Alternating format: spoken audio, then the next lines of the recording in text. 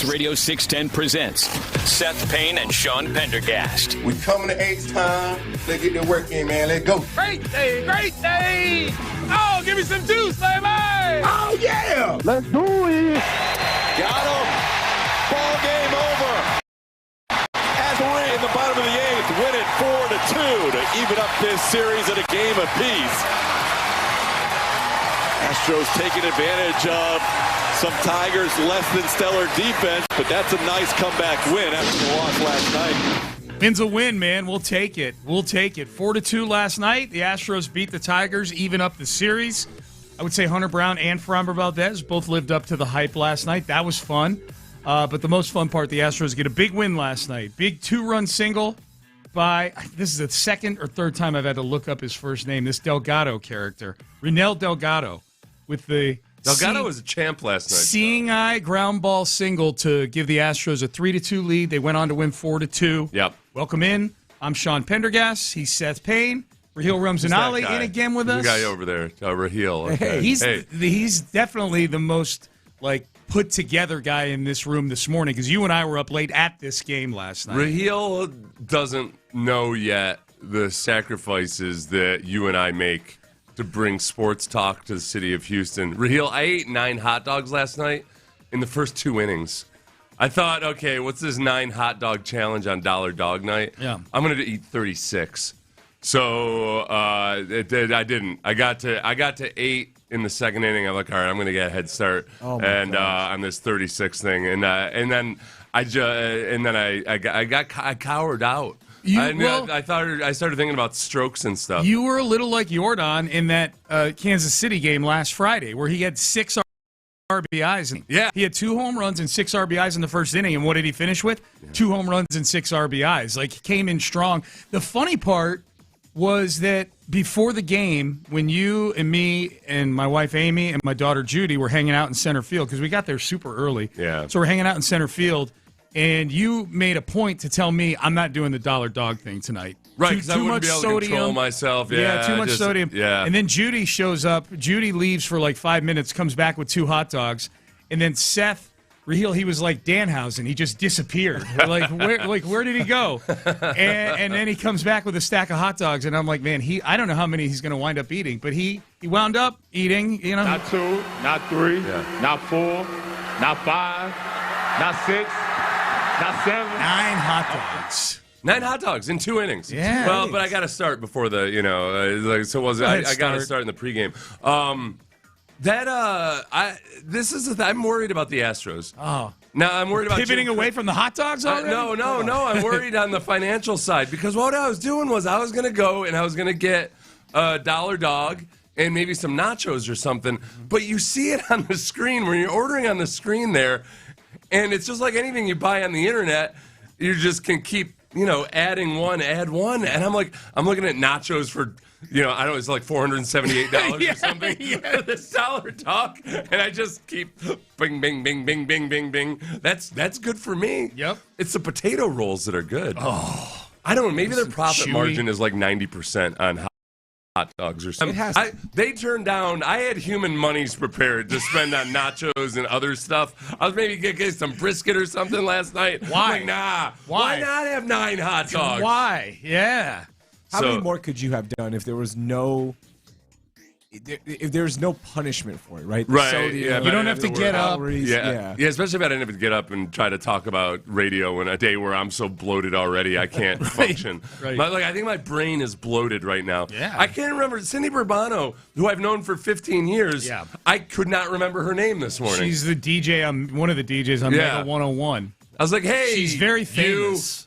What? She's actually a very famous person, too. It's not just a friend. I know. Yeah. So, anyway, I could have had, to answer your question, Raheel, if I had never even proclaimed that I was going to eat a certain amount of hot dogs, like 36 hot dogs, I probably would have stumbled my way into 15 or 16 last night. I think you could. I think I would have gone up and kept getting hot dogs. I don't even think that's hyperbole. I think you could do 15. If there were no consequences on the other side, I can sleep in the morning. There's no radio show. Yeah. I'm near a toilet. All 18, of those things. 18.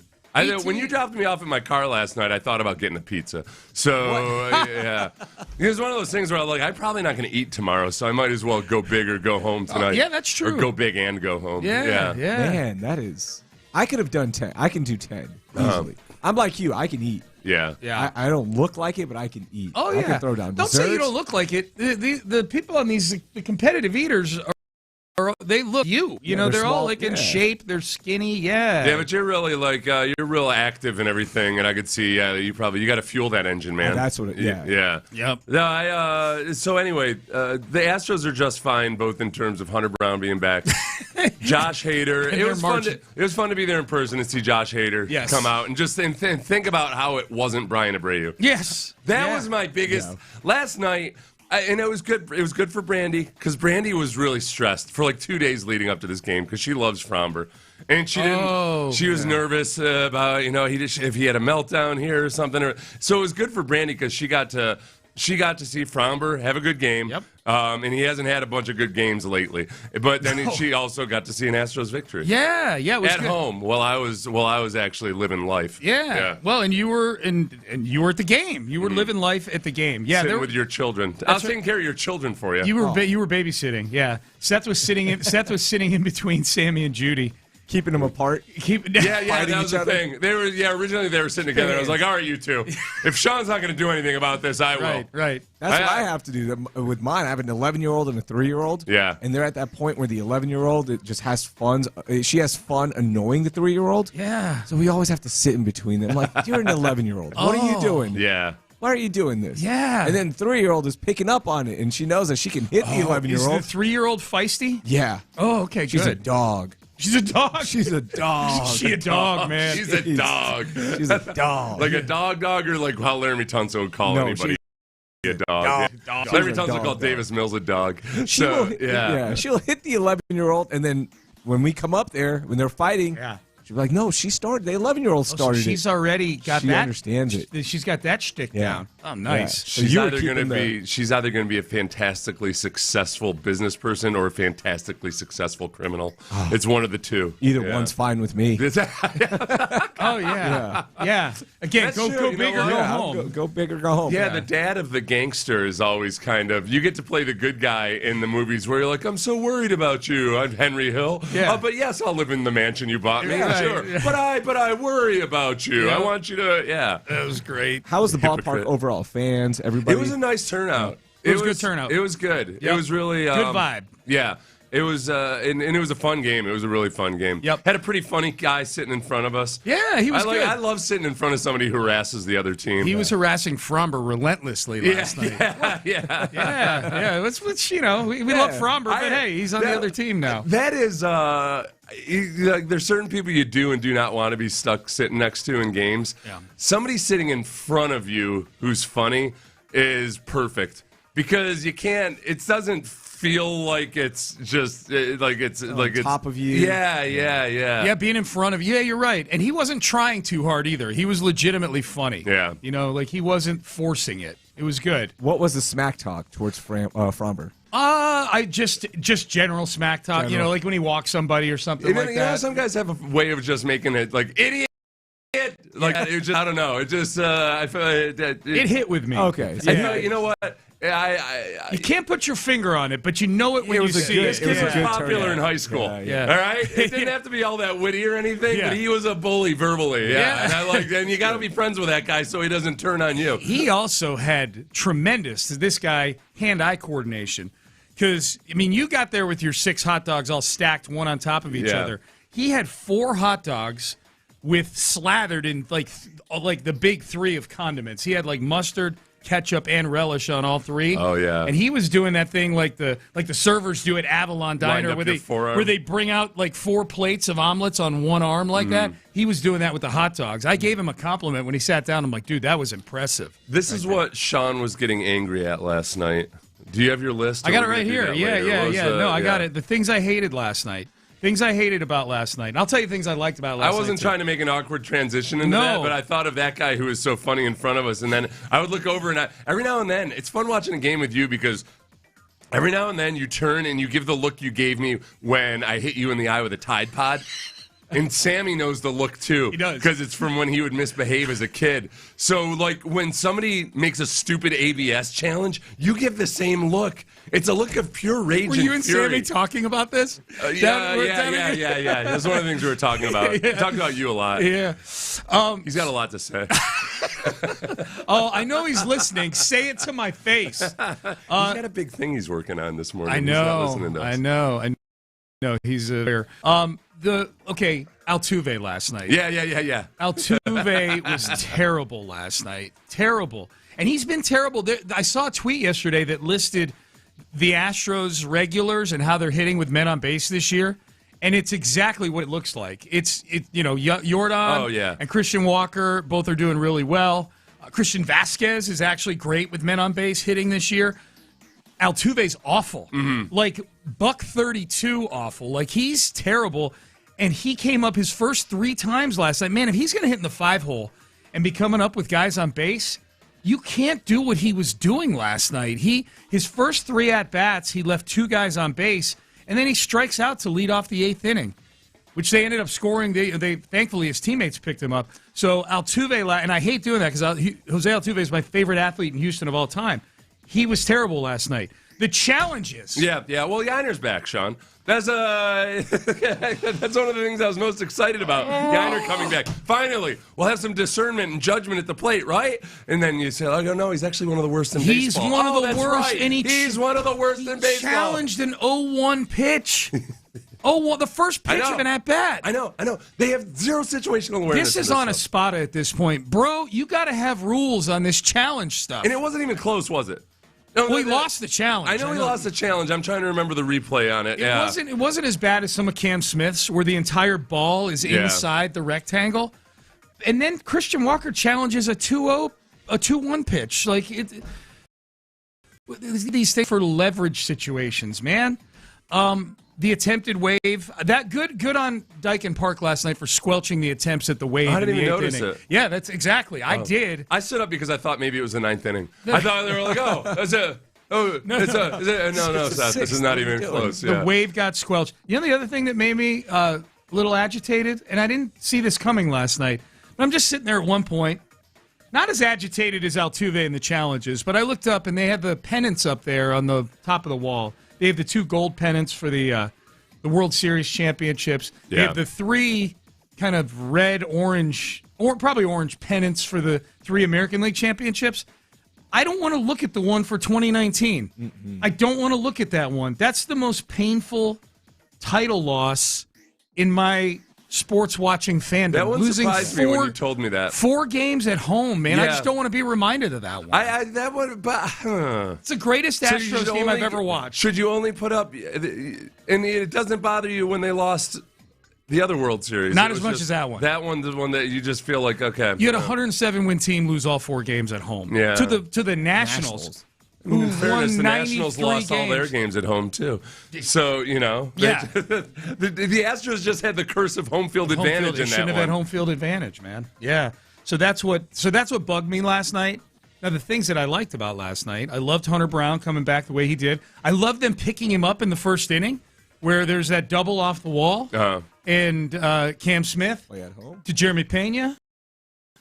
That was really nice. Picking their guy up. Cam's Raheel, we haven't talked to you about this. It's so weird because Cam's really good in the outfield, and yet it feels like once a week he has a play where you're like, who the hell is this guy and what is he doing? That happened on Sunday. Yeah. He just overran the ball. Let a ball bounce off his glove. I don't know. You know what? I'm fighting. If he were doing better at the plate, it wouldn't bother me at all. Because he's young. He's only been playing the position for less than 2 years. Yeah. There's going to be moments where he's not quite natural at it yet. And yet it's still, because he's not doing anything at the plate, I think it's bothering me. Totally fine. That's going to happen with Cam Smith. It's not rubbing me the wrong way because I'm going with that mentality of we're doing this for the long term here. Make those mistakes now. Well, they're not even 500 yet, so what was stressful? Okay. You know what was stressful last night in the field was because we were sitting on the third baseline, section 110, but you can't see the left corner, and Jordan's out there. There were like four times last night where it was in the pocket of that, and you just we don't know what's going on. Yeah. I like the suspense of it. You have no idea what's going on. Especially Jordan's lumbering in there. The base runners are still running, and you're like waiting for the ball to come out. Yeah, anytime he goes in the corner like that, and we can't see down there, it's like when Jadeveon Clowney would go to the ground, and I'd be like, get up, get up. I'm like, oh, Jordan, please come out of that corner. Joe, please come out of the corner. Clowney would go down like a magnificent redwood, and you're just and just lay there. A little bit of the Harden in him, though, too, didn't he? Like, Clowney would go down and, stay motionless. Milk it for a second. Yeah, because Harden was of all the things that you could get upset about with Harden, Harden laying motionless like he had a spinal injury or something is what would bother me the most. And every single time he'd rise. Hader, as you mentioned. Oh, yeah, baseball. God. As you mentioned, Hader, when Delgado hit that 2-run single, I turned to Seth and I said, let's just hand it over to Hader now. You're up 3-2. They tacked on another run. The replay with Pena, that was fun last night. It took forever. Yeah. I felt like I was waiting for the jury to come out. Luckily I had Sammy, your son, the lawyer, a one-man jury. And I was like, and he's a corporate lawyer. He doesn't know anything about juries. But I was like, so what's this mean? If they're deliberating this long, is this good for us or bad for us? What did he say? He actually, he ended up saying it was good, but he honestly had he used logic and stuff. He lost me. I was thinking about getting another hot dog. The common folk don't like your attorney logic, Sammy, all right? Can I shout out Kiss Cam last night? Oh. Can I acknowledge Kiss Cam last night?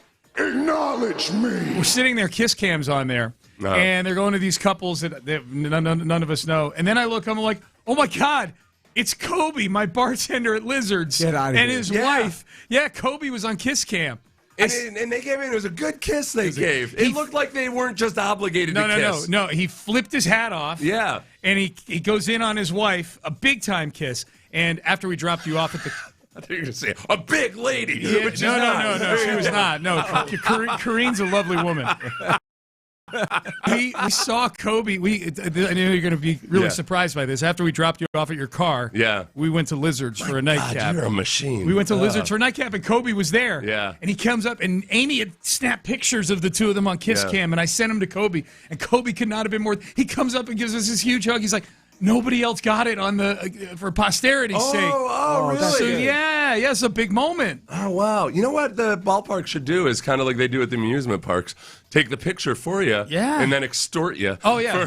$24.95. For $3 billion, you can have this picture. Honestly, it shocks me that they don't. That's a great idea. They should do that. I'm making a lot of money lately. Yeah, you should be able to buy the video. Not even the picture. Yeah. Oh, the video, buy the whole video. Yes. You can run tape on that. You ever been on a cam before? In any of the cams? I had a funny story for y'all. Yeah. So back in my single days, I was at a game with somebody I shouldn't have been with. And the entire time we were sitting on the camera angle. Yeah. So the whole time, anytime in timeouts, I would just get up and leave. I didn't want to be I didn't want to be on the screen. What game was it? It was a Rockets game. It was a Rockets game. Okay. And the guy who gave me tickets knew that I was there. Yeah. Oh. And he probably would have put me on. So I was like, was it so? So when you say shouldn't have been there with them, because it was a female situation. It was a female situation. And did you have another female in your life, or was it? It was kind of rough. Like we weren't, You're in a transitional phase. Yeah. And then also I didn't want to be on camera with her. Yeah. To make it seem like we were a thing. Oh, okay. Because there's a lot of people there. Yeah. Who probably would be like, so they're a thing. Yeah. Gets into my business. You shouldn't have run away from it. Create some buzz, Raheel. No. I don't. You know what though? Yeah, I thought about this last night because I was like, what happened? What does happen if you're sitting next to somebody who you're not actually romantically involved with, and there's no chance of it? It's your sister-in-law or something. Yeah. Well, but and then the kiss cam hits you. How do you handle that and yet not make it look like you go viral because either she's disgusted by you or you're disgusted by her? Yeah. I don't know how to do it. Two options. You go over the top and propose to her. Yeah. Oh. And make it a whole thing. Yeah. And she's just like, what is happening? Yeah. Or you just go with the high five. Yeah. Oh, that's a good. No, you kiss your beer. That's what you do. Or you but you don't want to. But I wouldn't want to make her look like the poor woman. Yeah. I would mouth like we're friends or something. Try to send the message. Yeah. So you go like, Or I would say, Start doing that. I've got herpes. Yeah. Herpes. That's a tough one to That's sell. not the kind of buzz you want. You know what? That's a good idea. I'm going to start carrying like a sham engagement ring around for that's a good call. for the rest of my life. Yeah, Anytime I'm at a game, I want to just propose But you to were my wife sitting again. next to my daughter last night. I know that would have been extra. That would have been awkward. hilarious. I don't want to get on the wrong side of Charlie. Payne and Survivor runner-up. Payne and Pendergast, Raheel Ramzanali in with us again today. World Cup. Let's circle over to that. Seth's adopted native country is emptying pockets right now. Boom! And we got a Freddie update that we'll do as well. Freddie, the German tourist. We've got that coming up for you on this hour. But first, I want to get you in a new luxury vehicle, courtesy of Ruben Mendoza and the folks over at West Point Lincoln of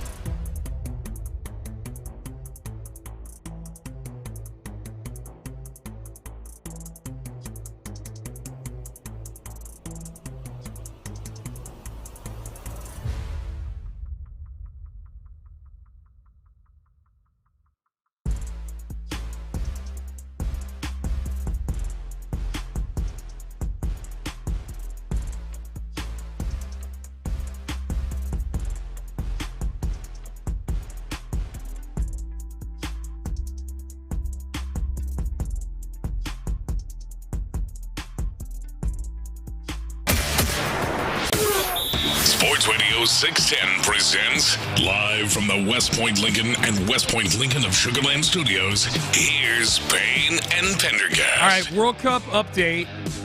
Lionel Messi's good at soccer. That's the World Cup up. That's the Payne and Pendergast type World Cup update you're going to get. Tied the record for World Cup goals. Messi for a career last night with a hat trick for my squad. Raheel, I'm going to let you pronounce it. Argentina. Thank you. That's my squad. Argentina. It says so on that piece of paper on the wall. You got to not think about the way it's. You can't visualize how it's spelled while you're saying. I'm just going to outsource it to Raheel. Yeah. Did I do it right? Argentina. Argentina. Yeah. Oh, so I don't. You don't even do the hard R. Or you just I don't even. No, I never do the hard R. Yeah. Never. Really? Why? Yeah. Gotcha. So that was the big soccer news last night. The other bit of news. Why'd you accuse me of that? Is that apparently your Cabo Verde squad? Yeah. Do you go Cabo or do you go Cape?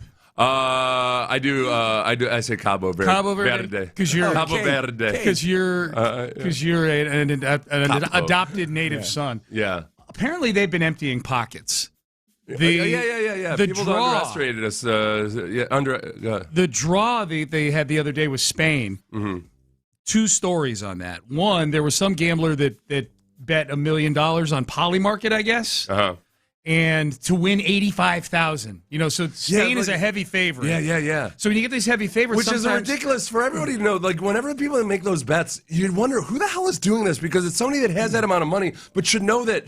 You could stick it in a money market account and do better than this. You're like, what the hell are you doing? Well, they're just saying, you know what? I can pick up an easy $85K because Spain's obviously going to win this game. Yeah. The problem in soccer is that draw is an actual choice as well. Like in other sports, if there's no winner, then you just get your money back on the bet. Yeah. There's no bet. In soccer, draw is an actual choice, and if you don't choose it and it happens, you lose. So there's that guy who lost how much? $1 million to win $85,000. And then that's better than a money market, especially over one day. But yeah, it was one day payout. Yeah, it was one day payout. 365 days in a row. Yeah, then you're cooking with gas. 8.5%. You're right. That's pretty good. 8.5% is really good. You get it in one day. Yeah. Then there's a friend Nick Wright, former colleague of ours here, who bet. Same thing with a lot less money. I think it was several thousand, not several hundreds of thousands. But he does well, though. He does well, but they screwed him.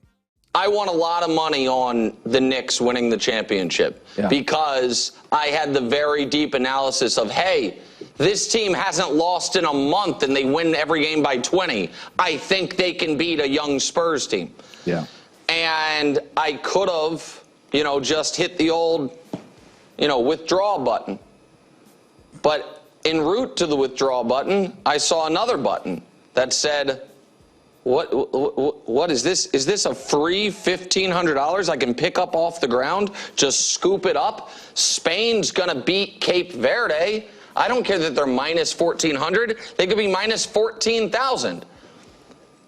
And so I clicked that button instead. Yeah. And then I watched the game in horror. Yeah, that was. You know what? He lost 2 more games that day because of draws with heavy favorites. This is the allure and the danger of sports gambling is that Nick's a really smart guy. Yeah, and yet when it comes to stuff like this, you can see where like none of us who do mainstream sports in America, for the most part, like very few of us actually know a damn thing really about soccer. Other than the guys who played it and everything, or follow it. Like some guys follow it closely, but like in this, there's just to the level where I think you get a level of arrogance about you, and you start acting like it. He bet in a way that if he football, he would call that person an idiot. Yep. You're like, oh, you thought it was a slam dunk. Do you not know what happens in football games? Right. Like, it's the NFL, it's like this in every sport. Yeah, it's not always so simple that the dominant team beats the inferior team. Nope. But man, Spain beating Cape Verde was a pretty easy minus 1,400. That was like one of those you go, yeah, it's easy. It's Spain. Yeah. It's Spain. And I've never heard of this country before. Yeah. No disrespect, Seth. Whatever, man. You know what? I'm tired of the We're the AFC South of archipelagos. They were finding people on LinkedIn. They found players on LinkedIn. Again, it's a good advertisement for LinkedIn. It's like Major League almost. Yeah. It's just like this isn't a team that should have any shot at all. Did you see that Freddie? Major League the movie, kids. Freddie, it's a great 1989 film. Yeah. Is calling it a film like calling weed dope? Yeah, I think you went a film. No, Yeah. is it really? Okay, I don't You know. don't call it films anymore? Yeah, I don't know. I feel like film you reserve for like the art house trash. Maybe. Stuff where you're trying to make yourself look sophisticated. Did you see Freddie was at NASA yesterday? Mm-hmm. He Freddie? got to go in the Orion capsule. I guess that. Raheel, you said that's a big deal. That is a huge That's deal. on your bucket list. So, Freddie, the German tourist who's here and has gotten free stuff from every single brand out there. I invited him on the show. He hasn't responded because he's at NASA. Apparently, that's not as good as going on the Orion capsule. No. The Orion capsule, the one that just went around the moon. Yeah. Mm-hmm. He got to go on. He got to go on that thing. That is huge. He chit-chatted with the International Space Station yesterday. Crazy. That's not that Did he big of a swing deal. on over to SpaceX and pick up some IPO stock or anything? Probably. They'll probably just give him some. Yeah. Everybody's giving him everything else. I was surprised that they didn't. I figured SpaceX would have sent him into space or something. They should. Yeah. Didn't Amazon send Katy Perry into space with a bunch of other that was celebrities? That was a gigantic story that I am just barely aware of. Yeah. Yeah, Amazon Katy Blue Perry Origin got to go into space. Mm-hmm. And when she got off the they just went in low orbit. Yeah. And then when she got off the spaceship, she kissed the ground like she did something really miraculous. The Atlantic. She'd be fun. You know what? She'd be pretty high up my list. She'd be fun to go into space with, I think. She seems fun. So, Katy Perry. Okay, calling the International Space Station. 10-mile high challenge, yeah. Ooh, that'd be good. 10 miles. Where's low space? Is it like how many? I don't know. Yeah, it's about 10 miles. Higher than 10, yeah. So calling the International Space Station, I've done that before. You have? Yeah, so when if you know somebody at NASA, you get to go into mission control. Yeah. And they usually will let you just talk to them if the astronauts are awake. So that's not so that big wasn't a that deal. cool. The Orion capsule. I've done that. Okay. We were close. It's 1,200 miles above. I'm like 10 miles. It's like an airplane. 50,000 feet. Yeah. All right. Yeah. I was way off. Not we. Hey, you. Hey, Don't put that evil on us. I ate 9 hot dogs and 1 beer last night. You lay off. I swear. I woke up for the first time in my life. I was like, I've had a hot dog hangover. Yeah. I definitely wasn't there. Judy's a bad influence. Yeah. Because Sean's daughter Judy gets there and she's like, well, I'm not going to have any beer. And then as soon as she decided to have a beer and a hot dog, and she didn't say it like that, I was like, well, I'll have 9 hot dogs, and I'll have a beer. Judy came up to you. You want a hit of this? Come on, Seth. Don't be. You want a hit of St. Arnold's or what? Come on. Powdered hot dog. She was wearing a trench coat. Yeah. She opened it up and she had St. Arnold's on one side and hot dogs on the other. Yeah. She knew her audience. So what is today the day we resume World Cup here, right? Yep. Today, Portugal taking on the Congo over at NRG Stadium, Democratic Republic of the Congo. And that one. So we got those. So we have fans of those teams in town. They are going to be making their way to the stadium in a couple of hours, even though the game kicks at 12. Right. They're telling people to be there pretty early because of the security process. Okay. And there's rain forecasted. It's been raining. There's an Astros game too. I know they're not in the same vicinity of each other, but just the general gridlock around the city too. And the gridlock will be towards FanFest as well. So if you are going to the Astros game, there's going to be a lot of Portugal fans and Congo fans that are probably going to go to FanFest who didn't get tickets. And at last check yesterday, there were some tickets available, but it was like above $1,300 to get it. Okay, available for the general public from on the secondary market. No, like the official website. Yeah, but the secondary market. There's a bunch. FIFA. Well, you know what? I was talking to one of our listeners. We ran into one of our listeners, and his name escapes me right now, but we know them. We've seen them at pregame before. Him and his family that we were walking into the game with. Yeah. Awesome guy. And I'm sorry your name right now, but he was talking about that FIFA has put locked down a lot of the secondary market. Yeah. That it's really hard to get tickets. Yeah. And that even for the lesser attended games, they don't want people being able to buy dirt cheap tickets. Yep. I don't know how they do it with their FIFA ways. Yep. Yeah, I don't either. 2 tickets right now on the secondary market on the website that I use. I'm not going to give them free promos, but $14.93, 2 tickets. Yeah, crazy, man. But that's Ronaldo. You get to watch Ronaldo. Oh, that's true. You do get to watch Ronaldo. Yeah. This is So you got a look on your face like you're going to buy tickets to this. Hey, no, I'm not. You know, let me ask you this: if this ventures into territory of where like I'm being too insensitive or whatever, I feel like because I'm using this as a blanket term, it's regardless of whether somebody's white or Latin American or African or anything else. We were pulling into the parking lot yesterday, and it was obvious that there were a couple people there who were taking a bunch of pictures, and they were wearing soccer jerseys. So I think they were in America for the first time for World Cup. And I was like, these FIFAs. And FIFAs. Oh, yeah, that was his name for them. A couple of white blokes. But I realized, like, I'm going to start calling everybody that I think is a FIFA. I like that. And I don't want anybody to get it twisted, and then I'm, like, disparaging anybody based on the color of their skin. Don't cancel Seth. Because it's not because they're foreigners or anything. It's that they're FIFAs, and they're gumming up traffic in certain places. I like that. Could I offer you FIFIN? Or would that Fifin? Fifin. Oh, like a nationality. Yeah, like hey, they're a Fifin. They're Fifian. I like Fifian. He's Fifian. Yeah, I mowed down 2 Fifians who were standing in the medical. It's most likely to happen in the medical center. Fifian is good. I like Fifian.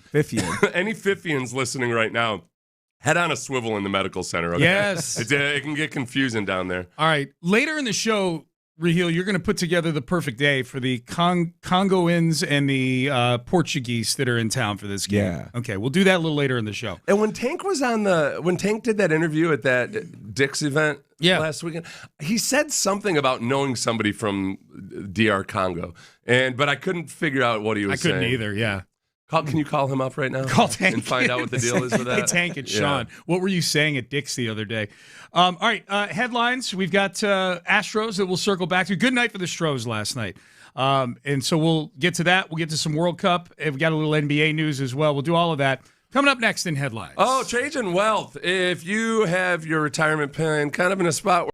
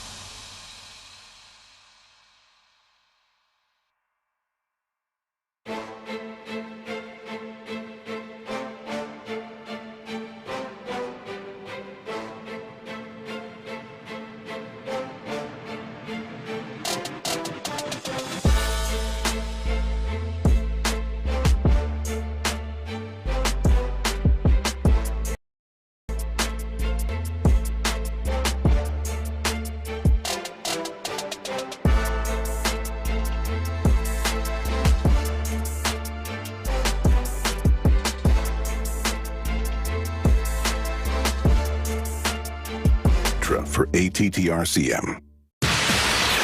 Payne and Pendergast with today's headlines powered by Men's Tea Clinic. In a huge spot, grounds it towards the middle. It's through! Astros take the lead. In comes Cam Smith. Right now, Delgado with a 2 RBI base hit, and the Astros lead it 3-2. That was Delgado with what ended up being the game-winning single. The Astros take a 3-2 lead in the 8th inning. They go on to win 4-2 last night over the Detroit Tigers. Here was Joe Espada on the big hit from Ronel Delgado. Good. He's, you can tell that this kid has been in the minor leagues for a long time, gets an opportunity, and he is grateful to be up here. I tell you that. He is a ton of energy in the dugout, in the clubhouse. Feels like he's been up here for a very long time. Like he's excited. He wants to play. When that at bat came up, he looked in the dugout. I said, "Don't look at me. This is your at bat. This is your moment." And I'm happy that he came through there. He made it sound like I'm going to tell Espada's got to be careful. He made it sound like the kid was peeing his pants as he was getting ready to go out and like, "Don't look at me. It's your turn to hit. I'm not going to hit it for you." Well, he was probably thinking, "Wait, are you about to take me out here?" Yeah, it's a big moment. Yeah. Oh, that might have been what it was. Yeah, I think he was saying more like, "Hey, is it cool if I go?" Because he did pinch hit a couple guys. Yeah, down the like Loperfido came in and got a big walk. So Espada was probably just he gave him a look of confidence. I'm sure. I would like to think so, but this is your moment. The way he was talking about it. As a young player, it is. It's kind of cool. Like sometimes, it's weird. You turn back into a 12-year-old when your coach expresses faith in you. Yeah. You're like, "Oh, okay, they actually believe in me." Oh, okay, cool. It was a big spot. It was funny. Seth and I were at the game last night, and as we're walking back to the car, we're kind of rehashing the game. And I'm like, man, as it turns out, none of the runs they scored were really any sort of impressive fashion. They scored on a pass ball early in the game. And then the 3 runs they got in the 8th were the result of an error, which there could have been a double play ball. Yeah. But it was an error on what a would-be double play ball. They end up loading the bases. Delgado gets the base hit, but it was as seeing eye a base hit as you can get. It was a slow grounder up the middle, and then they get the tack-on run on a fielder's choice or so, just a ground ball in the infield from Pena that he beat. They had to go to replay. They had to go to challenge to beat it out. But you'll take it, man. Looks great on the scoreboard. And, the big thing was Hunter Brown looked like Hunter Brown last night. I think that's despite it in terms of how they saw a little bit the the Angels series where it was like, okay, the Tigers are gonna screw the pooch on a few of these, and that's right. Yeah, these are 2 bad teams. But the fact that it was Hunter Brown versus Framber Valdez, and that you were in that situation late in the game, I think is the overall takeaway from the lived game. Up to the hype. I thought the pitching matchup lived up to the hype. Josh Hader comes in, gets the save. Astros get a win. Afternoon game tonight, man. Gonna be busy around here. A noon World Cup game and a 1:10 Astros first pitch.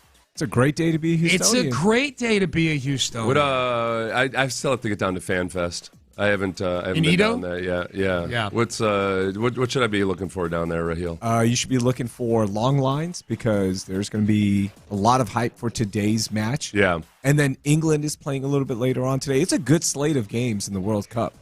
I love this. It's going to be packed. 4 games a day in any sport.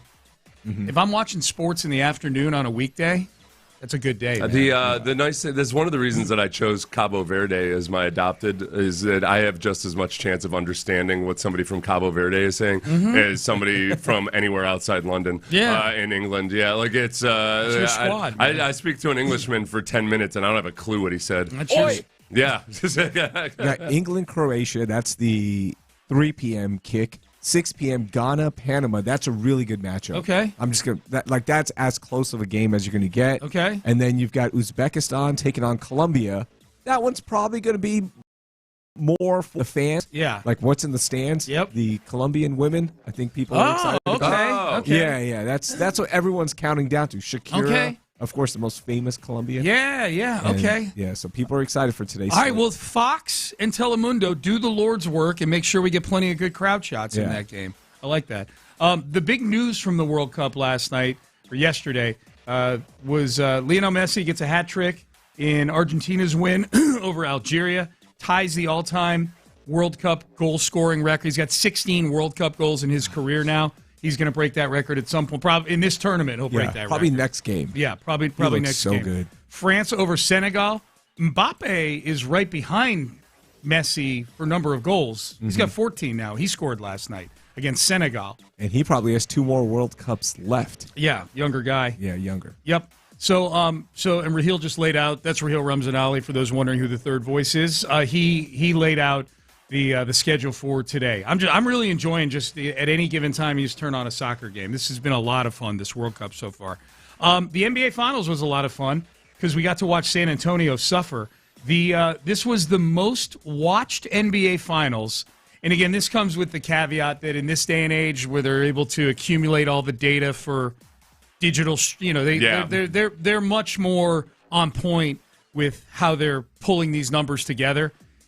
That's why everything's up these days. Yeah. But I think it is noteworthy that the Knicks and Spurs, the most watched NBA Finals since 1998, they averaged over 20 million viewers a game. NBA For the NBA, which also, because 98 was Jordan's finals.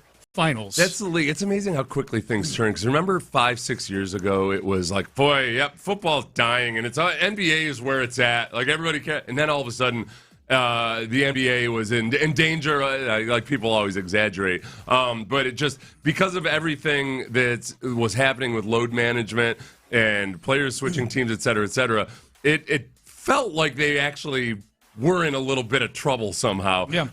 But I don't know.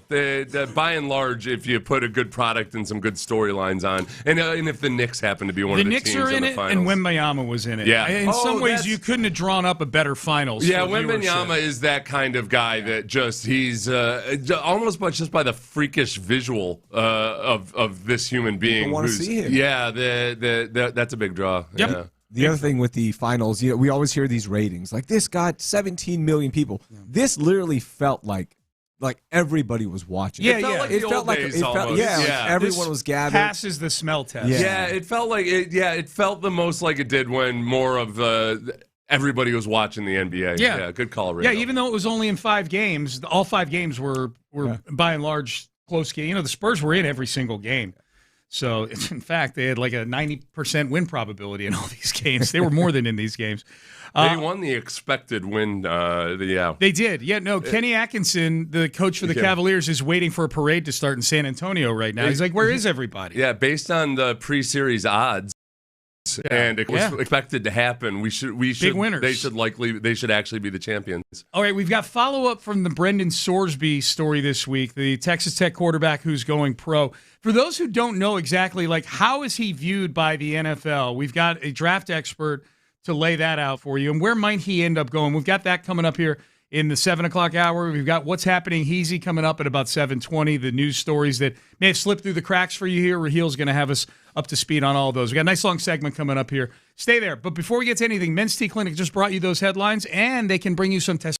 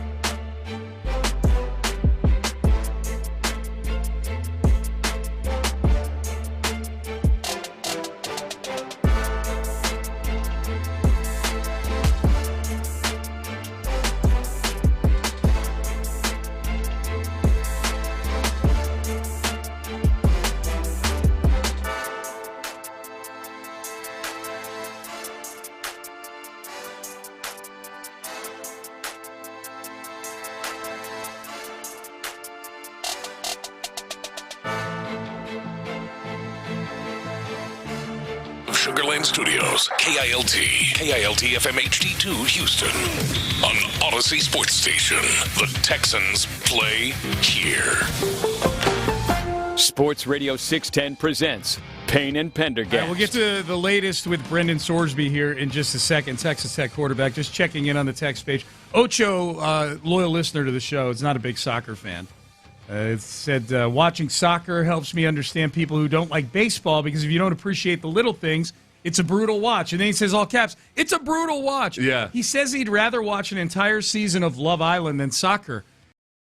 So I'm guessing Love Island as well, which I sat in our living room yesterday, show prepping, while my wife and my daughter sat there and watched an entire season of Love Island together. It was like sitting next to a Love Island studio show. You know, where they're breaking it all down and everything. This is, but a lot of skin. You know on what Love though? Island. But that's almost that's a kind of still praise for soccer. It's not a.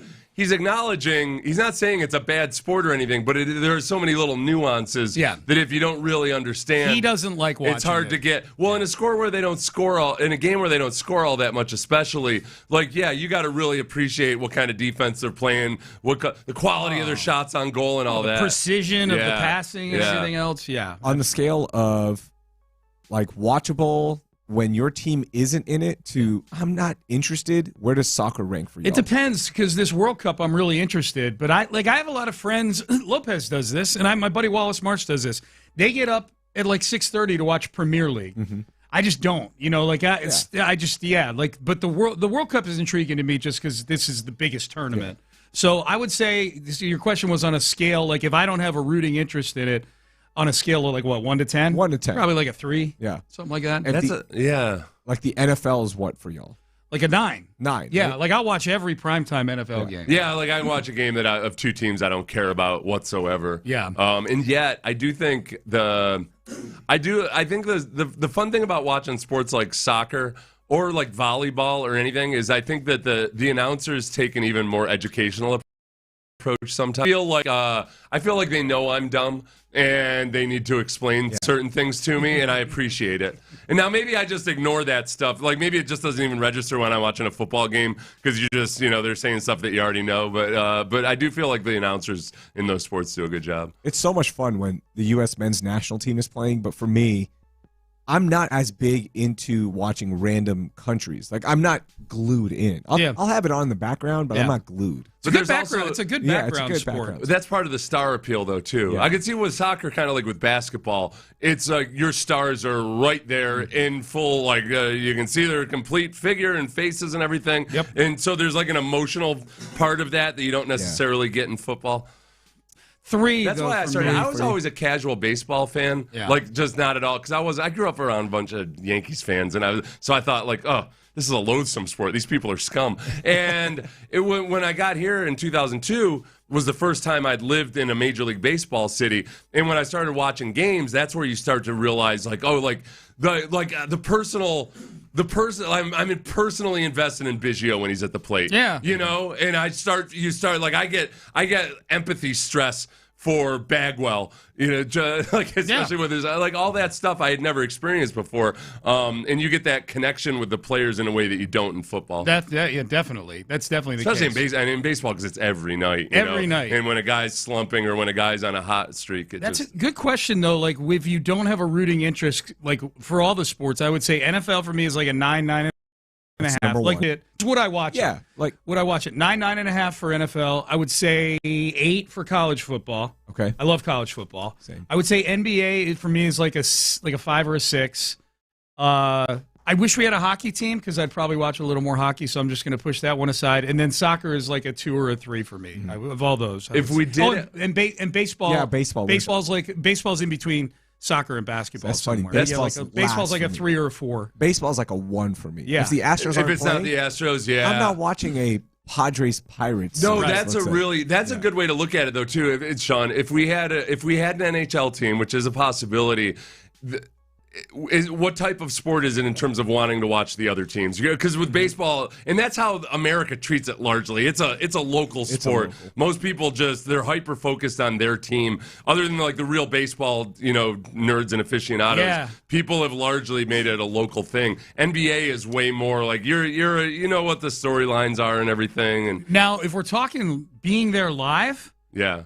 Football would be number 1. Like, go to a game, and I don't have a rooting interest in either team. Yeah. Hockey might be number 2. Oh, wow. Behind football for me. Hockey games live are way better than hockey games on TV. Hockey's like NASCAR, where it's like you don't appreciate it until you go and see it live. And then you're like, oh, I get it. Okay. Hockey games live are awesome. Gotcha. Why they're so damn expensive. It's really college football would be number 1 for you. Yeah, the atmosphere, like a good college football. The pageantry. I'm not going to a Rice game, right? No disrespect to my Owls.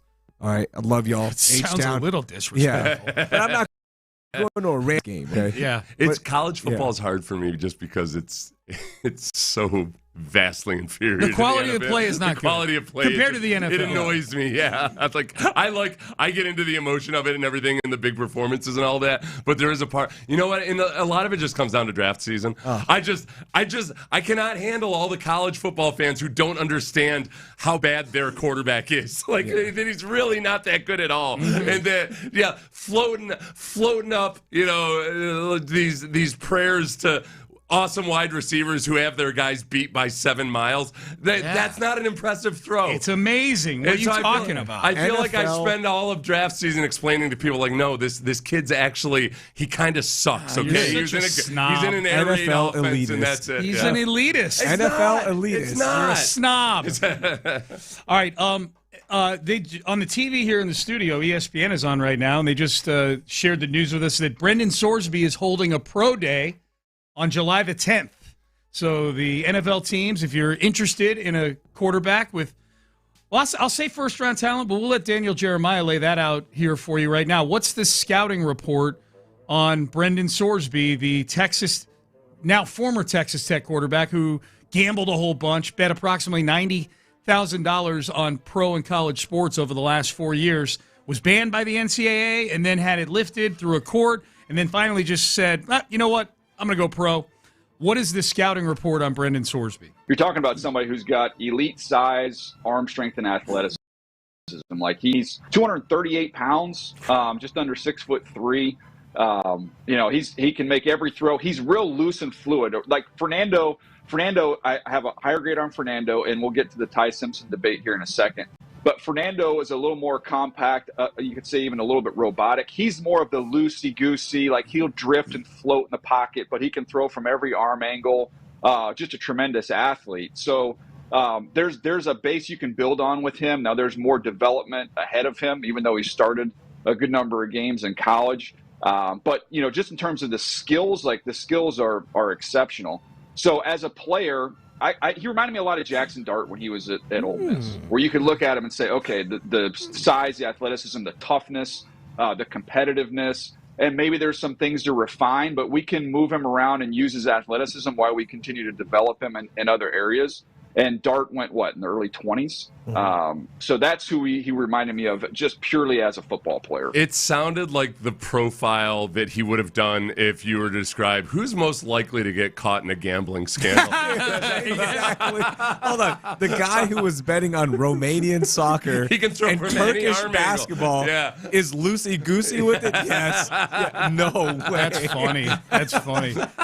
You know, the funniest thing about Sorsby is that, or one of the funny things about this whole scenario, is that you're looking at a guy where there's going to be a lot of controversy over whether a team should take him in a supplemental draft, if he's approved or not, based on the gambling scandal. And yet, it's almost, go back 10 years, let's fast forward, if he had gone and played at Texas Tech this year, 10 years ago, people would have been looking at him and saying, wait a second, this guy played at 3 colleges? Right. What the hell's wrong with him? Wait a second, he went to Indiana and Cincinnati and Texas Tech. Yeah. That would have blown our minds. Before you even say, also, he was caught up gambling over $90,000 on gambling debts. Yes. And we would, us from 2016, we were like, why is this even a discussion? Certainly he's not going to be going anywhere in the NFL. That's exactly right. Yeah.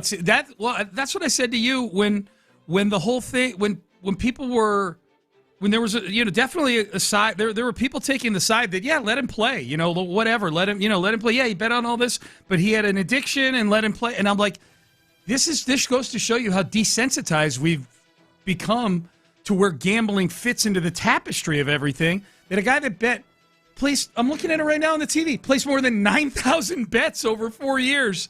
He's having a pro day in a couple of weeks. Yeah. It is wild, like how desensitized we are to it. Like Art Schlichter was known as, it was used almost, you could use Schlichter as a word almost to describe a certain type of dude. Yes. For decades. Yeah. Demonized and what have you. Yep. Like, oh boy, Art Schlichter. Now he never gambled on his own teams or anything. No, he just bet a lot. Yeah, and now but he also did. He was in the NFL. Like sometimes people think that Schlichter was like fixed games or something, but he did make the NFL. But his extreme problems were an issue in his career. Yeah, it's not a big deal because everyone's doing it now. Yeah. You know what I'm saying? Like, everybody can kind of relate to Sorsby. Of course, you haven't lost $90,000. That does happen, but everyone's betting now. And that's the bet that sports, they've made. Yeah. You know what, though? Like, not to be, like, too literal or anything, but I guess we got to be careful in saying everybody, because there's a huge chunk that isn't, and we're in a gap where there's some people that still are very much by the old rules of, and even if for religious reasons you add that into it, they're anti-gambling. They worry about the pervasiveness of it and all of that. And then depending on which friend group you're in, there's a boatload of friend groups where everybody's gambling. Dude, there were $30 billion in wagers. Yeah. So in 1 year. Schleister's a good example. I think Schleister's a great example to bring up because he was an addict, and he was never able to kick that addiction.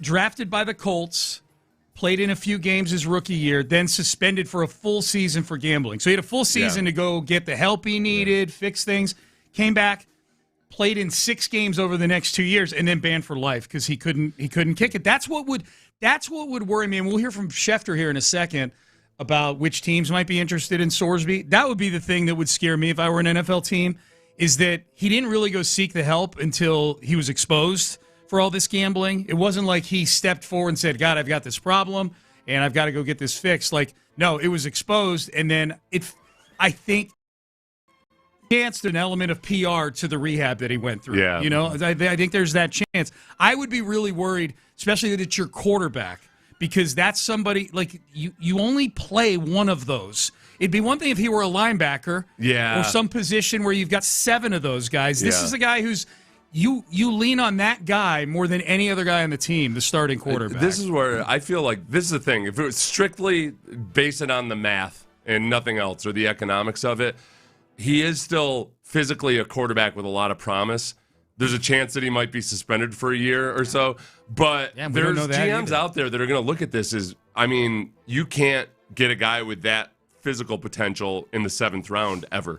And if we give up a 7th-round pick without maybe even any plans to ever develop him yourself or anything, but just to keep that as a potential real bargain, it makes a lot of sense. You made the Lael Collins comparison yesterday, and I think it's a really good comparison. Lael Collins, the offensive lineman from LSU, who was he was a person of interest in a murder case. Yes, but not a suspect or anything. But it all happened like a week or two before the draft. Happened like the week before the draft. So teams just backed away from him. And you and I had the same reaction back then, which is, why is a team not just throwing a 6th round? You're probably going to draft a guy with that pick that you're going to cut anyways. Yeah. And just because you draft him doesn't mean you have to sign him. And I think it's the same thing. It's in a similar ecosystem with Sorsby, which is, okay, I think there will be teams that maybe aren't all that hepped up about, like, that they're gambling stuff, but they've got 11 picks, and they've got 2 in the 5th and 2 in the 6th. Like, we'll bid a 6. And for those who don't know, the supplemental draft will work. It's a blind auction, where you say, this is the pick we're giving up next year for the right to get Brendan Sorsby, and whoever wants to give up the best of those picks gets him. I think someone will give up a 3rd for him. Oh, wow. You think so? I think someone will give up a 3rd for him. Yeah. He has so much talent. Right. There's a reason why there's so much talk about him going into the season before the betting stuff. Yeah. He was one of those quarterbacks you go, hey, he could sneak up. Yep. And it's the most first-round pick. It's the most valuable thing. I mean, at some point, again, even if you have a guy, almost especially if you have a guy who is your franchise quarterback, you can draft him. Let's just say hypothetically the Ravens, and which would probably be a bad decision just given the history of the Ravens and Lamar Jackson, and they got a new coach and everything. But like, Lamar Jackson's job isn't going to be in danger, and you can almost talk to him transparently and say, listen, Lamar, we really honestly, we're just hoping to see if we can develop him, and then we're going to trade him for a 1st-round pick or a 2nd-round pick, because that's how desperate people are for quarterbacks. The Texans, it wasn't a gambling thing, but they drafted Drew Henson, and they were able to flip him. Yeah, they flipped him to the Cowboys immediately. Yeah, you drafted him like a 6th, and you flipped him for a 3rd. Yeah. If you just look at it as fungible assets, that's smart business. Yeah, it's smart business. Did they draft him in the supplemental draft? Or No, they drafted him in the regular draft. I'm just saying in terms of securing an asset. I was on that team, and I couldn't remember exactly how they came by him and why the Cowboys were so. That was the flip of the Cowboys, and I don't know what the whole mechanics of it were. I just know that they used a low pick on him, and they got a better pick for him, and maybe some team will look at Sorsby similarly. Even a team that's got a full quarterback room already. Who knows?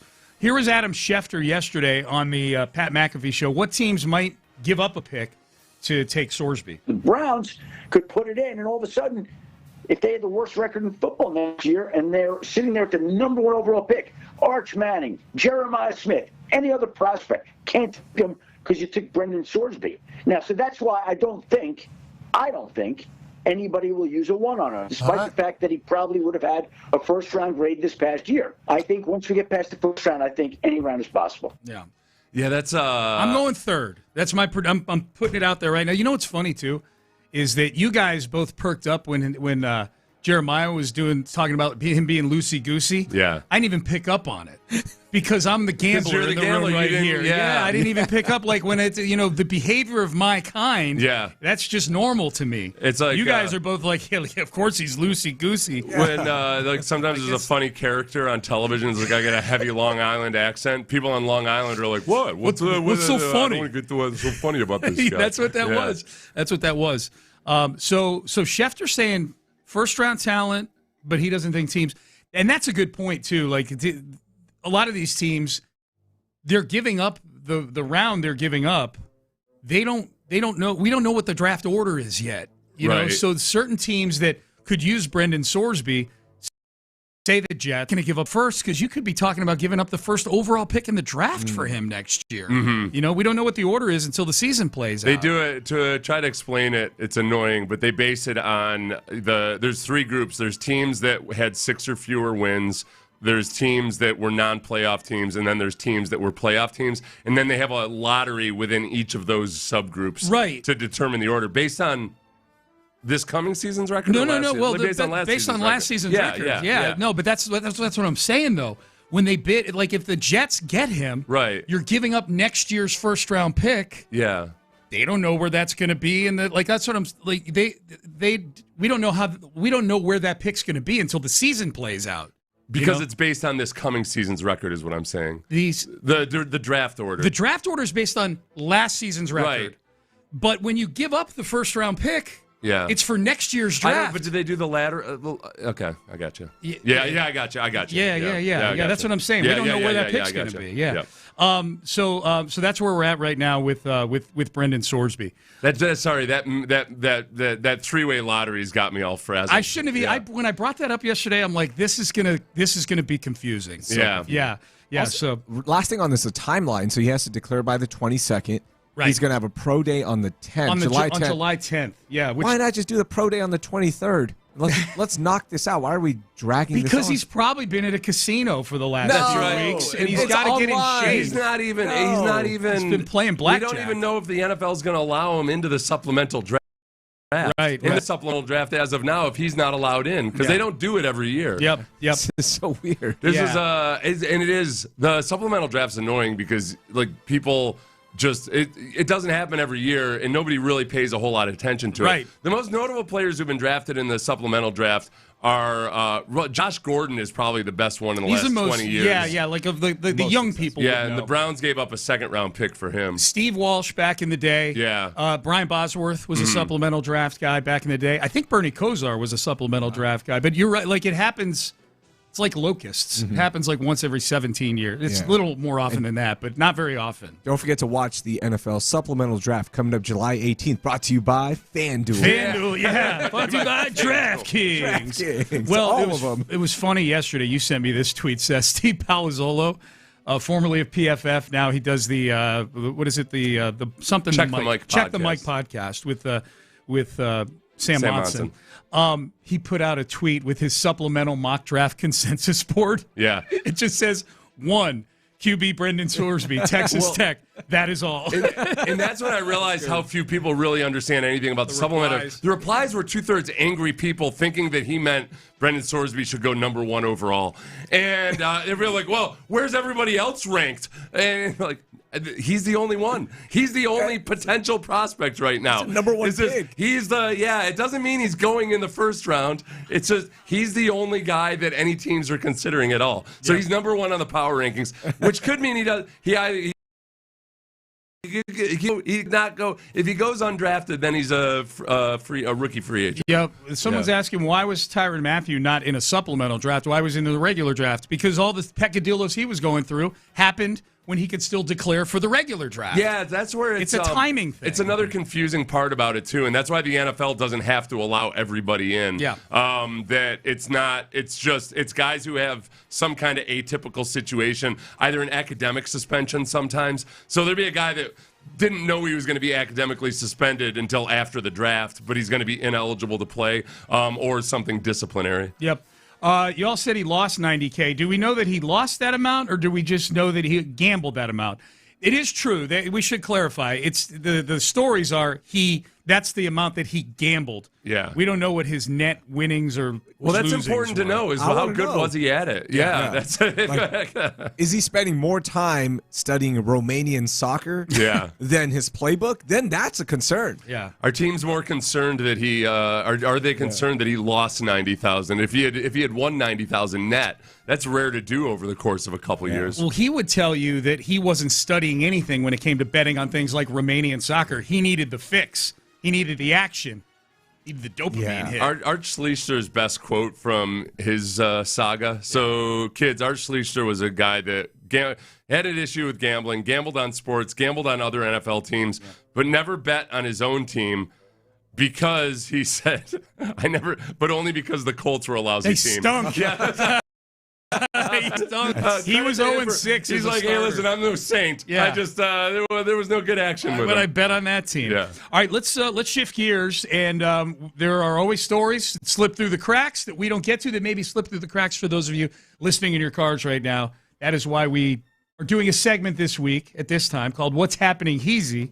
Our buddy Raheel Ramzanali. Yeah, people we like to call Heezy. Yeah, my friends call me Heezy. Easy. So I'll allow it. Yeah. Like my close we friends. are your friends. You are my friends. I wasn't going to ask yesterday because I assumed it was some slang that I was just too slang boomer for to him. know. Yeah, it's my nickname. Right. Slang Inspired by Kanye West. He goes by Yeezy. That's right, man. I love Kanye West, so I think everyone just started calling me Heezy naturally. And that's, my closest friends call me Heezy. There you go. So, right. So what's happening? That's a better name than What's the Ditty? Hey, what's the Ditty? Yeah, hey, what's the Ditty? I don't know. If you ask some people, even the Kanye stuff, they're like, hey. Maybe none of it's great. Yeah, right none of it's great. All right. Maybe just go, what's up, Raheel? Yeah, there you go. Nah, Heezy's fine. All right, so we know the second match is today at Houston Stadium /NRG /Reliant, soon to be Reliant in August, right? Like that's the official transition name. Yeah. So all three stadium names, Portugal taking on Congo. And we now have a number on how many people are expected to be traveling through the city of Houston through both airports, Bush and Hobby. Do you guys want to take a stab at this? Now, is this people specific to World Cup travel? World Cup travel. Okay, so starting in mid-June to mid-July. Okay, so for the whole. Okay, so not So just the whole for this game, for the whole thing. It's got millions of people, right? Millions of people. Is it? Yeah, it is in the millions. Okay. So over a million new people to Houston for those games. I think it's multiple millions. I'm going to go 3.2 million. Okay, Seth? I'm going to go 3,199,000. Bastard! Yeah. Oh, you Price is Right nerd. You got it. Yeah. So it's 4.5. Oh, I exposed myself for no gain. Dude, 4.5 million. That's a lot. You know what, honestly, as you started asking that question, I was like, I don't know how many, I don't know what the normal numbers are or anything. That's a lot of brand new people that have never been to Houston before that are coming in specifically for one event. That's a lot. Do they say how many are going to be there today? Because I got to bring my daughter to the airport today. Probably not that many. I think you should be okay today, Should right? be Because all right? the match is today, then this group of fans will filter out, and Yeah, the next good two point. group will come in. Good point. Today's probably a good day to fly. Okay. Yeah, but Good in job. general, this is going to be a busy time for the city of Houston. And also, one of the cool things has been, we've talked about it throughout the week, like the European mind trying to comprehend all of the American things, the food, the culture. Someone all said that they stuff. found out you can go to, on the text page, you found out you can go to gun ranges now and not need a license. Oh, yeah. You can just pull up. Yeah, Euros are like firing guns. Yeah. So a lot of people are anti-gun until they fire a gun and they're like, oh, this is kind of fun. I like me a firearm. I gotta go write my. There's nothing better than a firearm in my grip. I'm gonna write a letter to Parliament when I get back. Yeah. The Parliament.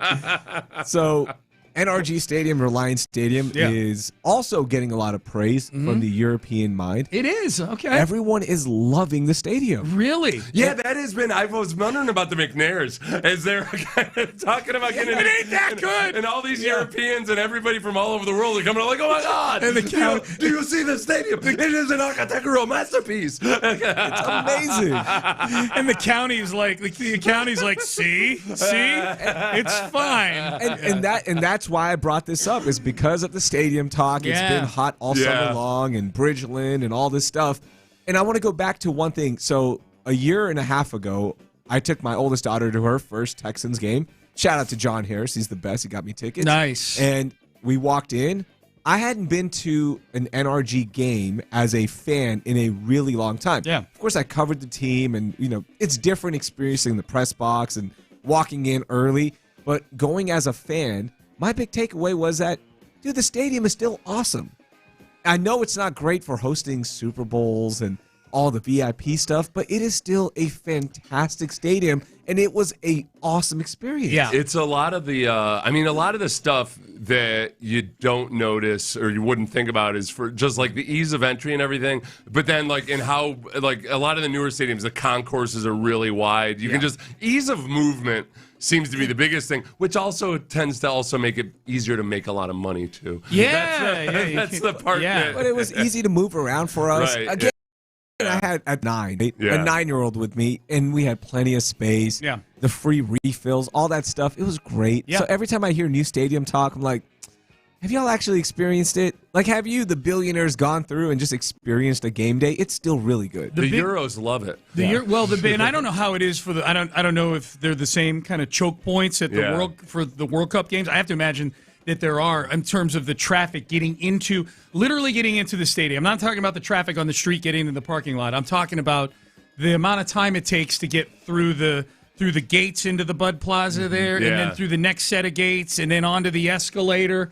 There's a lot of waiting going on right now. That's one of the bigger complaints I hear. Like once you're in the stadium, it's fine. You know what? I think there's a part of it too that people from foreign countries, on average, lower body mass index, that spend more time walking around in their day. They're probably not. They're like, oh, I have to stand for an hour. What? Big deal. Fine. Where we in America, we have a higher standard of what we're expected to do physically. Yep. We're like, no. I will not stand for. God, no. Yeah. What else you got? All right, the other one, I want to know how big of a misstep is this in not knowing ball? Okay. So not knowing ball. Is this person a ball knower? Yeah, like does this guy get it? Is he a ball knower? Okay. So Governor Abbott has been going back and forth with the New York governor about dunking on each other, right? Like, oh, the Knicks, the Spurs, all that stuff. Whatever. Yeah. Well, I'm going to leave that stuff out of it. Okay. But in a tweet where the New York governor, on our governor, because the Knicks won, right? He quote tweeted it, and the messaging, he called the NBA Finals the championship playoffs. Oh, okay. Let me read the tweet. Yeah. Because there's apparently Governor Abbott had a tweet that didn't age very well. No. So the governor of New York, she tweeted aged like milk. That's all she tweeted. So he does the comment tweet and says, "What a loser." How does she pronounce her name? Hochul. Yeah. What a loser Hochul is during the championship playoffs. Capitalized. So he thinks that's the proper noun for it. Yeah. It was announced that Texas ranks number 1 for Fortune 500 headquarters, a title once held by New York. Unlike the Knicks title, Texas' lead over New York in business and new jobs will continue, ... forever. That's a little bit like calling it sports ball or something. You're like, they were in the sports ball championships, and This is like when I would blame an aide if I were him. I would say that was an aide that's been fired since. Somebody challenges you to some feat of strength or some like a golf match or a tennis match or something like that, and you lose royally, and then you're just like, my wife's hotter than yours. Yeah, you just bring up, you totally change what the criteria is. Mm-hmm. That's what he's doing right here. Championship playoff. That's a bad look. He doesn't know ball. He does not know ball. No. At all. Championship playoffs. No. Ben, do you have the audio for this one? All right. So, as you've seen, it's been raining the last few days. There's more. One more story for y'all. It's been raining like crazy, and it's still wild out there, so be safe. There's a tropical storm, Albert, now that's moving up the coast. And we're going to get more flooding. It was flooded yesterday on all the normal flooding spots, right? Right. And our friends at ABC 13 interviewed a bunch of guys who were on four-wheelers just riding the floods. Yeah. And it was just one of the great reminders of how awesome this city is. These guys took off work so they could just go flood riding. What do you do? Yo, we're supposed to all go to work today. We're supposed to be in work. We headed to work. We seen all this water. Shoot, I made a call. He made a call. He made a call. Bring the toys out. We just caught a snapping turtle. He was in the middle of the street. We put him back on the bio, though. They just caught a snapping turtle. Oh my God! Okay, so with flood riding, like what's that? It's just you're just going around in the floodwaters, or like hydroplaning, or what's the deal here? No, they're in their four-wheelers, and they're just riding the floodwaters. They took off work to ride. What are their wheels touching the ground, or they are? Okay, so they're just plowing through the water. I mean, like it's not that deep now. It's just like that. That street flooding, all those. Man, I don't want to be any. I don't want any part of my body touching any part of flood water. Yeah, man. When that water commingles with all of the decades of chemicals and pollution and everything that we've had, when you got 5 million people living in a basically a drain pipe. Dude, so you're driving through a toilet. Yeah. You guys see how big I'm smiling right now. Growing up in A-Leaf, when it would flood, oh no, we were in that water. So when I saw that, I was like, that's Houston, baby. That's H-Town for you. That's phenomenal audio, but I'm grossed out by riding through flood Have you ever eaten a fish from a bayou? No. Is that, no, I've never done that. Has anybody ever done that? Yeah. No, I haven't done that. I was yesterday, that was with the European Mind Can't Comprehend. I texted you guys the picture. I was going down to the Meyerland Plaza there, and I was stopped at the stoplight there on Beach Nut. And it's where you're leaving Bel Air, and it's always weird. It's still weird to me, and I lived in Bel Air for a while. When you see Houston city limit, and you're like, I'm like, wow, I'm like 45 minutes inside of Houston in any direction, and yet here I am at the Houston city limits. Is that because Bel Air has kind of like its own little hamlet? Yeah, it's like Bel Air and Westview are their own little separate governments. It's very deceptive. Like if you were to look lost, it would be disorienting. And you're like, I don't know where I am. Well, tell me what's around you. I think I'm at the city limits. I just drove 45 minutes from Bush into Houston. Yeah. I got off of 610. Right. Where are you? I'm just about to enter Houston. I'm next to the city limits sign for Bel Air. Yeah, that is confusing. It is confusing. Good stuff, Heezy. Yeah. What's happening, Heezy? We're doing that every day this week at about 7:20 here on the show. All right, coming up next, let's circle over a little basketball. A voice that I know annoys Seth a little bit, but made a good point about, did he make a good point about something with the Rockets? Does this Rockets player deserve more grace fan base is giving him right now? And also this will wind up on Take a Mania on Friday. One of the dumbest things I've ever heard about the NBA championship. We'll get to all that coming up next. You know who deserves something nice? Your dad. Father's Day is coming up this weekend, so get to Zadok.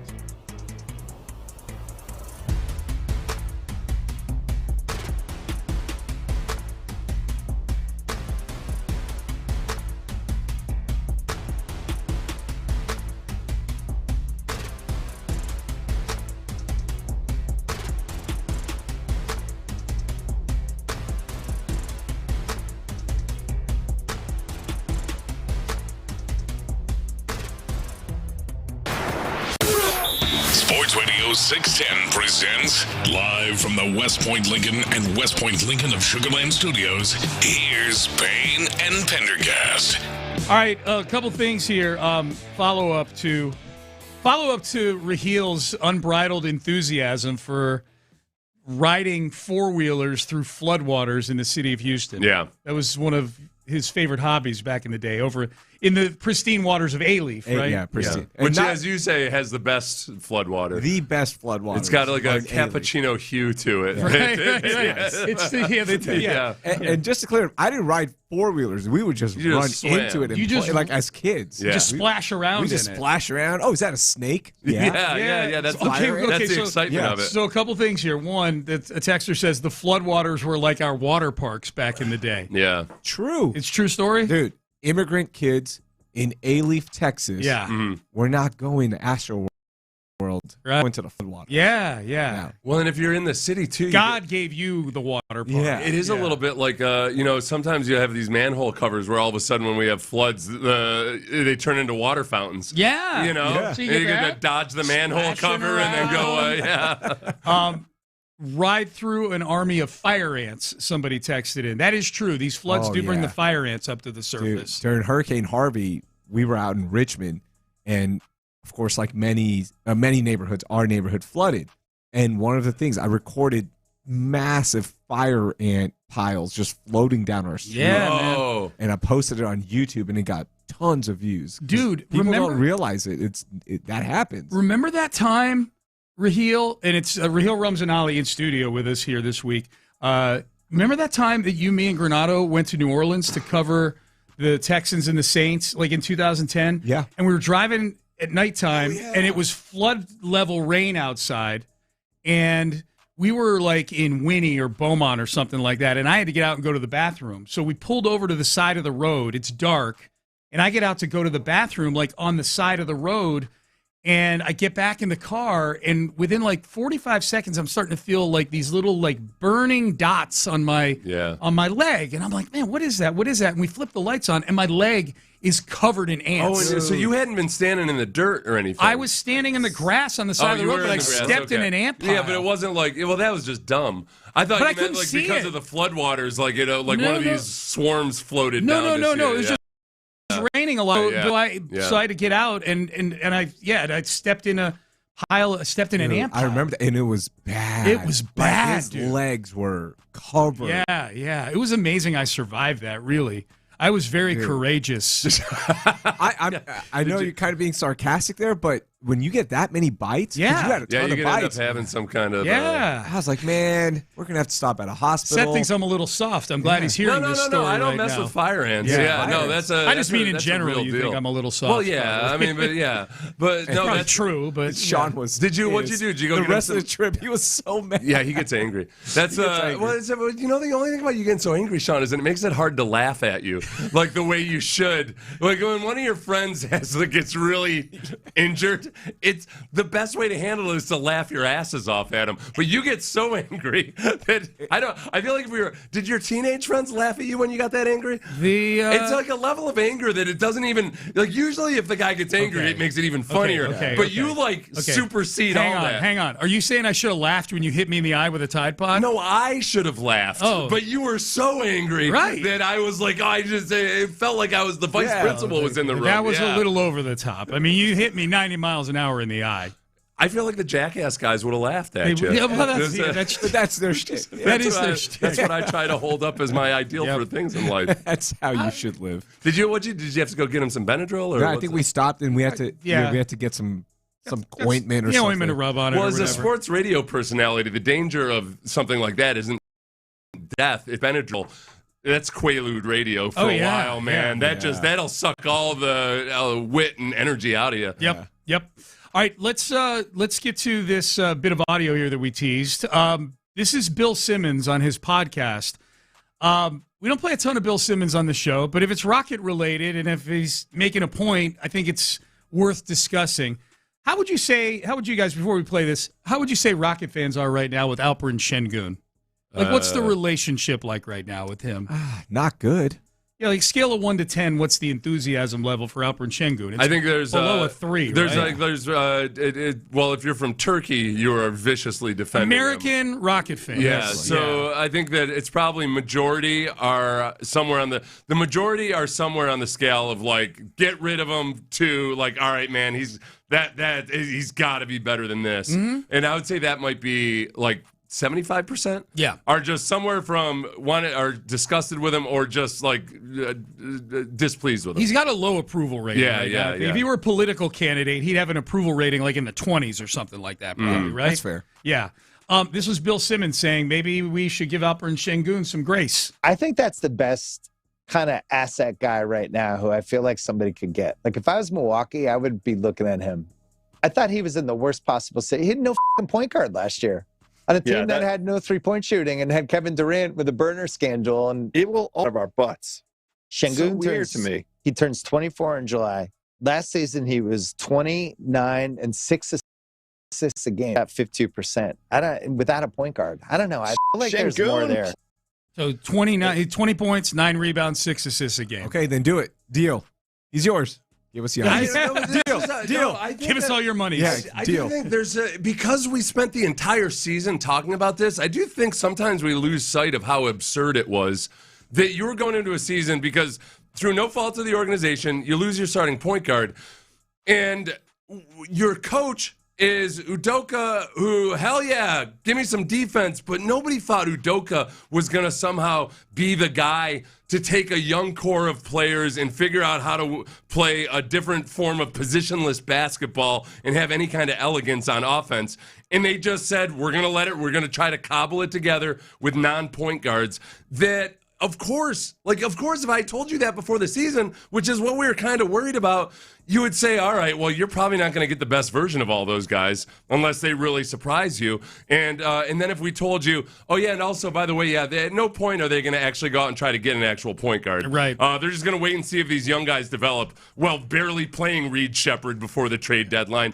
I would have predicted, as most people did, that it's going to be hard to get the best version of all those guys. But then when it actually happens, somehow we act like it's a personal insult that what we predicted happened. It's like when you draft a guy in the second round and you say, well, he's probably a 2-year project guy. And then all of a sudden that guy has to play in week 3, and you're disgusted that you're going against your own prediction. Like somehow you find a way to blame the player for it. Yeah. I think, to me, I definitely think that the Jokic aspects of Şengün's game played into their methodology of just like, we'll try to cobble it together, to use your word. Well, you do a little Reed Shepherd, we'll do a little Amen Thompson, we'll do a little Alperen Şengün. I think that's one of the things we can put to bed, this whole like mini Jokic thing for Alperen Şengün. Like they run everything through Jokic with the Nuggets because he's excellent and he's really good at everything, like really good at everything. Şengün's pretty good at a lot of things, but not to the extent that he can be the focal point of your offense for extended periods of time. He's a very skilled big man, there's no question. Not very good defensively, very skilled. Definitely a role for him in the NBA. Obviously, he's made the All-Star team a couple times. He might be the one that benefits the most from Fred VanVleet coming back next year. Yeah. Or they're asking him going to to Milwaukee. Or do you want a Giannis? I want him out. Yeah, I want a Giannis trade. You want him out? I want him out. Yeah. To me, Şengün is going to put up numbers and baby Jokic, all the stuff that we just talked about. I don't think you're going to win with him. I don't see it. I don't see it. Yeah. He's that's kind of where I'm at too. Yeah. I think the league's kind of figured him out. I think he's kind of hit his ceiling. Mm-hmm. I think as much as he needs the ball in his hands, I don't know if that's good for a championship team. I'm at the point where if it's a Giannis scenario, yeah, I'm gung ho for that. But for getting rid of him just for the sake of getting rid of him, I feel like you're ignoring. Like it's his fault that people somehow like based on 3-point shooting alone. Why the hell are we even talking about Jokic and Şengün? Yeah, that just because people got ahead of themselves and wanted to call him mini Jokic, that doesn't change him from being a very valuable player on a team that, let's say, has, I don't know, some teams these days, they like to have an actual point guard on the court. Yep. It's kind of almost a vital ingredient for a lot of basketball teams. Yep. And we're judging them based on a really weird year.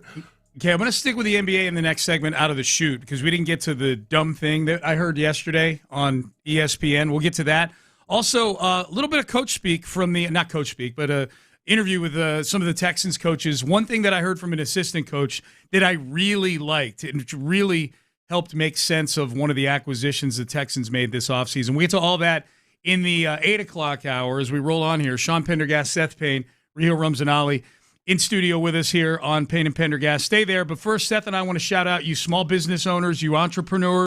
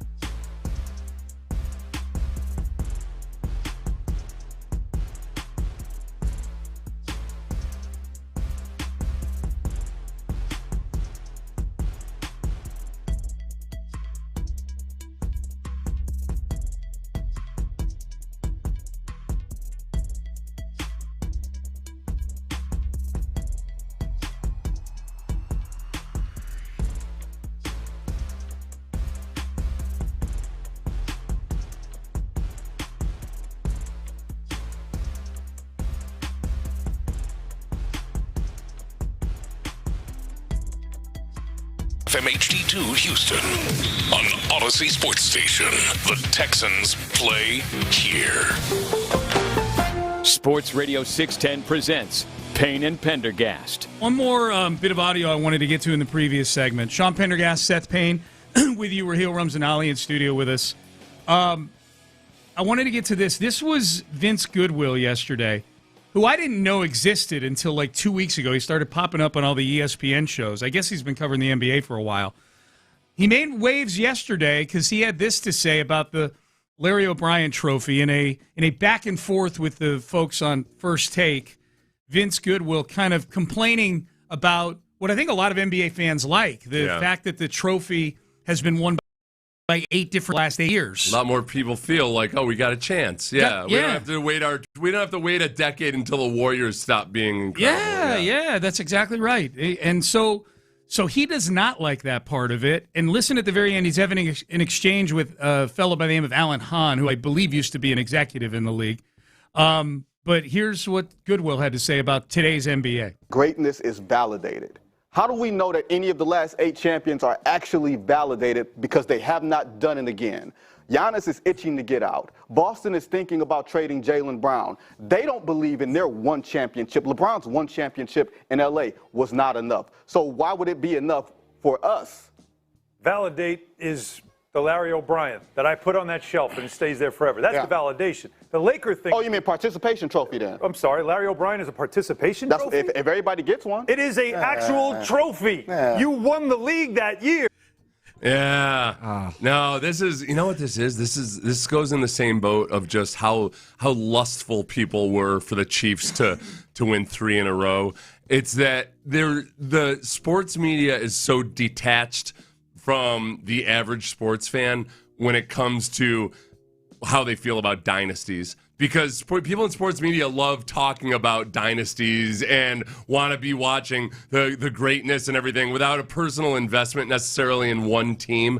And they sound like fancy aristocrats where like, oh, no, this is not what the masses need. I know what the masses need. No, the teams want their team to have a chance at winning a championship. It's not like they like first get greedy for the dynasty after you win a freaking championship. I don't buy it one bit. I don't think is there a fan of any one of those teams that feels like was it even worth it? Not a one. Yeah, like I don't know. It feels like the importance has been diminished Not because other teams have gone out and done it. It is. I don't know if it's a Take-A-Mania worthy take, but it's only like 6 words at the end of the overall conversation. Yeah. It'll be in Take-A-Mania. He called it a piece of metal, basically. He basically did. No, he did what the baseball commissioner did. He called it it's just a piece of metal. I feel like you guys took the take bait. You guys took the bait. What are you talking about? What I mean is there's no way he believes that. I think this is an ESPN bait that, hey, think of something ridiculous. Like, what's your take on this one? Yeah. Like, how can we get some clicks? How can we go viral on this one? What else can we talk about? You don't think it's possible that somebody on that show is dumb enough to give that take on there? Like an organic take. I think he wanted to go viral for this one. Okay. I'm always thinking about that. Like, how can you go viral on this one? We've talked about everything with the NBA Finals. Yeah. There's nothing else left to talk about. Can we just say that, you know what? The actual trophy is just a participation trophy. Yeah. That's going to get me some clicks. Yeah, especially when you say participation trophy. Yeah, I feel dirty. That triggers people. Oh, yeah, because any participation trophy, then it's already a triggering thing. Wait a second. Yeah. Are you calling me soft? Yeah, I don't want that single championship. It sucks. I'm not soft. What are we doing here? The whole thing about, I think, okay, call it a participation. I think there's a little bit of a Kim Kardashian dynamic where if Kim Kardashian were just any other woman, people might say, like, I don't know, like she seems like she's been, she's gone from celebrity to celebrity to celebrity, and why would celebrities be so covetous of her? Mm-hmm. And yet because she stands at a certain level above everybody else, she doesn't get the participation trophy moniker, She's a Larry O'Brien trophy with a ample backside. Yeah, but it doesn't. It's not like it detracts from people wanting her. No. Well, there's the take itself. I'm going to take it at surface level face value here. I know there's some WWE stuff going on with the takes on there. I get that. The fact that you need to validate a championship with a second championship. Yeah. Would seem to indicate that nobody should show up at a parade. Nobody should really celebrate this. If you get your ring for it, you're like, all right, this is cool. I guess I got to get another one of these. Like, it's like, since when is there two-step authentication for championships? Right. Yeah. You know, I gotta check my. Yeah, I'm still waiting for the push to validate my championship. There's 22 here. teams in that group. There's 22 teams that they didn't mention there that haven't won a championship in the last 8 years. That still understand, and including the teams like we know this from the Astros. Like, one thing I learned from the Astros golden era is how hard it is to win a World Series. That when you've got the best team in baseball in 2019, and by all measures, you should just it should be a cakewalk through. Oh, and that national team wasn't even good for half the season. Winning 2 World Series but attending 4, I've never realized until that stretch of time just how ridiculously hard it is to win a championship. So no, I don't look at it like it's some participation trophy. No. Let's look at the Braves and the Nationals. Yeah. Right? They beat the Astros. You think they're going, you know what? That World Series trophy? No. It's not real. No, they still love it. Yeah.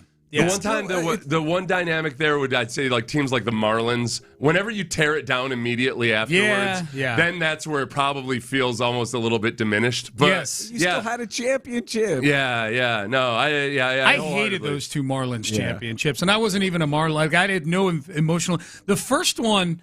The only thing I liked about the first Marlins championship in 1997, where they just signed a bunch of expensive dudes and ended up winning. 2 things I hated about it. One, they probably shouldn't have won it because that was the World Series where Eric Gregg, the umpire, was giving. He had a strike zone that was like the size of this table right here. Yeah. And 2, that's why I didn't like it. The reason I liked it, the Astros got Moises Alou in the fire sale. Oh, yeah. That was fun. They got Moises Alou out of it. It's rare. I mean, to win 2 World Series and not kind of parlay it into an extreme fan devotion, that's a pretty impressive feat. Like, that's to be worst in attendance for decades afterwards. Yeah, man. That's hard to do, man. Yep. All right, this was shifting gears for a second, talking some Texans. By the way, coming up in the next segment, we're going to circle back to some World Cup. For those of you in from out of town listening that are here for the World Cup game today, the World Cup in general, Fan Fest, Raheel is going to put together the perfect day for Houston in the next segment. So a public service will be done for you in the next segment. This was Danny Barrett, the running backs coach. One of the big reasons that I was so excited about the David Montgomery trade is because I think David Montgomery is going to give you a better version of Woody Marks. Yeah. I'm excited about Woody Marks. The receiving version. Yes. So which is something, we've speculated based on the fact that it feels like that was the big reason they drafted him was his receiving skills when he was at USC and Mississippi State. Pair up well with a Joe Mixon, who probably had 5 good years left in him. Yeah, exactly. That was the plan. Yeah.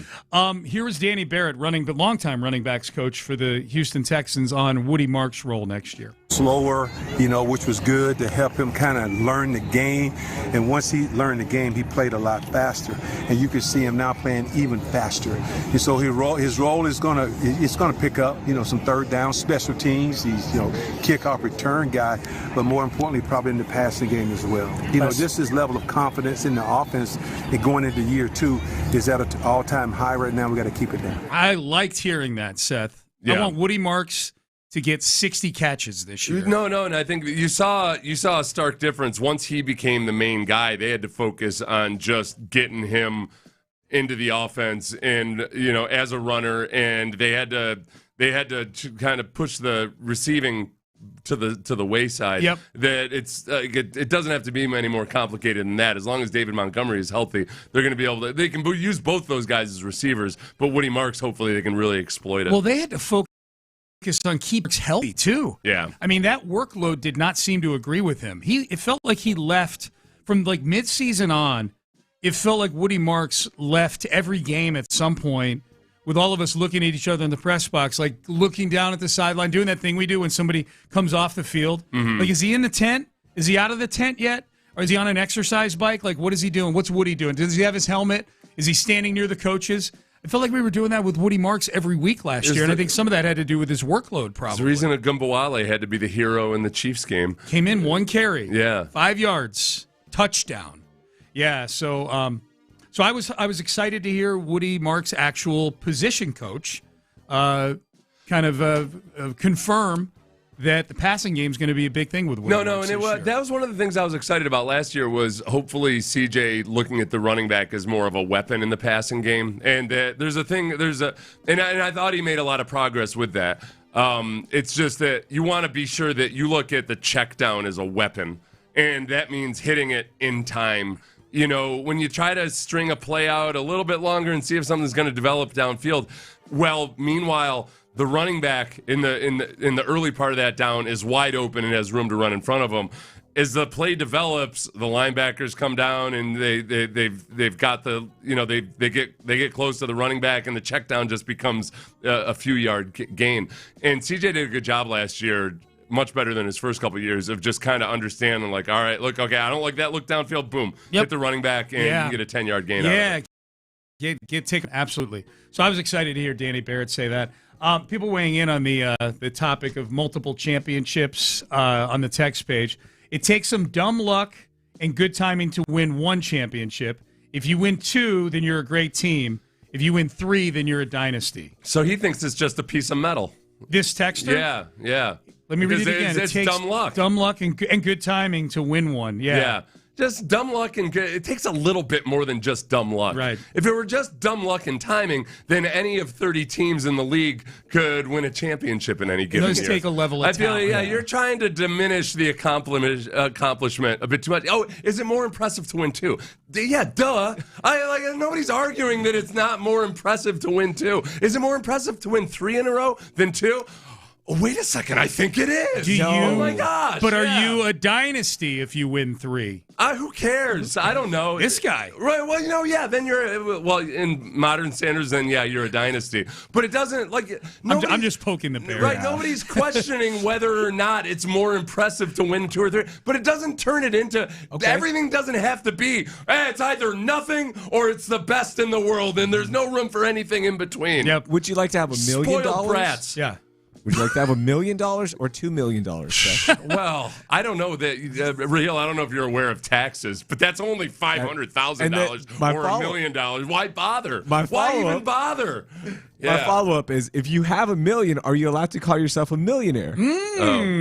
Okay. People do argue about that. Yeah.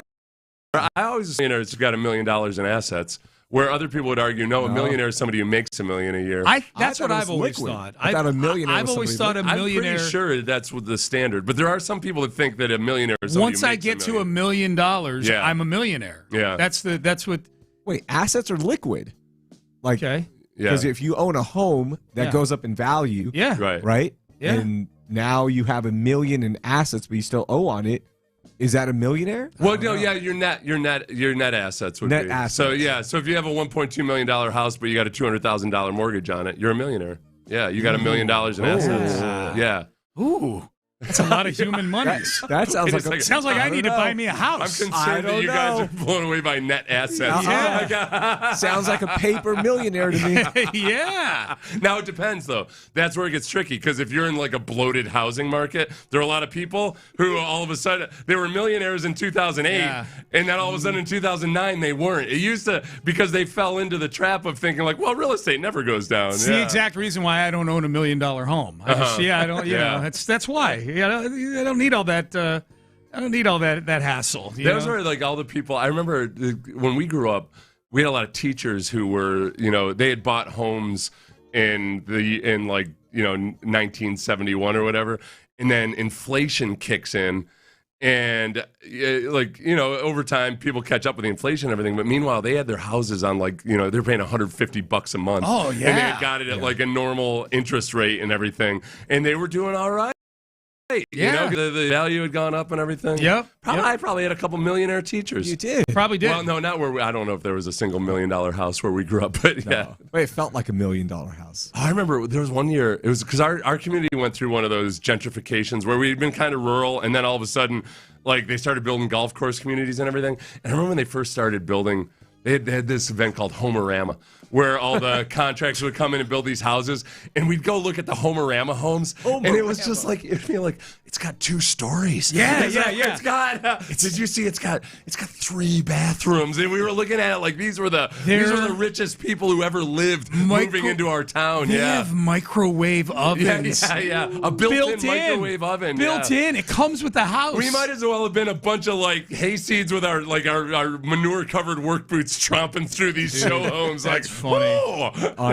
On YouTube, by the way, I'm checking out the comments, so please do interact with us. Yeah, YouTube and Twitch, baby. Yeah. So check us out there. Some Byron Lee says, "Who's the new guy wearing the Packers jersey?" It's not a Packers jersey. Pakistan. Yeah, Pakistan. Did Pakistan consciously take the Packers colors? I think the Packers stole it from Pakistan. Yeah. I think Pakistan was there before the Packers. Packers. And we don't call Pakistani people the Packers. No, we don't call them. We're not going to do that. No. Yeah. Sorry. So it's me, Raheel. Yeah, it's Raheel. Yeah, it's Raheel. You can't see the whole jersey. When was Pakistan? Like after World War II, right? So no, I think the Packers were already they already had their color theme before. No, I thought they had the brown theme before. Were they brown to? They were brown way back when, because remember the Packers retro jerseys they were. They're throwbacks, are brown. Yeah. Oh, remember Aaron Rodgers had the doo-doo uniform on. Yeah, the doo-doo uniform. Yeah. I had no idea that Green Bay was just lifted so heavily from Pakistan. Yeah, I know. And people often confuse Green Bay as the Karachi of the Midwest. They do. It's the Pakistan of the United States. It's true. They changed in 1959. I'm telling you. Pakistan was established in 1947. This is nice. We get a good history lesson. Seth, you can't give me a lesson on my people. If there's one thing I know, there's nothing that sells quicker at a city council meeting or of shareholders in Wisconsin than bringing up the Pakistani colors. It's time to rebrand. There's this country doing some really cool stuff in South Asia. I think we can do it here.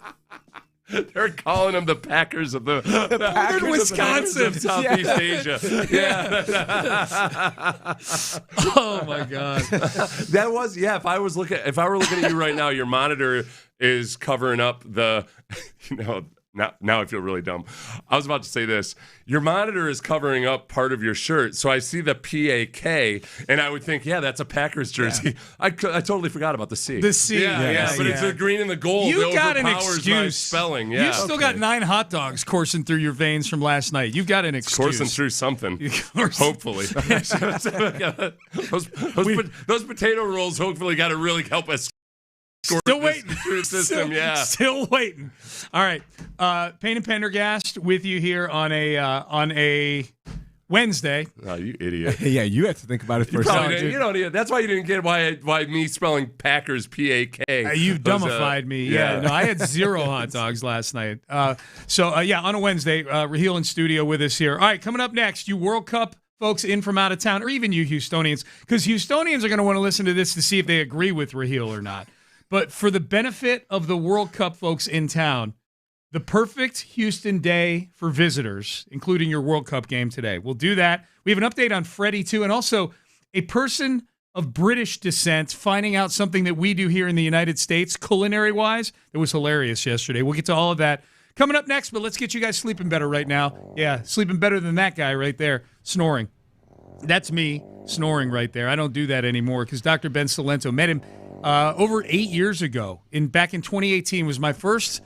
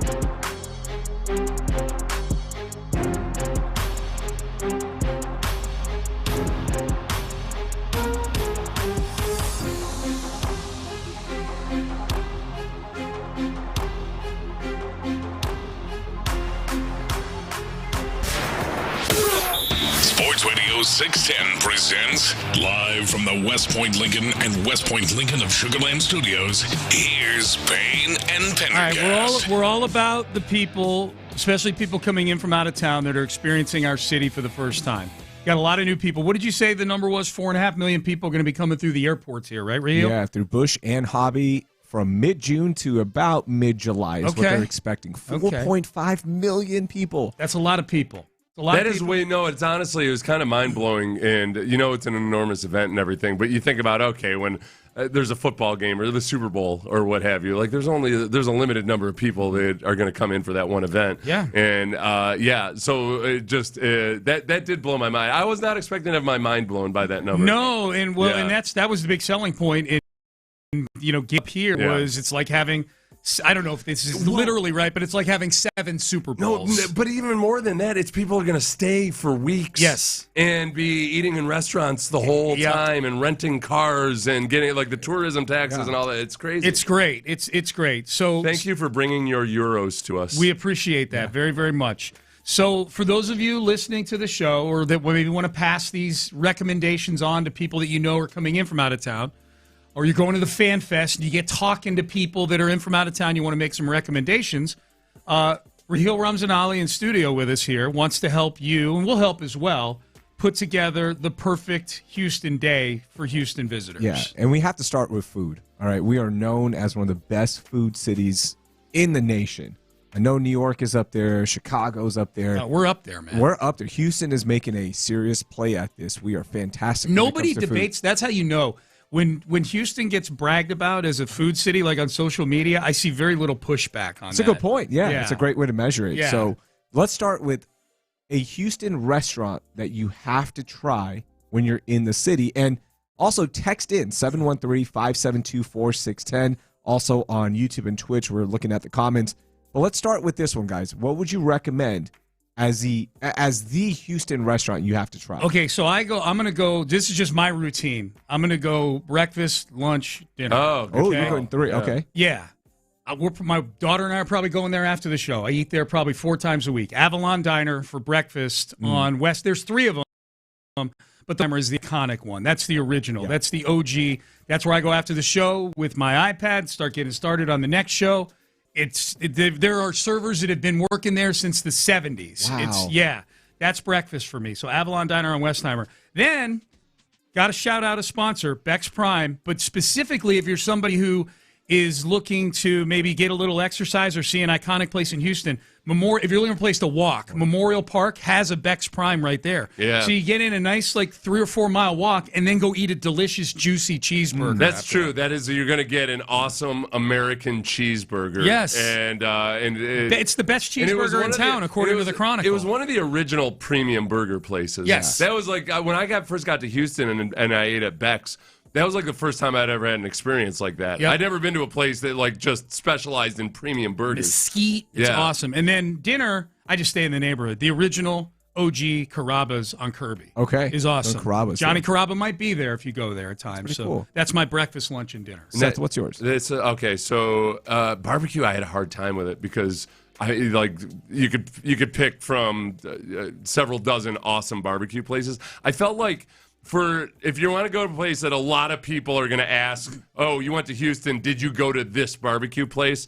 I guess I'm thinking Killen's and Pinkerton's are probably the two that are those that's if you're concerned about when somebody says oh, well, did you go to Pinkerton's or those are the two that I think are probably the most commonly known. For sure. Yeah. And there's a new Pinkerton's right over here at 59 and Shepherd. Yeah. I didn't know that. Brand new. That's awesome. Then for Tex-Mex, the 2 places that I first went to when I came to Houston in 2002, which is the first places that I actually had kind of premium Tex-Mex in my life was, I'll say El Tiempo for Tex-Mex. Yeah. And then just for Latin American cuisine, Churrasco's. Yeah. Because Churrasco's has, they've got dishes from all over the Americas. We're going to Churrasco's for Father's Day on Sunday. You better get a Tres Leches when you're there. Absolutely. Oh, my God. That Tres Leches is unbelievable. Those are still, when I take people from out of town to those places, their eyes open up and they're like, oh, this is nothing like that crap Tex-Mex place. Yes, you feel like you're somewhere else if you're them. So I'll push back on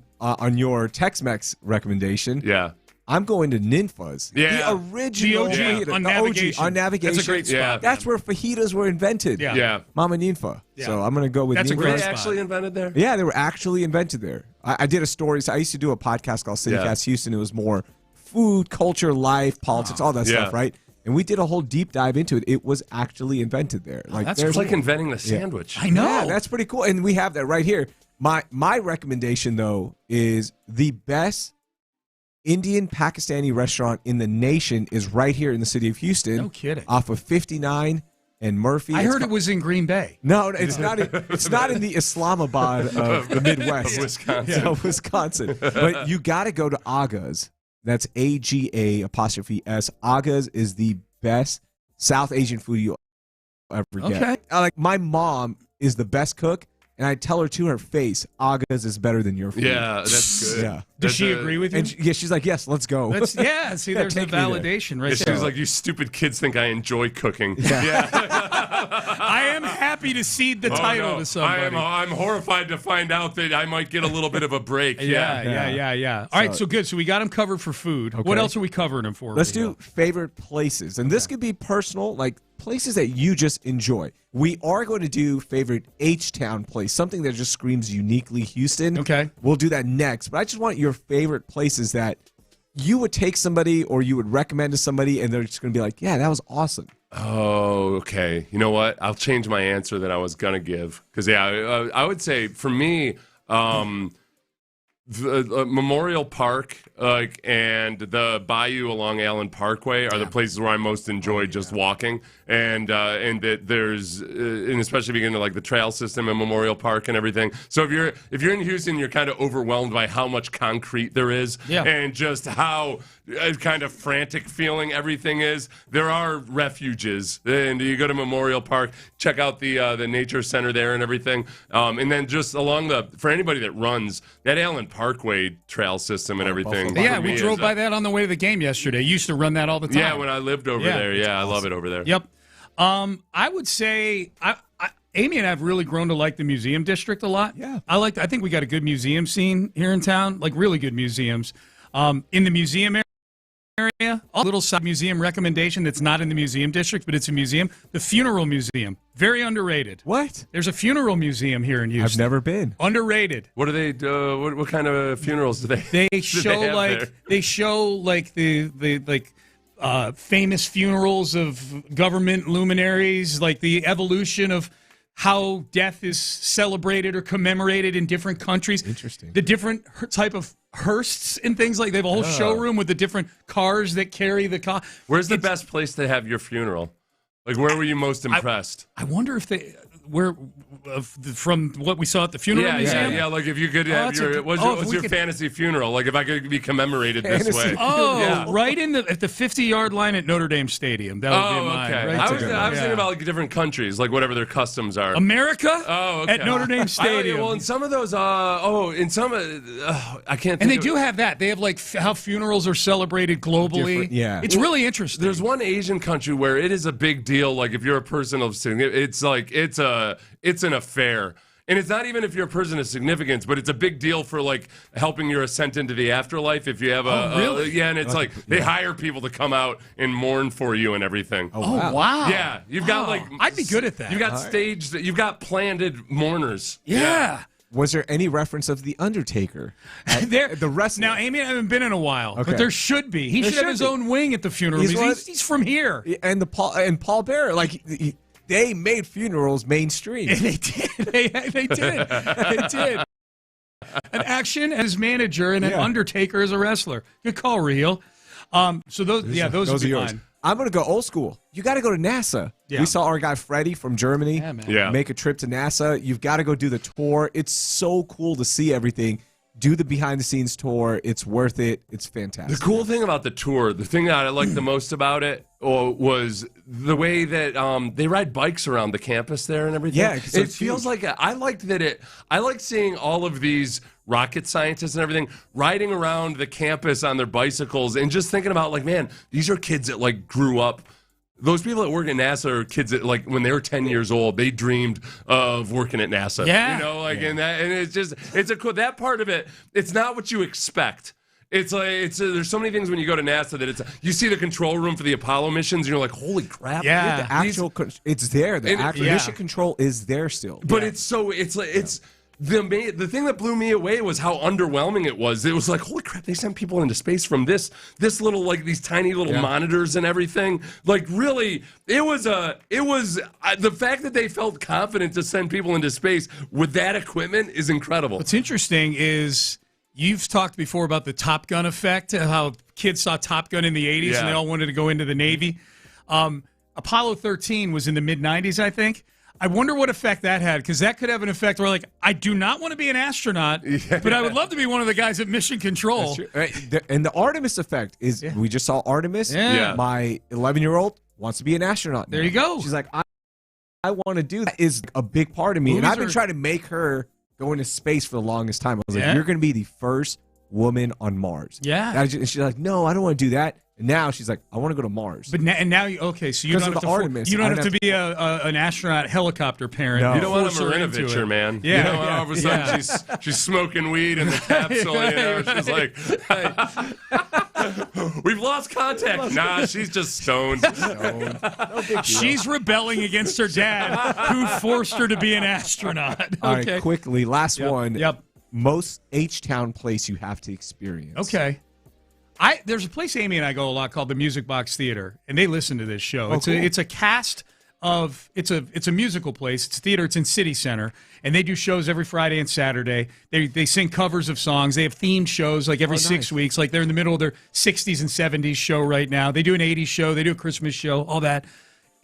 I've never had a bad time there. Now, all the songs they sing are in English, and I don't know if people are coming in globally here, if these are popular songs with them. But it is a fun thing. They weave a lot of comedy into it and stuff like that. That's something we go to. We're going this weekend for Father's Day. We're going to Churrasco's on Sunday, and we're going to Music Box on Saturday. That's awesome. Yeah. So Music Box Theater, thumbs up. On the text line, people are saying the Houston Rodeo, but that's not in session right now. No, There's it's no not. rodeo. Come back for that. We're trying to dupe them into stand But for if another 10 you want months. to watch people ride horses. Oh, yes.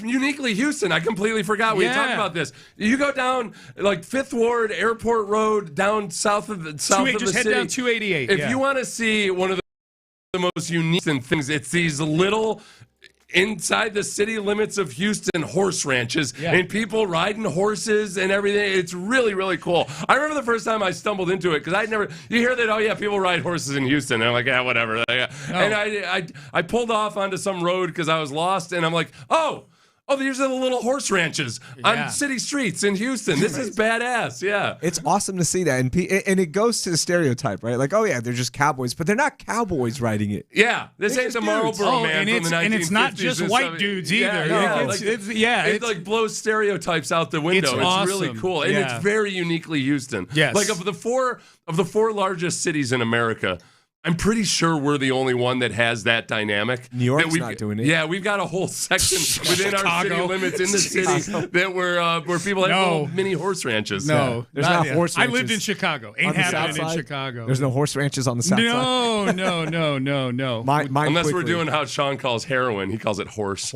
Yeah, he did a lot of horse in Chicago. That's right. Yeah. Mine would be go down to Montrose. Okay. Go check out the entire neighborhood. It's such a fun Houston neighborhood. But then to end the day, go to Cactus Music. Okay. It's my favorite place in the city of Houston. You can get vinyls, you can hang out, listen to music. It's just you walk in and you feel the Houston history, especially the music side. All right. So shout I'm out to taking them. some stuff away from this segment, just listening to you guys. So that was good. All right, coming up next, let's circle back to the Astros. Hey, go to an Astros game also. If you went last night, pretty exciting game. So what are the things we loved about last night? A couple for me as well. We'll get to all that coming up next. The Drive with Stoerner and Hughley. I have drank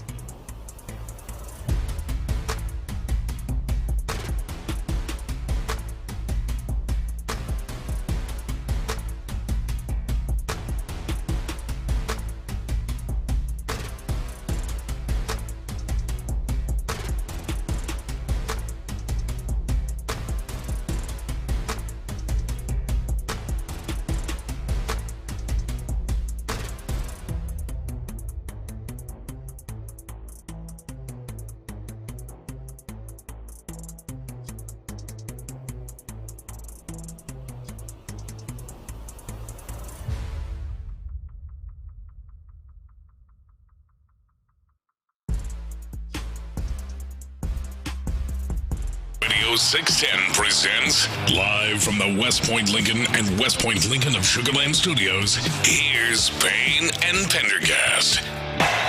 Got him. Ball game over. Astros with 3 in the bottom of the 8th, win it 4-2 to even up this series at a game apiece. Astros taking advantage of some Tigers' less than stellar defense, but that's a nice comeback win after the loss last night. Yeah, it was, man. That'll be one. Look, the Tigers are buried even deeper in the standings than the Astros are right now, but that was a team that had coming in a year. If they happen to work their way back into the race here and they end up missing out, talking about the Tigers, by a game, they'll look back at that game last night as one that got away. That error, that was a huge error in the 8th inning by their third baseman to open the door to an inning where there wasn't a lot of hard-hit contact or anything. The game-winning base hit from Delgado was a seeing eye ground ball that snuck through the infield to score 2 runs, and then they score another one on an infield single by Jeremy Payne. And honestly, that's in a game that went that way, in all the different ways that you could diminish it or whatever and say, how great of a win was it really? It was the fact that the reason that you were in position to win a game like that is because Hunter Brown was your starter and Josh Hader was your closer. Yep.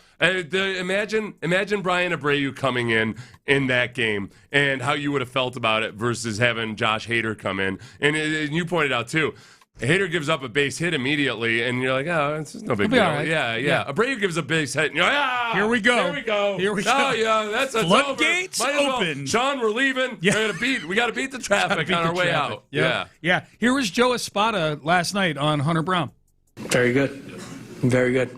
Fastball was good. Curveball was good. When he got to that 80, 85, you could start seeing him breathing harder, taking more time around the mound, so you could tell like some fatigue was starting to sit in. But this guy competes, man. He's a horse.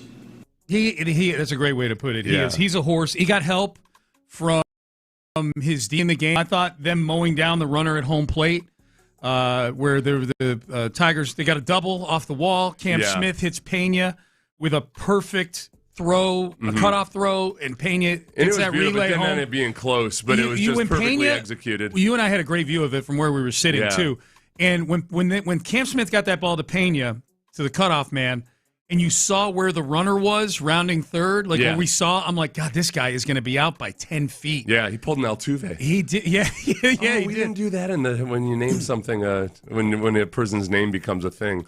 There's multiple different base running things we could do with Altuve. Just call it an Altuve. Yeah. Yep. So that was good last night. One more from Joe Espada on how much having Hunter Brown back helps him in terms of managing the pitching staff in the game. Yeah, and you feel good the fact that he is going to get you through that inning, right? You feel good about deploying the bullpen and getting some guys in position where they're going to have some success, and then you can map out the game knowing that Hunter's got X amount of pitches and he's going to get you through that. And it makes it a little bit easier to manage a game.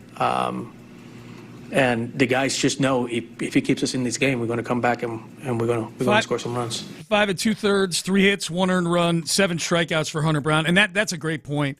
The Hunter Brown, Spencer Arrighetti to a degree, but Arrighetti's been a little less reliable lately, although he's gone 6 innings a couple of times.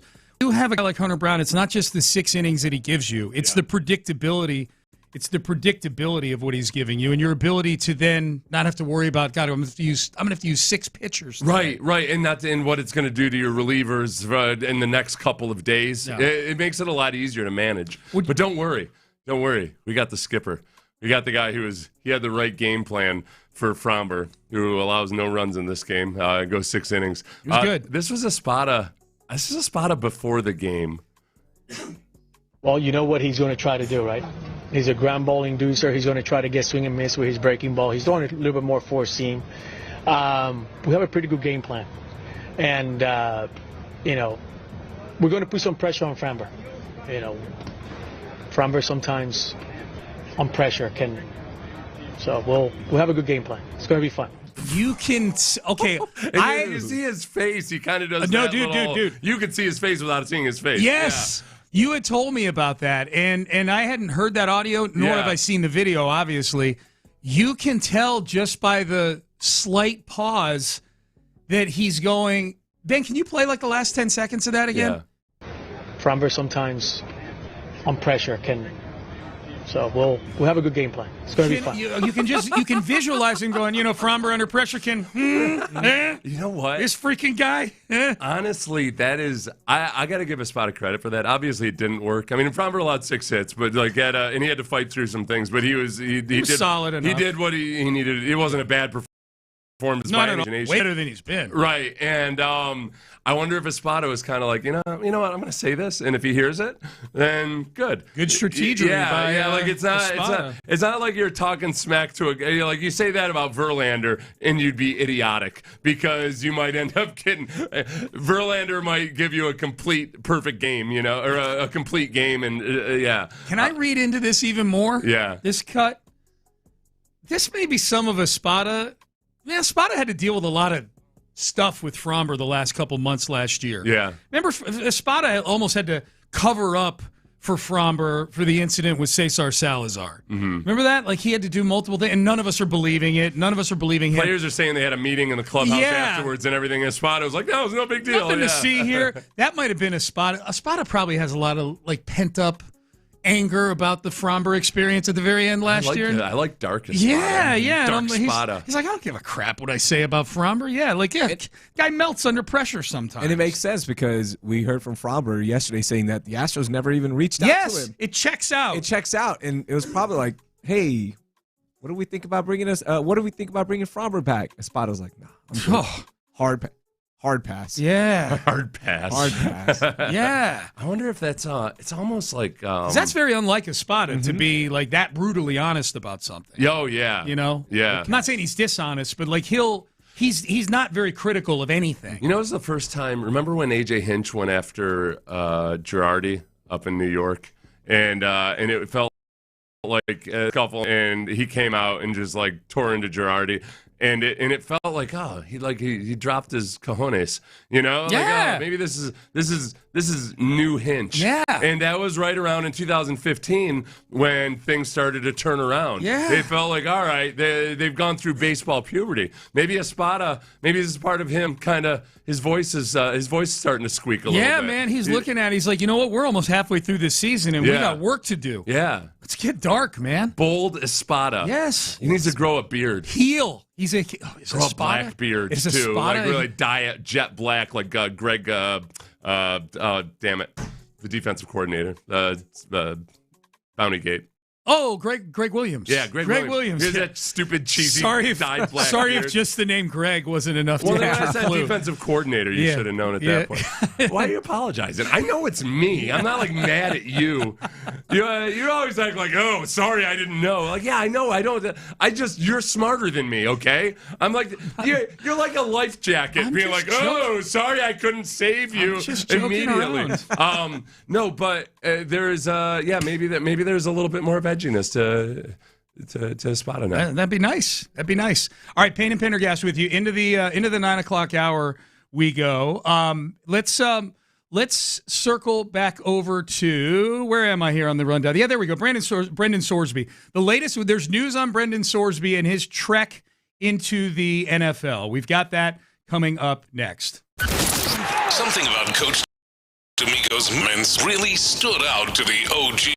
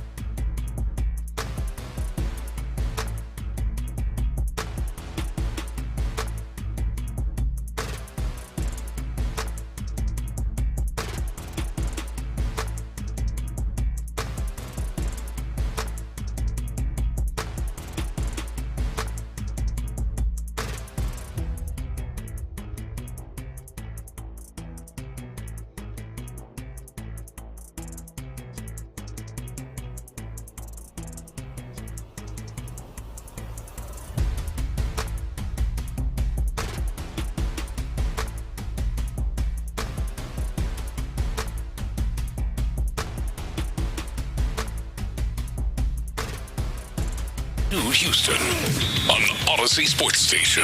The Texans play here.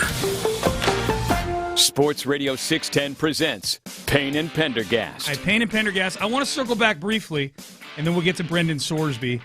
A few people weighing in on Raheel Ramzanali in studio with us this week. Sean Pendergast, Seth Payne with you. You had put together, the three of us put together, but you were the mediator of the whole thing.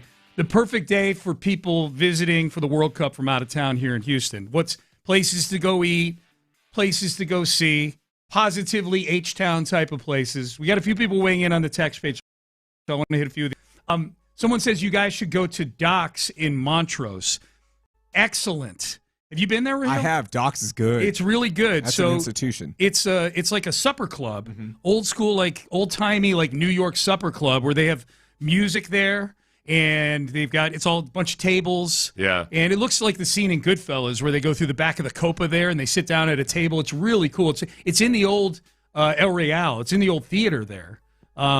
It's been El Real. It was Acme Oyster House most recently, and then and now it's Doc's, and it's a really, really fun night. I would say for the opposite, for breakfast in Montrose, Baba Yaga. That's also a pretty unique Houston place too. Yep. It's kind of multiple different seating areas. It's an old house turned into and it's an awesome breakfast buffet. Montrose is a treasure trove for stuff like that, man. Little cool places to go. So Doc's and Montrose is a good one. Breakfast club that is known around the nation. H-Town as it gets. H-Town as it gets. Right there to kind of the base of Midtown, right near 59. Exit 527, there it is. Here's another good one.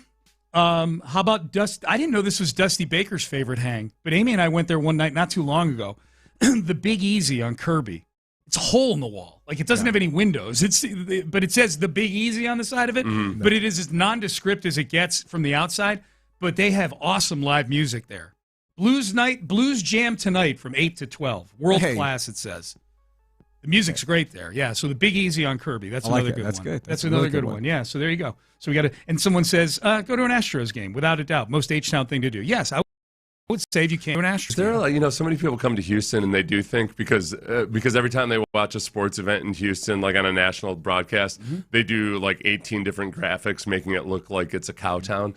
I think people do come to Houston thinking like, can I go ride horses or something? So we talk about now I don't know what the horse riding and like rental situation is like down in the Fifth Ward or whatever, but I think is there a place that's like an actual dude ranch but inside the city limits? Probably not. I bet you could bank with that. Yeah. Just have people are Ben? What big of business ideas. Yep. A dude ranch, an urban but dude like ranch. inside of Houston, like over at the Houstonian or something.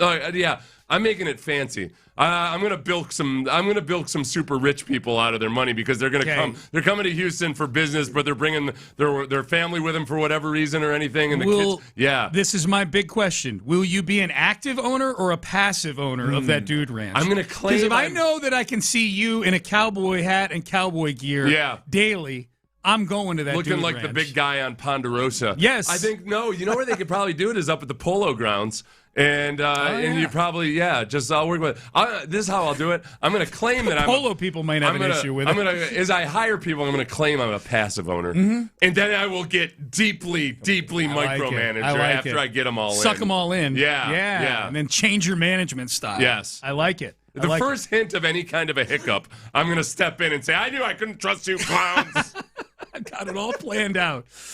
All right, Payne and Pendergast with you. Raheel Ramzanali in studio with us. Let's shift over. Brendan Sorsby. Okay, so the news with Brendan Sorsby today, the soon-to-be former Texas Tech quarterback who has chosen to go pro, put his name in to the supplemental draft, which has yet to be scheduled or even approved yet. Yeah, we don't even know for sure if the NFL is going to allow him into the supplemental draft. I would be very surprised if they didn't allow. So I would be very surprised if they didn't even give him a mechanism for a team to pick him, because then they can punish him once he gets into the league. Right. I would be surprised if there was no supplemental draft. That's just a gut feeling. I would be surprised if they don't punish him when he gets into the league. Yes. Yeah, at least 2 games. Raheel brought up a great point because Terrell Pryor was the previous guy who entered the supplemental draft and had a 5-game suspension from the NCAA that he was trying to get away from. And Goodell said, we don't want to be a sanctuary for people trying to escape their discipline. So they made him serve that 5-game suspension in the NFL. And yet, and Raheel brought this up, Jim Harbaugh is currently banned for 10 years in the NCAA. And Jim Harbaugh has not been banned in the NFL during that entire time. Yeah. How does that work out? Yeah.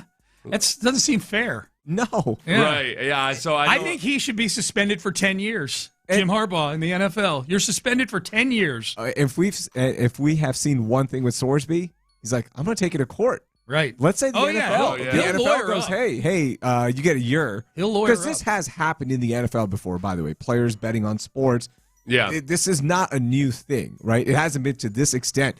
$90,000. Right. Well, and on his own team is that's the big one. On his own team. Yeah. Well, didn't Calvin Ridley didn't he parlay?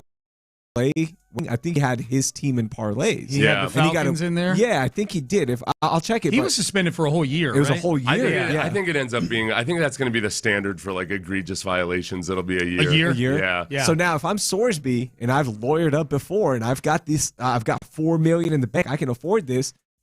Do you fight it a little bit and you go, "What? You didn't do anything to Harbaugh." I think you take your. petty? I think you take your medicine. You take your licks I think you take your medicine. Yeah. That's what I would do probably. Mm-hmm.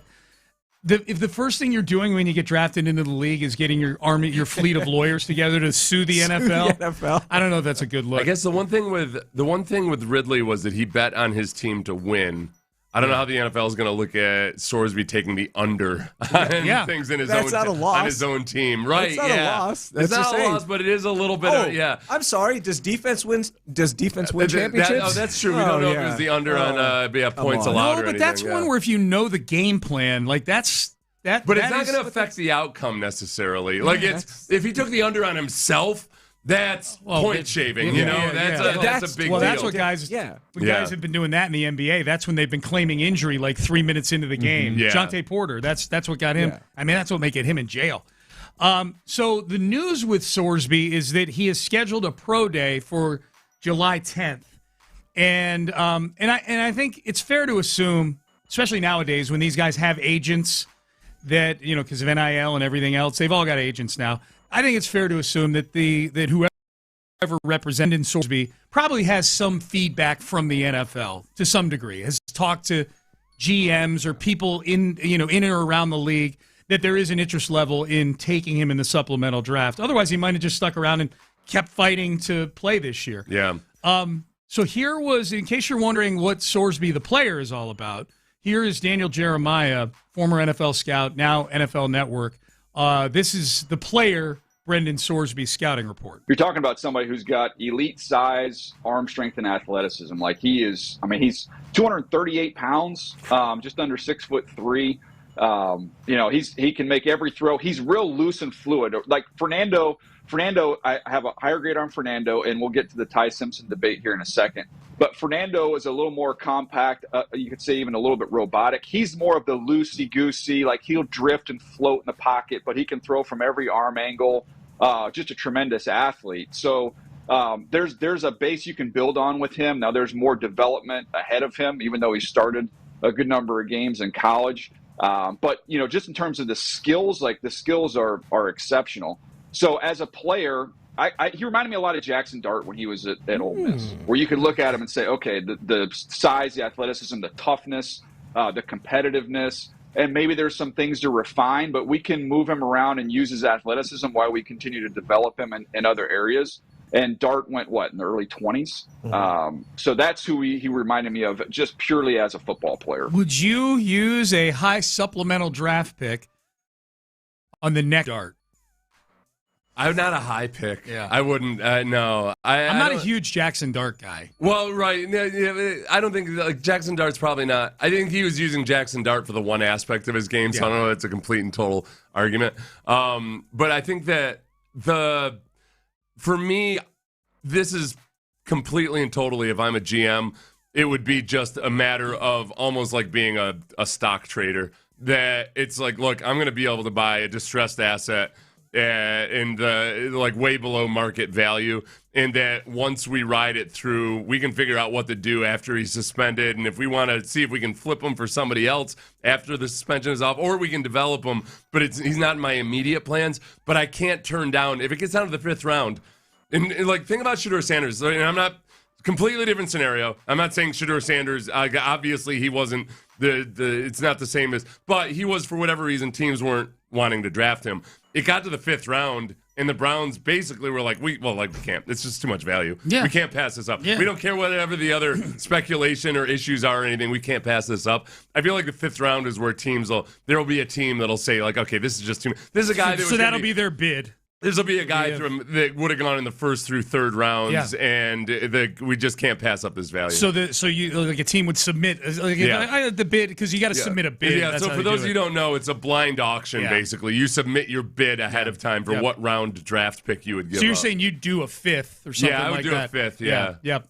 I wonder. I'm guessing there's teams that wouldn't do anything just because of the gamble. I'm sure there are teams that are looking at it through the lens you are, too. I think that's a good way to look at it. Who are the teams that are most likely not to give a single damn about the moral turpitude? The Bengals. Chiefs. The Chiefs for sure. Oh, yeah, 100% the Chiefs, yeah. The Chiefs for sure. I mean, you got Mahomes there, but the flip aspect of that, I would go Chiefs. Yeah. That's where, and that's... And the tolerance for crime, too. I think when you think about quarterbacks, you usually think, the really bad teams that don't have a quarterback, they're most likely to give something up. I think this could be all over the place because it might just as well be there's a team that has a bona fide slam dunk, this is our guy quarterback that figures, look, our quarterback's not going to think this is a threat. He's going to understand that we're just doing this because, hey, it might end up being really valuable someday, either for us or somebody else. But it's going to be based on their moral flexibility. You know who should, actually, because I'm not a huge Ty Simpson guy. The Rams should just throw a 6th or something out there. They're F them picks anyways. Yeah. Throw a 6th out there just in case. I could see them getting into the Ty Simpson experience. I know Stafford's going to be the quarterback there for the next couple years at least. I could see them getting into the Ty Simpson experience and being like the first year in, even just like through training camp and preseason games, being like, why did we use the 13th pick on this guy? Why did we do that? And if you had Brendan Sorsby in your back pocket, it puts a little pressure on the kid too. And you got an extra asset. How much would McVay hate that? He would get so pissy about it, like he did with Ty Simpson. Welcome to the team. He's talked about that, though. Yeah. He was saying he was kind of playing when he was doing that. He didn't want to. You think he's covering up? I think he's covering up. That's his boy. That's what, I don't know, man. That's what Stefanski said after the Shedeur pick last year, too. Yeah. It was like, oh, no, you're reading too much into our reaction. But that's what McVay said. He's like, that exact reason. Like, Stafford's his boy, so he didn't want to be over the top enthusiastic about Ty Simpson. Yeah, about Ty Simpson. It was a conscious decision. Yes. Here's Adam Schefter saying this is what teams might give up for Sorsby. The Browns could put it in, and all of a sudden, if they had the worst record in football next year and they're sitting there at the number 1 overall pick, Arch Manning, Jeremiah Smith, any other prospect, can't take them because you took Brendan Sorsby. Now, so that's why I don't think anybody will use a 1 on him, despite the fact that he probably would have had a first-round grade this past year. I think once we get past the first round, I think any round is possible. So, yeah, I agree with that. The first round is a little dicey because if you're giving up your first-round pick, and then it turns out your team is worse than you think it'll be, or you're a bad team. Yeah, you might end up giving up the 4th overall pick for a guy who's not a 4th overall pick talent. But even in a normal setting, he would not have gone for first. In that, let's say after the season this year, he played, the allegations don't come out, or the actual gambling stuff. He's a regular prospect. He's a regular guy, and then a month before the draft, all this comes out. Yeah. He would not have been a first-round pick either way. Like, he would have dropped in the draft. Because of the allegations. Because the gambling stuff, right? He would have then gone exactly where it is. Like, hey, maybe a 5th-rounder. Yeah. Like, we'll take a little flyer on gambling matters, man. Like, No, 100. Even if a GM personally doesn't have an issue with it, it's a huge commotion. It's criticism from the fan base. It's like all the stuff that, especially with quarterbacks, teams care about because the quarterback controversy does tend to bubble over into the locker room. Yeah, I would be most worried about a relapse. That's what I would be if this is an addiction, and this is how he's couching it. This is what the addiction aspect is. What put him in position to potentially even get a chance to play in college in the first place.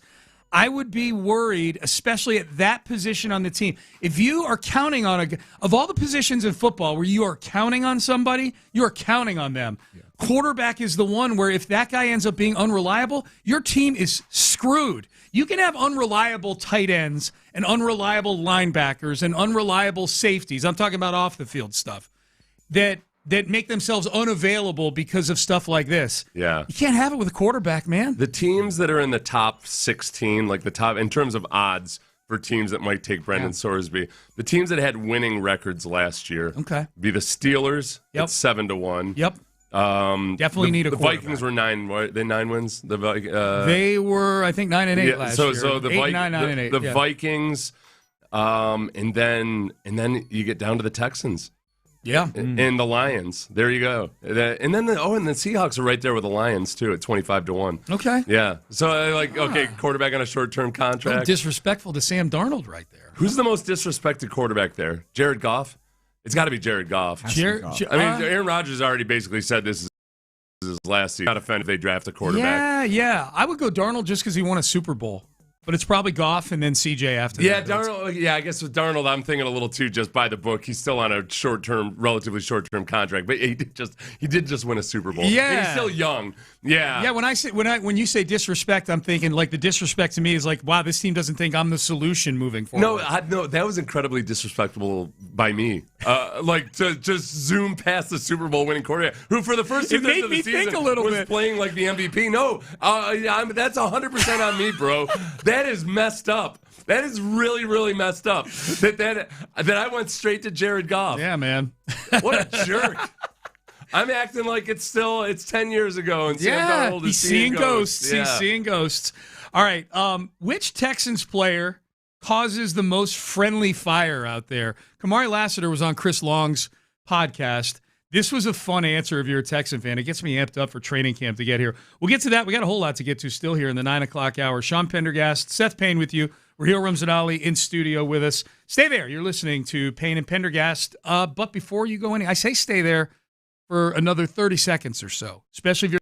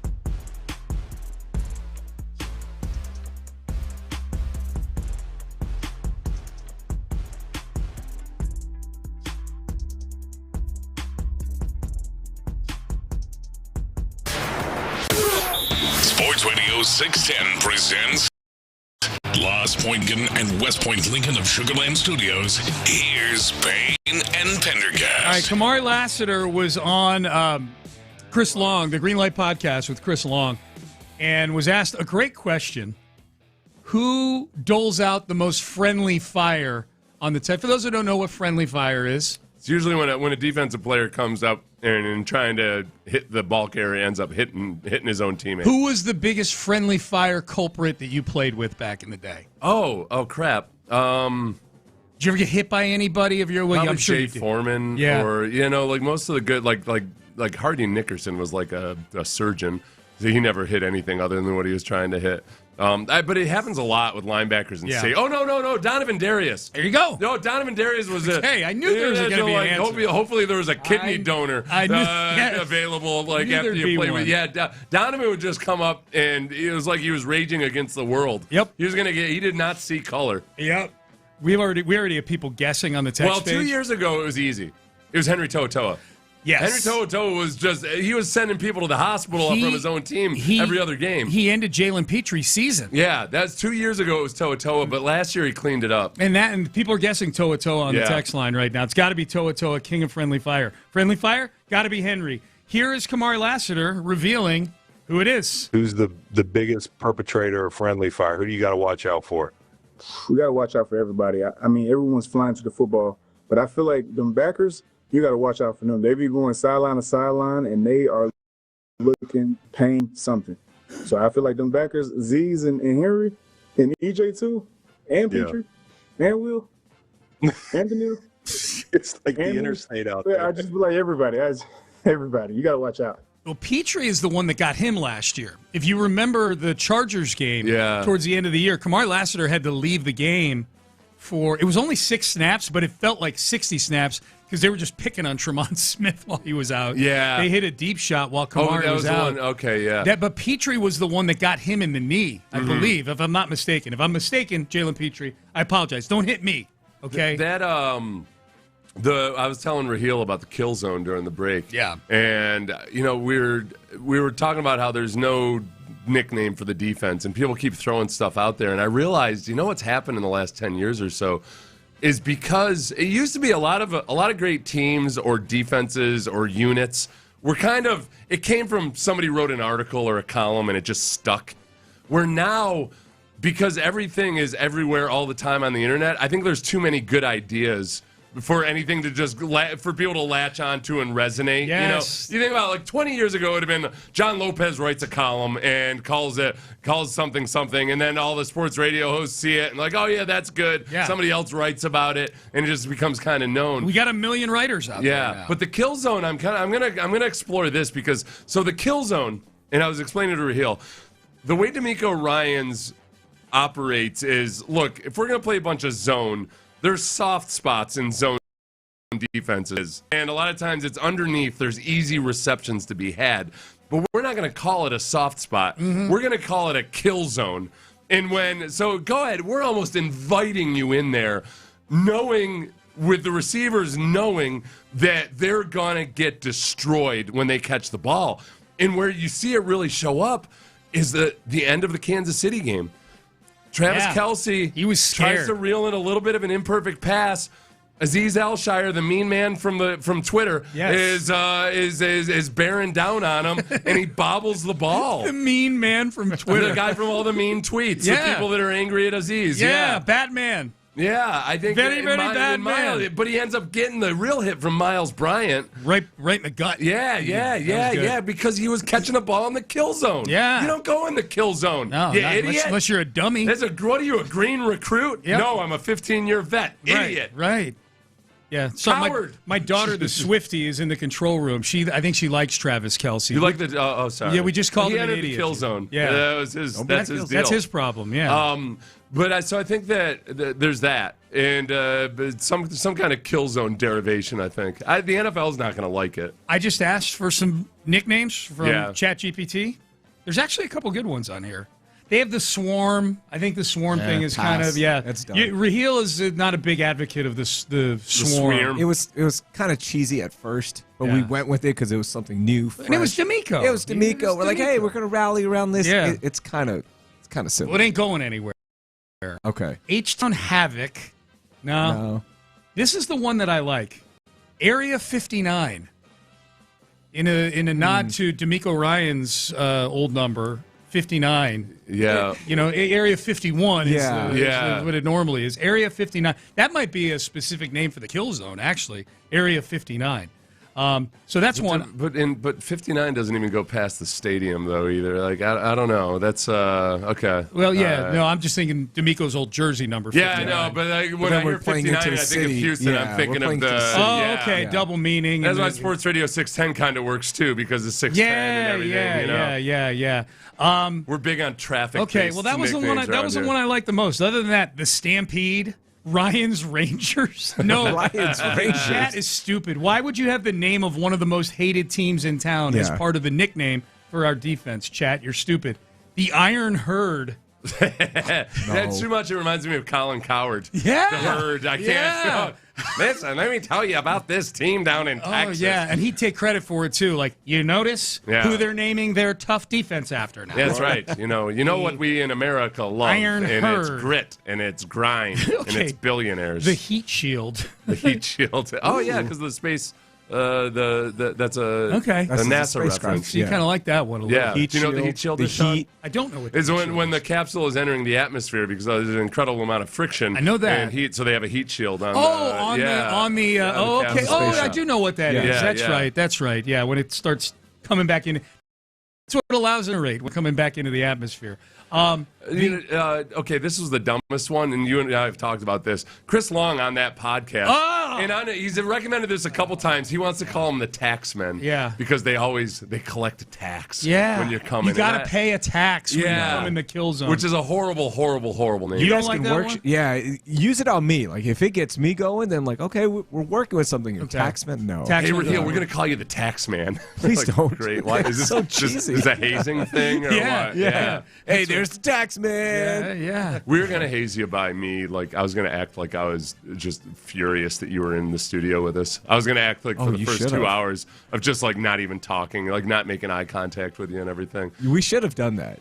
I'm bad at stuff like that. Yeah, you'd have lasted 1 second. Nah, I know. The first hint of somebody being uncomfortable, like, you're just playing. It's a really bad joke. I would have made it even more uncomfortable for you. Yeah. Because I would have played into it. And I would have kept like going to you like, Seth, so what do you think? Yeah. Hey, Seth, what do you think? Just completely. I like uncomfortable situations. Yeah. I like it. Do you like cringe comedy? Oh, yes. I can't I love cringe comedy. I'm kind of in between. You do love cringe comedy. I love you cringe. do. I'm kind of in between. I remember when I recommended you were watching The Office. Oh, yeah. And I'm like, you got to get to Scott's Tots, that episode. Yeah, I couldn't finish. It took me like 6 attempts to finish it. That one's the toughest one. My buddies tease me, so anytime I go speak at a career day or I mentor a lot of kids and we do stuff, so I always take a picture with them and I put it on Twitter. And there's one buddy, we just call him Chef. That's his nickname. Always be like, Raheel's Tots. Because I always pose with them like Scott did, so. Yeah. Did you promise to pay their tuition? Yeah. For those of you who don't know, and I say that like people are going to be like, oh, who hasn't watched The Office? Me. I watch out of it, duty and obligation to my job. I realized that there were so many Office references, right? Like I knew it was an Office reference, but I wasn't getting it when people would say it. So I went and I watched all of The Offices, and Scott's Tots, when I got to it, it's that Michael Scott at one point 15 years earlier had promised these kids that he would pay for their college tuition. They graduated, he would pay for their tuition, yeah. Hey, and then all of a sudden, the bill came due. Yeah. And it was awful. It was so bad. I don't even remember. How did he get out of it? Spoiler alert, everybody. Spoiler alert. So he eventually had to go see the class, stand up in front of them, and he picks out one kid, and he's like, well, what's your name over there? And the guy says, like, I don't know, Javon or something like that. And these kids are worshiping him. He goes, I'm not going to be paying your tuition. And they all laugh. And he lets the laughter die down. And he goes, and that's the story. I'm not paying any of your tuition. He goes, but you are going to need a computer when you get to college. And they're all like, okay. And they're all expecting to get computers. He goes, so that's why I got you these chargers. I don't think I watched the end. Oh. I don't think I finished it. Yeah. That doesn't sound any but familiar to me. He ended up being kind of chased out of the school. He walked out of the school with Aaron, who was with him, the receptionist, accompanied him there. And one of the out of the school just to talk to him, like, hey, man, why did you do this? You know, like, why? And that kid, he eventually wrote 4 $1,000 checks to pay for his books each year, and told him to make sure to text me before he. And it was before you cashed them. It was laptop batteries. Yeah, laptop batteries. That's what it was. Chargers. It wasn't even a charger. It was a batteries. It was a non-existent laptop. Yeah. It's so crazy.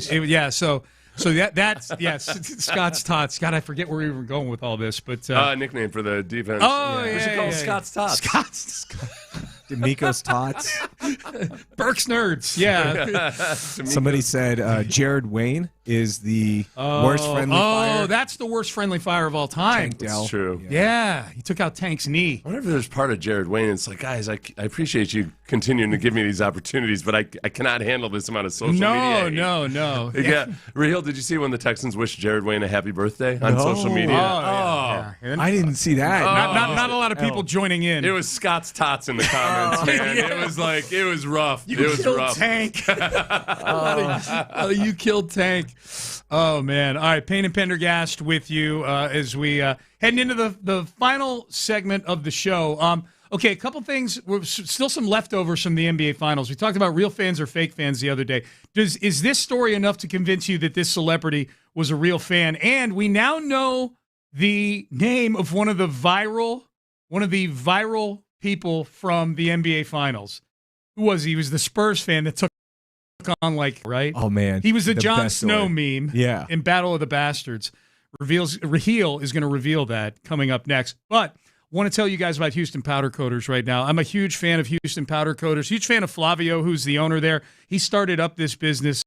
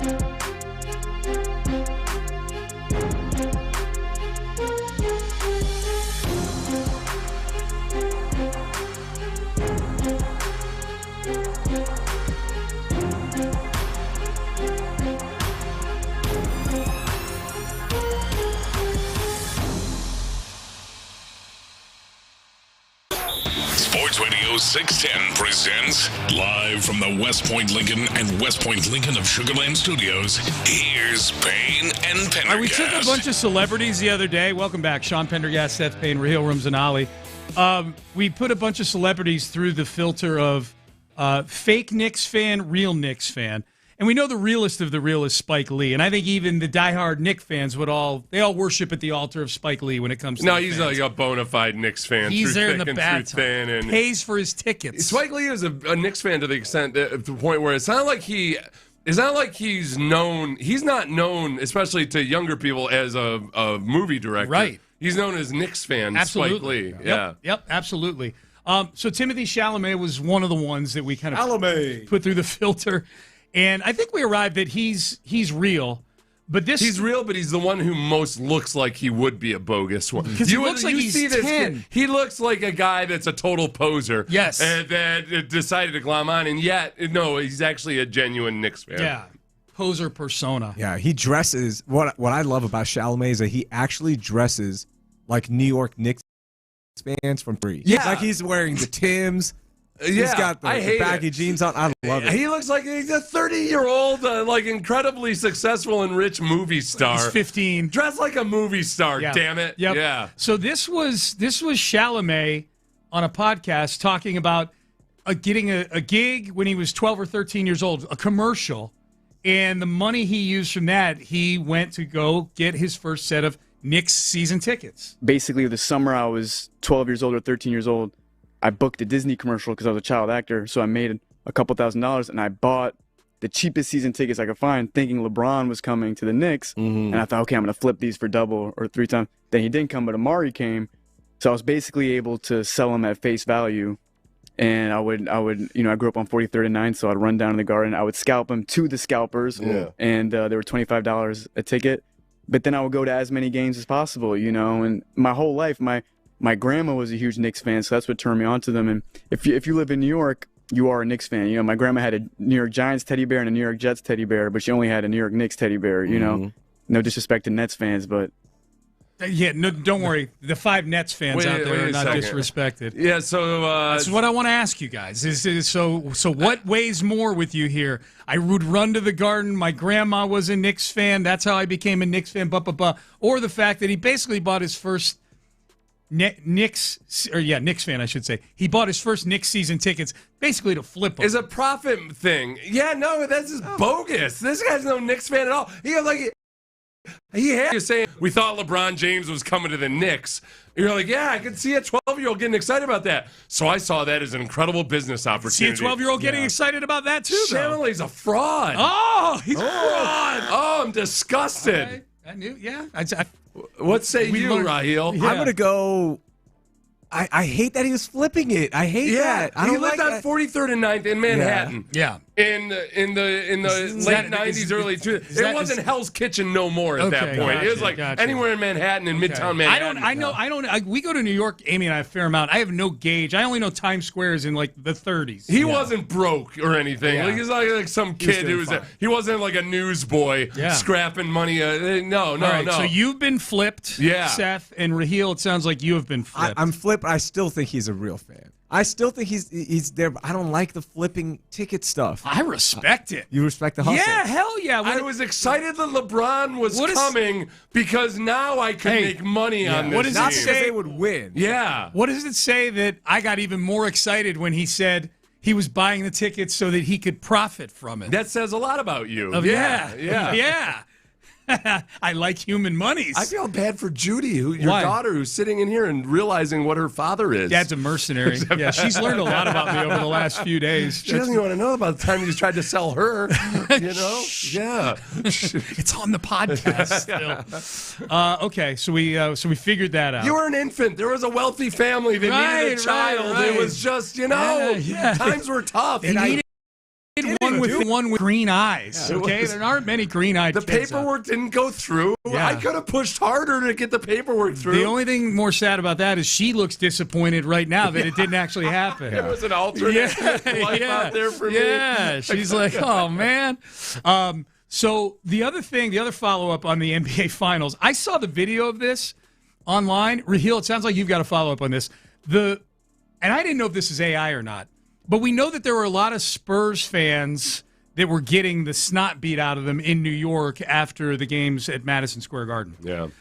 I felt, you know what? In fairness to the Knicks fans, they weren't getting the snot beat out of them. They were just kind of harassing them and pushing them around. There was one that ended up in a coma. Was there one? Yeah, one guy really I don't like watching the fight videos. Yeah. 17. I'm not a big fan of it either. Not the ones where like innocent people are getting beat by 7. No, some people were getting actually snot beat out of them. So there was one Spurs fan in San Antonio after the series was over who was running around like looking to fight anybody. Well, I know he was in New York. Oh, he's in New York during the celebrations after Game 5. Gotcha. Okay. And what happened was he's not even from San Antonio, but he's the viral guy that took on 20 Knicks fans and just started punching everybody. Yeah. Because they were egging him on, and he said, all right, well, let's do it. Yeah. And nobody wanted to go one-on-one, so he just ran through a mob, and it looked like a pit bull walking through like a crowd, and people would split. Yeah, the parts that I saw were like when you got that one guy who's a total psycho that nobody wants to mess with, and he does that thing where he turns and looks at certain portions of the crowd, and as he's eyes are this like this blower that blows people back. Like he turns and faces them, and the crowd of people like push back like 10 feet away from him. Yeah. And then he looks at more people, and they push back 10 feet away. Like nobody wanted to get near the guy, the parts I was watching. That's Mark Twain had called people in a mob is operating on borrowed courage, but they're actually cowards. Yeah. And that San Antonio Spurs fan exposed them for the cowards He did. So do we know who he is? Yeah, so now we have a name on this guy. We finally know that this viral, and he was wearing a Rodman Spurs jersey, which is the best part, okay? That's probably what freaked everybody out, yeah. So it's Wallace West, and this guy's from Philadelphia originally. He's never been to San Antonio. Okay. He just said, I beep with San Antonio. Yeah. Okay, cool. I don't know why. So he's like he's a vigilante, basically. Yeah. He's like, you know what? These jerk Knicks fans that were beating up innocent Spurs fans, I am going to go issue my kind of justice on these people. So my question for Wild Card Wednesday as we wrap things up. Yes. Is there a fan base that you could take on 20-1? Oh. 20-1. 20-1. I would say. And why is it Rice? Yeah. Rice is the easy one. This is going to be one that nobody cares about, and yet I still care deeply about it. Yeah. Yale. Okay. Yale football, because it's freaking Yale. It's like the wimpiest of all the educational institutions, like in terms of having any kind of like street toughness or anything. You can't get any further away from it in Yale. But at halftime, walking into a Yale game where their old crap stadium, there was like the visitors' locker room was like it was outside the stadium. So we're walking into the stadium, and they got all these jackasses doing some weird. They're standing in a gauntlet, and they're going chainsaw, What? like with their arms making like a chopping motion. They're saying the word chainsaw. Yeah, as they're wearing like fancy cardigans and stuff. Chainsaw. And I was a captain of the team, Sean. Yeah. I couldn't get in a fight at halftime with a bunch of fans. I still to this day though, I relive it in my mind. I wanted to beat every single one of them up. I just wanted to grab one of them. I wanted to grab one of them and just start using him as a weapon. I wanted to pick one of those stick-legged little just jerks up and just start swinging them around like I was having a pillow fight with a human being. Yeah. Chainsaw. What a bunch of frauds. This is a great question, Raheel. You guys got worked up from something that happened 30 years ago. Yeah. Should have done this on Monday morning. Those people, and they're all, like, half of those people were probably eventually responsible for the Great Recession. Oh, yeah. Okay. It's those types. Oh. Yeah. Chainsaw. Right. Wild Card Wednesday. 20 fans. Who are you taking? I am taking, well, obviously, there's no set of 20 people in the world that I could take on myself. I'm a lover, not a fighter. But for purposes of the question, the ones I would be willing to take on, Minnesota fans. Oh. Minnesota Twin fans. I got very sideways with them a couple summers ago, and they said some very mean things on social media to me after I pointed out that at a game, Amy and I were at a game in Minnesota. We were on our road trip, and we were at a game, and it was Friday night. Jose Altuve's up at the plate. We're sitting in left field. So from left field, it turns out he got beamed, but it was up like on his arm. But it looked like he got beamed in the face. Yeah. From left field, and they cheered. Ooh. They cheered, and I was ready to swing, man. And I was ready to fight. I was ready to take them all on. And I waited till they all left and put a video on social media. Take that. Okay. But Minnesota would be the one I'd be willing to do. No, I you hated definitely those would. people. You despise those people. I hated those. A lot of people are them. disappointed I didn't go with Colts fans. Here's why. Because I played this out in my mind, too. The problem with Colts fans is this. You could line up 20 Colts fans, and I could, in a row, do the old, hey, look! And the guy would look off to the side, and I'd pop him in the face. And then I'd go to the next one, and I'd be like, hey, look! Oh, they're stupid. And I'd point off to the side, and like, oh! They're just not very smart people. Dadgummit! Whoa! Yeah, it would be too easy. It's too easy. Yeah, it would require almost zero physical violence. Too easy. So instead, I'm going to take on 20 guys in a cardigan from Yale. Yeah. No, but I hate those guys. Chainsaw. No, that's legit.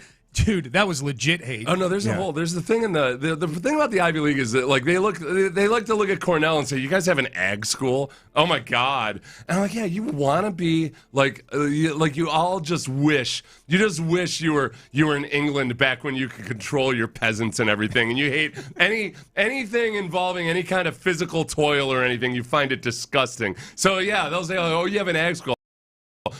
Don't, you snobby SOB. Yep. I'm going to fight all of you. Okay. Chainsaw. You know what they would do with a chainsaw? They'd cut their damn feet off immediately. Oh. Do you think any one of them knows how to handle a chainsaw? Well, I'm not the one to speak on that. What's up, Reginald? Hey, what's up?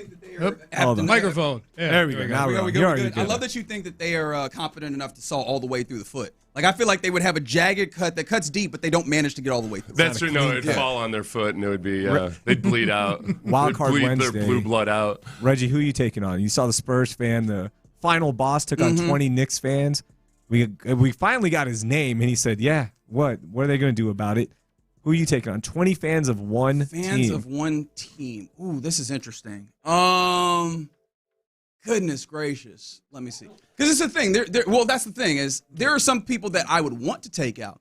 I also understand how to gauge a fight, and that's not one I want. Them people got too much want to. Yeah. Also, a lot of experience. Yeah. So I'm not taking on the Philly folks. I'm trying to see. Okay. Yeah, so Philly fans, Reggie also does. I don't think Reggie's got nearly as hateful a heart as you and I do. Yeah. Right. Now, this is a good way this is a good way to point out to the audience that John Lopez is out today. I should pass the microphone. Yeah, and Paul Gallant, who I think from everything I've known about him, and I of course watch him on YouTube like you should, I think there's plenty of good old-fashioned sports hate in Paul's heart. Oh yeah, I mean, I nearly got in a fight with an English person on Saturday night because he put his hand a little bit too low on my lady. So I'm already rooting very hard for England today, and this just added another element. So you're looking for an anchor baby? What the hell? It's crazy. Everyone was nice except for this one guy, and I was like, you know what? Maybe I got to stop hating people from other random European countries because of things that happened like 300 years ago, 200 years ago. And then that happened, and I'm like, what is a kilometer anyway? Yeah. Oh, you turned right into it. You turned into the ugliest version of yourself. Yeah. Little metric smack. I like that. You want to know the funniest thing about that story? Yeah. It was not more than 5 minutes ago where he was like, I don't think I want to tell this story on there. Yeah, we get the best out of it. But then I hear that. I mean, that say hello to Paul Gallant.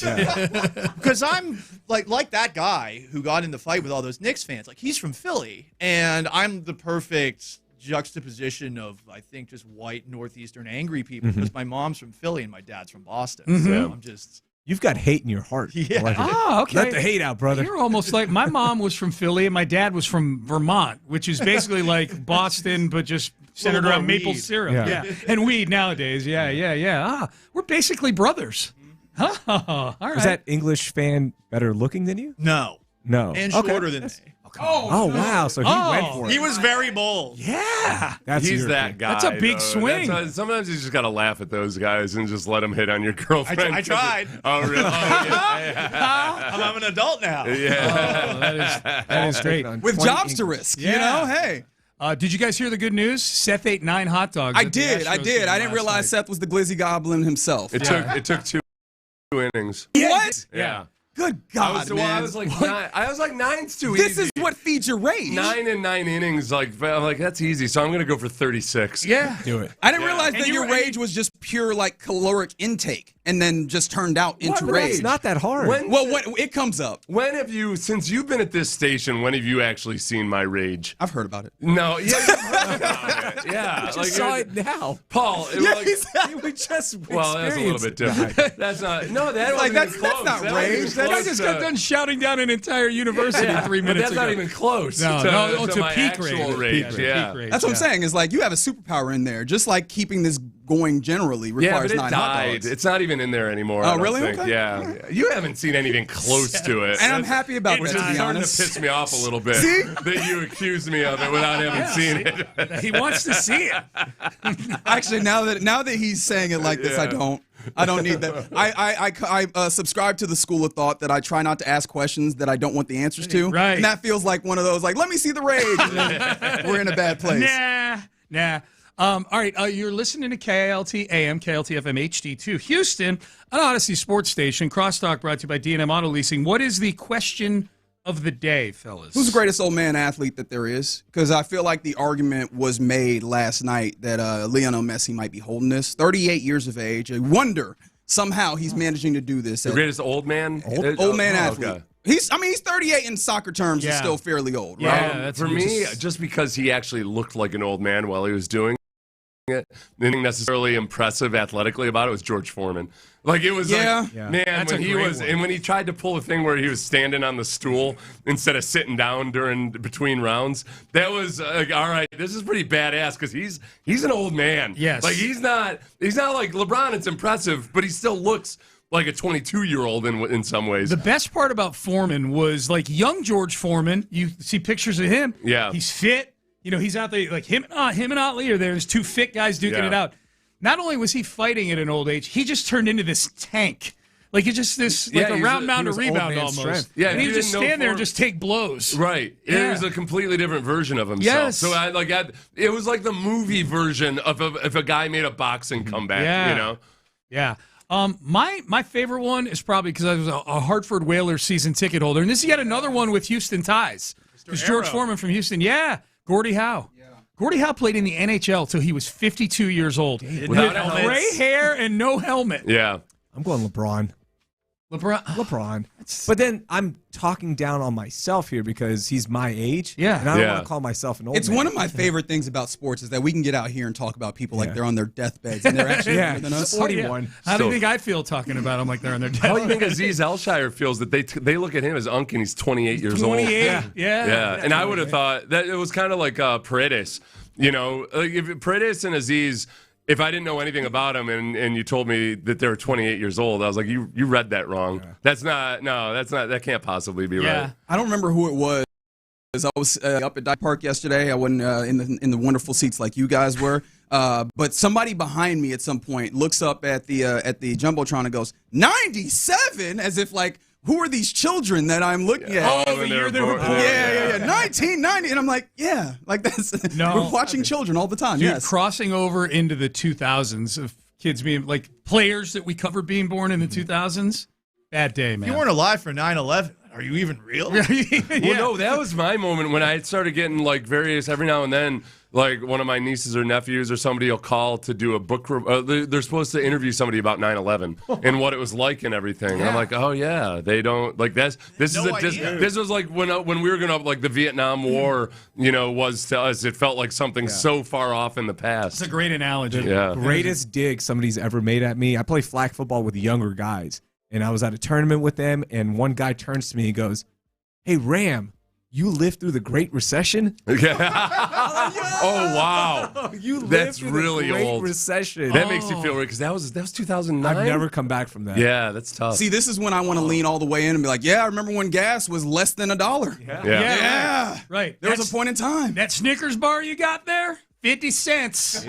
50 cents. Used to be able to get a full bag of chips for 99 cents. Yeah, right. Yeah, good luck.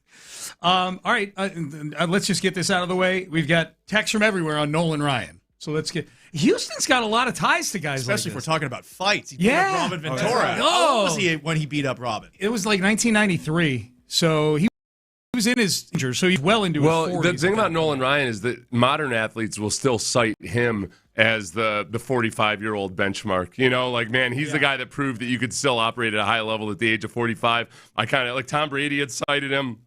Somebody else did, like, when they talked about, it was Verlander.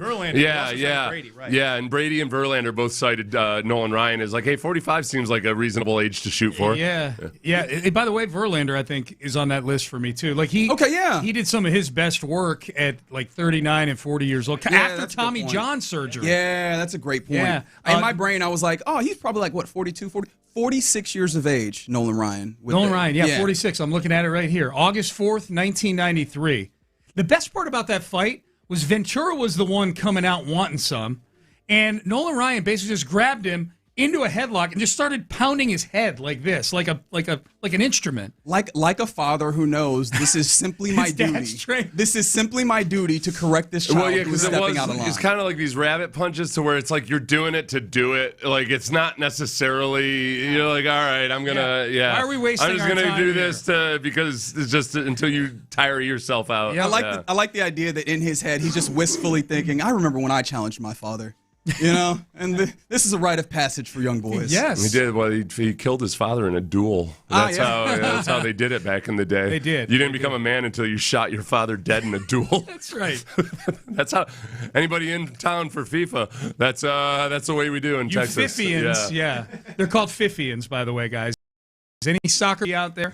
At the based off of FIFA? Or if you're like Seth, if you're riding in a car and trying to get into a parking lot and there's a couple of Fiffians gawking around at the murals downtown. That was last night, Hey, Fiffians, get out of my way. Amy's trying to back into a spot, and you got this woman, like, taking pictures of a mural. Like, you're not from here, are you? All right, Crosstalk brought to you by D&M Auto Leasing. Gentlemen, antibodies to you. Antibodies. You're doing well in old age as well. Okay, thank you. Yeah, peace be with you, and also with you. We lift up our hearts. We lift them up to the Lord. All right, we're done. We are out of time. Again, Crosstalk brought to you by D&M Auto Leasing. Paul Gallant is in for John Lopez today. For undisclosed reasons, has Lopez disclosed why he's out today? Oh, he has actually. In fact, we were talking about it in Crosstalk with the drive, and I think Clint seemed to be interested in the idea, so I think we're going for the entirety of Sports Radio 610. We're going for group colonoscopy, gentlemen. Let's go. All right, let's do it. Mental health or men's health, rather. Fine. Mental health. Men's health is what I meant. Men's health. Yeah. We want to make sure that all of our colons are prosperous. It is Men's Health Month, I think, right? It is Men's Mental Health Month, and I was like, why don't we just take care of the whole body? The whole body, you know? The brain upstairs and the brain downstairs. There you go. All right, Reggie Atatula, Paul Gallant in for John Lopez, Figgy Fig in as well. As always, they are in the loop, and they start now. Yeah, you're in the loop right here on Sports Radio 610. Happy Wednesday to you. What up, Paul? What's up? What's happening, Paul? Paul Gallant in for the OG John Lopez, who, as you just heard, if you had not known, is making sure that his colon is in tip-top. I don't like sound that Sean just made. I don't think it made it out to air, but I just want you to know, regardless of if you heard it or not, I was not pleased with what just happened here. Was that sound how it sounds? I don't want to get it even more now. Okay, so Paul, you have not had a colonoscopy. No, I'm 37. I apparently don't have to get it until I'm 45, and I'm going to take my sweet time. Okay, all right. So you're not going to get in on this round of colonoscopies. Paid for it? Reg, if I'm getting money. All right, but what if you're not getting paid for it, however, you do not have to pay for it? I'm fine. I know I'm good. I eat healthy. And if I am not fine, I don't want to know. This is a ruinous plan of thought. Like, you need to be careful, buddy. If there's an endorsement to be had, I'll go get one this afternoon. Because Fig, we established yesterday that even the younger folks, man, the risk is going up. You got to be careful about it, you know? Yeah. They keep pushing it back and forth too, man. I think Paul said it in their pre-show, pretty much how I guess they moved it back or moved 45. Yeah, they keep moving it back and forth. I thought they'd moved it up, Fig, and I got nervous. Yeah, because I was like, oh wait. Now it's about that time? I actually had one. It's not too bad. There you go. See, it's Paul, let's get you in here. I imagine you don't want to talk about this very much. Okay, bribe. Pay me, Rick. Money's what's gonna take. I feel like having a long, prosperous life is what you should be really focused on. Well, the liver's gonna do that one. Yeah. Real quick before we let him go, Sean Pendergast, I'd like you to jump in here one more time as we're getting started here. I was at the game just like you and Seth, but I did not plan in the same way that you and Seth did. Because down my margarita, and I missed Fromber taking the mound. So I would like to ask you, how did you take in like the larger stadium experience when Fromber took the mound? What was your impression of how everybody reacted? I think Astro fans have forgiven him generally for the last couple months. I don't know if Joe Espada's forgiven him. Joe Espada, we played some audio of Joe Espada before the game where he's basically kind of said, he gave Fromber a lot of praise. And in the very end, it's like, but, when the pressure gets on, Fromber, he kind of did that pause. Yeah. So I don't know if Joe Espada's forgiven him, but I think generally speaking, the fans forgave him. I'll put it this way. I was rooting for the Astros to win, obviously, but I wasn't getting angry. Like Fromber pitching the way he did, yes, because he pitched pretty well. It wasn't like, he didn't give up any runs. There's a lot of traffic on the bases. It always seemed to come when Jose Altuve came up. And it was terrible last night. But I found myself, I can only speak for myself, I found myself not necessarily rooting for Fromber, but kind of nostalgic, like remembering the good times with him as he was pitching. And so I didn't hear any boos. We had one guy sitting in front of us that was kind of like mocking, like, when there'd be three, like the count would be 3-1, like, here comes a walk from Fromber. Like, he was doing that stuff. But I feel like that guy probably does it to every opposing pitcher. So I think, generally speaking, good reception for Fromber last night. Fair enough. I couldn't hear it from the margarita line. I think you would have heard boo. Like if they were booing in any way, you might have. Yeah, that's probably true. That's probably a fair point. Cheers tend to blend in. And which line were you using? Because you have to use the first base line because Crystal gets people in and out like a very efficient TSA agent. Did Miss Crystal. The problem was my party was 8 deep. And they didn't know what they wanted stepping up to the line. I was disappointed with my people. Like, I walked up there, I was like, frozen margarita, that's it, let's get it done. All right, I want a shot in there. Should I go watermelon? Yeah. I'm like, come on, let's go. Have your ID and your credit card and what you want ready to go and get out of the way. Because I need one and possibly two. Love that you know the name of the server over there. She's so good, though. Yeah, that's a very Sean move. She's so efficient. Yeah. And, I always leave a massive tip, even though these cost $500. I know. My bartender at Lizards, Kobe, wound up on Kiss Cam last night. Did he? Yeah. Oh, wait, which one? Oh, yes. Yeah, yes. You know Kobe. Yeah, yes. and you might know I've Kobe been to Lizards, too. Yeah, you guys have both been there. God. Yeah, Kobe, the afternoon bartender there. We're just sitting there watching Kiss Cam, and all of a sudden I look up and this guy flips his hat off and goes in on his wife, and I'm like, that's Kobe. I'm standing up like I saw the president or something like that. People are looking at me. Yeah. So, anyways.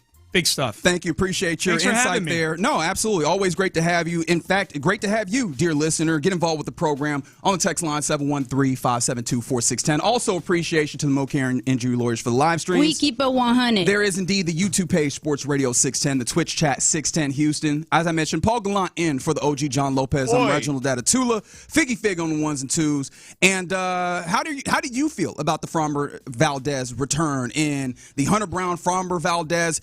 What kind of felt a little bit like a pitching duel, not quite to the same level of like the greatest pitching duels, but how much do you miss Fromber, if at all? 713-572-4610. Admit it, you miss him. Look at what this rotation. Look at who you are throwing out there, hoping to get the most out of. The Kai Wee Tang experiment was fun while it lasted, but he has reverted to pumpkin. So, and I realized that it is tongue, I believe. Oh. That was Callis and Blummer were talking about that a couple days ago, and I completely forgotten about that. Well, my apologies, but he should be apologizing to us. Just kidding. He was holding it down. Just kidding. He did hold it down. He did everything he was expected to do. He was the duct tape on your car when you don't feel like going and getting it fixed, and the duct tape is not supposed to hold on forever. Right. You know what I mean? That's right. With Fromber, with what we've seen over the last couple of years, the temper tantrums that he would throw either because a team was touching him up or because he crossed up signals with the catcher, the playoff performances against the Rangers, against the Tigers. There were lots of reasons to think, you know what, even though there were some good times with this significant other, this is not somebody that me, single, lonely, if I'm ever in that godforsaken place again. Never to be had again, buddy. I'm not sending a you up to Fromber Valdez because of those experiences that I had. And then he pitches last night, and you've seen what you've dealt with the rotation to this point where their lack of depth and lack of guys who can actually get you into this sixth. It's a big problem right now. You're kidding yourself if you miss him. You don't miss all the baggage that comes with it, but this guy was an innings eater, and they need that a lot right now. They don't have it.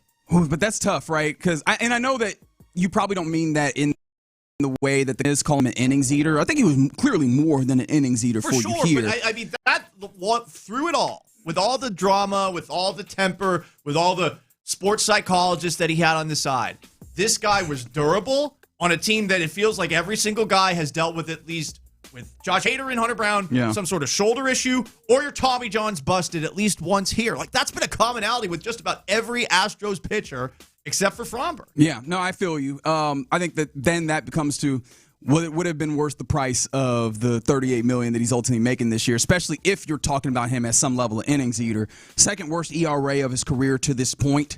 Right, like I think that those things make it a little tough, but certainly factors. It's hard to not look out there and see 6 innings of no-run baseball and not go. That's interesting. Right, it would have been nice to have that, but of course, I don't think that the cost would have been right. It's a picture of the X, and you're like, oh yeah, now I know what I was into. It's like, yeah, man. But it's just one snapshot, and to what you're saying, what he's making, and on top of that, how he's doing in Detroit.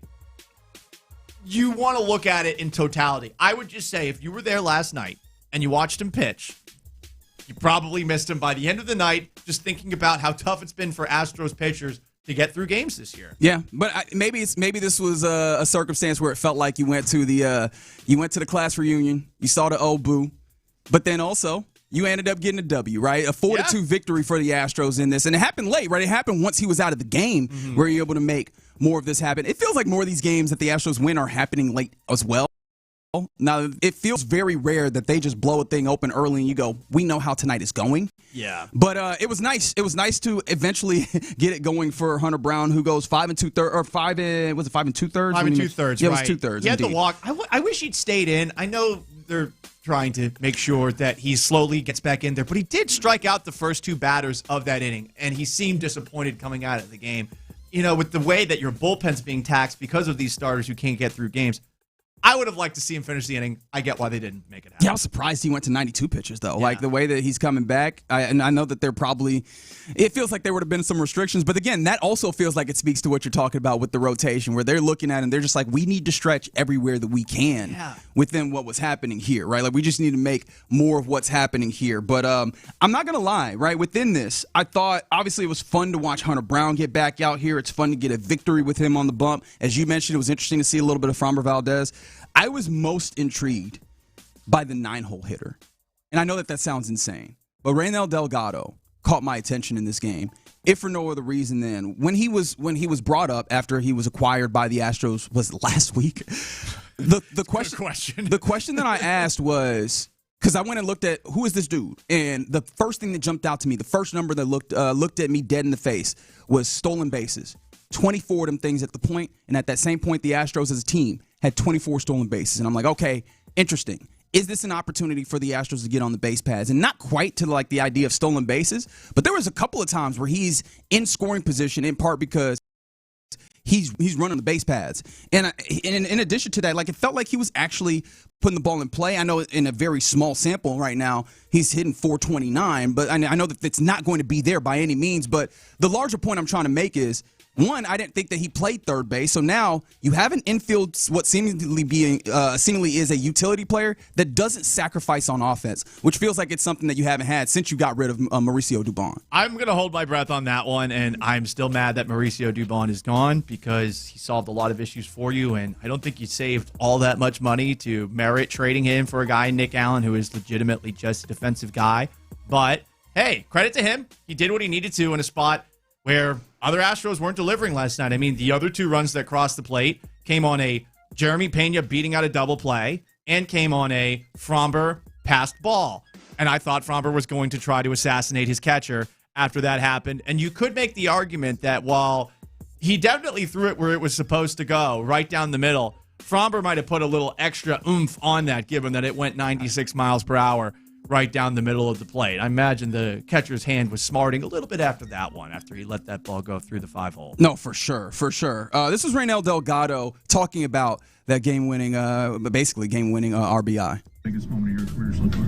Yeah, I mean, it's definitely the biggest moment of my career so far, so thankful with God. I was just praying it got through. I saw the second baseman closing in on the ball, and I was like, keep going. Such a genuine reaction from the young man. Look, I'm in with you a larger point about Hunter Brown returning that we could get into a little bit later. I'm not here to make this hey man, this changes what the Astros' larger outlook is.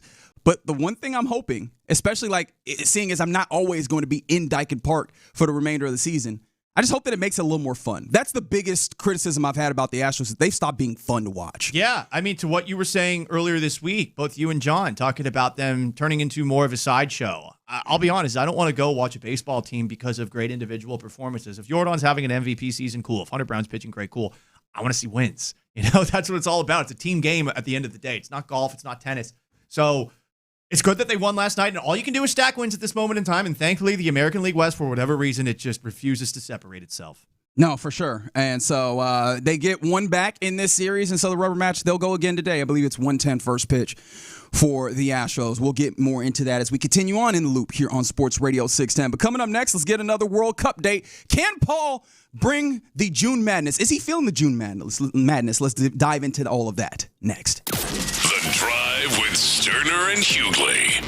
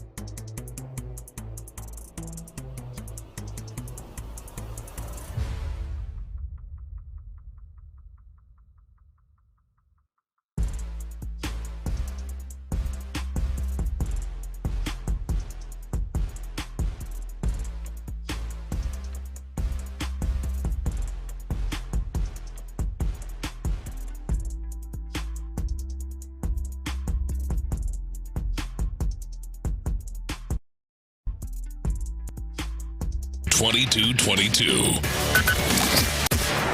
Figgy, let's hit him big time. Houston, let's get in the loop. You better get ready because we're going to show up and show out. With John Lopez and Reggie Atatula. Always live, always local. What do you say? I don't care about the labor, show me the baby. Don't tell me about the waves. Just bring the ship in. Okay, that's a different one. What'd you say about a baby? You said that one specifically. Don't get out. Figgy, help me out. I have not said He's that gaslighting me right now. You're in the loop on Houston sports leader, Sports Radio 610. Yeah, you're in the loop here on Sports Radio 610. Happy Wednesday to you. I'm Reginald Atatula, sitting in for the OG John Lopez. One, Paul Gallant. Oi. And then, of course, Figgy Fig on the ones, twos, making it sound good. Hope that you are having a good time rocking with us. I'm not going to lie, Paul. Put a smooth jazz voice on right now. Well, that's what happens when I'm stalling. But because I really wanted a little audio clip, because one of the things that I realized, every time I work with you, in my head, I'm doing something that I don't vocalize.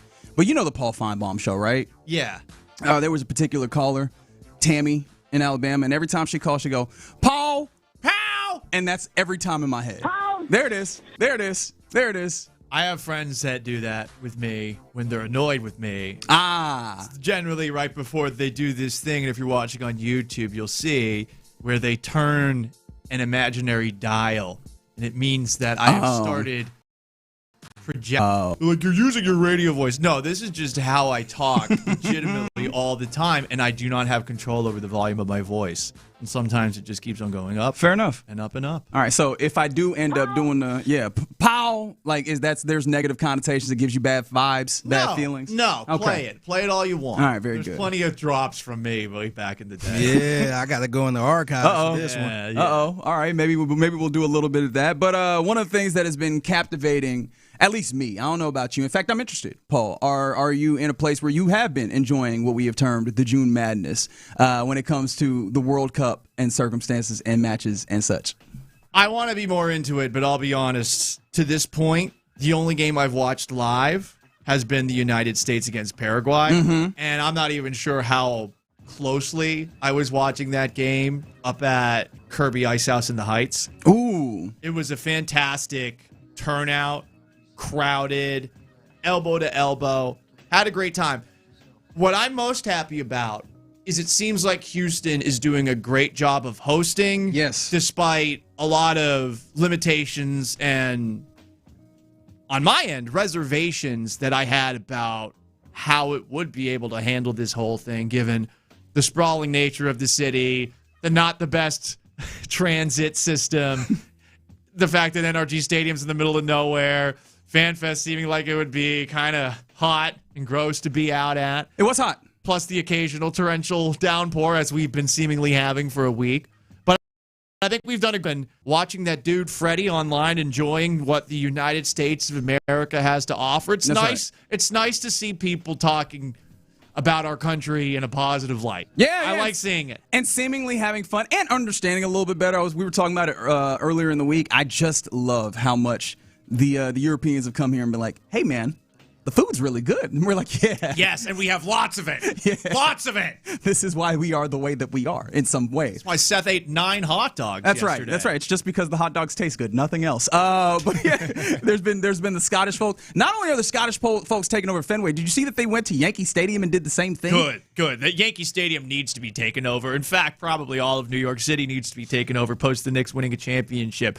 But yeah, it's cool to see the Scots out and about. I'm a little Scottish by blood. Probably got some English in there too, but I refuse to acknowledge Fair it. enough.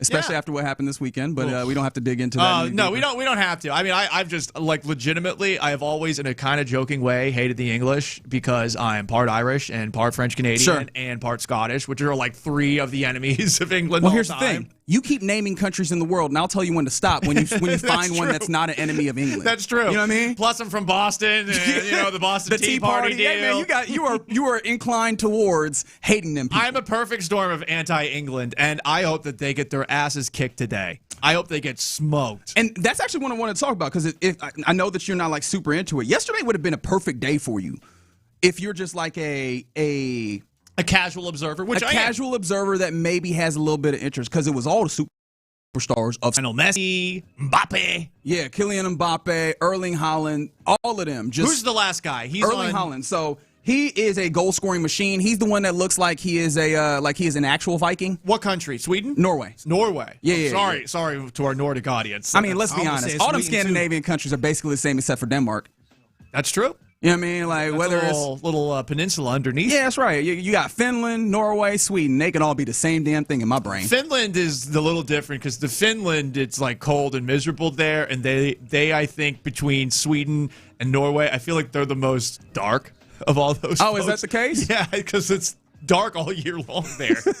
But it's miserable. Yesterday was one of those days, man. You had all of like the names that if you have come across soccer, you probably have heard one of them. Yeah, I'd heard all those names. I'd heard that last guy too. I just wasn't sure where he No, played. fair enough. And again, this is part of the, I think, fun of the World Cup is if you love soccer, it is a blast. If you're agnostic but interested, right? But open. There's opportunities for you to jump in. Yesterday was one of those days. Today could be another one of them. For sure. Look, 2014, I got really into it. I got so into it to the point where because of how good Tim Howard was and because I enjoyed Lukaku in Belgium, I started rooting for Everton. I actually started getting up early and watching Premier League games. But then I realized, oh, wait, I probably have a few too many on the weekend, and I'm more of a sleep-in guy on Saturday and Sunday. Yep. And I sort of lost the fever that I had. I would like to get it back, and I will say this. The U.S. playing as well as they did over the weekend did get me excited because I think I'm like a lot of sports. Unless it's football, I really want to watch it if my team's good. Right. If they're not good, it's kind of like golf to me. I'll do it, but I don't really want to. I don't feel the need to go out of my way to do it because I know I'm not good at golf. Well, and this tournament has delivered. I think there's only been like 2 stinkers by my account of the number of games that we've gotten. I think that the first one today here in Houston is going to be one of the ones that I feel like is going to be really good. Yeah. If for no other reason than Congo has come out with flair. They'll be fun. And then Portugal is one of those good sides, and they have one of those other names that you know, Cristiano Ronaldo. And I think he's going to be gunning because him and Lionel Messi have been pitted against each other as who is the best in the world for a long time or who is the greatest to do it. And Lionel Messi went out there and had a hat trick yesterday. That was insane. At the age of 38. I remember seeing that and thinking to myself, wait, no way. He got 3 goals in one game? It wasn't surprising to me that he had never done it in the World Cup before. It was more that, wow, he did this at age, 38 years old, 39 years old? 38, yeah. And so knowing that, right, just imagine you got, and this is not sports, but the one that immediately came to mind for me was like Michael Jackson and Prince. Prince just put out a #1 album. Michael Jackson is in the studio like, I'll be damned if I don't have one right now, right? And I feel like that's what's going to happen today. The question that I also have is, once that game is done around 2:15, 2:30, what's that Metro going to look like? Because that's also been people were talking about that from after the Germany match that happened over the weekend, or what was that? Or was that it was after the Germany match against Curacao. It's just tough to get out of NRG Stadium. And if you've been to the rodeo or you've been to a Texans game and you don't have a parking pass, it's just tough. And I don't really have tips to make it better for you, but I know for a fact, as someone who lives here, I am not getting in line for that. Because I know how long those lines are, how miserable it is outside, especially this time of year, at least sometimes during rodeo season when you're leaving and you're taking the Metro. All right, the weather's agreeable, it's late in the day. Oh man, you couldn't even pay me to do it. And I feel for those folks. I would advise them do what I do, which is walk to a gas station that's on Main Street and then call your Uber there. But even that might be a bit of a mess because we're talking about a stadium full of 70,000 people or so. And unfortunately for them, when you get out, Reg, when you get out of NRG Stadium, there's nothing to do. Yeah. It's the unfortunate You're not just going to go grab a beer a little bit and let the Metro die down. Right, exactly. Because I would love to do something like that. If there was something there, great. But and this is why I think people keep on coming up with these pipe dream ideas for what you do with the Astrodome. Yeah. Is that, hey, you can put something in there. Somebody, of course, has to pay for it. But I almost wish they kept the Rodeo Wine Garden all year round. Right. Especially for an event like this. And that's the thing, right? With all of the European mind descending upon the Americas and looking at, the U.S., these stadiums are so gorgeous. That is still the thing, right? In England, where they have these stadiums that they've been in for, decades upon decades, and they're like in these small areas where the footprint can't get any bigger and they can't make the stadium that much nicer, although they're seeing some places having States. Still like this neighborhood that's around that you can go out into and exist. Right. That's the thing that it feels like is the next step forward in American sports, where they've gone from this is an event center to this needs to be a district.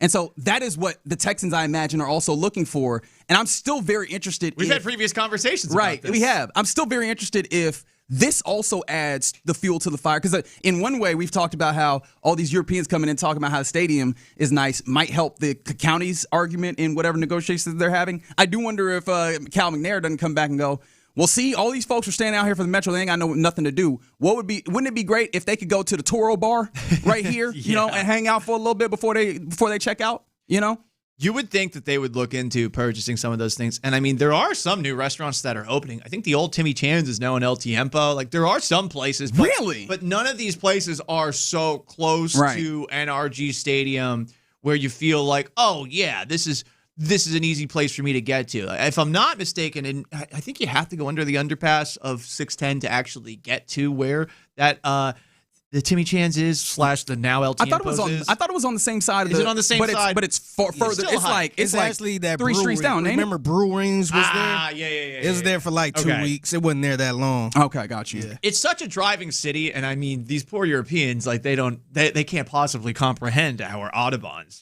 That's right. Obviously, Germany's got it, but the highways that we have here, they wouldn't even be able to drive it if they had a car. Everything we have is the Autobahn. Like, that's the thing for them. Like, the Autobahn is so notable over there because it's the one. Over here, it's like, hey, man, have you been on 690, 288? Right. One of our streets is like that. You know what I mean? Go back to my place on Westheimer. People are going 60 miles per hour. For sure. And so that is interesting to me. And that's honestly one of the reasons why the idea of, hey, we're going to move the stadium out to Bridgeland, like even the small amount of infrastructure that you already have to NRG Stadium when you have big events is rough. What does it look like if you're out that far and you're clearly not going to get Metro Rail or anything going out that way? No. I think that's one of the things that I think you have to consider, especially if you want to be hosting these types of events. Hey, man, Super Bowl might not make it back to AT&T Stadium anytime soon just because they're in the middle of nowhere and they don't have no public transit. You know what I mean? Like, I think that those are things they have to consider. And plus, Dallas has had some bad experiences with, like, unfortunately timed ice storms and stuff. Yeah, it's funny because I laugh. Right? Hey, sucks that you had that kind of bad luck. It is kind of unfair if you're Dallas. Like, hey, man, we didn't plan the weather.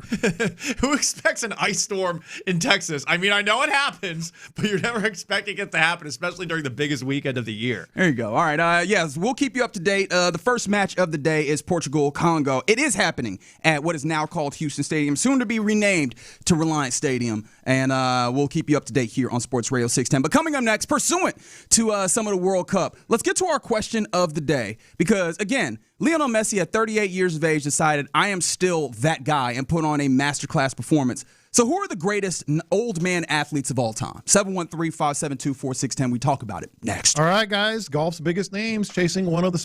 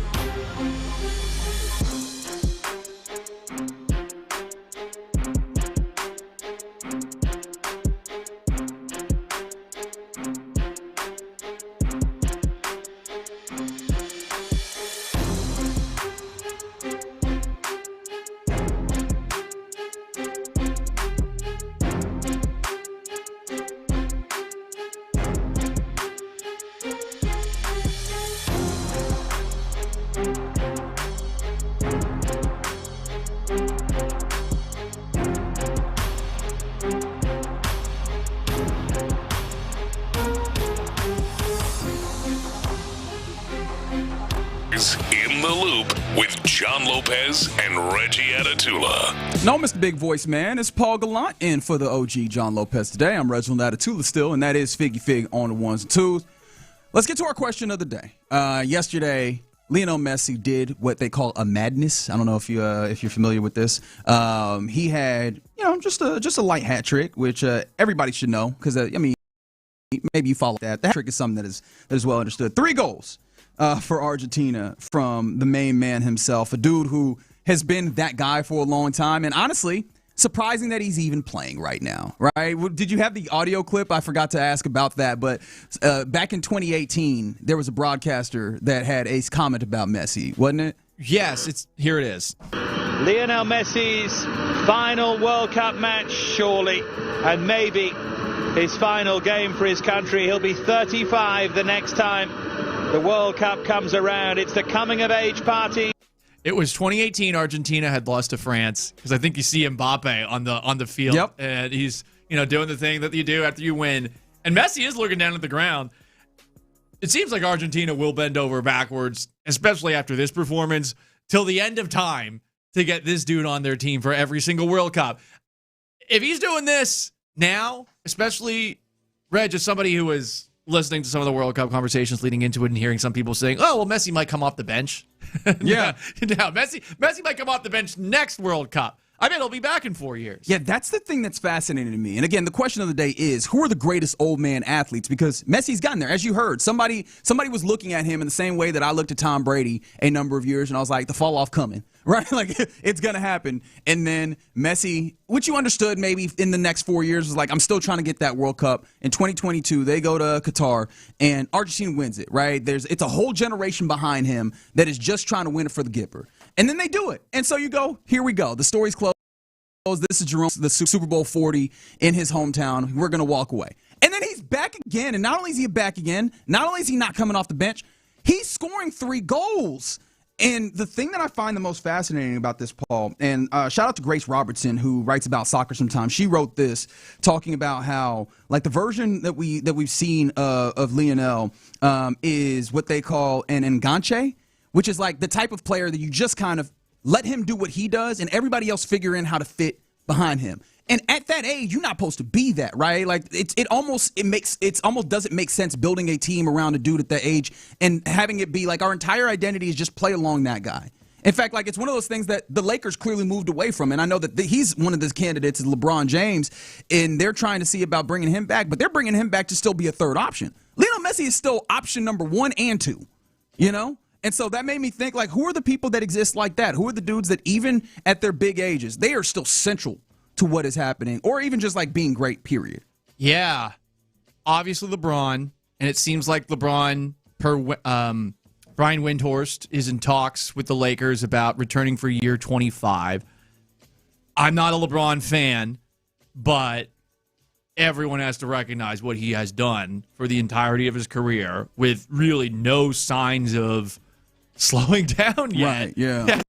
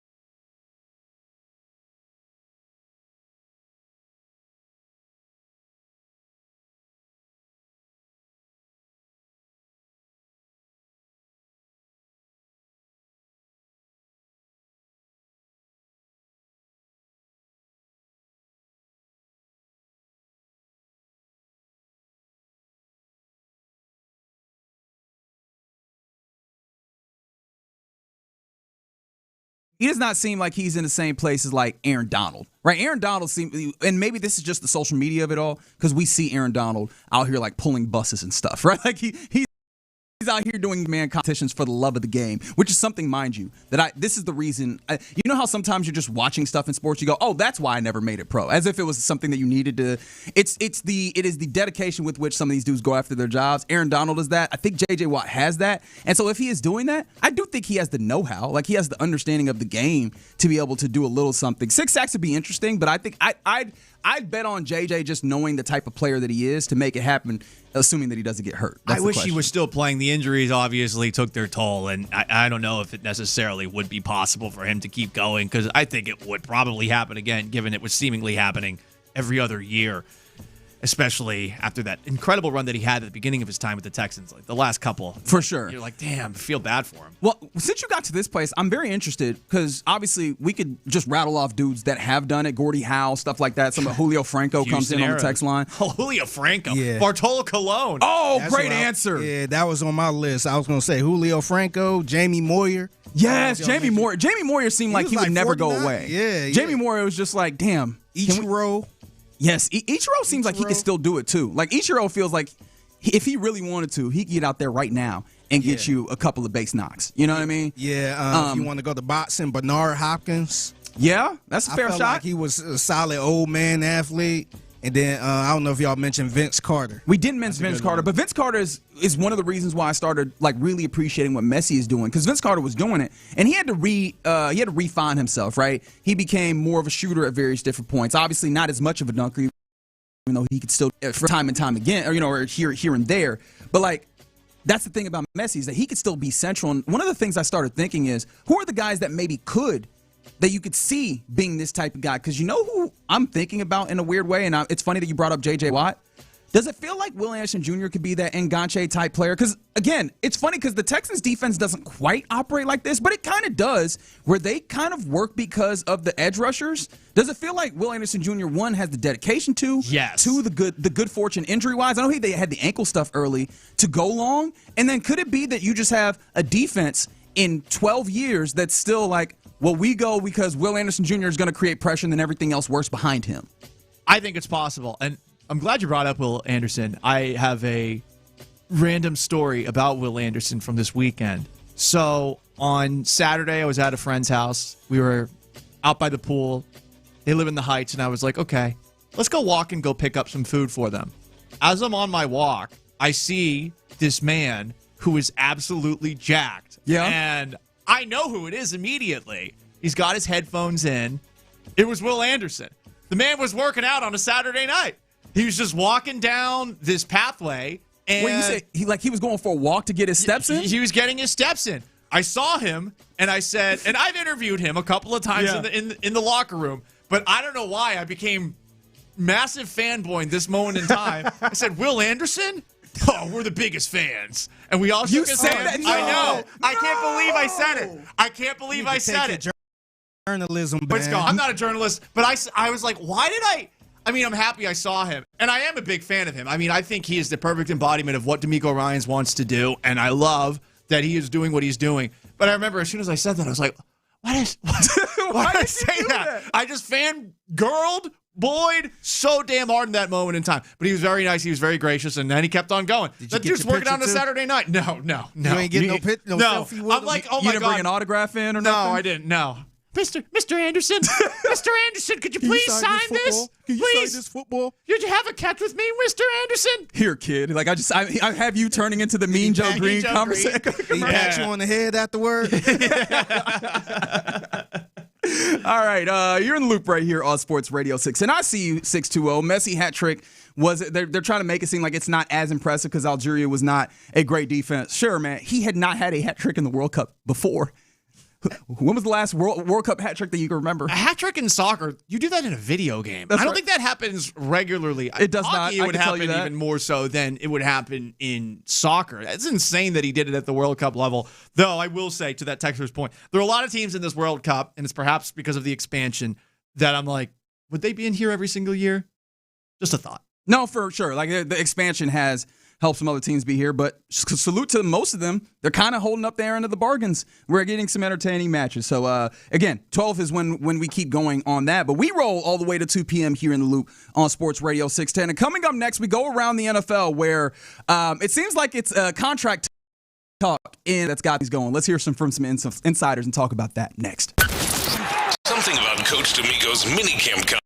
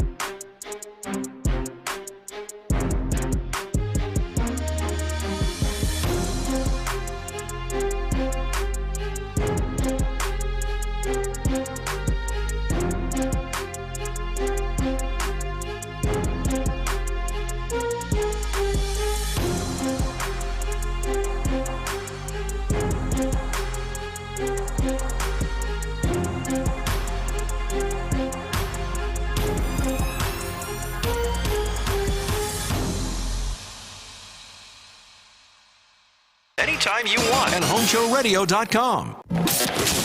From the West Point Lincoln and West Point Lincoln of Sugar Land Studios, KILT FM HD2 Houston. On Odyssey Sports Station, the Texans play here. Let's go around the NFL in the loop style. Why are you smiling? Because I love football.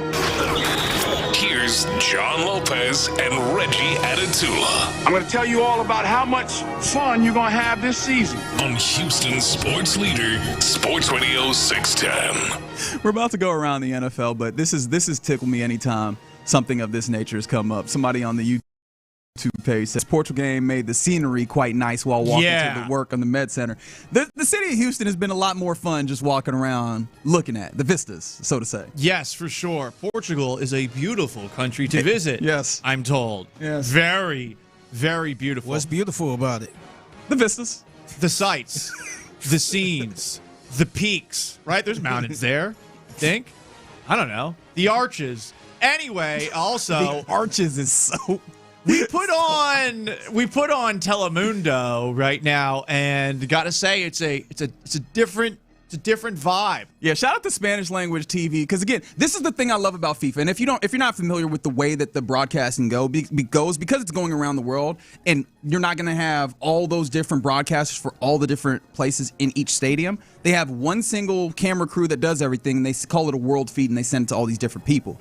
And so we are getting not just the taste of American broadcasters of the world, and apparently what everybody in the world understands is, y'all like looking at these women, right? Yes.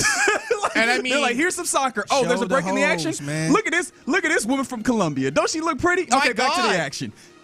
Even the commercials make you look, at least. There was a commercial, and I was like, wait a second, is this an ad for a swimsuit? No, it was like for Burlington Coat Factory. And there's this woman walking around the pool who's not wearing a whole lot. And I'm like, okay, I get it. I wish I learned Spanish. Might watch this instead. That's right. That's why I'm working on Spanish right now to watch exclusively Telemundo. We're friends on Duolingo, right? Yeah, Look at that. I think so. 188 days. I'm proud of you. I don't want to say my days because it make me sound like I'm bragging. All right, let's go around the NFL now, where clearly the closest thing to Telemundo is Brendan Sorsby.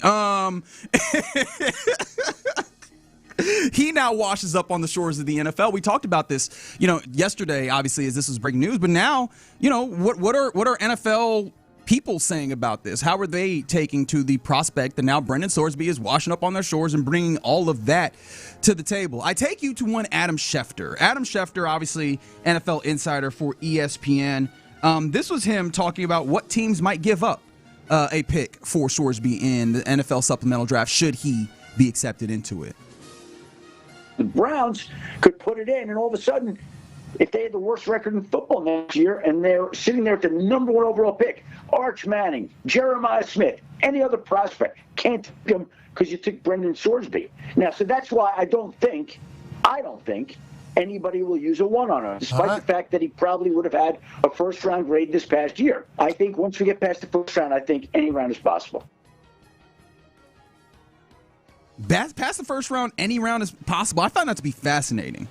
Especially, again, in what he's talking about, a year in which there's supposed to be, I guess, not historic, but a lot of quarterbacks that are feasible at being like a guy for you that don't come with the baggage of maybe he might gamble and get himself thrown out of the league, and now you don't have a quarterback. I wonder about this, though. If you're an NFL team, do you want to bring this guy in? Is it possible that if you're the league, do you want to bring this guy in, especially as you try to get cozy with all these gambling companies? It's getting cozier and cozier by the year. Do you want to bring in a guy who has brought the integrity of games that he was a part of into question? And this addict defense is sad and pathetic, and I think it makes him look like he's not actually accountable in his eyes to what he did. So I wonder if there could be a little collusion here where nobody takes him in the supplemental draft. Interesting. I wonder about that. My own thoughts on this, and I know you guys have been talking about this a lot the last couple of days. I get that he has a first-round grade. This guy isn't good enough for all of this talk. I'm sorry. Like, he's not good enough for It's this. interesting because I think I understand the distinction you're making. Because I shout out to Ted Wynn of The Athletic. He actually did a profile where he's actually breaking down Brendan Sorsby and asking what he is worth. And some of the things that he highlights is that, Sorsby, prototypical size, 6'3", 235. So that's, good what you want. Legitimate threat on design runs and as a scrambler, which, of course, I feel like that is just, at least scrambling is a prerequisite now of being a quarterback in this league. But being a design runner is cherry on top nowadays. Like, being able to make defenses guard 11 guys rather than 10 is huge. On top of that, very good arm, maybe not elite arm, but can make all the throws. Like, all these things sound like the things that you would be going for a quarterback. Now, scattershot, deep accuracy, and all these things, I say all that to say, right, this sounds like a good quarterback that I would look at considerably in a draft. The problem is he is one slip up away from, in my mind, being banned from the NFL. Because this is the thing, right? And we talked about this yesterday. I think that NFL teams have to look at this from the lens of liability. Right? In the same way that when I talked about Deshaun Watson, the issues that he has had previously in the previous place, maybe we don't have to carry the baggage of that directly.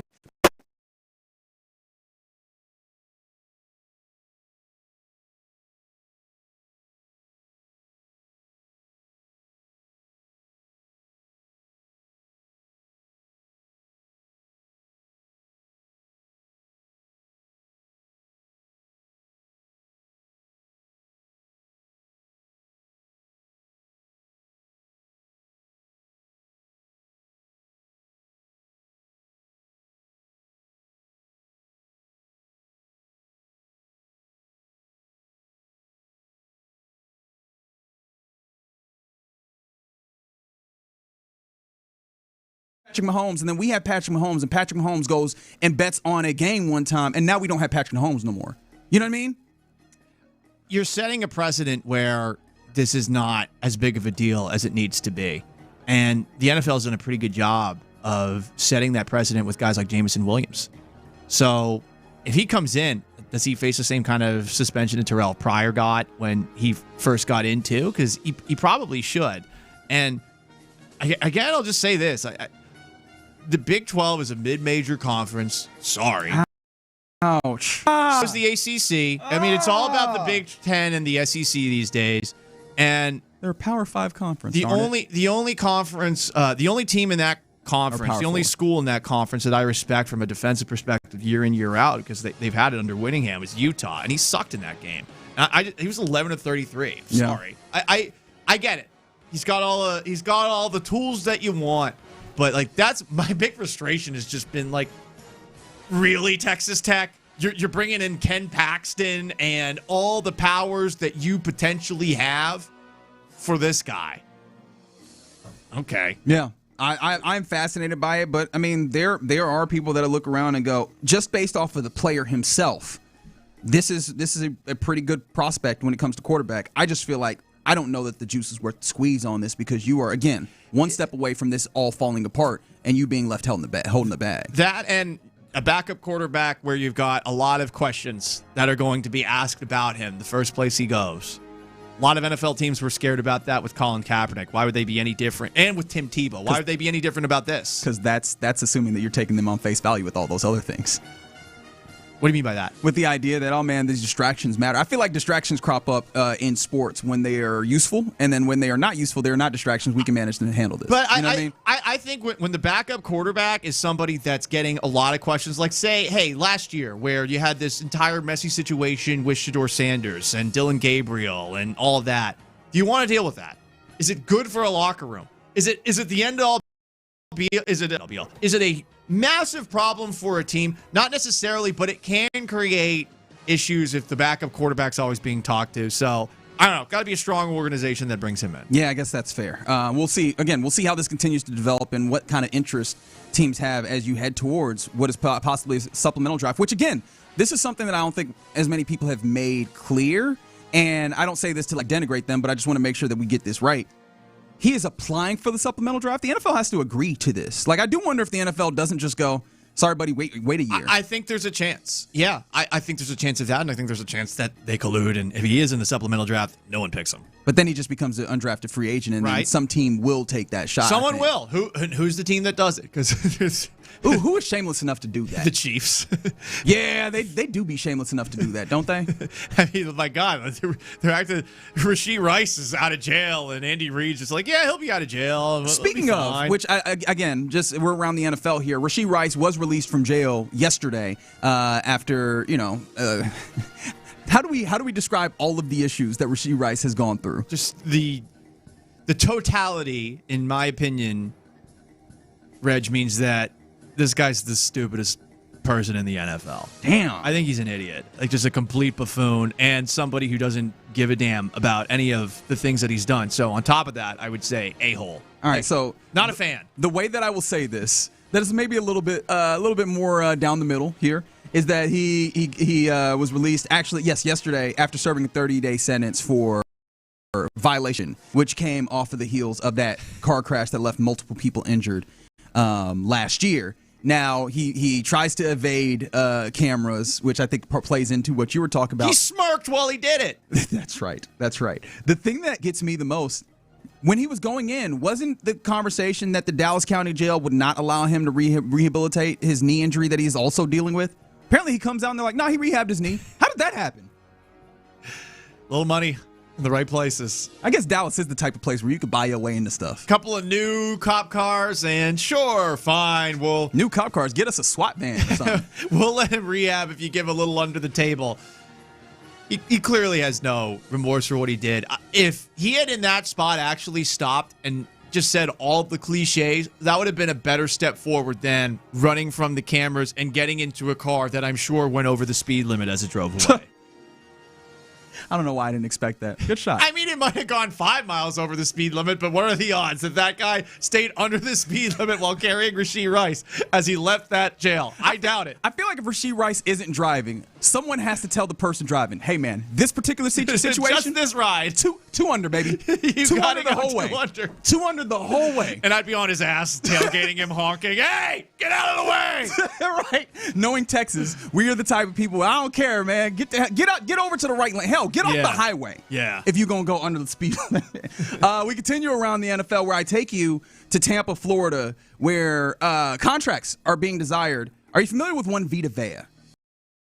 Yeah. Good football, right? Mm-hmm. Like if one of the better interior defensive linemen that we have in football, he's sitting out their workouts right now, and it is confirmed that him sitting out and his lack of participation is indeed contract related. He's 31 years of age, and he's entering the final year of a 4-year, $71 million extension that he signed in 2022. He's set to make $17 million in base salary, and he has nothing guaranteed for this year. Vita Vea is one of those dudes that you want him on a defense, he makes something happen. Just occupies space. He's 345 pounds. But he can also get up the field, right? This is kind of the new Samoans, man. Not fair. Shout out to the Samoans. Shout out to Tommy Togiai, just because we got one ourselves, right? It's like insane. our Pacific Islanders. How do you have this much athleticism and this much size? It's crazy. But this is the special thing, is right. Like it used to be that if you just get a big nose tackle that can hold up space, that's the job, and that is still the job. Don't get me wrong. For the average, it's the special guys that can do that, but then also get upfield and make impacts on passing downs. Vita Vea seems to be a dude who can do some of that as well. The question I have is he going to have to wait for Baker Mayfield, who they're working on trying to come to, like they both want to be there. Baker wants to get the extension there. It seems like, according to reports, I think Cameron Wolf was saying that they want him there. But the number is where they're far off on. And I feel like you got to figure that out before you get Vita Vea done. They're just in this really weird place with two big contracts that it feels like they probably need to figure out. By the way, he's from Tonga, so clean up aisle me. Sorry if I'm assuming that everyone from that region of the world is large. Them folks hate that too. Yeah. Right? Like sorry about that. We be doing that. If you ain't Hawaiian, you Samoan in our hey man, there's a lot of us. Give me a race card. I ain't got it no more. Oh, got it. Okay. Landry took it. Oh, fair enough. Okay, well, look. As far as Baker Mayfield, yeah, you got to take care of him first. But I feel like... You think so? I think Baker Mayfield is probably looking at it from a perspective of, I want this guy on the defense on the other side of the field. I want this guy to be here too. So I don't feel like Baker Mayfield's not going to play the hardest of ball with the Bucs, given how well things have gone with them. Well, but here's the thing. I think that they have a head coach in Todd Bowles that's probably not going to be here quite long. And I think they're in a weird place where they might have to transition. But I think the biggest thing is the number, right? We talked about this. This is Cameron Wolfe. Shout out to H-Town. But Cameron Wolfe of NFL.com, or NFL Network, rather, talking about the Baker Mayfield situation with Tampa. Big thing here is valuation. As he mentioned a couple of weeks ago, they aren't close on price. Baker's in the final year of a 3-year, $100 million deal, about $33 million a year. He's due a big raise. How much the raise is a question. And I talked to one general manager not involved with the situation. He said it's the good but not great quarterback problem of how much do you give him. You look at some of the quarterbacks who have gone over $50 million a year. Recently, you got guys like Jared Goff and Jordan Love and Trevor Lawrence. All of those have gone well. You also got guys like Tua, who we just talked about, who didn't go well. Brock Purdy, a little bit up in the air at this point. How do you decide how much to give a guy who maybe wants close to top of the market money? You also got a new scheme, a quarterback who a Tampa Bay Times report has said the organization may have questions about his durability. He pushed back on that. There's a lot of layers to go into this situation here. It does seem like more likely want to keep him and will keep him, but this may drag out a little bit. And there's other layers involved with this, Mike. Vita Vea, who is that's good. We were just talking about the Vita Vea part of it, but like if we're talking about quarterback salaries, clearly Patrick Mahomes at the top, 63, Dak Prescott at 60, Matt Stafford, Jordan Love, Trevor Lawrence, Joe Burrow, Josh Allen, all in that 55 range, and then we start getting Goff at 53, Purdy at 53. Where is the good, not great line? Because he's at 33 right now, and I feel like he probably wants to break that 50. That line for 50 right now, Jalen Hurts is at 51 average annual value. He's better than Jalen Hurts last year. But is that a good contract to get, especially because Jalen Hurts isn't just getting that off of his talent, he's getting that off of Super Bowl champions. The quarterback contracts are so dumb because they just get bigger and bigger, and no matter how much you want to yell and shake your fist at them, I mean, like for C.J. Stroud, if he ends up staying here either through franchise tags, which is honestly the way I would look at it now. Really, franchise tag quarterback situations are always very odd, right? Like you got the Kirk Cousins, you got the Lamar Jackson type situation, or really the Dak Prescott is the one. We got money here. That's why I look at it from that perspective with the Texans. But you speaking French? You really Mayfield. In the World Cup? He talking about we. I don't know about we at all having money. Money in H-Town. But as far as Baker Mayfield, I mean, he was the MVP of the NFL the first half of the year. Does that get you one of the top contracts? I think it gives you consideration. Daniel Jones getting one of them too? He was the MVP for first half of the season as well. You get what I'm saying, though, right? But with what the Bucs did in the first half of last year, through all the injuries, was ridiculous. Like they overachieved, and I never at Indianapolis with the kind of side eye that I was looking at the Bucs, who of course beat the Texans earlier last year. Baker Mayfield played great, and the Bucs had a lot of extenuating circumstances last season that should have theoretically gotten his way. Mike Evans got hurt. Their young receiver, Egbuka, I think he got... Emeka's dealt with some injuries, He dealt with some problems as well. I mean, they made the most of it there, so he's certainly got a card to play at the table. Yeah, I'm very intrigued as to what that sets, because I don't think that this is going to be the C.J. Stroud conversation. However, I know there are some people that view C.J. Stroud in that good, not great territory, right? And so I think that these end up being, I don't think this will be like the determinant, but I'm very intrigued to see, is this just, are the Tampa Bay Buccaneers going to fall in line with next quarterback up, just give him the contract? Or is it going to be where they try and find some delineation of, we're taking a step back from that top line quarterback? They should look at what the Texans have done and maybe think to themselves, can we give him an annual value that makes him feel appreciated, but do it in the same way where the Texans refuse to give out contracts longer than 3 years? Yeah. That'd be interesting. That'd be interesting to see. But we'll be watching. I don't know that it gets done this year, honestly. I do wonder if he becomes a true free agent next year, and then they figure out what they want to do with them. But either way, it kind of sucks that Vita Vea is now on the hook because of it. Because again, that feels like cutting off your nose to spite your face if you don't get either of those guys done in a timely manner. But all right, you're in the loop right here on Sports Radio 610. Coming up next, a big question that was spurred on by kind of a wild take on ESPN. How much do fans care about who is winning a Tiger team? 713-572-4610. Let's discuss it next. Area 45 with Bijani.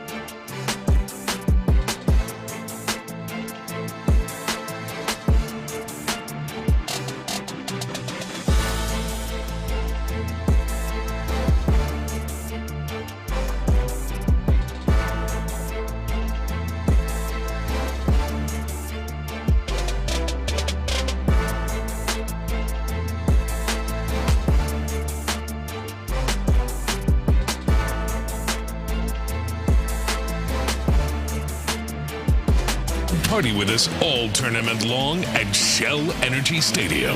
Houston's sports leader. Sports Radio 610. In the Loop is powered by Mokaram Injury Lawyers. Heard in an accident? Call Mokaram Injury Lawyers at 281-222-2222.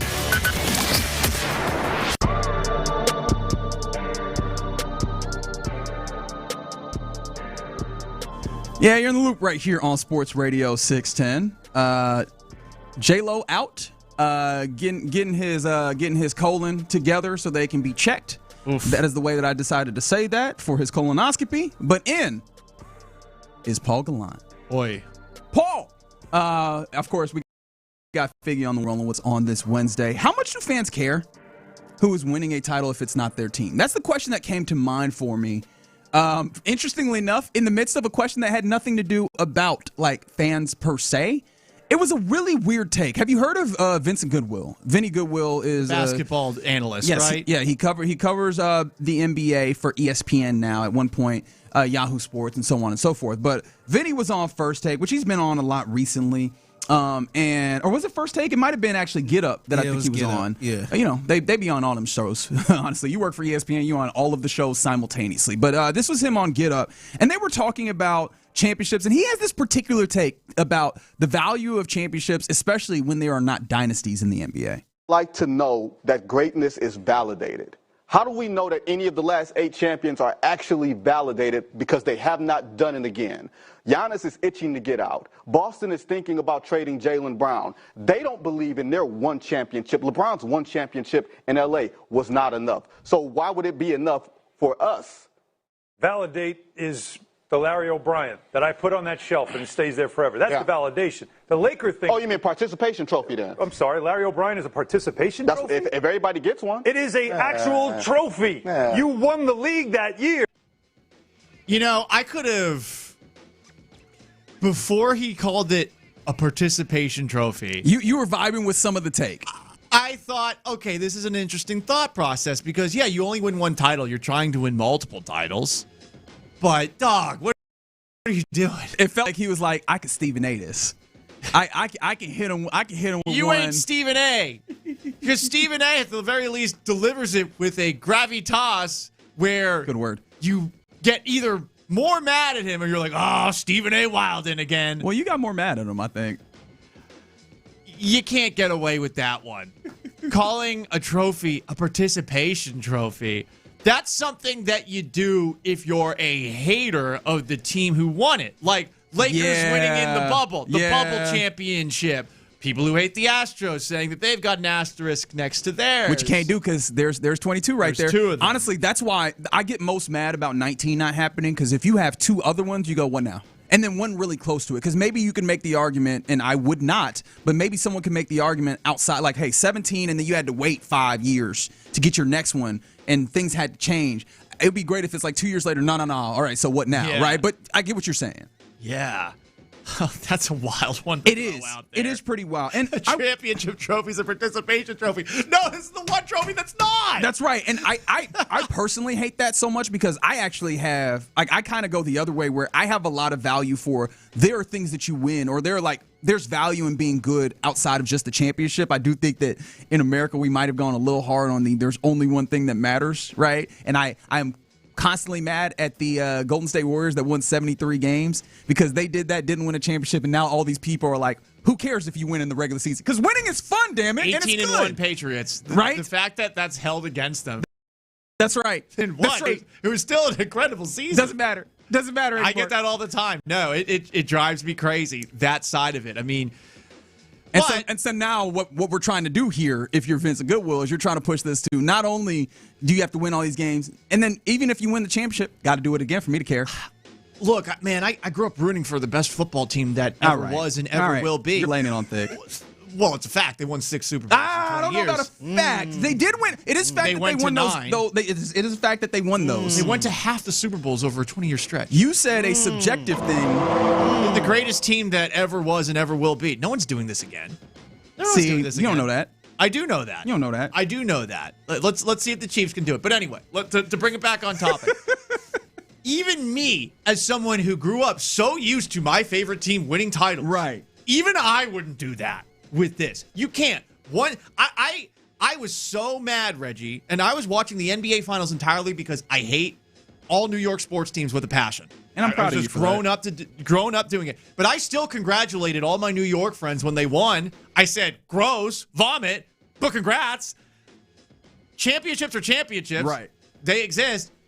Calling it a participation trophy, someone should have slapped him on air. Yeah, I thought he was bridged too far. You're right. I thought that was an interesting concept, though, and that's what got me to this question. It was interesting. Right. The interesting concept is how much do you care about who's winning, right? Like, is there something for you in, okay, I get it, that is a really great team that's just constantly winning and they are there to be climbed. Is there a Kansas City Chiefs? Is there a New England Patriots that you're talking about?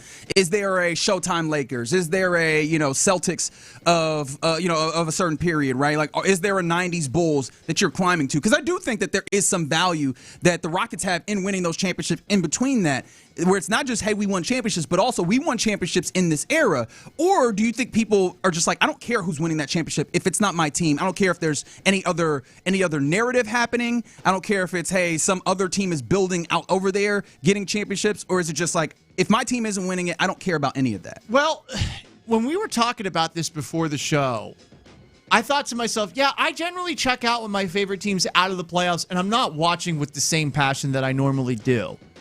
But it's funny, I did a podcast about this last week where I was acknowledging, hey, I'm a hater, and I probably need to change this. Yes, thank you very much for plugging it. Mm-hmm. I thought to myself, man, I'm a hater. Why am I getting so mad about the Knicks having this dramatic comeback against the Spurs? But now it's hitting me.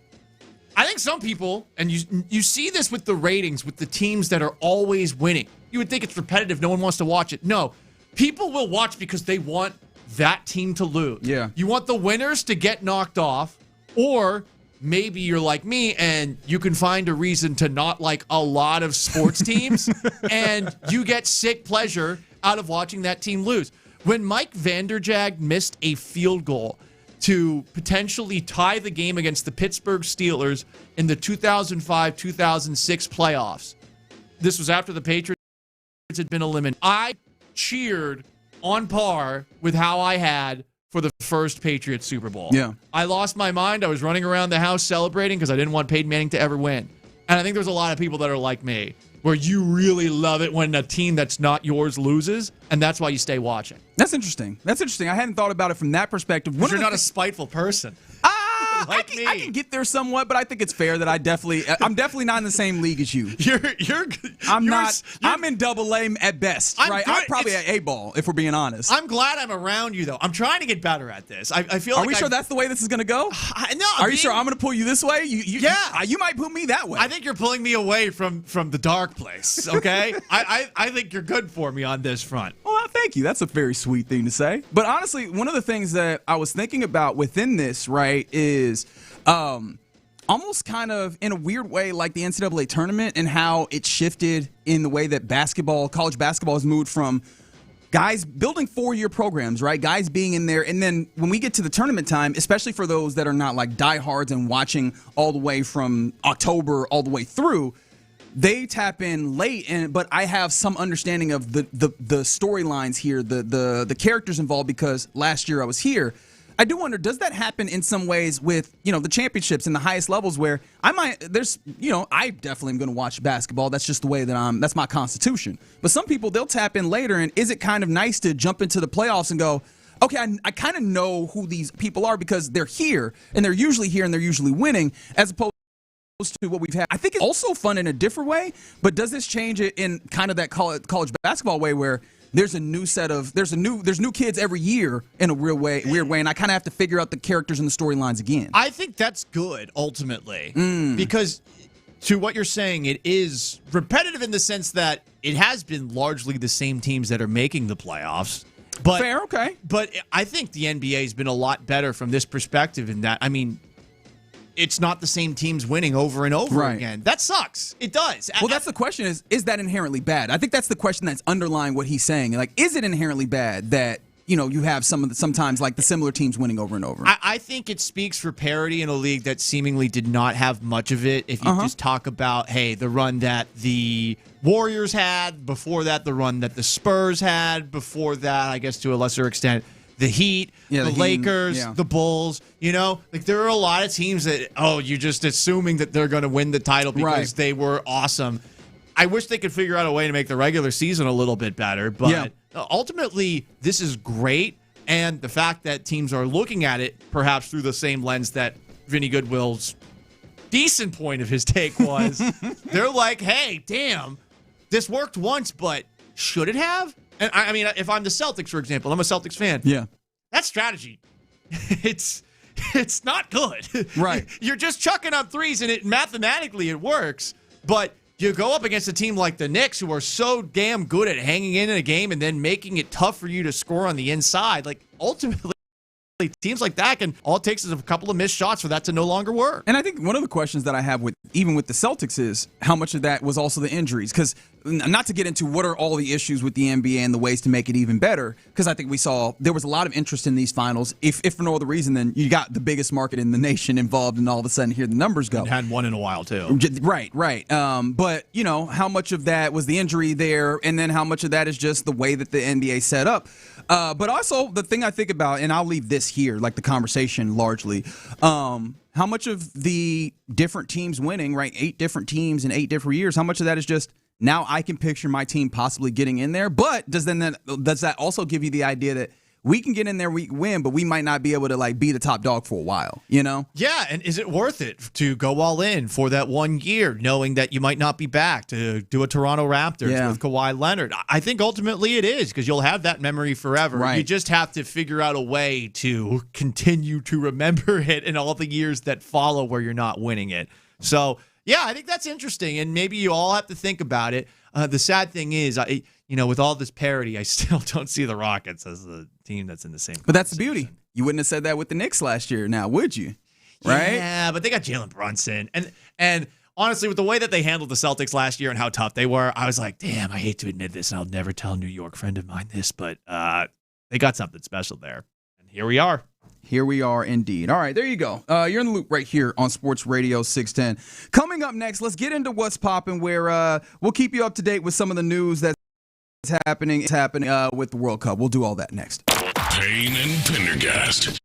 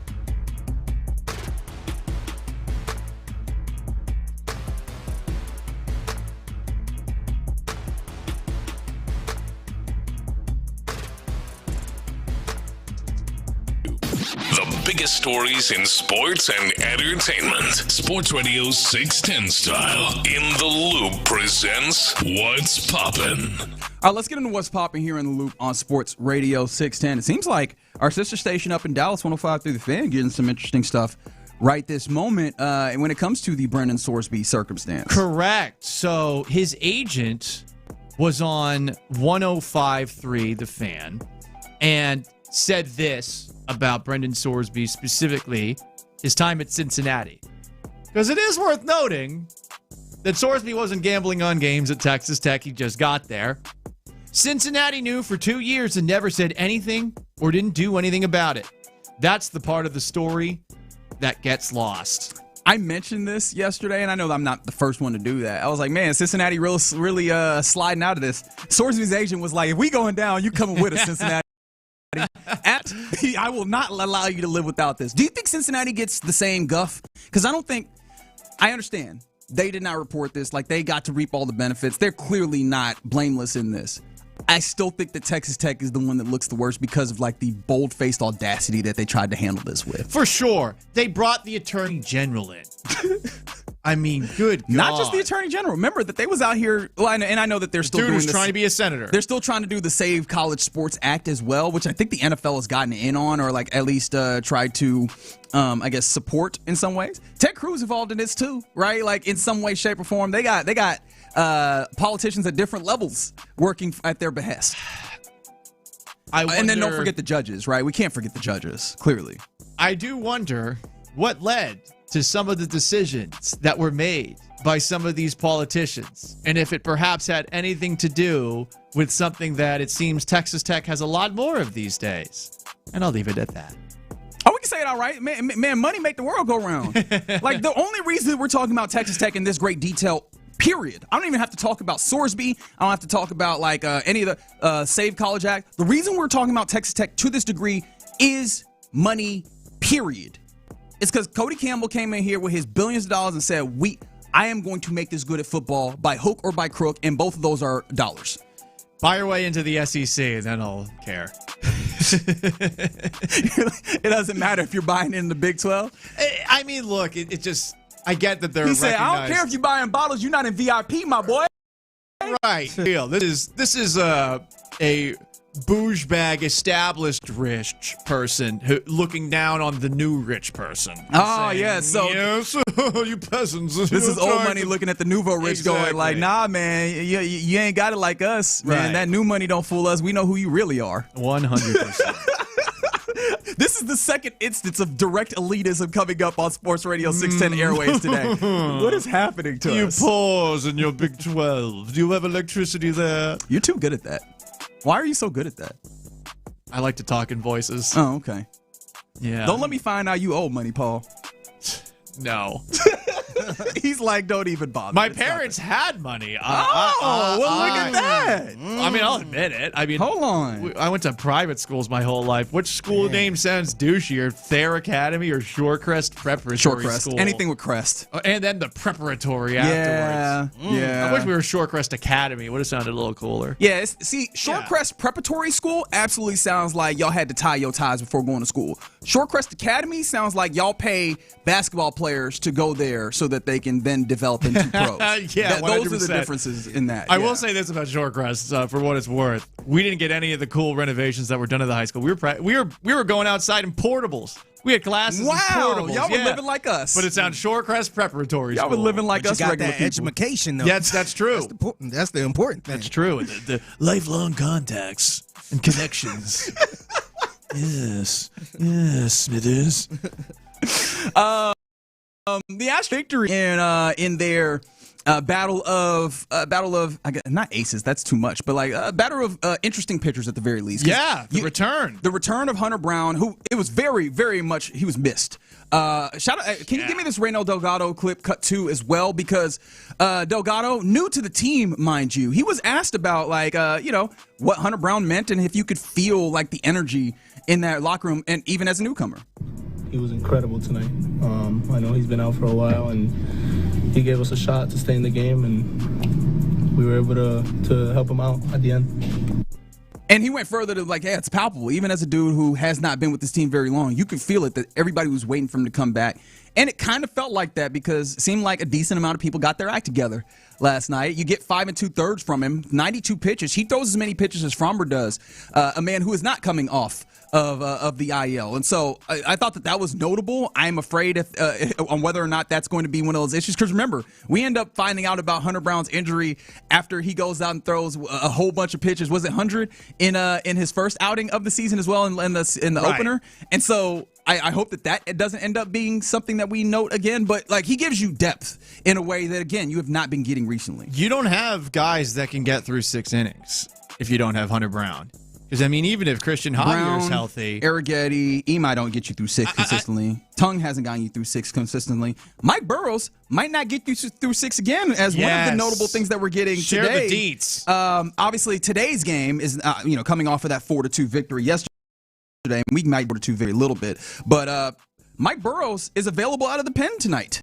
And according to Joe Espada, this is just to give him like a breather, so to say. Obviously, they've got the 13 games in 13 days coming up here shortly. However, it's word, right? That's my response. My response is just, oh, word. This is for him a breather. It's not because he has been absolutely terrible in giving up runs in this circumstance, which I guess, does that make it any better if you limit it to 1 or 2 innings as opposed to the 6 innings that he would give you with 5 earned runs? I don't know. But yeah, I don't know. Like that feels like a weird sell to me personally. Yeah, I'm with you there. How long do you think he's going to be in this role? This is better than sending him to Florida like Jose Abreu. Obviously, He would have to agree to being moved to Florida. Yeah, like that's the nuclear option. Jose Abreu did. But he has been, I would say, more disappointing than Tatsuya Imai from this perspective. I had no idea what Imai was going to bring to the table. Yeah. I really thought it was a true wild card, and it felt almost reactionary, like Jim Crane sees a bunch of guys coming over from Japan and says, well, I want one too. With Mike Burrows, I thought that they would be able to bring him in, and the Astros pitching coaches would be able to get the absolute most out of him. Now, maybe asking for Garrett Cole is too much, but I thought I would see something more consistent. And he's been consistent. Yeah, in the wrong ways. If you are seeing this from Astros pitchers this year, you've got to have some questions about if the staff has lost its fastball. Because I think the development, it's not as great. And while last year you saw so many guys come up from Sugar Land and actually pitch really well when put in tough spots, it's not happening now. Why is that? I'm curious. I don't know the answer to that, though. Yeah, no, that's a fair point. Hold on to that thought, because I do think that there is something interesting within that I would like to dive into here in a little bit. But yes, it is Peter Lambert on the bump versus Mize for the Tigers. 1:10 first pitch, so here coming up in another hour or so. We'll see if the Astros can win another series, which they need to continue doing. They need to do better than that in all reality. Like, this is the thing, is they need to win some series. They need to see if they can get some sweeps in here, but that needs to be constant throughout this time period. Now, you are getting people back, as Hunter Brown represented, but yeah, man, it seems like sooner rather than later, you do need to get through to the circumstance where you are consistently winning. And so I guess in a way that starts with today, if they can manage to get this one against a Tigers team that, again, worse than you. Very much so. You know, it's been a very disappointing year for the Tigers. No, it has. But salute to and again, salute to Reynald Delgado. Again, he's been here for about a week. Yep. And he has already basically been the catalyst for a win yesterday for you, getting the 2-run RBI late in the game that ultimately puts you over and helps you win the baseball game. Also salute to Cam Smith with some hard hit balls, and of course the top of the lineup, which has just consistently been there for you, whether it's Pena, Yordan Alvarez, Christian Walker, Isaac Paredes maybe a little bit less so, but those guys have constantly been there for you. They have. I would have liked more runs scored the traditional way. Yesterday in ball and a fielder's choice to get out of a double play, in addition to the Delgado 2 RBI bases loaded hit. But you got to take the runs where you can get them. You do. It is a win, and keep on stacking them. I would like to see this team back at 500 by the end of the month.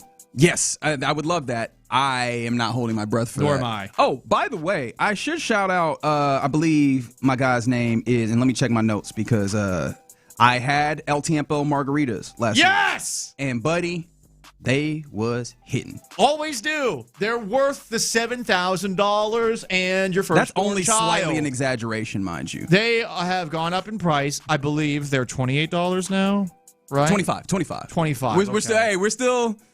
Yeah, you got to leave Crystal a tip too. She's getting people in and out. That's right. And I did. Don't worry about that. Recommendations, because the lines are long, Reg, as you can attest to last night. I missed the first pitch. The first base line is the quickest line for the El Tiempo Margaritas at the park. I think there's 3 now. Yeah, there is a third one on the second level, and that one actually seemed like that went quicker. And I figured that out after. The center field one is a madhouse. Is it? At least I used to go to the center field one all the time, and then I would hang out in center field and hang out with people who listen to the show. Shout out to them. But the first base line's the way to go. How long did it take you all in all? I think it took probably about 20 minutes. Yeah, it sounds right. Yeah. God, that was on a Tuesday. Yeah, dog. But I mean, this is the thing. There's a lot of people in town. I saw Japanese jersey, German jersey, Curacao jersey, which actually that leads to what I wanted to do. Shout out to E. Wow. Why do we keep making these allusions to history whenever you're on? It's the World Cup. It's hard not to, man. Yeah. It's hard not to think about that. They're countries, and as a 37-year-old who is starting to become obsessed with history, I think there's a Shane Gillis joke like, yep, I'm becoming a Republican. I turned 37. Now all I do is I watch the History Channel. That's right. But, if you're looking for reasons to root for and against specific countries, you know what you do? You turn to history. That's right. You start looking at... Look up their history. Yeah. You're like, what have you done? You just woke up one day and were like, I need to learn about world wars. Germany? Hey, hasn't been 100 years yet. Japan? Hasn't been 100 years yet. Croatia? You were doing some shady stuff in the 90s in the Yugoslavian wars. We see you. We see you. We know who you are. Saudi Arabia? Hey, you guys. That's right. Iran, Iraq? Y'all waving that flag too hard now. Shout out to Ian. And I've written this down as Tierra, and I'm guessing that this is an autocorrect. Ian, who is a listener, just heard me. And again, El Tiempo Margaritas. I was probably being loud. But after the game, I was sitting with some friends outside of Dyken Park, and he comes over and he's like, I know that voice anywhere. So, says hello. And Figgy, you might remember him. We saw him outside of the Texans game one day tailgating as well. He came over and said what's up. And the reason why I mentioned that is just like that time, he happened to found some woman and he was hanging out with her. And that's why, Ian, shout out to you, but also let me know what her name was again, because I know it wasn't Tierra. It was one of those names where you hear and you're like, this isn't like a... You're trying to pull a robbery? This is typically... No, I'm not trying to do all that, but I am trying to salute her because she was a Curacao fan. And we talked about it, and so I wanted to make sure I gave her a salute as well. So, Ian, let me know. Let me know what the correct name is, because I know you know, because I know what you were. I know what you were doing. I know what you were doing. And then finally, I guess happy trails in some ways to the Texas college baseball team. Georgia ends up doing it to them in the College World Series. Yeah, I'm keeping track. I'm keeping up with it a little bit. All right, you're in the loop here on Sports Radio. Coming up next, I actually want to talk more about the Astros, and this is why I said hold on to what you were talking about, because I think that Reynel Delgado illuminated for me something that I didn't realize, which is I think that the issues with the Astros, the biggest issue in fact, is somewhere that we have not talked about enough. I'd like to talk about that next. The Drive with Stoerner.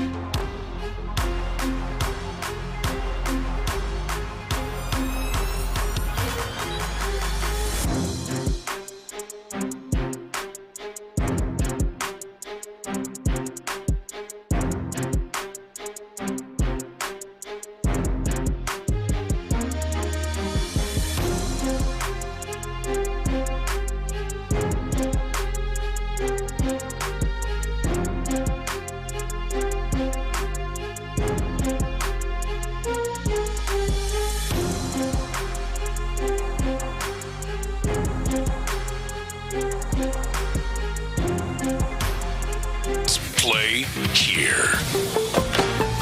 Sports Radio 610 presents In the Loop with John Lopez and Reggie Atatula. Look, I don't know how well it goes for this team from the motherland, the Democratic Republic of Congo. However, they have really tried to endear themselves to the great city of Houston. Obviously, they touched down, and they're the one nation that is basing in Houston. In addition to that, they showed up looking like they touched down from Zamunda. Remember, they had their leopard prints, as they are indeed the leopards. That's their nickname of the Congolese national team. That's awesome. They also out here in the Houston blue, apparently. Like those two. Yeah. They out here in the Oiler blue. They're at Houston Stadium is what they're calling it. Don't let Amy Adams Strunk find out. She's going to sue him because this could be the Houston Oilers. They're playing Houston, Texas. That's right. And it's called football. That's insane. By most of the world. The lawyers, the Tennessee Titan lawyers are working right now. Pissed off right now. Right this moment. They're like, how dare you, Democratic Republic of Congo? That's my color. Although I will say, satisfying jersey matchup in the Portugal-Congo matchup that is happening right now at I wanted to say NRG Stadium, at Houston Stadium. It is a deeper red for Portugal. It is that kind of Oiler blue almost for Congo, and they're off and running. We'll let you know if anything happens where I'm almost guaranteeing that Cristiano Ronaldo is just gunning. He's just going to be gunning today because he wants to try and match Messi's match from yesterday. That's the word I was looking for. That's the word that I will use. So yesterday, pretty solid sports day, man. A whole bunch of big-time goal scorers in the World Cup. Astros got a victory. And in the midst of that victory, Paul, I was watching Reynel Delgado, who is a personal fascination of mine right now. For me, I love seeing dudes get on the base paths. And so seeing a dude that is fast and being able to do that is intriguing to me. But he made me think about something when it comes to the Astros and the issue that I actually have with the Astros and why they can't get something done. I made maybe too big of a deal, but I made a big deal about what Reynel Delgado might be able to be for the Astros, which is a dude who can actually spell your front line, your starting everyday players in the infield, and not necessarily be as much of a downturn offensively. We'll see. I mean, just like with Kaiwi Tong, I am waiting. I'm proud of you. I'm waiting for everything to come back to reality. Agreed. Agreed. But hey, if he's delivering while he's up here, great. If he's making the coolest moment of his career happen last night to give the Astros a win, even better. But right, and so that's fair, right? It remains to be seen, but don't blink; it might be over soon. They had to go get that guy from outside of the organization. They don't have anyone in and it feels like teams that are good, right? Because we've talked about it. It's clearly one of the things that's hamstrung this Astros team the last couple of years is injuries, and they've had a lot of them. Don't get me wrong; I'm not here to tell you they haven't had a lot of injuries. However, the injuries that we're talking about are the types of things where you should be able to bring somebody up from AAA and they can hold down the fort for a little bit and go down. That has not been the case with the Astros. And to some degree, you've had instances where, you have the quad A guys hold down the fort, but it has been more spectacular than it has been run-of-the-mill in the ways that it should be if you have a strong farm system. And that is the issue that continues to pop up for me, or that is highlighted, is that the farm system is not only bereft, but it's been neglected. And that feels like that is the biggest issue with the Astros right now, even bigger than the idea that the big league club is a little ragged. Yeah. And, if you want to point the finger at anybody, maybe it's unfair to expect results this soon, but Dana Brown, that's what he was supposedly good at in Atlanta. It wasn't what he did with major league players, contracts, etc. It was about his scouting ability and being able to find guys that can play, that develop and become really great players. I mean, look at what Atlanta did as Portugal scores a goal 5 minutes in the 6th minute, man. This is hey, Congo, tighten up or this is going to be a long day. Yeah, that's rough. When it happens that early, like you can't even lie to yourself, like Spain with, who was it that they played? Oh, was it who was Spain? Cape Verde? Cape Verde, yes, correctly? Exactly. Country that I did not know is real until the World Cup. Props to them. The tie, the greatest tie in the history of ties. But, to bring it back to just where this Astros team is, it makes you wonder about the decision makers. Is Dana Brown still going to be in charge for the draft? Is Dana Brown still going to be in charge for the trade deadline? You'd imagine so. Who you're going to replace him with at this moment in time. But what kind of decisions would you allow a guy who is a lame duck GM to make when it comes to the future of your organization? Is Hunter Brown on the table for him? Is Jeremy Pena on the table for him? You got to wonder about that because of just how little you have coming up in the farm system. And, yeah, you're right. You're throwing random guys out there now. Yeah, they've reached the point of no return with depth on this team. And I think that you're right to mention, right, the lame duck status of Dana Brown. But here's the thing. This is beyond Dana Brown. The farm system is not solely the general manager, although I will say, right, you could maybe say that the talent drip that happens from trading away guys to try and go is a thing. Last time you won a World Series was, 7 years ago? Or, sorry, was 4 years ago? Yeah. 2023? That is about 2022, my bad. That's about the time where you should be talking about guys getting into your system and then working their way back up to where you feel like you have somebody near the top of your system. That's not the case right now. No, there's no one. And it sucks. Bryce Matthews, you thought might be that guy. And I think what's really been frustrating with Cam Smith is that the Cam Smith that we saw so early was premature. And well, that's Cam Smith that was fully developed by a Cubs team. And you mentioned Bryce Matthews. Right. I think that Bryce Matthews, he might be suffering from something that happens sometimes in baseball, which is a less than stellar team, because I can't fix my lips to say bad right now, even though that might actually be the case. But a less than stellar team, a fourth place team, has to put a dude in a position where he is not ready for. Bryce Matthews probably still needs to be at AAA, if we're being honest. Yeah, but I mean, how much better are you going to get at that AAA level? I'm a big believer, Reg. Well, the bat still needs to come around, is the point. I mean, we're seeing the defense. The defense is happening, and he's playing a new position now. But AAA is weird because of the West Coast side of things, because it leads to numbers that don't reflect reality. You got the elevations, and the ball's going a little bit further in the Pacific Coast League. I think it's really tough to develop as a hitter at that AAA level. I'm a big believer that you put the guy in the majors and you see if he sinks or swims. And sometimes you're going to find out that the guy can't do it. I would say when I was up in Seattle, everyone was really excited about Jared Kelenic when he came up. And I mean, Kelenic, is he even on the Braves anymore? Is he on another team now? Like, he's moved around a little bit of time. And everybody about it, I remember interviewing him before he actually made his major league debut, and he was super confident. But it didn't work out. The only way to determine whether or not you've got it, if you have the ability to get back up from failure after failure after failure, because that's what baseball is all about, is if you play at that major league level. And if it is something that affects you psychologically, well, yeah, you're probably going to be a career minor leaguer or a tweener. Yeah, no, and just for your edification, Jared Kelenic. Edification? Rangers minor system right now. Wow, he's with the Rangers now? Yeah. Damn. I don't know what that means, but just he's been moving around. He has been moving around. I would rather be in other minor league systems, if you get my drift. Fair enough. But even the Bryce Matthews, let's stay there, right? How much it feels like being at the AAA level at for the time that he has. Like, it feels like they should be better at developing. Like, again, it just feels like they've not done a great job of moving guys up through their system and actually equipping them to play at the major league level. And it feels like that is a result of the investment that they have had, right? Because, again, minor league system is not entirely, or minor league, the farm system that you have is not entirely the general manager. There's farm directors. There's, different levels of people that have investment, and it does not feel like you're getting the job done. And so as much as they've done an audit of their, health and return to baseball staff, which, again, the results still pending on that even. I think that a bigger issue is you need to figure out if your farm system can actually develop these guys. Because, again, you have used some of your higher level prospects to trade away and get people. And honestly, even that, I don't see that you're seeing a whole bunch of those guys that have gone elsewhere, then make it to the major. The way is Jordan, who you bring over and may bring up, and Cam Smith, who you bring over and bring up. You should at least have some of those stories elsewhere with guys that you've traded away that have come up to the major league and made impacts. I don't have very many of those. So I'm looking at you funny in the farm system. And honestly, this is the point that I went to in thinking about this.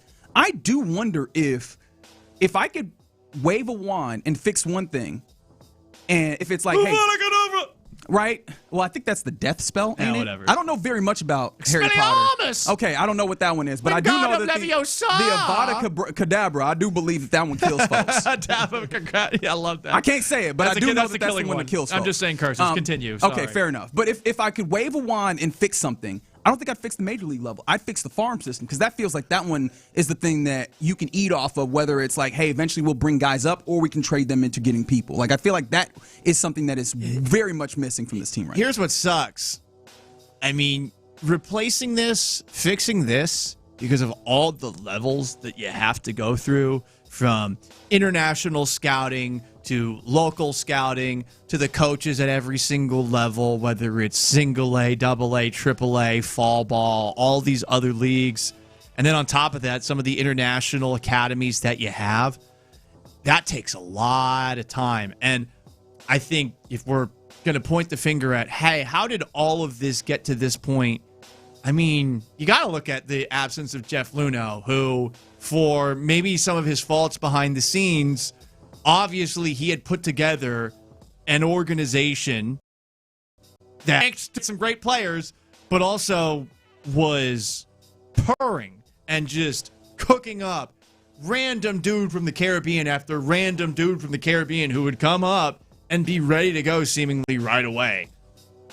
And you say Luhnow, and you're not wrong in that. Obviously, he well deserves the respect that he has garnered and that he continues to garner when it comes to his tenure here with the Astros.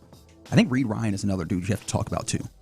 When you're talking about like the entirety of the organization and the way that it goes. Right? Brain drain's real when you have a run like this because guys are going to go elsewhere. And then, of course, there's some people that you might push out along the way because of ego. And I do wonder if that's happening. Now, one thing I was thinking about, because I don't know if you know this, but we are barreling towards a work stoppage in baseball. Yeah, I think it's happening after the offseason moves that we saw. Pretty much guaranteed. Kyle Tucker going to the Dodgers, for God's sake. Congo, by the way, putting a couple shots on net the last couple minutes. They're getting aggressive. Like they will not go quietly into that good night. Good for them. It does seem like that's the case. But I feel patronizing saying that. No, I mean, hey, we just tell them like it is as much as we can. But when it comes down to the potential work stoppage, they're MLB and the Players Association are lobbying. They're negotiating right now to see if they can find a CBA. They're far away right now by anybody's account. But it seemed like one of the early things that the MLB suggested in their initial, I guess, thing that they put forward was the possibility of sharing revenue on regional sports networks. And if you know the way the baseball works, which I know you do, the money of this used to be so big, and it was regional, right? That was a lot of the budget of these teams. And now we've seen so many teams not be able to handle the regional network or have to do it themselves, like what the Astros are doing in tandem with the Rockets. And the Dodgers, one of the reasons they can spend all this money is they're still making millions upon millions of dollars with their regional deal. MLB put forward that maybe in their new iteration of the CBA that all these teams share their regional sports, and that helps being a level playing field. Not to say that the Astros are some broke boys by any means, but if there is a leveling out and there's more money available, does that money go to investment at the farm level of like actually making sure that the farm system gets better? I'm not saying that it absolutely will, but is that a path maybe to getting your farm system better? Because they've spent on the major league level. I think they're top 5 right now in salary, but is the farm system spending happening? That's the thing that's outside of the the competitive balance tax. There we go. Yeah, I don't have their books, and obviously a baseball team's not going to volunteer their books. They're very bad. They're all cowards, and they don't want to show how much more they could be spending because they're all making profits. Every single professional sports team is an appreciating asset in some way, shape, or form, and they don't want you to know that so that they can justify not paying guys. The Astros, for what it's worth, at least they do have one of the top payrolls out there. Mm-hmm. It would be interesting to see what they are, but it would probably require a serious investment to reboot, and then you don't even necessarily know that the results of putting a lot of money into the farm system are going to give you the players that you want. Sure. Because a lot of it is luck, as much as we would like to say it's about more than that. But at least, I mean, this is the thing about a farm system here. You should get lucky a few times, and it doesn't also hurt that you have had the talent drip, right? I saw someone yesterday making the point when it comes to Fromber, like, well, see, Astros fans, y'all were basically clamoring for all Astros to sign back all these dudes, and they go and they make a lot of money, and maybe they've not been the best version of themselves. Whether you talk about Bregman, whether you talk about Fromber, whether you could talk about a number of these guys that have not quite been the same thing. But Bregman was awesome in Boston, but Wrigley's just terrible. For Isaac Paredes would tell you, the guys who pull it to left field. No, for sure. And so even if you want to make that point, because I think you're right, we could probably quibble with it. But even if you want to make that point and say that, hey, those guys have not been the same and maybe you didn't want to pay them the money, maybe Creighton was right in that. What he wasn't right in is you can't let those guys go for nothing, right? You have to turn your wins into more wins in stocking your farm. And so if you have a better farm and you even stock it with guys, now you're giving yourself a number of darts to maybe get back and replenish. And that's clearly been missing for the Astros right now. We'll see if they do it at the trade deadline. I mean, it's going to be, I think, a conversation up till whenever the clock strikes on July 31st. Is Pena, is Brown, are these two going to be still on the Astros? Yeah. And the scary thing for me is even if they trust Brown to handle the trade deadline and they decide that they're sellers, even if they go so wild as to go, whether it's Pena, I know that they said Alvarez, but even in your wildest dreams, if it's Alvarez, even if they do the thing right where they trade those guys and they get the right guys, I am still wondering if this farm system can get those guys to the last mile service, right? Even if, you get a guy at AA, you just need to polish him up. I'm not certain the Astros are good at that right now. And that's the scary part for me. Interesting text. James Flick asked to expand the international scouting to what it was under Luno. First, Jim Crane denied him. So maybe over time we get back to where things were on that front because they were raiding the Caribbean. Yeah. And it's definitely easier perhaps to spend money on players there as opposed to, taking them away from professional leagues elsewhere. We'll see. But this is something, Reg, that cannot be fixed overnight. No, and that's the thing. Years over years, dedicated investments, people staying in power and in charge to actually see this out. Right. I mean, there are a few good teams that are like good team at the top, don't have a farm system. There are teams that are like not great team at the top, good farm system, and find a way to make that sustainable. And I think that's the way that you do this if you want to be back to the Astros where you have a golden era like you just did. All right. You're in the loop right here on Sports Radio 610. Coming up next, it's time for our lunchtime confessions, and we will do that here on Sports Radio 610. Area 45 with Bijani and Creighton. To me, if you want to see your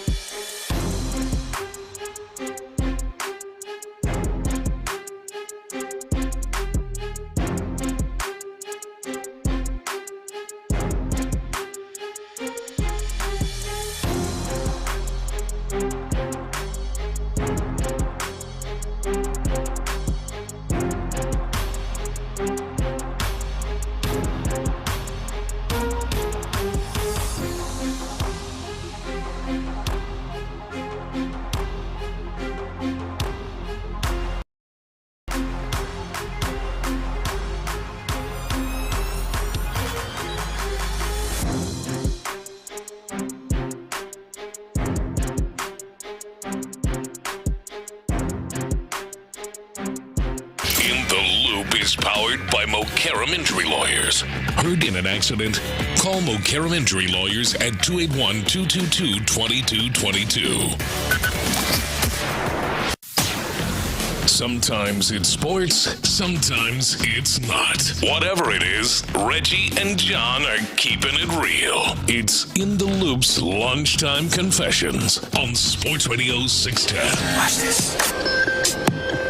These are my confessions. Yeah, we've reached the hydration break, or the liquids break, as some people will call it. The commercial break. It's a commercial break. Well, thankfully, we're watching on Telemundo today, so we're not getting no commercials. That's right. We see them talking, giving strategies. Although I will admit, after watching Telemundo today, I would prefer to see the Telemundo commercials, because the Telemundo commercials are talented, strong, powerful, and independent.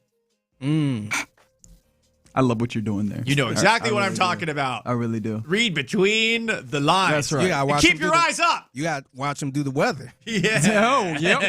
Yeah, okay. You're doing a little much there. Watch some of those. Put your tongue back in your mouth, man. What is happening? Watch some of those soap operas, too.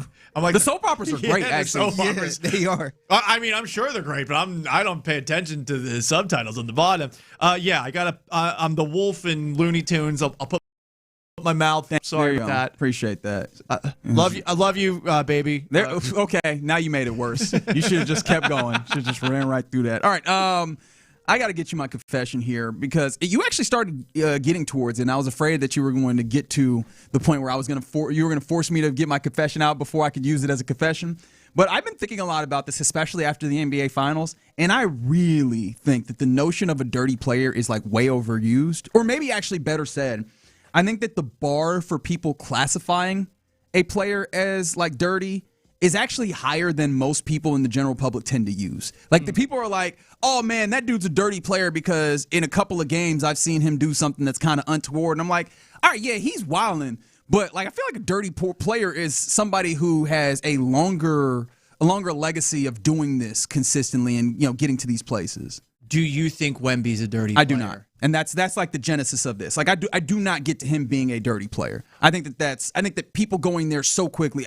Maybe I say it like this. I don't know that in the course of a single playoff series that I could call somebody dirty. I think that maybe you could have it in the course of a playoffs, but especially in the Wemby's case where he's a big dude that dudes are just like, you can see in some of the instances where, again, he is wilding, like throwing elbows and stuff, but you can see where dudes are grabbing at him and the frustration can well up. Like, these are things that you can see that feel a little bit less clear. Now, when Draymond Green gets out here calling him dirty, and I'm like, no, you have cleared that bar. You can't do that. We've seen. Actually, you do not need to be talking. Right. You need to this one. Yeah, I mean, try not to kick me in the nuts while I disagree with you, please. Or punch me, or punch your coworkers at work, right? Yeah, like, exactly. Or step on dudes who happen to have landed on the ground. Shout out to Steven Adams, right? Like, there's enough of these, right? You have to build a dossier for me to be like, all right, I think we're at the burden of proof is on the state is basically what I'm saying. Like, we got to get to a certain point before we get there. Of all the things Wemby did, I think that the screen that he set on Anunoby in Game 4 was the one where it looked like he was trying to step on his ankle. I thought in real time, the elbow, I kind of can see how it happened. He's so tall, his elbow's going to be close to a lot of people's heads, even if he maybe put a little extra oomph into it. Nas Reed. You talk about, that Nas one? Reed, Okay. yeah. And then the one with Jalen Brunson. Brunson flops all the time, so I kind of see why they didn't call it there, you know? And there were moments like the time where Brunson went backcourt and then all of a sudden tripped. where you know exactly what he's doing there. But I don't think Wemby's dirty either. Here's a mini confession. I think dirty players make the game a little bit better. Adds a little spice, adds a little drama, brings a little wrestling to the table. I mean, how often do we go back to highlights of basketball in the 80s where guys are punching each other? Bill Laimbeer taking out Larry Bird, et cetera, et cetera. Bill Laimbeer is one of my mom's favorite players. Really? Yeah. She loved the Bad Boys Pistons. It's a great 30 for 30 if you are unfamiliar with their game. They were a dirty team. But there's a part of me that likes a little football in my basketball, and another part of me that thinks that while you don't want the players to get hurt, they do make the game better. Yeah, no, I think as we were in a different way, like the characters that get built. Bruce Bowen is always going to be an interesting dude to me. Like, again, he was out here being a jerk sometimes, landing spots and, like, you know, knowing the little tips and tricks that are absolutely you being dirty and being a jerk at times. But, like, again, adds a little color to it. Don't have to love him necessarily. But yeah, I think I would probably agree with that in a weird way.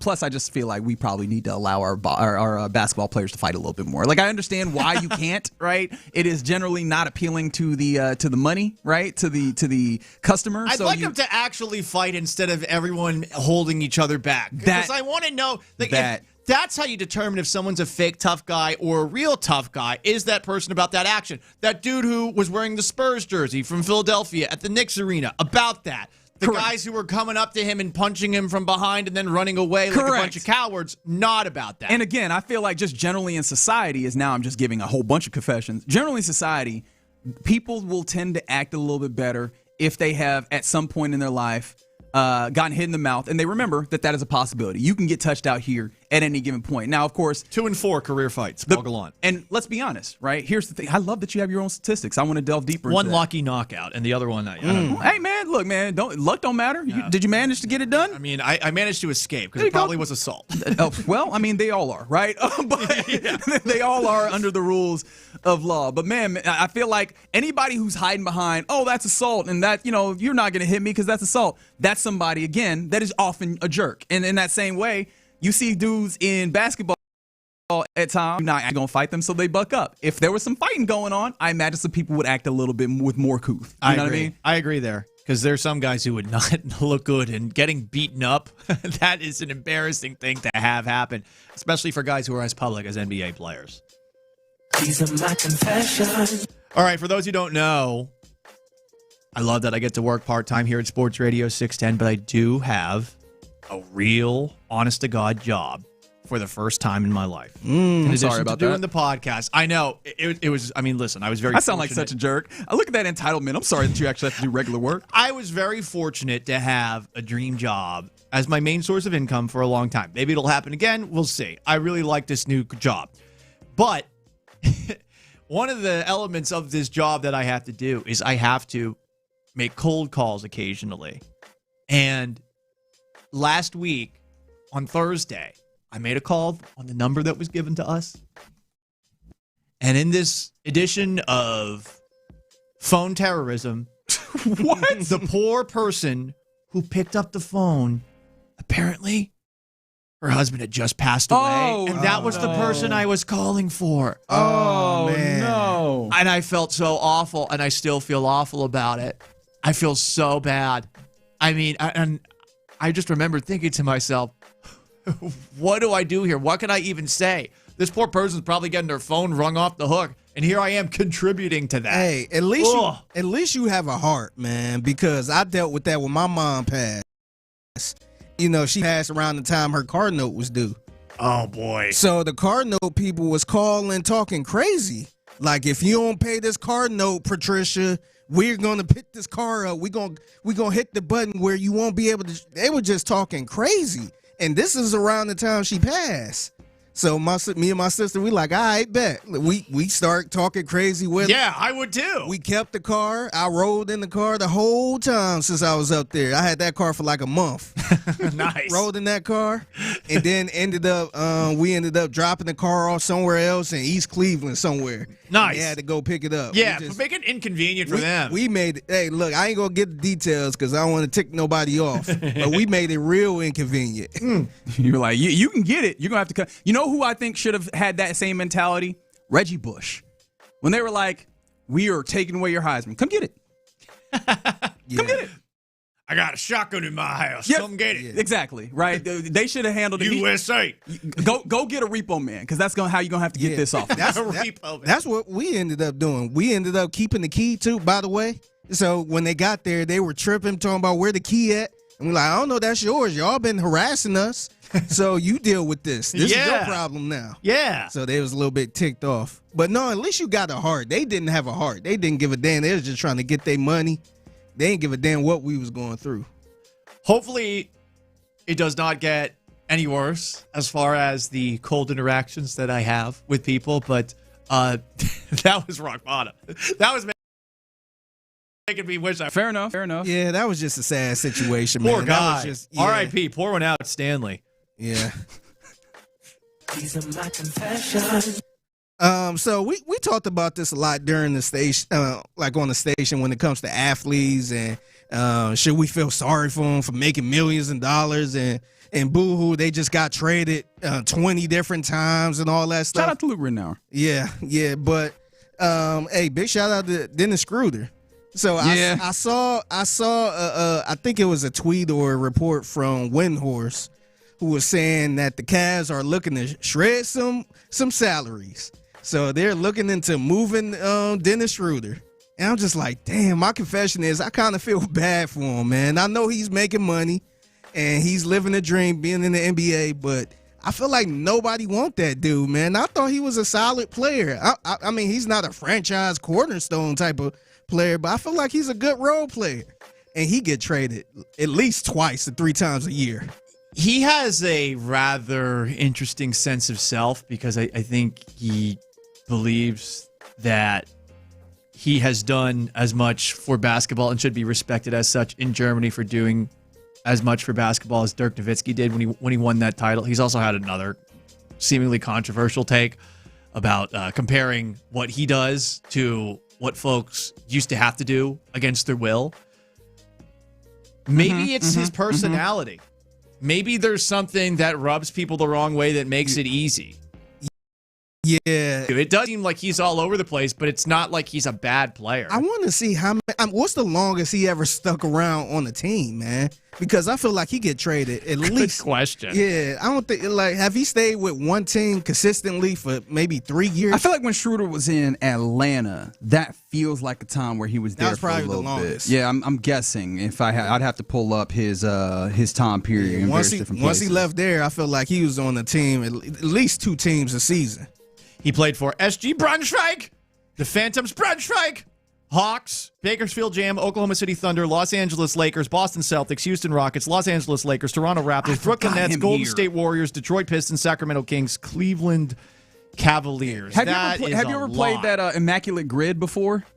He is winning you a lot of Immaculate Grids. Keep that in mind, ladies. If you ever go back to the basketball Immaculate Grid, he's played Dennis Schroeder going to help you out. He's played for a third of the NBA, and since his time with the Hawks, every single little pit stop has been at most 3 years. The last with the Thunder from 18 to 20. Dennis Schroeder is like him and who am I thinking about? Andre Miller. Those are going to be the guys that you think about. That damn, did he play in every jersey? Thereabouts. All right, there you go. A little bit of lunchtime confessions here in the Loop on Sports Radio 610. All right, coming up next, a very intriguing question that Paul asked me this morning that I want to dig into. Is it possible for an athlete to be 100% authentic here in 2026? Let's ask the question next. Payne and Pendergast. We are into the no excuse anymore zone here with getting Hunter Brown. Now it's easier to envision, all right, if they go on a run.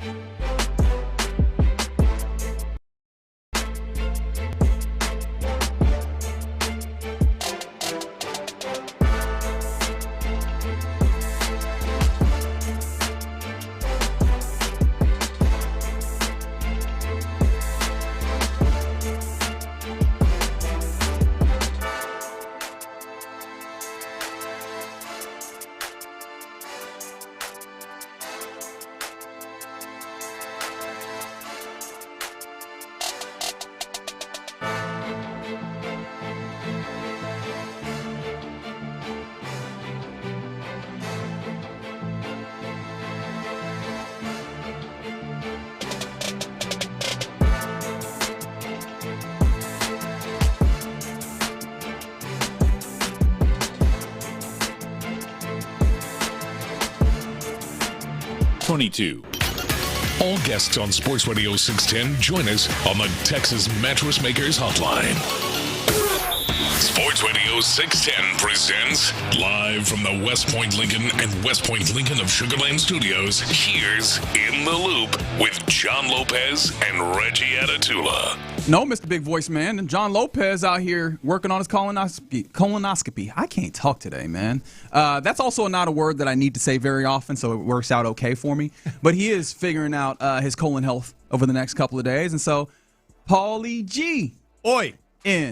In his stead, and it's been fun having him in. Obviously, still got Figgy on the ones and twos. Thank you, sir. And you rolling with us on the text line, 713-357-10. Paulie, are you enjoying watching a little bit of the soccer that we have right now? Yeah, this game's actually been pretty competitive. Congo's had a couple of shots on net. It's 1-0 Portugal in the 42nd minute.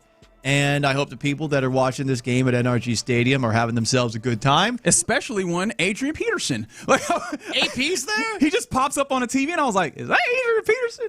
Well, and I believe that it is. Glad he's got the funds to go there. Fun story. Wow. Well, listen. He's had it rough on the financial side of things. Well, I actually have a great AP memory. This is the first time that I ever went into an NFL team's locker room. It was during a Texans-Vikings preseason game. Wait, so you haven't even been in like Texans locker room outside of this? No, I used to be. No, hang on. This is like the first time I had ever gone into a locker room. Gotcha, okay, my bad. This is the 2012 preseason Texans and Vikings. And my assignment was for Texans broadcasts to go into the visiting team locker room and talk to players. So I talked to Richie Incognito that season and a couple other guys too. Don't do that. He doesn't deserve that. The first locker room I ever was supposed to go in, and I'd never done it before, so I was a little nervous. Sure. I'm 22 years old, and I was a huge NFL fan. And I walk into the Vikings locker room, and Adrian Peterson gets in the way and says, "Hey, you can't get in here." And I'm just looking at him. And then all of a sudden he goes, "No, I'm just kidding. Go on." He scared the hell out of me. Yeah, he should. So I like Adrian Peterson because of that, but obviously he hasn't exactly had the best track record when it comes to the news side of things over the last decade. Yeah, no, that is fair. That is fair. So, no, that's a fun here. He had a little bit of a sense of humor in that moment.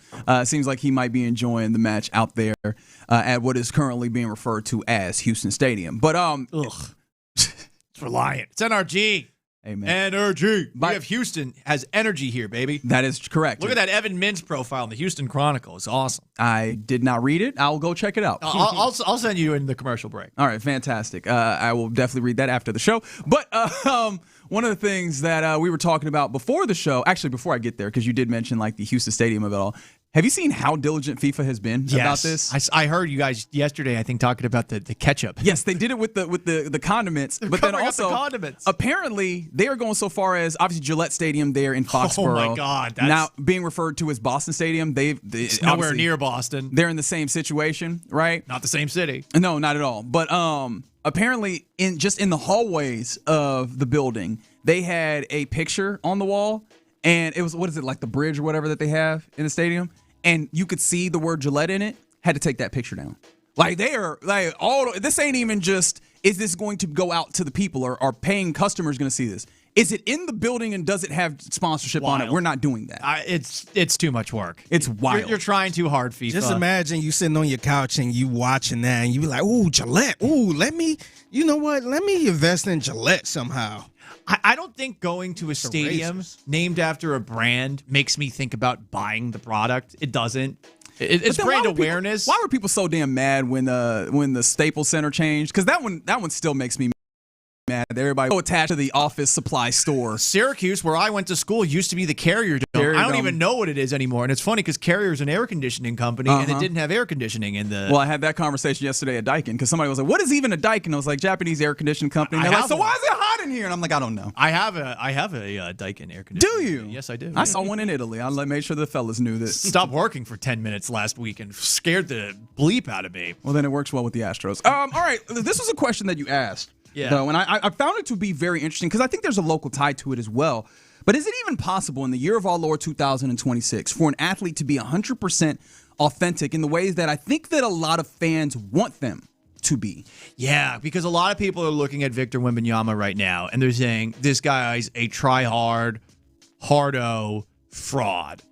They're looking not just at the instances in the eyes of some of being a fake tough guy, but they're also looking at the aloof way he carries himself at the podium. See you never. Or the stories that were written about him as he went further and further into the playoffs, talking about how he trained with Shaolin monks. Right. And how he's doing a Mac Hollins impersonation, walking into the arena barefoot to feel one with the earth. Yeah. I think some people believe reading before games and after games, being in Gramercy Park, I believe, just sketching a tree on his off day. And perhaps he is playing these elements up. And it got me thinking, and I talked about this on my podcast last night. And you're an athlete, and you have the amount of eyeballs on you at all times that you do. And you have all of these, I guess, ways to control how your image is to everybody out and about. How authentic are you? How many times do you perhaps ham something up that you want people to think about you? I'll point to LeBron James in the books, and it always seems like he's on page 1 of the books. And there are other athletes as well who you look at them and you're like, hang on, is this real? Russell Wilson. Oh, well, he's a rehabbing problem. But again, there's a lot of athletes that have sort of taken a page out of all these guys before them, and they're clearly trying to show themselves as someone that they're not. And we're even seeing it now. Remember how open CJ Stroud was the first season of his career, and he plays well, and then he's even more open in the offseason and perhaps cocky in the eyes of some. And I think he would even acknowledge that he thought the NFL was a little bit easier than it actually 100%, was. And it humbled him in year 2. I am curious as to how many athletes even bother trying to be authentic in the year of our Lord 2026, because it feels like everyone in some way, shape, or form is being an actor, either to get more followers, to get more endorsements. And it bums me out. And I don't even blame these athletes for kind of finding themselves in this situation. It's tough when you've got all these eyeballs on you, the spotlight on you, and then when you fail, ever calling you out for it, even if you get all the way to the finals like Wemby. Yeah. I think that there's 3 things that I thought of, and one of them came in right on the text line. And so don't take this as me like, knocking on you, 713, but I think that you played into something that I think is part of it. From 713, they sent in, Wemby is fake. And that is one of the first things is I think we live in an inherently skeptical time. And so when it comes down to it, even if you are being authentic, people are going to be pretty critical regardless of you.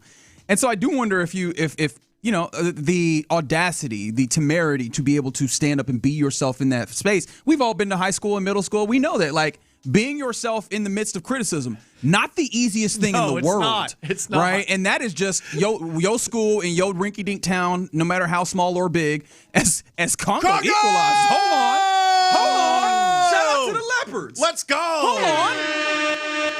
1-1. Suck it, Ronaldo. In additional time, as they're getting ready to go to halftime. Dance they was doing too. They were. They got sauce with it.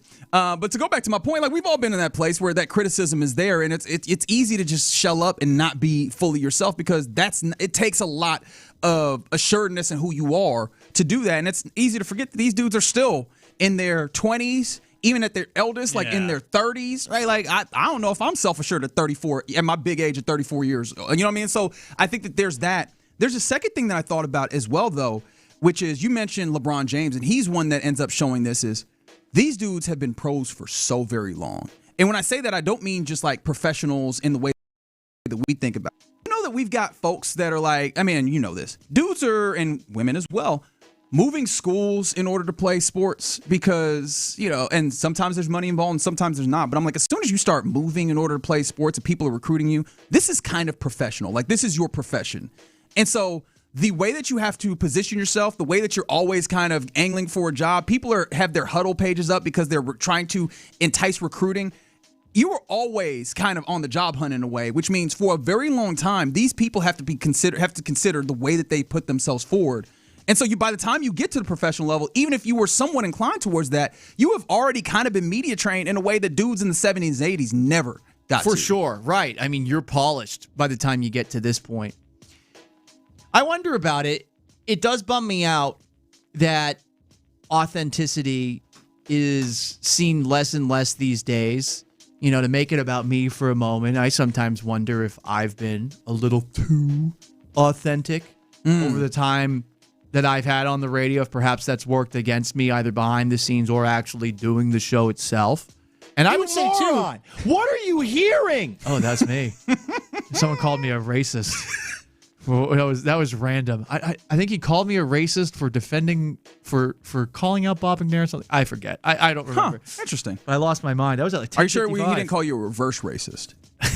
He might have threw the reverse card. I don't know. I'm not 100% sure what went down there. Just asking. That's a fun drop, though, that Figgy pulled there. To bring it back to this, I wonder, people like in day jobs, can you be authentic? Maybe this is just something we have to accept, but it does feel like everything is fake. I see things on social media now. It's a video. It's a skit, but it looks like it's a real interaction between two people. That turns out to be fake. And then, of course, you see AI. But athletes themselves, I think, have been doing this for quite some time. And I actually think this is largely what Wemby is. I don't think he's fake. I really don't. I think it's easy to dump on him because of all the other things that he brings to the table. And, you look at a guy who's a villain, and of course you're going to take every pot shot you can at him. And what's funny is I think that's why people like Anthony Edwards so much, is that he seems to be himself so aggressively. And I think also what helps him, and this is maybe the tough part with the authenticity argument and Wemby and even CJ, is that authenticity with people means that you are dealing with the human, and humans inherently have some like rough edges. They're not always, what's the word that I'm looking for? They're not always consistent. It doesn't always make sense, the various different angles. Like, we all could contain so many multitudes that don't always square with themselves. And I think with Anthony Edwards, he's a dude who all his stuff kind of comes back together and it makes sense because he is aggressively himself, and himself is Atlanta, and it doesn't really move from any of that. Whereas most of us, we have some conflicts. Played himself in a movie, right? Yeah, we got conflicts even within ourselves. So if you're authentically yourself, it's hard to do. It doesn't always make sense even, right? Where sometimes you'll say one thing and do another because we're humans, and then it kind of could mess with your money depending on how you do it. So plus the additional thing that we didn't get to now, right on social media, where you are cultivating your persona from very young already. From the get-go, you're bringing these things around like they're a part of your body. I did like the text from somebody who suggested Nikola Jokic. Maybe he is authentic because he seems to hate his job. That's right. He hates his job, That's right. which is a fun job, and he still hates it. That's relatable. He's like, I'm sure Adam Silver don't like it. He definitely does not like that figure. You're right. Fair enough. All right, you're in the loop right here on Sports Radio 610. Coming up next, Danny Barrett, running backs coach for the Houston Texans. He said something about Woody Marks that has me thinking, could this be, in a weird way, with a little bit of a step back in role, could this be a step forward for him in this season? 713-572-4610. I want to talk about it next. The Drive with Stoerner.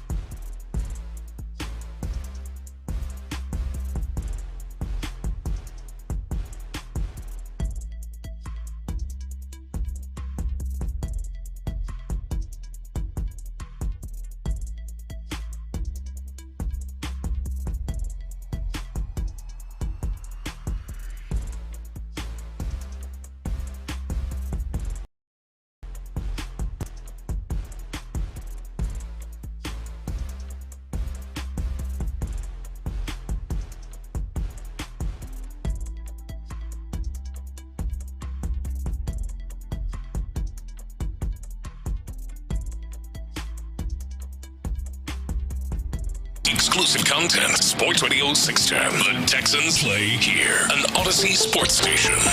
Sports Radio 610 presents In the Loop with John Lopez and Reggie Atatula.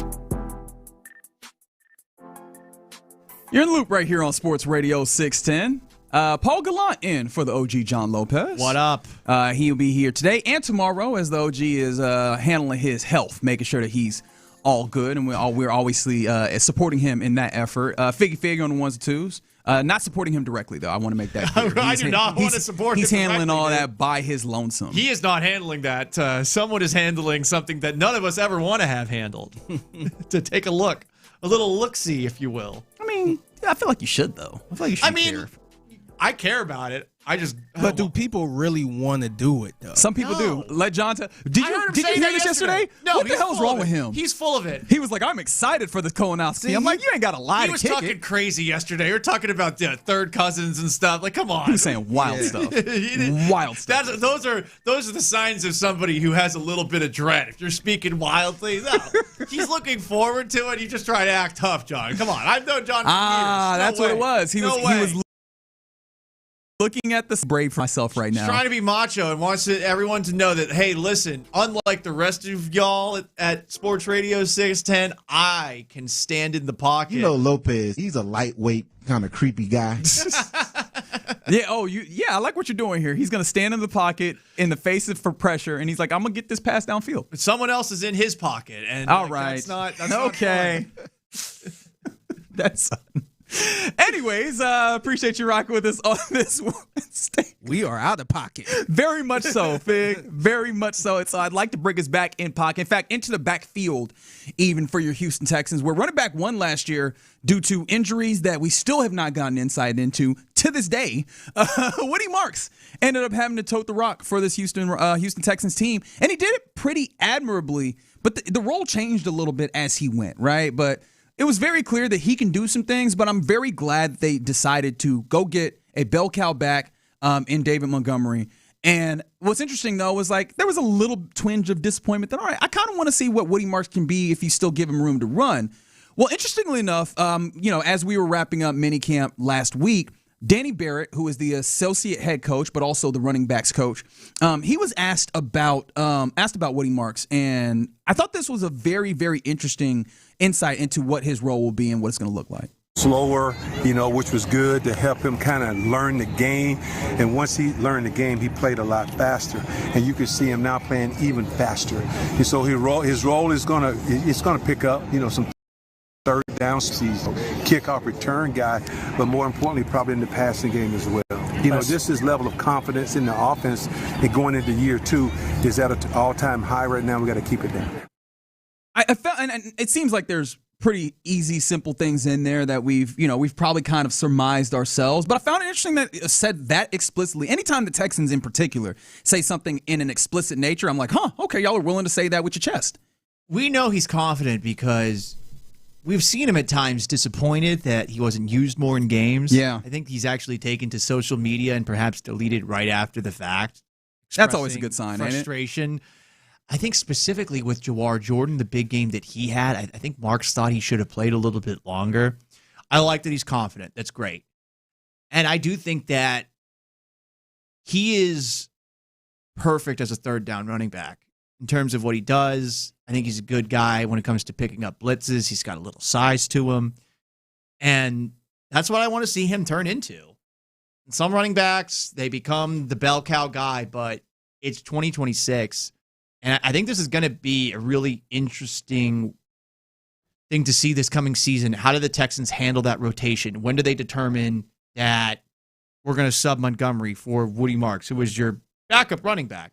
When are they going to put him in? And obviously, third down situations. Montgomery, it seems like the Texans are trying to push that, hey, he could be the 3-down back from time to time. I think you got to be careful about that.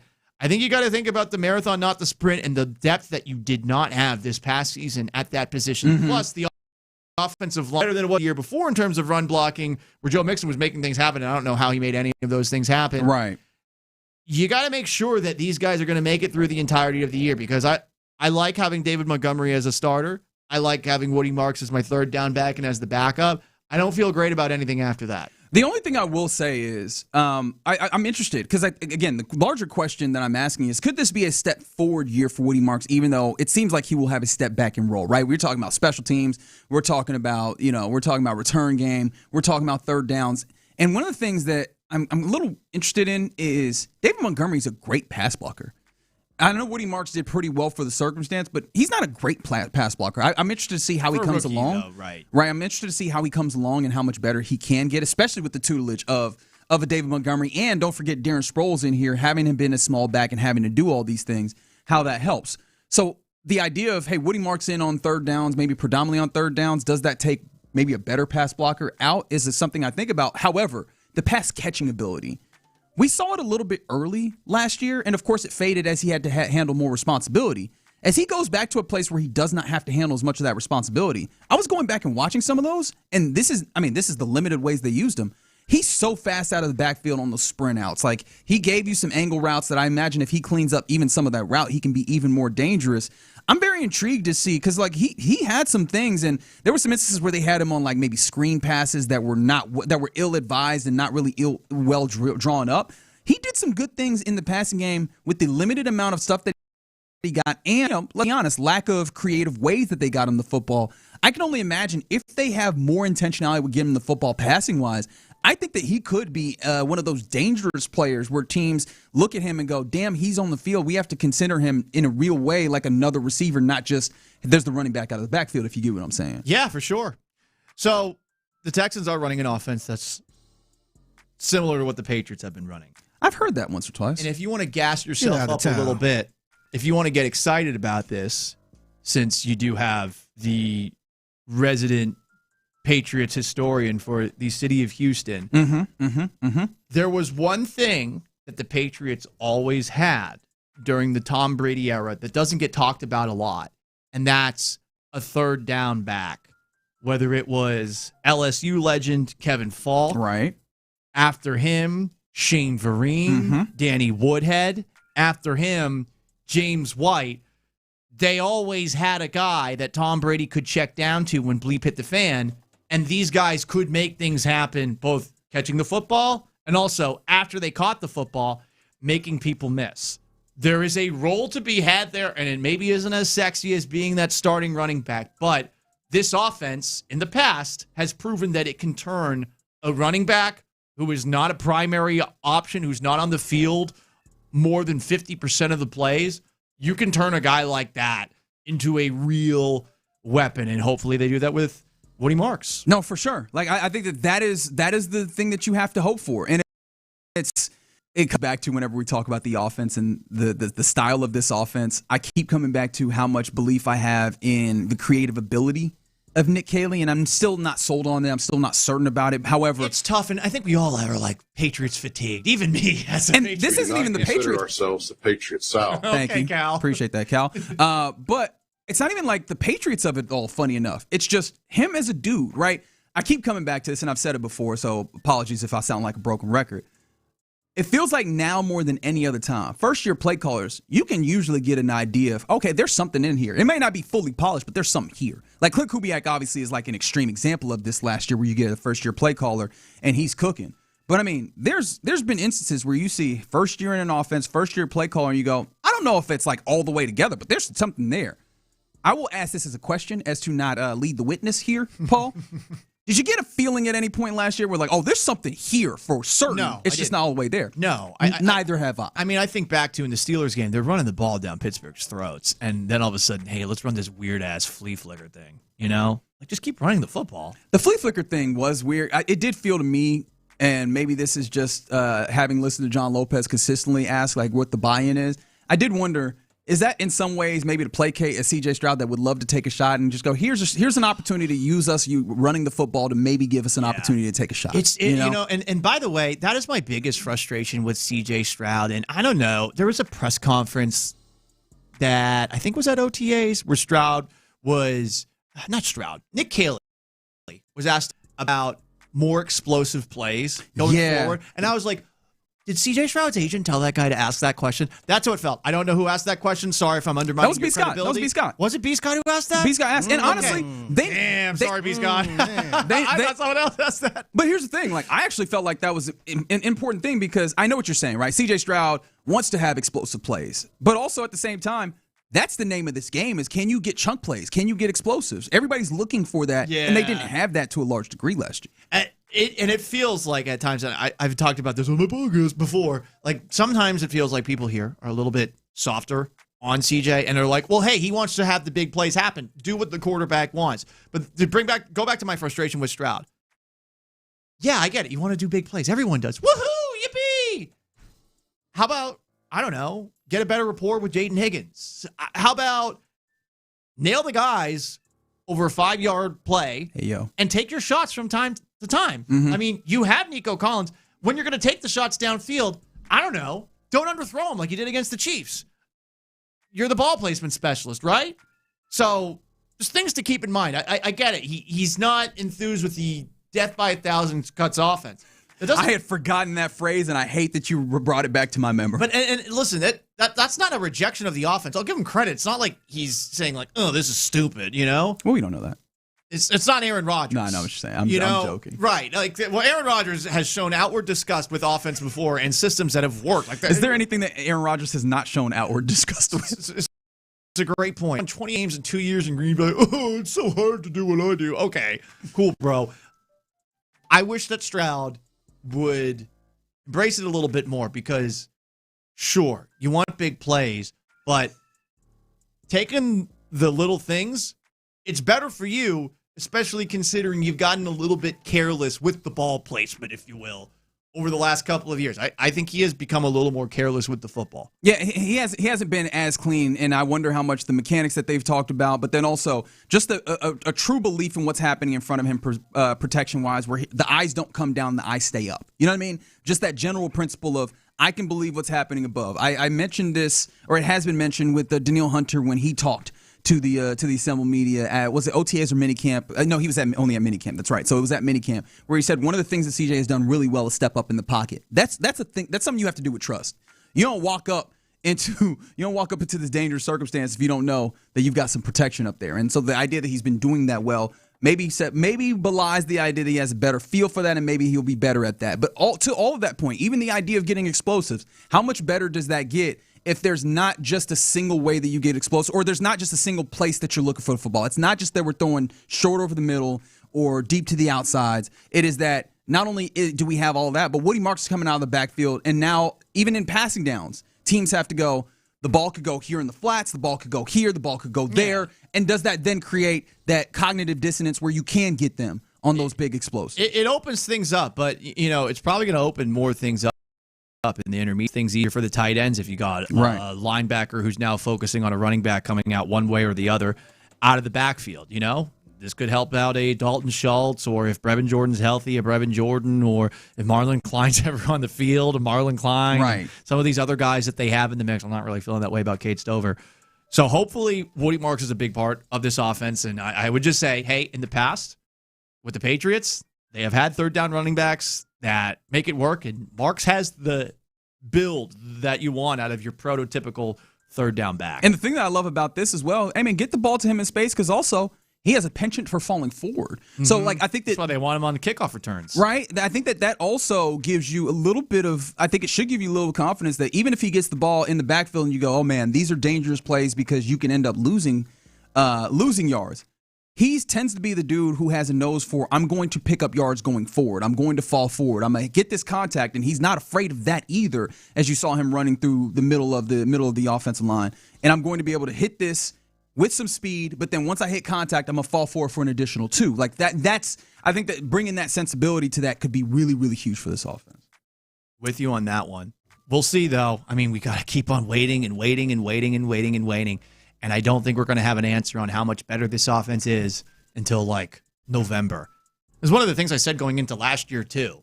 You made a lot of changes on the offensive line, moving on from Laramie Tunsil and bringing in all sorts of guys, a rookie to actually start. It takes time for these things to actually get put together. And patience is something you need to develop more and more as we realize the first couple of months of the NFL season have turned into the de facto preseason. Yeah, that's a fair point to acknowledge, and that actually brings up a great question. How long do you give before you feel like you should have some level of feeling? That same question I asked you about year one, in year two of Nick Caley. How long should it be before you go, damn, there's something here? I would say October. I think given that you've got now 3 key players going into their second year, how those guys look, how Nick Caley adapts things to them, not just Ariante Ursery, Jaden Higgins, Jalen Noel, who we didn't get to see enough of. And who has been one of the stars of these off-season workouts. That's the thing. Immediately jumps out. The speed that they talk about with him. It was such malpractice to play him as little as they did last year. I get you spent money on Christian Kirk. I don't even think it's a money proposition. They really thought that the veteran nature was important. And it was frustrating because it didn't show up. Yeah. Except for that one Steelers game, right? That was it, which is crazy. That's the only time it happened all year. So those guys in year two, how does Nick Caley build things around them? And I guess Woody Marks also in year two. Yeah. You know, year one to year two, that's theoretically, especially for receivers, when you make the biggest jump of your career. We shall see, as Portugal scores a goal, is that offsides? Oh, yeah. Flags up. Wow, He is I off. recognized an offside Hold when on. it happened. Wait a minute. Is this soccer Paul? Yeah, look at Paul in the What is soccer happening? now, Look, man, we got soccer Paul in the building. And I was barely watching. Got me into it too, man. That's crazy. They got me into it too. I will admit, I'm into this game. Yeah, very much. Because I saw him do the spin, and I was like, he must be offsides. He is offsides. Way to catch that. He looked like a guilty man in that moment. That's fair. Sometimes that's the easiest way to watch sports is just look at the dudes who know, the dudes who are playing. Do they look like they happy? No? Yeah. They did something wrong. The one thing I'll say, especially when you talk about catching something, when it comes to Danny Barrett, like also saying that feels like they had to bring him along slower, and now, because he had more responsibility. I wonder how much of this is just Woody Marks now being able to be smarter on the field and understand more of what's happened. Because he produced pretty well with them talking about they had to bring him along slow. What does the fast lane look like? I am super excited to see that. And hopefully this offensive line, I love what Cole Popovich has done to this point. Tutelage of Dante Scarnecchia. That's right. Legendary Patriots. That's right. It's like Dante's here, Plus, he's the son of Greg Popovich. I mean, there's a lot that makes me feel good about him. I don't think that last one's true. He's not? I don't believe so. Are you sure? I don't think so. No? I'm going to pretend he is. Okay. All right. I'm with you. That would be hilarious if he was. He's just been quiet about it. You know what, dude? What made you get into football, man? Dude, I'm not kidding. I think I've been rolling with that for years. I just thought it was a bit. I thought you were legitimately joking in that moment. I thought it was true. And now I have to. This is the thing. These are my confessions. Now I have to go and check because I can't say for certain that it's not true, but I just don't believe it's true. And in this era, you kind of got to go and double check things. Anyways, they're distantly related. Yes. Whoa! What an upset for AI, which might be lying. Yeah, which is probably lying. Do you think they're third cousins? Anyways, your Sports Radio 610. Lopez thinks so. What a pull! Coming up next, it's about that time where we hand things over to Figgy Fig for a mixtape. What you got, man? Yeah, we're gonna talk about more third cousins. Oh, in the no. mixtape. No, I'm just playing. I never thought I would hear this rapper's lyrics in a board meeting. Plus, it's a new trend involving glizzies and Gatorade. Glizzies and Gatorade. That sounds like a Seth segment. Let's talk about it next. All right, guys. Golf's biggest names chasing one of the sport's most coveted.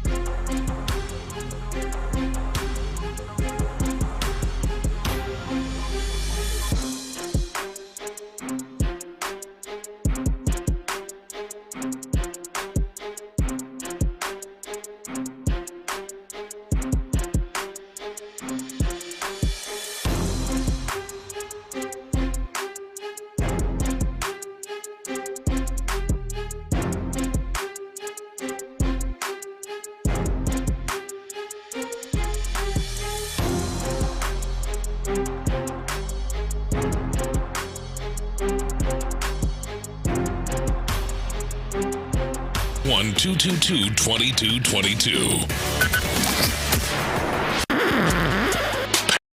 Pass the and crank up the volume. Figgy Figs in the driver's seat. Sit back, relax, and enjoy the ride. It's time for Figgy's Mixtape on Sports Radio 610. Yes, it is the Mixtape Interlude, Sports Radio 610. It's your man Figgy Fig holding it down on a Wednesday. Happy Wednesday to everyone out there. Paul, I got a question for you, man. Yeah. So I usually ask Lopez about a random artist if he heard his artist. And I think he'd be lying most of the time. Like, yeah, I heard of them. He does lie. Yeah. Oh, yeah, I'm sure I heard of them. It's a good impersonation. So I want to ask you this because you're not that fluent in hip-hop music. No, you were teaching me. Ryan Rocket was teaching me back in the day. Yeah, we had ESG up here, Slim Thugs. Lil Flip, yeah. So I don't think you're going to lie to me on this one. I cannot tell a lie. So have you heard of this artist by the name of Young Miami? No, I have not. And by the way, I'm so sick of artists that are like, I'm young blank, or I'm Lil Baby blank, or I'm Baby blank. Like, come on. Wait, hold on. Are we running out of names where everyone has to be young or baby or Lil Baby or Lil Baby to Baby, McBaby? So this artist, it's a she. It's a she? Yes. Yeah, Young My Miami. bad. She's been around for a little bit, but I think a lot of people kind of got past the young. Okay. Well, I don't even know if that's look, man. There is something to be said about naming conventions that are I guess comfortable to the ear, that are familiar. There's something to be said about that. I'm just sounding white right now. I'm sounding like an old white man. That's I got my confession off of my chest. Let's hear this later. Yeah, at one point, I think a lot of people was using Lil as a thing. Too much Lil. Young as a thing. Lil Bow Wow is the only Lil. I think it's the only one I recognize. That's the only Sorry, one Lil Wayne, you can't have that and one. I got exactly. Yes. Oh, I guess Lil Flip. Yeah. So here's Young Miami. Lil Kiki, you out of here, man. Yeah. Yeah, man, Paul is white. He is white. So look at me. How long you been in Houston? And you probably never heard of Lil Kiki. He's definitely heard Lil Kiki. You heard Lil Kiki? See, I am actually good at trolling people with some music, but I would not be able to tell you music by Lil Kiki off the top of my head. I probably recognize it by heart. Yeah, once we played it, you would. I need to be like patted on the back. You will. Let me see if you heard this song. So this is a Young Miami song right here. I might have heard this song, honestly. Yeah, it's all over the place, man. I can't stand this song, but this is Young Miami, a song called Spin That. Where are my scamming? Spending that money fast. 20s, 50s, 100s cash. Boy, going that go, y'all back. Boosting. She's talking about scamming. Yes. It's a scamming anthem. This is a very popular song right now. Spin that bleep. Spin that bleep. So that's a very popular song right now. I did not think I was going to hear this in a board meeting. In a board meeting? You heard it in a board meeting? Well, I wasn't there. Oh, got it. But it was a guy in a board meeting giving I guess a speech or some type of presentation. And this is what it sounded like. I'm reminded of a song by Young Miami. Okay. And if Young Miami was here today, as a preacher, yeah, that's what I say. Where all my scamming school board employees at? Oh, a school board spending okay. that money fast. 20s, 50s, 100s cash. Rachel Daly go in that go yard bag. Boosting employees. Where y'all at? I kind of like it. Stuffing those facilities in y'all bags just to flip it and pop some tags. Rachel Daly go in that go yard bag. Spin that shh. That's slam poetry. It was slam poetry. I feel like, do we got a snap? Yeah. Yes, brother. I hate that song so damn much. I'm not gonna lie, I did not hate that song. Really? I mean, it's definitely one of those. It's really catchy. It's really catchy. You can see it on TikTok. Because you got that chorus, you can do some sort of dance move to the spin that. But there were some elements of that song that I don't really like about today's music. There's always those weird echoes in the background. Huh. It's like a spoken echo. It's very annoying. You talk about the little echo effect? Yeah. I hate that. I do hate that. But that song was oddly catchy, and perhaps I'm showing my taste in music as well to you, Figgy. Yeah, you got to check out the music video whenever on these computers, though. Is this like Telemundo? Well, I don't think it's that bad, but okay. Somebody might, if they looking over your shoulder as you watching a Young Miami video, they might be like, wait a minute, hold on. Well, there's someone at home that you probably shouldn't be having looking over your shoulder and seeing the video. Don't forget that you have a girlfriend involved in this. She doesn't live there, though. Oh, okay, my bad. You good. See, I'm all up in your business. My bad. I will retract myself from there. She don't check my history. Yeah. Okay, it's all right. So this is a school board meeting? Yeah. Was the school board having a whole bunch of scamming? Was there people like taking government funds and using them illicitly? Because otherwise, how did Young Miami get into this? I have no idea. He decided to do a little speech in honor of that song, I guess. Also, I feel like, look, I know Paula enjoyed it. I appreciated that he got into his flow. He started getting into his bag. He started getting into his duffel as he was going. I was like, are you Stephen A. Smith here? Let's get you on First Take. I feel like we need to get to the point quicker. That's fair. At the school board meeting, man, them people are not trying to hear you do all this. Like, let's get to the point. I don't know. If I'm all the way there for a school board meeting, I already hate my life. I'm there, stuck there. I want someone to entertain me along the way, right? If I'm there in person, I'm probably cringing a little bit. Correct. Like, bro, dog, what are you doing? But I think his whole point, I mean, I don't know if he intended to go viral or anything, but if he did, it worked. Because the question I often ask was things like this, or just things in general. Who is this for? Right? And I don't know if the school board members were like, oh, yeah, that's right, Young Miami. Like, I don't know if that was for them. And so who was this for? Yeah, some 50-year-old Karen.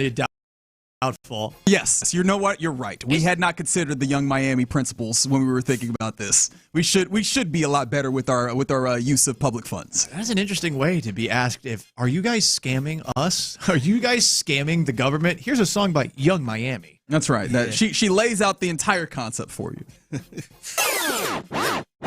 It's the Mixtape and Loot Sports Radio 610. So, are you guys fans of, you guys like glizzies, right? Hot dogs? Occasionally. Yeah, I won't say that I'm like a super fan of them, but in the right context, I will eat a few, right? Like if we had a cookout, I'll eat some glizzies. If I'm at a baseball game, I'll eat some glizzies. I won't go out of my way to get no hot dogs, though. If I'm at Easy's Liquor Lounge, I will eat a hot dog because Liquor Lounge with glizzies, huh? Yeah, Easy's Liquor Lounge, yeah, up in the Heights. Oh man. Fantastic. All right, so that's my favorite spot. Can you just give me a lay of what is the Liquor Lounge like? Because I hear Liquor Lounge and I think something very particular, but I could be wrong. It looks like a dive bar, except for it's nice. It's like a polished dive bar looking place. I can't dive bar. I'm going for mozzarella sticks. I'm going for chicken tenders. I might go for corn dogs if they got mini corn dogs. These hot dogs are great. I can't do them. I can't do a hot dog in a dive bar. That feels weird to me. These are some of the best hot dogs I've ever had. Yeah. So anyway, bring it back. Do y'all like Gatorade? Y'all good with Gatorade? Or Love me some Gatorade. Yeah. Yeah. How about making having hot dogs with Gatorade? Nope. No. Yeah. Different flavor profiles. They just don't feel like they work together. Gatorade, honestly, Gatorade is something that you wouldn't be at the game with you the Gatorade to drink? No. I'm getting alcohol. Fair enough. Maybe. I just feel like Gatorades, I try to not have food when I'm drinking a Gatorade. Like Gatorades don't feel like they pair well as if I'm doing wine. You play they don't feel like they pair well with food. When I think of Gatorade, I think of, am I working out? Because that's the only reason I would have it. I would get it at Whataburger, to be honest. Really? They got the Gatorade right there. Like, to me, I don't, because I'm not a big soda guy, and I'm not a big fan of their, I think they had like Minute Maid lemonade or something like that, which is all right. But I'll just go for the Gatorade, man. Huh. Okay. Yeah, Maybe I'm wrong. 713-572-4610. Do Gatorade and hot dogs go together? I don't look at that as just a sports drink. Like, I got to be playing sports to drink this or working out to drink it. I think a lot of people just drink it for the hell of it. I think the last time I had it, I was skiing and we had mixed vodka into it in one of my friend's Camelbacks. The life that you live is fascinating to me. It's a lot of drinking. I'm sure people are probably wondering, why the hell are we talking about this? Yes. Right. You know what? I probably should have warned that earlier. No, I was trying to get to it, but kind of setting y'all up a little bit. But it's a TikTok trend going on, people making blue hot dogs. Oh, no, baby. It can't be that. No. You want to take a guess how they doing this? They're dipping ballpark franks into Gatorade? Not only dipping, but Frying you're them? soaking your hot dog in Gatorade for about 15 minutes, and then they're going to turn blue. So you pretty much got a Gatorade hot dog full of electrolytes. Okay. And Yes. people- Electrolytes. Sure. Today we stray further from God's light. That was the takeaway from this story. What? I will make a defense of using a sugary drink to cook food.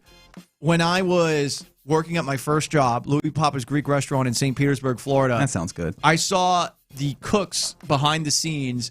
They would use Coke on their steak. They pour a little Coke on the steak while they cooked them.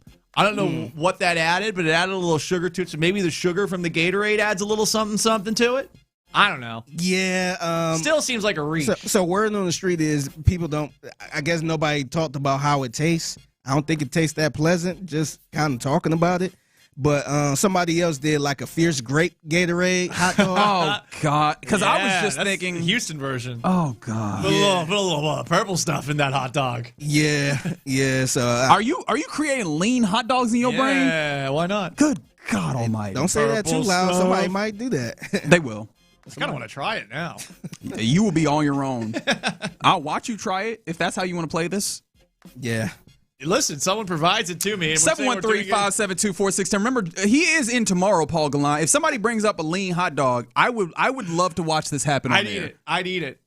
It's crazy how much food you can make off of different stuff like that, man. I wouldn't be surprised if somebody made some like, especially with the edibles and stuff like that. I wouldn't be surprised if somebody made some like lean cracklings or something. Oh gosh. Someone texted in, we were doing so well with the foreigners, like getting Walmart and Buc-ee's, and then we ruin it with blue. I mean, but they be putting peas on like pot pies and stuff. Like I don't, and I mean like wet peas and stuff. So I mean we don't need any of their validation when it comes to food. Clearly. Yeah. By the way, real quick, McDonald's. Shout out to McDonald's. They are bringing back the fried apple pies, and I was a little bit confused. Oh, that was real. I don't remember the fried apple pies. Bro, you can get 2 for $1. No, I remember the baked apple pies, which are pretty good. So this is different. Yeah, it's different. I thought that's why I was a little bit confused. I'm like, I thought they already had them, but these are actually fried, and I want to say they stopped doing it. I want to say in 1992. Gotcha. Due to health concerns. Oh, so I never had. Oh, due to health concerns. Yeah. Look at them care about our health. They got to 2026 and they're like, we don't care about that anymore, right? McDonald's drawing a line in the sand at the apple pie health, but not any of the other stuff. But shouldn't that tell you something if they were like, this is the line of all of the things that we sell. This one, too far. Yeah. Fruit, we ain't doing that. Yeah. So it'll be back Monday. Okay. So, June 22nd. All right, very good. I will consider being in line for I'll that. try it. All right, very good. All right, you're in the loop right here on Sports Radio 610. Apple pie from McDonald's now. That's too much. A McFlurry now. Put the Oreos in there too. No, man, you used to be able to get 2 for $1. Just get a large fry. Yeah, I guess so. That is another fantastic edition of the mixtape here in the loop. 1:20 p.m. every weekday right here on Sports Radio 610. If you see something mixtape worthy, or if you manage to eat one of them weird ass glizzies, hit them up on social media at the Figgy Fig. All right, one more segment to go off to the drive. We will do that next. All right, let's talk about D&M Auto Leasing and.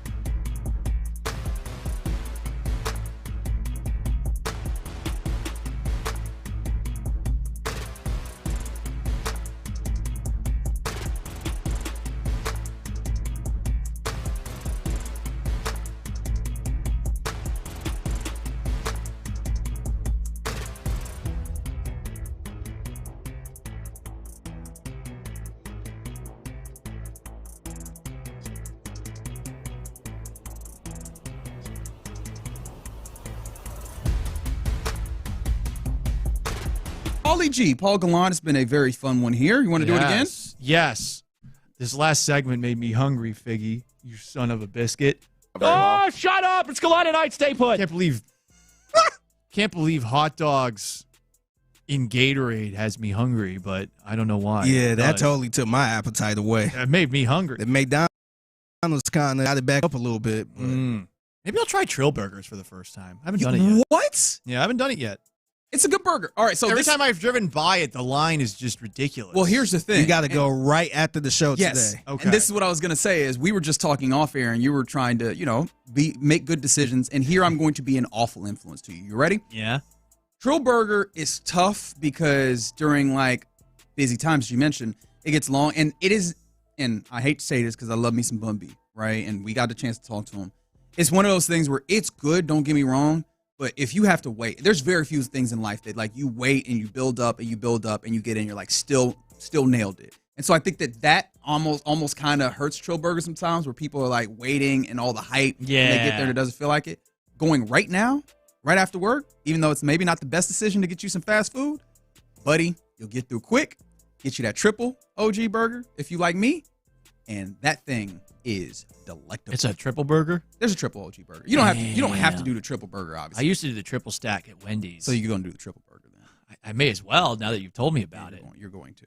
Okay. Yeah, it's right by my girlfriend's place, so maybe I'm stopping on the way. It's pretty over good, there. man. All right. I've been meaning to try it. It's and just every time I drive by, I get intimidated by the drive-thru. And I'm sure it's not a line out there right now. Okay. Yeah. All right. Yeah, no, it's not a bad place. Unless the Europeans took over or something. Oh, that's true. Ooh, that's a great question. Yeah. Did the Europeans learn I'm not about sure if Trill they Burger? I'm not sure if they tapped in enough. Well, here's the thing. And I guess maybe this is an easy one. I do wonder to what level of what internet sleuthing the visitors to our great city have been, because they've been in some places where I would not have imagined, but also places that I could get to. We went to Pit Room. Was that 2 days ago? Yeah. Yesterday. 2 days ago, we went to Pit Room, and I was like, okay, so they found out about Pit Room, but Pit Room isn't the most difficult place. I mean, for God's sakes, it's a Bib Gourmand, it's a Michelin. Yeah, they pop restaurant. up when you search barbecue spots. They'll pop up probably top 5 or something in the city. But Trill Burger, and then also don't forget, Trill Burger was in that package that JJ Watt got for our guy Freddie. And so at the very least, I imagine the Germans should be tapped in. You know what I mean? Yeah. Now the exposure's got to be up because of that. Yeah, And just drive by real quick. Where's the Houston place where you would be most shocked to find the visitors? Is because my thing about it is there's a lot of things that Houston can get people to go do, and the immediate place I thought of is anybody eating at the buffet at the Shake Joint right now? You know what I mean? Is anybody come from the Netherlands and you know what? I could get down with this. Good question.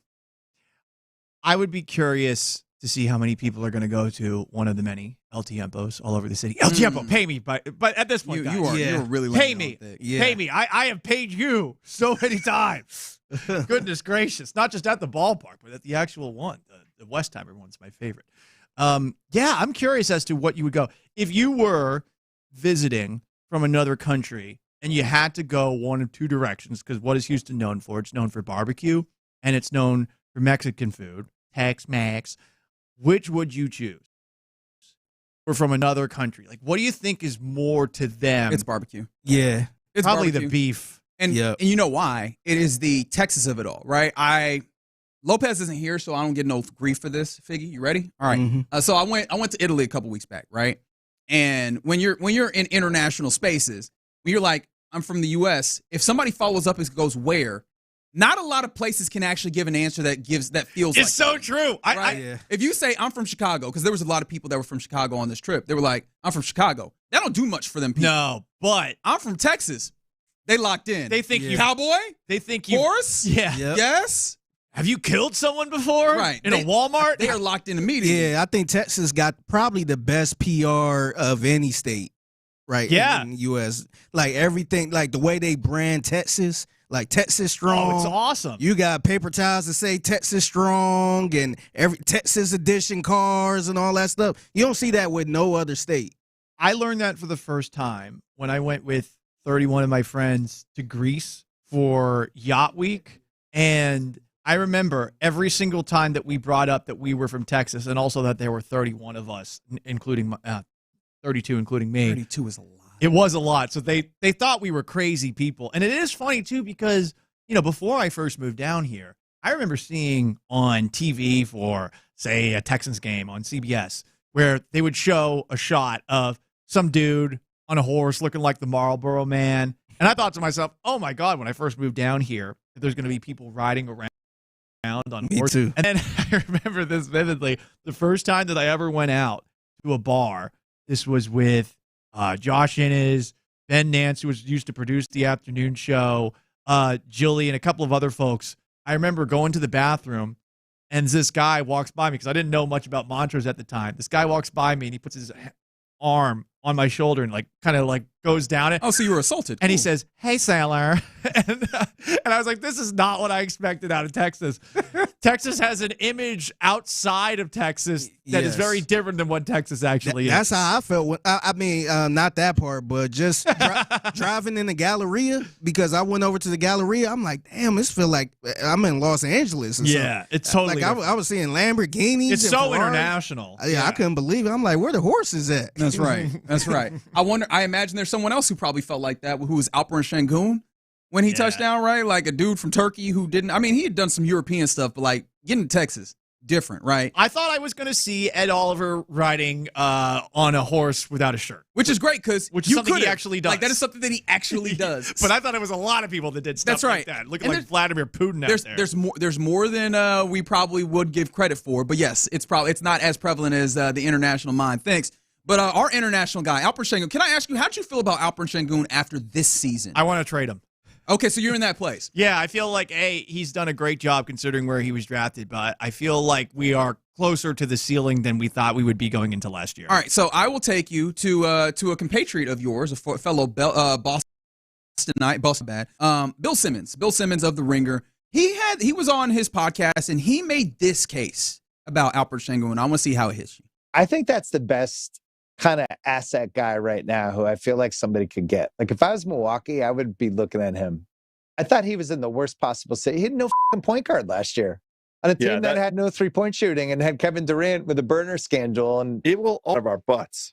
Şengün weird to me. He turns 24 in July. Last season, he was 29 and 6 assists a game. Shot 52%. Without a point guard. I don't know. I feel like there's more there. Well, how'd you feel about that defense? Now, I know he started from a place that I think you would agree with, which, oh man, he should have value in a trade market, which is where I think you already are. But how do you feel about that defense of what he did last year on the court? I mean, there's no debating that he doesn't fit here, and it's not all his fault. It's not. Amin Thompson can't shoot. He's the best player, at least in the eyes of the Rockets, in terms of potential and what he brings to the table defensively and his athleticism. And you can't have those guys on the court at the same time. It just completely compresses what you're allowed to do. Somewhere else, yeah, he could be great to the point where we are regretting it. But I would also say this. In the postseason, I don't know what it is, but it wasn't just this year. It was last year, too, against the Warriors. He, can't score easy bunnies. It's like he loses all of his touch underneath the rim. And to me, for a guy that does seem to have a lot of impressive post game, that part, again, being a problem where in the regular season it improved. Going back to the exact same thing I'd seen in the playoffs before, to me, that's enough to say, yeah, I think we're close to the ceiling, so sell high. That's an interesting perspective because I don't think you're wrong in that. The touch in close has been absolutely maddening to me, right? Centers just generally, especially, and when I say centers, I do want to be clear because we're in an era where there are a lot of different types of centers. Guys that play in close with that kind of size do not shoot as poorly as he has from in that close. Like you could, statistically, I bothered B. Scott all last year and this year with this is where he ranks amongst guys of that size that shoot this much, that have this much volume inside. And often times it was, just kind of absurdly and embarrassingly low. That is an issue. I do think there is something to be said for when you mention him not fitting. He's one of the bigger puzzle pieces, though, right? And when we talk about fitting, you largely do. Here are the puzzle pieces that are in the middle, and we do the things around them. And I think that is one thing that this offseason that they need to be very cognizant about is adding shooting because we don't have a good feeling as to what he looks like when he is served with the appropriate amount of spacing. A dude who does want to work inside. You're not wrong, though, that he needs to be much better with the touch, and that could blow up in your face if that's a large part of what he does, especially understanding that his shooting on the outside has not been good enough to pull some of that defense to make people a little bit, have to consider other things. But he hasn't been served by that in fit-wise. I do wonder, though, like, if you send him away, like, what are you building around? I know that you could say Amen Thompson, but I do wonder, like, what is the style, what is the idea that you're building around in that case? I mean, hopefully a better offense, but you take a look at that. And he's in press conference and how tone-deaf the Rockets seem, where everyone outside of the Rockets brass seems to believe that whatever they're trying to do isn't a plan. And I would say specifically offensively, to go into next year with no changes on your coaching staff, and to say that rather emphatically right after you went down, where your offense wasn't working. It's really going to be all Fred VanVleet after a major injury coming back and fixing it all, and Steven Adams being back. Like, okay, injuries happen. Injuries could happen again. I don't go into every single season assuming I'm going to have all my guys at the end of the year. You hope you do. You hope you're lucky on that front. But, and then on top of that, Stone, who, my God, that guy thinks he's so much better than he actually is. Congratulations having an office across the hall from Daryl Morey and sliding into that job. But that guy is so confident for someone who has done so little. Getting mad about that quote being used against him. Oh, it just might not be your year. You effing said it, big dog. Not big dog. Yeah, you felt like J-Lo in that moment, because J-Lo will hit you with a chief or what have you. That diminutive there that tries to make it very clear. I'm talking down to you right now. He walks around with that. I went to a very fancy Division III energy. And by the way, I play basketball there. By the way, before we welcome in the fellas of the drive, it is worth noting the Astros are indeed playing baseball and have a run on the board. In fact, the run scored by Jeremy Pena with a solo shot. So they have nothing on the Detroit Tigers there in the fourth inning. But again, courtesy of D&M Auto Leasing, we welcome in the fellas of the drive. Is Clintus, Ron, fellas, what's poppin'? Gentlemen. Not too much, fellas. Good to see you, Paulie. Ain't seen you in a minute. It's hump day in here. I see you guys got Portugal rolling. This game's been great. Yeah. We're in the last minute of the stoppage time. I thought you might try to get out of here early and just try to get on down there real quick. Oh, I didn't end up getting tickets to it. I had an angle that I was working, didn't end up. I wouldn't have been here. Like, I'd have taken a day off. I'd have called in sick. Well, you wouldn't. I'd have been getting a colonoscopy too if I had gotten the ticket. I mean, well, that's what I think Johnny quote unquote. You think he's at the game? Yeah. I mean, is that this game's that big for you right here? No, here's the thing. I'm a big soccer guy. Like, I enjoy it in a big way. And so if the biggest soccer tournament in the world finally is near me and I have the ability to go to it, especially for the low, I feel like I would have to take that opportunity. Yeah. Work be damned. Sorry, Parker. I'm actually here. I feel like you cheapened your comment right there when you say for the low. Well, no, I mean, here's the thing. I have the opportunity to go, and I have not yet paid for it. And I am actively debating within myself if it's a smart financial decision. And I'm also on the other side wondering if the financials matter. I got no problem with that thought process. And that surprises no one. I mean, I feel like if it's that, especially for you, Reg. I mean, this isn't just it happens to be here. I mean, you've been talking about soccer since I met you. Yep. Like, I feel like if this is one of those deals that it's right here in your backyard. You got obviously one of the best players in the world right now over at NRG. Houston Stadium, Clint. Okay, can we not even call it that? Just Houston Stadium. I think it's Reliant and Houston Stadium. I was calling Reliant Stadium just to get you ready. That's Houston. Right. By the way, did y'all see the Levi Stadium? Did y'all see what's going on there? Yeah. Wait, what I missed? Tremendous. They instead of taking the sign down, they just covered the sign, and they did it so tight that you can still see the shape of the sign. It's white jeans. And then Levi's went and changed their profile on their social medias to the sign. That's brilliant. It is great. It's absolutely tremendous. It's funny because I asked J-Lo because when they showed one of them games in Arlington with AT&T Stadium, it felt like they wrapped it in a way where I could still see the AT&T logo, and I was like, "Is there any chance in hell that Jerry Jones, ever the marketer, was like, do it in such a way where we technically comply?" That's right. But y'all can see what this is. Well, this one here, the tear down here, I think only happened because of the name change. Right? I mean, they were tearing it down anyway. Yeah, correct. Otherwise, Made it just been convenient. covered sign. So now it just looks like a monster ass stadium in Houston that's just random. I'm not gonna lie. It's a Houston Stadium. I love that stadium. At the same time, without the name up front, it looks like it should be in a business park. Something about the way that it's designed feels like it looks like Business Park Warehouse almost. It's a lovely stadium, though. Have you guys noticed the amount of praise from the outside for this stadium? Because Yes. I will admit, especially after the Journey concert ended in the middle of Journey singing Don't Stop Believing, I was a little sick of formerly NRG, now Houston, soon to be Reliant Stadium. But everyone seems to love this stadium outside the United States. Yeah, man. I think we're probably going to see a lot of that. There's a lot of love for the stadiums and the parks and the ways of the United States and other than us in the United States. Yeah. Tear that thing down. It ain't worth a damn. Boy, everybody comes over here that ain't got one and says, boy, we love it. Yeah. That thing is great. Ain't nothing wrong with that thing. Now, boy, Veterans Stadium, keep it up. That's right. That's right. What we did mention, though, is like I wonder how the Europeans that have come over that have loved the stadium, how do they love getting to the stadium? Because I don't know if y'all saw the Metro was out here jam-packed. People was waiting for a number of minutes to try and get What's on worse, that thing. getting out or the colonoscopy John's getting, like between those He two. sounded happy about it. It's a trek to Mordor to get out of that. Have you ever had one? You had one? No. I It's tried, coming around the corner. John had me looking forward to it. Yeah, I tried to get it. We're all going as a crew. I tried to get him man, on legs with us. up, man, legs up. I don't even think that's how it happens. Fellas, one. That's what he said yesterday. That's what brought the whole thing up. I was curious. Are you in the fetal position on your side doing work or are your legs up? I think this is his first He said his legs are in the stirrups. I think he's lying. By the way, you're listening to KLTN. I'll ask him. KLT FM HD2 Houston at Odyssey Sports Station. Would you, because again, Paul Gallant in for J-Lo. It's been fun today.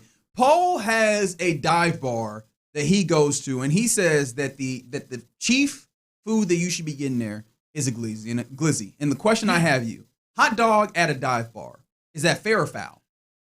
Well, hell, I think it's very fitting. It's about the only place you hot should have dog one at or a a ball dive game. bar? I'm gonna be honest with you. I never heard what did you call it? A dive bar? No, you said a glizzy. He called it glizzy. You ain't never heard it called a glizzy? I had never heard. I've Really? never heard the term glizzy. I was in there waiting for you to tell me what that was. What? A hot dog.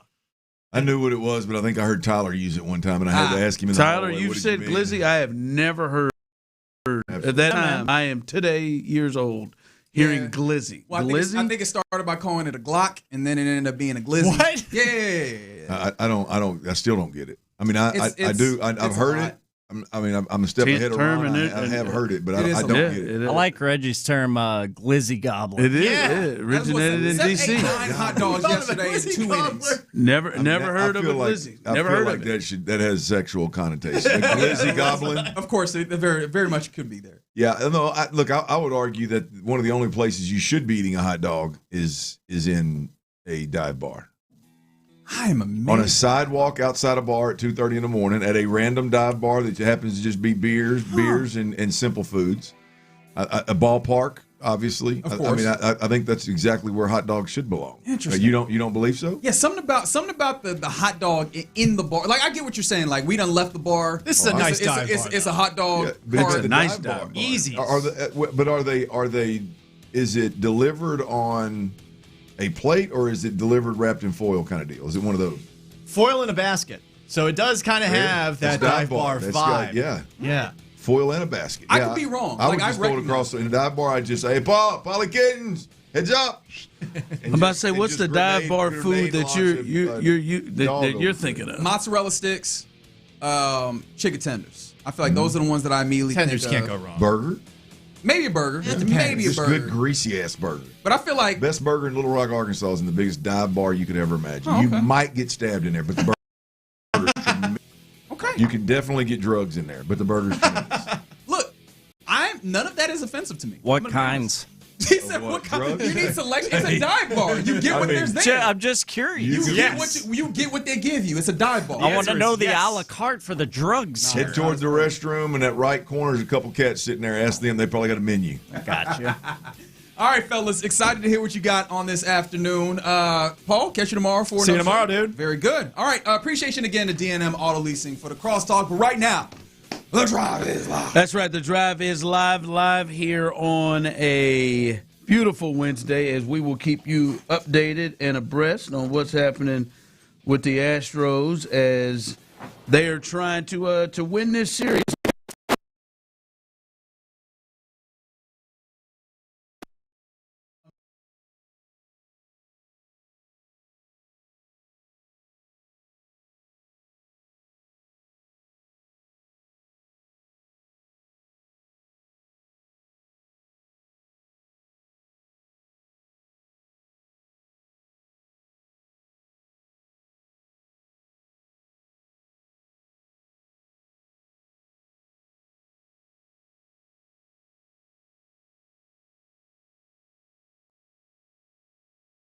This is awesome. Yeah.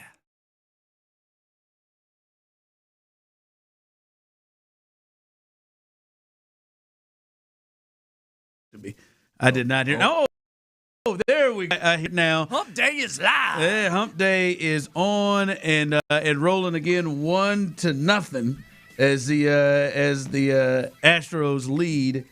We'll keep you updated there. They got something rolling again there in the fourth inning. Pete Lambert, it's a big Pete day. Pete has been rolling 4 innings, Clint. 1 hit, no earned, 3 Ks, no walks. So big start for Pete Lambert, who we said is freshly in the rotation. He is not coming out of it at all. So the Astros, they continue to lead. There's someone here on the text line. LOL, Ron is an old head not knowing what a glizzy is, laughing my ass off. Hey, I must be. That must be me aging. I did not have glizzy as slang for a hot dog. I did not either. I guess it's probably been 3 or 4 months. I heard Tyler say it. And I said Tyler said it. The context made sense though with what Tyler. I could figure it out, but I did verify afterwards. The way Reggie used it, you didn't. He left you hanging. There was no like. Okay, I'm reading between the lines. Context tells me what you're talking about. No, it was nothing. Yeah, I did. I had nothing. Well, I had nothing. I'm gonna be honest with you. Hot dog slangs. There are. I mean, I feel like from a lingo perspective, is that safe to say? Lingo is the proper way to say it. Like just the verbiage that's used. Like I feel pretty comfortable using most, even some of the younger terminology. Glizzy will not make the cut for me. If you ever hear me refer to a hot dog as a glizzy, would you please let me know about it? Please. Apparently it went viral. I'd not heard of it. I missed that viral time of it. So, yeah, man, my 42-year-old ass, is that how old I am? My 42-year-old ass, yeah, man, that jumped me. Didn't have it. Old Bridget taught me what glizzy meant. That makes sense. Oh, it sounds a little different when she says it. I was like y'all, though, at the time when she said it. It was that long ago? Yeah, it's been around a while. That's the first time you heard it, so you have it. It's when we were doing that podcast. I've heard. She said it, and I said, "What the hell's a glizzy?" I've heard Coney. 6 years ago, right? I've heard Coney. I've heard pimp steak. Wiener. Wiener. Yeah, I've heard that as a slang for a hot dog. Frank. Yep. Tube steak. I ain't heard meat cylinder. I think somebody confused. I think you're a little confused. I'm not. It is. I mean, I don't think when somebody says a tube steak that they're talking about a hot dog. I think so. I've heard that. I've heard that on Diners, Drive-In, and Dive. Call it a tube steak. A tube steak. Talking about hot dogs. I think they're I think they're pushing the envelope there. Look, type it up. Look up. That's one. That's one that when my wife says, "Hey, you, what do you want? What are we going to eat for dinner?" I don't know. I don't know what I want, but would you like a little tube steak? Look at that. And I'm not referring to a freaking hot dog. Tube steak right there. Slang term for a hot dog. Yeah, Wiener. That would not. I've heard that one on Diners, Drive-Ins, and Dives. See, that's where I get my slang from. Well, you're definitely 40 plus. But yes, I mean, no, tube steak, flesh rocket. I mean, yeah, those are all. I'm not sure if our dump button works right now, so let's just stand it there. He said, what did he say, tube steak? What did he say? Yeah, I'm the one who gets fired. So. Nah, you don't. No. Nah, I'll get fired if I say a good one. If I say a real good one. All right, but welcome in as we appreciate you jumping in with us. Some news with the Astros. As we said, they're up 1-0 right now here in the fourth inning. But Joe Espada, we've talked about what the bullpen and how this rotation will look, Clint, and with Hunter Brown yesterday, who to me, I would say he looked even better than what I thought, and I thought he might fight Joe on that mound about that pitch clock. I was certain he wanted to get through 6, and he walked that guy, and I thought Joe, man, maybe Joe, you might want to turn around once you hit these steps. He's going to talk his way into this thing, but he came on out 5 2/3. But we'll get to him in a bit. But Joe Espada making some noise, saying that. You all may know him by name of Mike Burrows, but we call him Homer Mike. Will pitch out of the bullpen for this weekend series. His next start will be skipped in the rotation. He'll be in the bullpen versus Cleveland, and perhaps maybe join the rotation down the line is what Joe is saying. Yeah, maybe join the rotation down the line. And you know what Mike said already? Well, Mike's an ass. Well, Homer Mike said, "Yep." Said, "I'll be ready to piggyback behind Imai on Friday night against the Guardians." Surely that's just the day that he's ready. What was his start day? Was that it? I don't care. Why did he do that to Why did he Imai? name drop? Why you put piggyback on the You in the expected a atmosphere? quality start? I know he's he not wrong. I know he only maybe he is. Now I know he threw 38 pitches and recorded 2 outs in his last start, so he should be well rested. But before that, man, he was going 6 innings. I mean, dog, man, you know Imai is already struggling. I hope one of his. I don't think that comment's on Imai's radar. You don't think one of his interpreters? I don't told think him? one of his interpreters. Boy, you'd be a real jackleg if you did. I don't think one of his. Oh, I'd be running to tell him. One of his interpreters goes over and goes, "Hey man, by the way, your boy Burrow's talking that mad ish." And Imai say, "Well, hell, at least I got to start. At least I'm still in starting rotation." Ask him how it looks from the outfield. At least I got but that to me that's the right move, and I guess he tried to keep his confidence, talking about he could return to the rotation against Toronto or Detroit following this series. But no, this needs to be the move.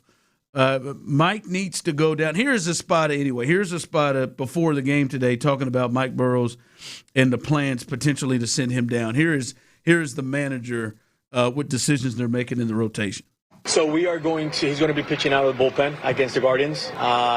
Gets me some length out of the pen and also kind of give him a little breather here before we start planning for Toronto and Detroit. So I talked to him yesterday about that and being mindful of the amount of pitch compared to the amount of innings he pitched last year. So at least for that Guardian series, he'll be working out of the pen. Oh, Joe, stop it. Just say it. Just stop it. Just say it, Joe. Just make a decision. Make a big boy decision, deliver it, and move on. Say it. Good God. We're talking about his innings. Man, you ain't gave a damn about Mike's innings all season. Come on, Joe. You've been running Mike's ass out more than anybody. Come on, Joe. Please, just say it. That ain't good enough. No, it's not good enough. He hasn't been good enough. He keeps giving up home runs literally every single start. All right, and right now we probably want to get him in games where a home run won't hurt us either way. And we tend to have one about once every series, and that's for him. That's for him. When the opponent scores 6 runs in the second inning, hey Mike, warm up, bub, get loose. Hey Homer, Mike, get loose. Mike's, I can't believe Mike said that. Yeah, I'll be ready for that piggyback. Yeah. Damn, man, it ain't no bullpen game. I mean, look. He been watching what we've been watching. Oh, man, Imai's done good before that last start. I don't know if Mike's the guy that needs to comment on stuff like that, but he's been watching the same stuff we've been watching. I guess. Hey, yesterday the Astros got a big 4-2 win, and Hunter Brown to me was the big story. And Tyler and Clint, sometimes I think I have forgotten. Hell, he hadn't pitched since March. I have forgotten, man. His swagger and confidence on the mound, like it feels like it changes the whole feeling of the team.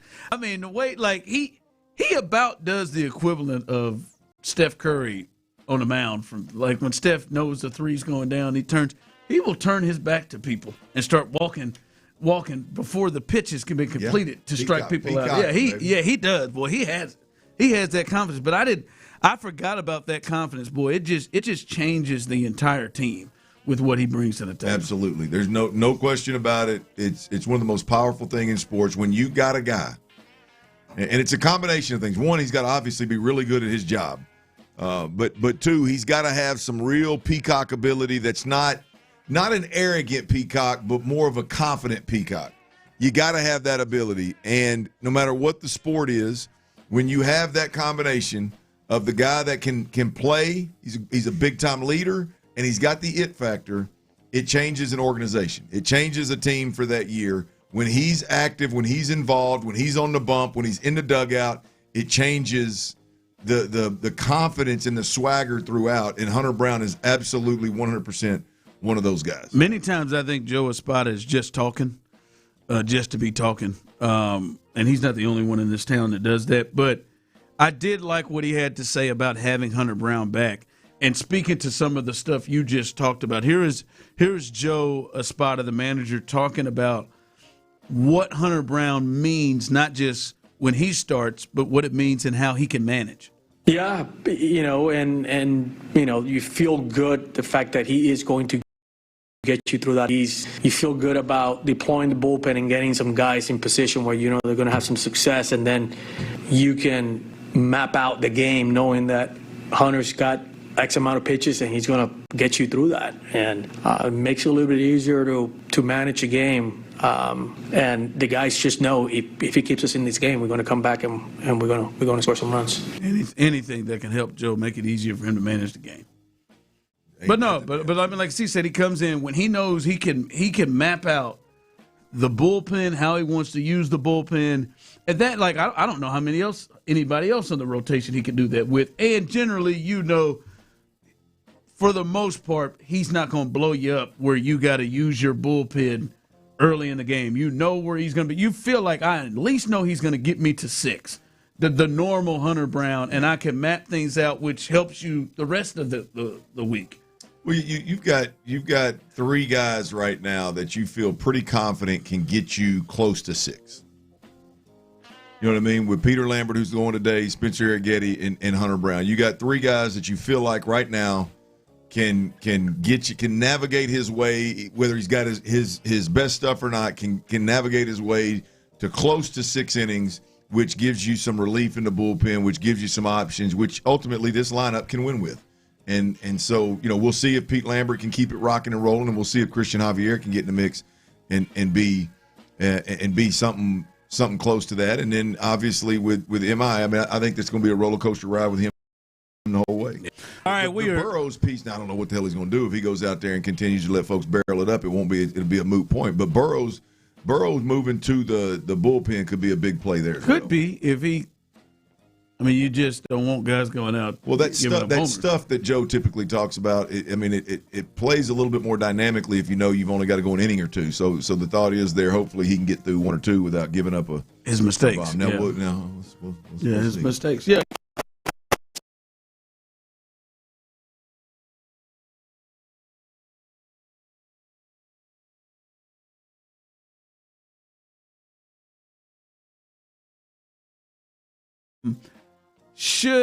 I think when Texans fans hear this, they should be extremely excited. Extremely excited. Almost as excited as Clint was yesterday when he heard it. But should we believe it? We'll discuss that coming up next. Well, before we do that, one thing you dang sure got.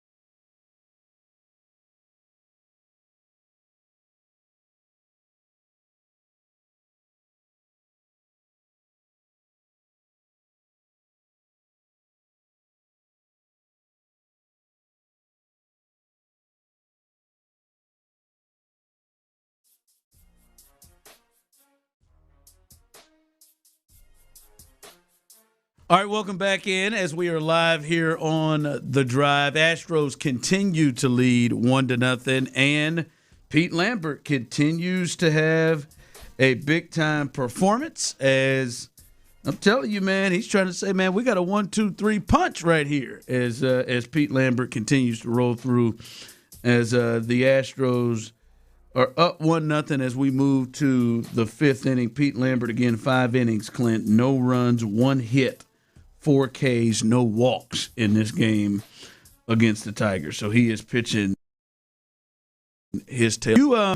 You played this yesterday, Clint, and I've thought about this. And 713-572-4610 YouTube and Twitch. If you're with us, and Yordan Alvarez just ho hum another double and a run score at the Astros, take a 2-0 lead. When you can drive in Christian Vasquez without a slide, baby. Quizzy. I mean, he is thick, ain't he? Hey, I mean, he is. Hey, there ain't no way he was at second base thinking, thank God I got past him in that gap. Thank God. Don't make me stretch his legs. Don't make me have to get after it here. I mean, that Joker, he ain't quite. What team's that little thick round fella play for? Look, is his. Look, I mean, we play him quite a bit. I can't think of who it is. A little short. I mean, he's short and thick now. Kirk is that? Oh yeah, Alejandro Kirk for the Blue Jays. Yeah, I mean he's Prince Fielder body. I mean that sucker's sawed off now. I mean this is he's in that territory. He's in that territory. Yeah, he's in it. He's about to have some more time off now. He can really get himself just there. that thing, Yordan. Damn, son. I told him, man, I saw Yordan and his family at that zoo. Looked like they had a hell of a time. Boy, good luck with her. All right. You played this yesterday from Davis Mills, and I did. I got myself legit excited, and I think Texans fans should get excited when you hear this. But then the other part is knowing the guys that we have and what it feels like their thought process is. How real do you believe actually be the approach when the season comes? Here was Davis Mills talking about year 2 of Caley's offense. I think Coach Caley's done a great job really taking inside of all of his players, especially us in the QB room, really kind of building the offense around us and around CJ to things that he does really well and things he's done in the past that he feels really comfortable doing. So, when I hear that, I get excited, Clint, because I do. I think –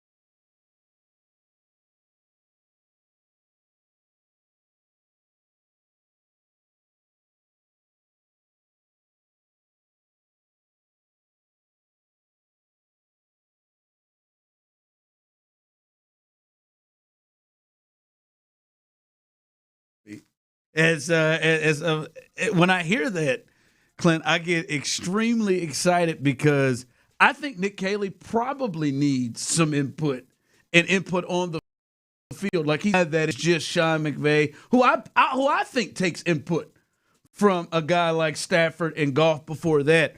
But my thing is, Clint, is how real is it? How like when it gets down to it, Clint, how much do you actually believe that they will go and really implement a mixed thing of what CJ wants to do and what they want to do? That's the part of it. It's unfortunately you've got, here in Houston, we've got 2 pieces of the formula here that are complete wild cards, because directly to what you're talking about, you got to ask 2 questions, right? We know if it happens and all parties are capable and able, then hey, man, it's going to be solid. But the reality of the conversation before we ever get there needs to be, can your offensive coordinator, when the game's rolling and the pressure's on, can your offensive coordinator execute and get these things accomplished? Whether we're talking about CJ-centric things or we're talking about Nico-centric things or we're talking about this tight end group that all of a sudden is the talk of town of, boy, we can do all these things because our offensive coordinator is a tight end specialist, right? Can the offensive coordinator actually get that accomplished in a game? I could go prepare in an offseason through OTAs and minicamp. I could go prepare and sit in an office and dream up these things of what, not dream up, but maybe watch the film and know what Nico does well and do some Nico things. And, hey, what is CJ? CJ did mid-range game really, really well. We can stretch the field with CJ. And you draw up all these concepts, right, that accomplish that. But then when you're in a game and it's time to put your hog on the table. Are you going to really do it? Are you really going to do it? And I'm not saying that he would consciously go, I'm not going to do that because CJ. But what in that moment does he have the ability to step out and grow and develop into somebody that can make those calls? Or does he pull the reins back and stay in that comfort zone and do what keeps you comfortable, right? So one wild card is the play caller. Yeah, I got another question. What's your other one? The other one's CJ. Can see, and this isn't necessarily a CJ ability, but the communication piece that we keep talking about, because I would be willing to bet you that we've heard CJ say it, stretch the field, a ball placement specialist. He's not talking about throwing a hitch, guys. He wants to put it down the field. Yeah, absolutely. So, can CJ and that communication piece get figured out to where he can snap the football comfortably and know what's going on, and they can protect him, the offensive line piece, and you can execute it. So you think they're willing to give him kind of reign at the line of scrimmage to check to those things? No. Because he has the power. I mean, he's on the field. He has the power, I guess, to see something if he sees it, to change it to one of those things. You don't think they're giving him that? I would be shocked if we're there. Ron, the head coach just came on during OTAs and told us they were having a hard time getting a snap last year in training camp.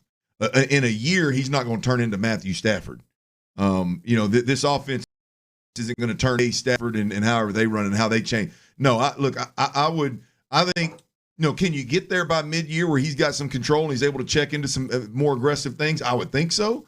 But right out of the gate. Do you think CJ's ready for that? Like, do you think CJ's ready to walk up to the line of scrimmage and see a defense and check and see, I got Nico in a situation where there's an advantage here. To hell with this. I'm on check into something else. No, I think I don't think CJ's the holdup in from that. That's what I was gonna say. You think he has I mean, I feel like we've seen him do that. Now I don't know how much of that is CJ doing it or how much of that is, slow at calling it from the side. What you got to understand is that, like, CJ's not going up there and going, like, for me, if it were me, I would have a trigger in this offense where if CJ walks to the line of scrimmage and ever sees cover zero, we are whatever the call is. We're mayday. We're going to squeeze the A gaps. No A gap pressures. The safeties aren't running through the A gap. Linebackers aren't running through the A gaps. We're going to bring everybody in. We're going to max protect, 7-8 man protect, and we're running a go route with Nico Collins. He's that good. We got him versus a duck. Whatever the route is, that little bang 8 that he always runs, he loves it. Whatever it is, I don't believe that this team approaches. They're going to stand there and figure out, try to guess everything before that. Which one of these defenders. There's 8 guys in the box. They can only bring 6 of them. Which 6 are they going to bring? And figure that part of it out. That's the part where I think CJ struggles with, right? Which most guys would struggle. Guy really do that at a high level for an extended period of time. That's Tom Brady. So I just don't. I don't think that CJ's ability to read coverages and read pressures is a problem in this system, in this league. Like, that's not a CJ problem. I think he can do that. I could do that, and I'm not the sharpest tool in the shed. CJ. He can read it to the same level as other quarterbacks that we see. Yeah, he knows. I mean, he knows he's going to get heated up. The question is he don't know, because now it may be a he problem, it may be a Kaylee problem. He doesn't know which one of his guys is going to get out, pop out, and block that guy. So he doesn't know who's going to come unprotected. Yeah. Right, correct. It's not a. I don't think CJ's not a dummy like that. That thought that you hear people talk about all the time. Well, CJ can't read coverage. No, CJ can read coverages as good as anybody out there. He just don't know where they having a hard time with the more protection. It's an execution problem. It's not a recognition problem. Yeah. whether it's the center or CJ or the scheme in general. It's not a. I mean, any dummy can see, hey, they're coming in the A gap, squeeze the A gaps. Well, they clearly don't have. That's not what they've worked all week is squeezing the A gaps. They've clearly worked all week at, hey, we're going to slide this thing, and we're going to hope this guy over here doesn't come. We're going to slide, and hopefully the center can get all the way out to the outside to get the end that's coming on the outside. Some of the stuff we've seen. All right, coming up as we continue here on The Drive, there is some audio defending a player for the Rockets, and I wonder, 713-572-4610. I see you, Frank. I see you, Trey. I see you over there on YouTube. You can jump in this as well on Twitch. Do you still believe in Alperen Şengün? You've had a little time to take a breath and think about it. Do you still believe in the 23-year-old? We'll discuss that next. All right. I don't know if you believe in a 23-year-old or not. We will figure that out next segment. We're right.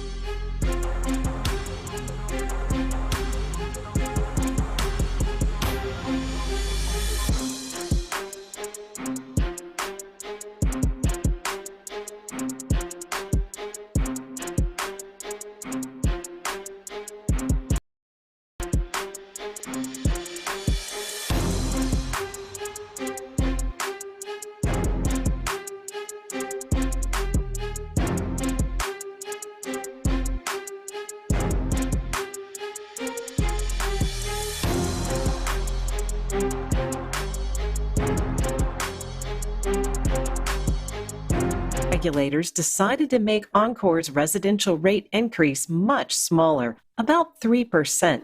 It's proof that speaking up works. Learn more at aarp.org/keepbillslow. You're losing your hair, and you want a simple solution guaranteed to work. Guys, you need Advanced Hair. Advanced Hair's quick, one-day treatment is offered in a calm, relaxed environment with top-rated physicians and modern technology. Your own natural hair begins to regrow the very next day, and Advanced Hair guarantees it will grow. So schedule your free consultation for $250 off and 250 free hair grafts. 469-599-HAIR or advancedhair.com. Sports Radio 610 presents The Drive with Stoerner and Hughley. Hits this ball well, deep to left center field, all the way back is Bierling. It's off the wall. A double for Paredes. Alvarez scores. It's 3-0 Astros. There it is. They've given Pete Lambert some more breathing room. First it was Yordan Alvarez with an RB, and then Isaac Paredes trades places with Yordan as well as they take a 3-0 lead. And then exactly what you want and need, another shutdown inning for the great Pete Lambert. How did Okwesi get the second when he came barreling around? Oh, man, just God, man. I think I gotta figure that out, man. It's God. But Pete Lambert, hey, he is putting together a masterpiece right now, Clint. 6 innings, 1 hit, no earned runs, 5 Ks, no walks, and he is through 6 right now, and he has thrown 80 pitches. So he may be able to go one more inning and really pick up this bullpen that was absolutely shattered going back to Friday from Imai. And Mike only went 5 innings, and Tung only went 3 1/3. Like that. Yeah, he's that is huge from him potentially. Are y'all tempted when you say it to like keep the bell ringing when you say it? I feel like I'm trying not to. I feel like you can't just end it dead. Like you can't just. Yeah. See, like that's really good, but he could have. I try not to, man. I'm trying to go tongue. I'm trying to end You it. naturally did it Tongue. right there. I'm trying to just. But end you it. drag that end out a little bit. I think it's only natural. I just want to really get the G out there to finish things. Bill Simmons, of the Bill Simmons podcast, he's kind of defending Şengün a bit, and I think there are a lot of people who have feelings. Like someone just texted in, as we said during the tease, as I said, do you still believe in an Alperen Şengün? And he says, I do not believe in him. He had all the potential in the world, but we've seen enough. And I think there are a lot of people who have a different feel of him, but he is 23 years old, and I know he was frustrating at times this year, especially that second half where he seemed to be destined to get 16-6 for about a month stretch. But here was Bill Simmons kind of defending Şengün. I think that's the best kind of asset guy right now who I feel like somebody could get. Like if I was Milwaukee, I would be looking at him. I thought he was in the worst possible state. He had no point guard last year on a team that had no 3-point shooting and had Kevin Durant with a burner scandal. And it will all of our butts. Şengün so weird to me. He turns 24 in July. Last season, he was 29 and 6 assists a game, shot 52%. Without a point guard. I don't know. I feel like there's more there. All right, as he brings up some points there throughout the cussing as well, but he brings up some points there. Obviously, his line was good, 52% shooting over 20 a game, 9-6, and we've heard about the point guard thing all year long, and we've heard about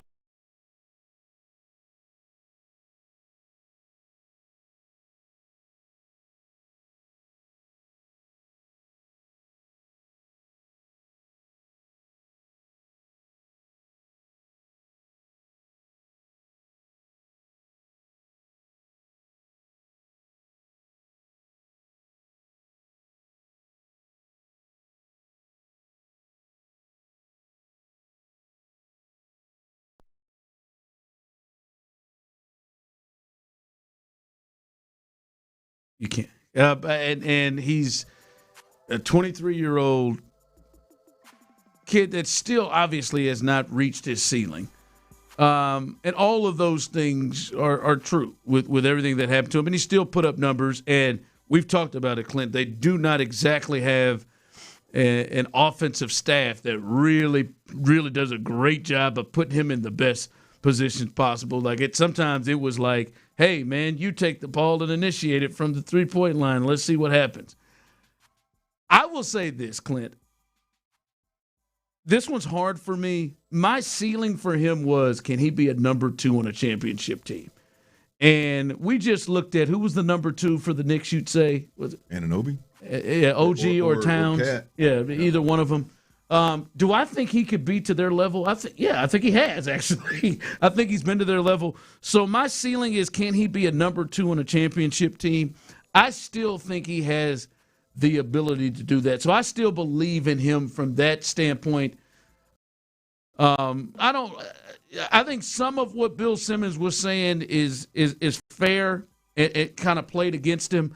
But I do think there's obvious steps that he needs to take personally in his game. But no, I still think that he can be a number 2 on a championship team. I, however, do not. Yeah, you don't. You've lost. You're done. You're moving. I do not. I think he is, and I think the Rockets have a few of these guys. Now, if you think they're going to develop into more, then okay, maybe there's some potential. But to me, the Rockets have a couple of guys, several guys actually, not just a couple, that are going to be really good throughout the regular season, and it's a hustle production.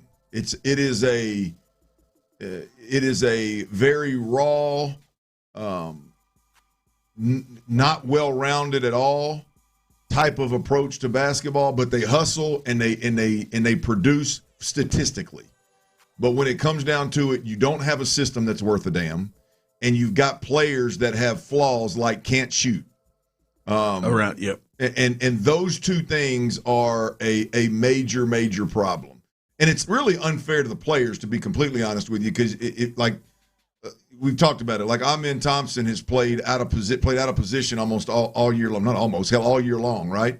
And was asked to do things that he should not be asked to do if you're trying to win a championship. You shouldn't have to constantly ask a guy to do, like, he is clearly not the ball handler you want consistently bringing the ball up the floor. He clearly confidence in his shot. Right, he is a certain player that has a certain skill set that is elite, and he needs to be pushed into the position to play that way. I think Şengün's very similar. I think he doesn't have an outside shot that's going to threaten anybody, and he doesn't play above the rim. He's not uber athletic, but he's going to hustle and grind and get you points and rebounds and hustle his way to good stats. I don't think that is going to work in playoff scenarios consistently. Yeah, I do think, and we look at it, man, this guy's been an all-star back-to-back years, over 20 a game. The rebounds even dropped a little bit from last year, but he's pretty much a 20, 10, and 5 guy, which is really, really good. If you dropped him into a system where he was with a better, as you said, system, and a better coach that would put him in spots, and maybe even a better one, then I think he would look different. Like if he switched spots with Rudy Gobert and he was in Minnesota and he was, Ant's running man and he was playing the center position there in a better offensive scheme, I think he would feel different as a player. I agree. Like he gets, sometimes, boy, it just looks like it's so hard for him to score, and to do what he needs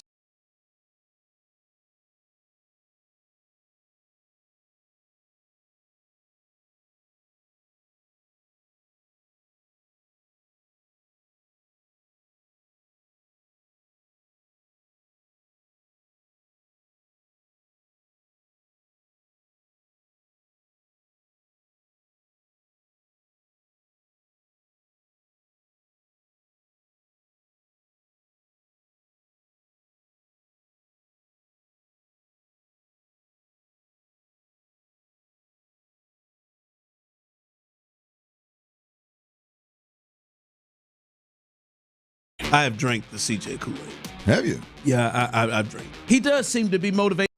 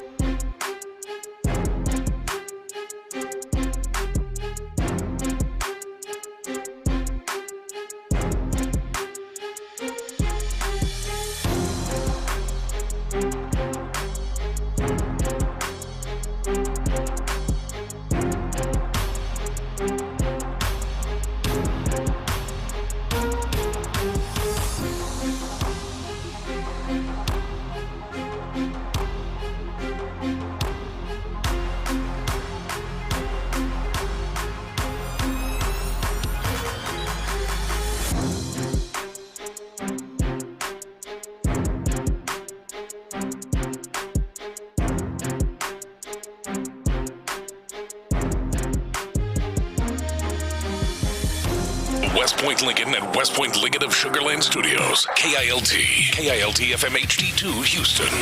On Odyssey Sports Station. The Texans play here. Sports Radio 610 presents 5 with Stoerner and Hughley.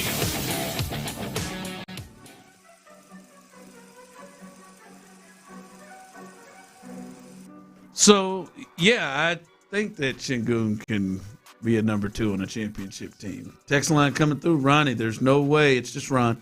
There's no way you can compare him to Cat or OG. Well, I mean, yeah, I can. Hell, has Cat ever been an All-Star? Maybe he's been once. Like maybe Carl has been an All-Star once. I mean, I think now they play different. Like twos are different, but damn, he's been in the All-Star game 6 times. Jesus, Carl's a 6-time All-Star. Jesus, I didn't know he got voted in that many times. My goodness. Okay. Damn, Carl's been in the All-Star game 6 times. Good Lord. I would have lost a lot of money on that. 6 times. I thought maybe 2 or 3. After all that? 6 times? Wow. Okay. But no, I mean, this guy's a multiple-time All-Star that is averaging over 20,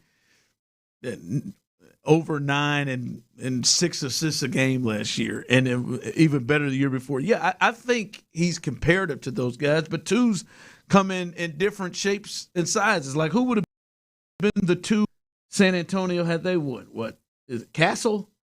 Harper? Like, who would have been? I think Castle probably through the year. Maybe Fox would have been the 2. Like, yeah, I think twos can come in different shapes and sizes. So, yeah, I mean, I think it's comparable. I don't think it could be a 1. I think it's comparable, but yeah, like that. You get him with better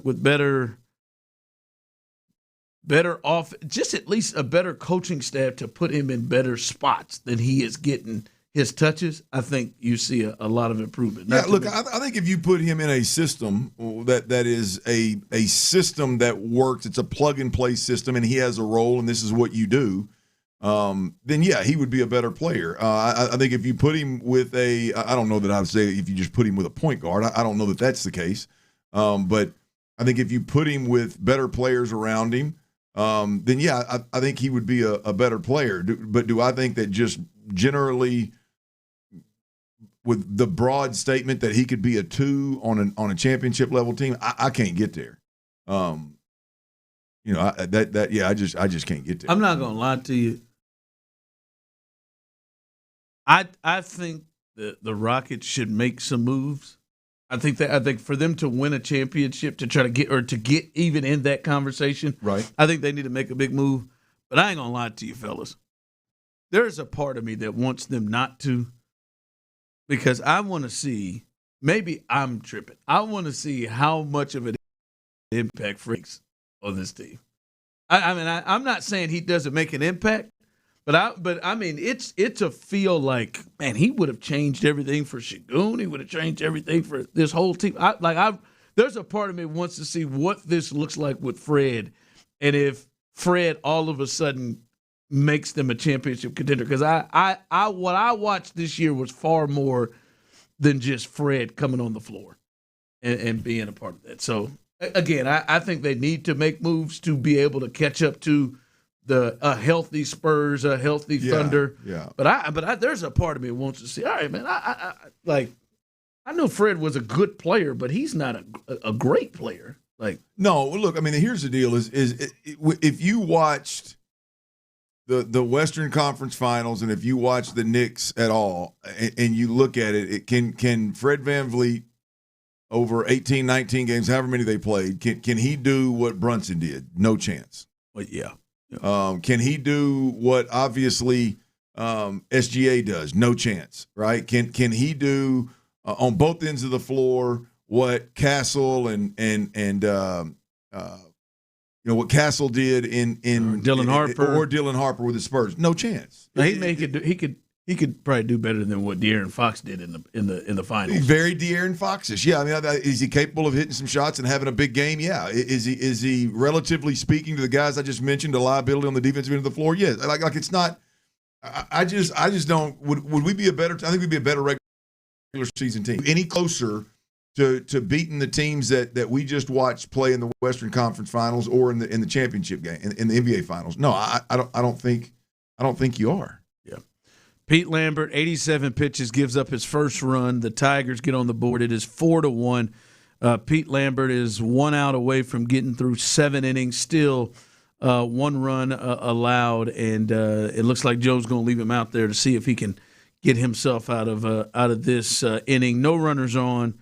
Mr. 3-homer Coach Keefe is up, and we'll see if Pete Lambert can get a full 7 innings. Yeah. Rolling. That would be huge pitches. For them. He with 2 outs in this. I think he just let it all loose right here on this at bat. No question. Cut it loose. Absolutely. So we'll keep you abreast and updated on that. You don't got to go nowhere. Stay right here. We got you right here as a little afternoon baseball is going on. All right, Clint. I've changed my tune on a conversation you brought up yesterday. Oh hell, which one? You talked about how big of a year it was, and I agreed with you. And I think we talked about it. It was a big of a year, and we thought, yeah, CJ and Nick Caley, if their seasons don't go the way that I think a lot of people hope and want them to go, they could be moving on, and they could go in a different direction at either one of those spots, a quarterback and OC. But we both agreed that Caserio and D'Amico would be fine, right? I've had some time to think about that. 713-572-4610, YouTube and Twitch. You can jump in on this too. I've had some time to think about that. I've changed my tune. Clint, and I don't know if this will actually happen, but I would be pushing this to me. If this team does not get through the divisional round again, or worse, right, lose in the wild card or not make the playoffs or whatever, and they're healthy, right, there's no catastrophic injuries, anything that you look at and say, all right, man, I can see that stopped you from being able to get to your goals. Like Clinton Tyler, I'll be honest with you, man, they just can't be in running back mode with the two top decision makers to me. Like, they just cannot be, all right, man, we'll run it back, because in this case, if that were to occur, Clint, they have tried it D'Amico's way offensively with Bobby Slowick and rolling in that way. Then they what appears to have tried it Nick Caserio's route with Nick Caley and have struggled, and they've had a ton of cracks, Nick himself and then the both of them, to try to fix the offensive line and do things. Like, to me, it's just that it is hard to say, man, we're just going to run this thing back again with the decision makers, because you're probably going to have those guys making similar decisions, and there's not going to be enough change. Even though they've had a ton of success, you've got to be going towards, we're trying to get to a championship, and having those guys, we've made changes. This may be a third coordinator, or it could be another quarterback that you guys both pick.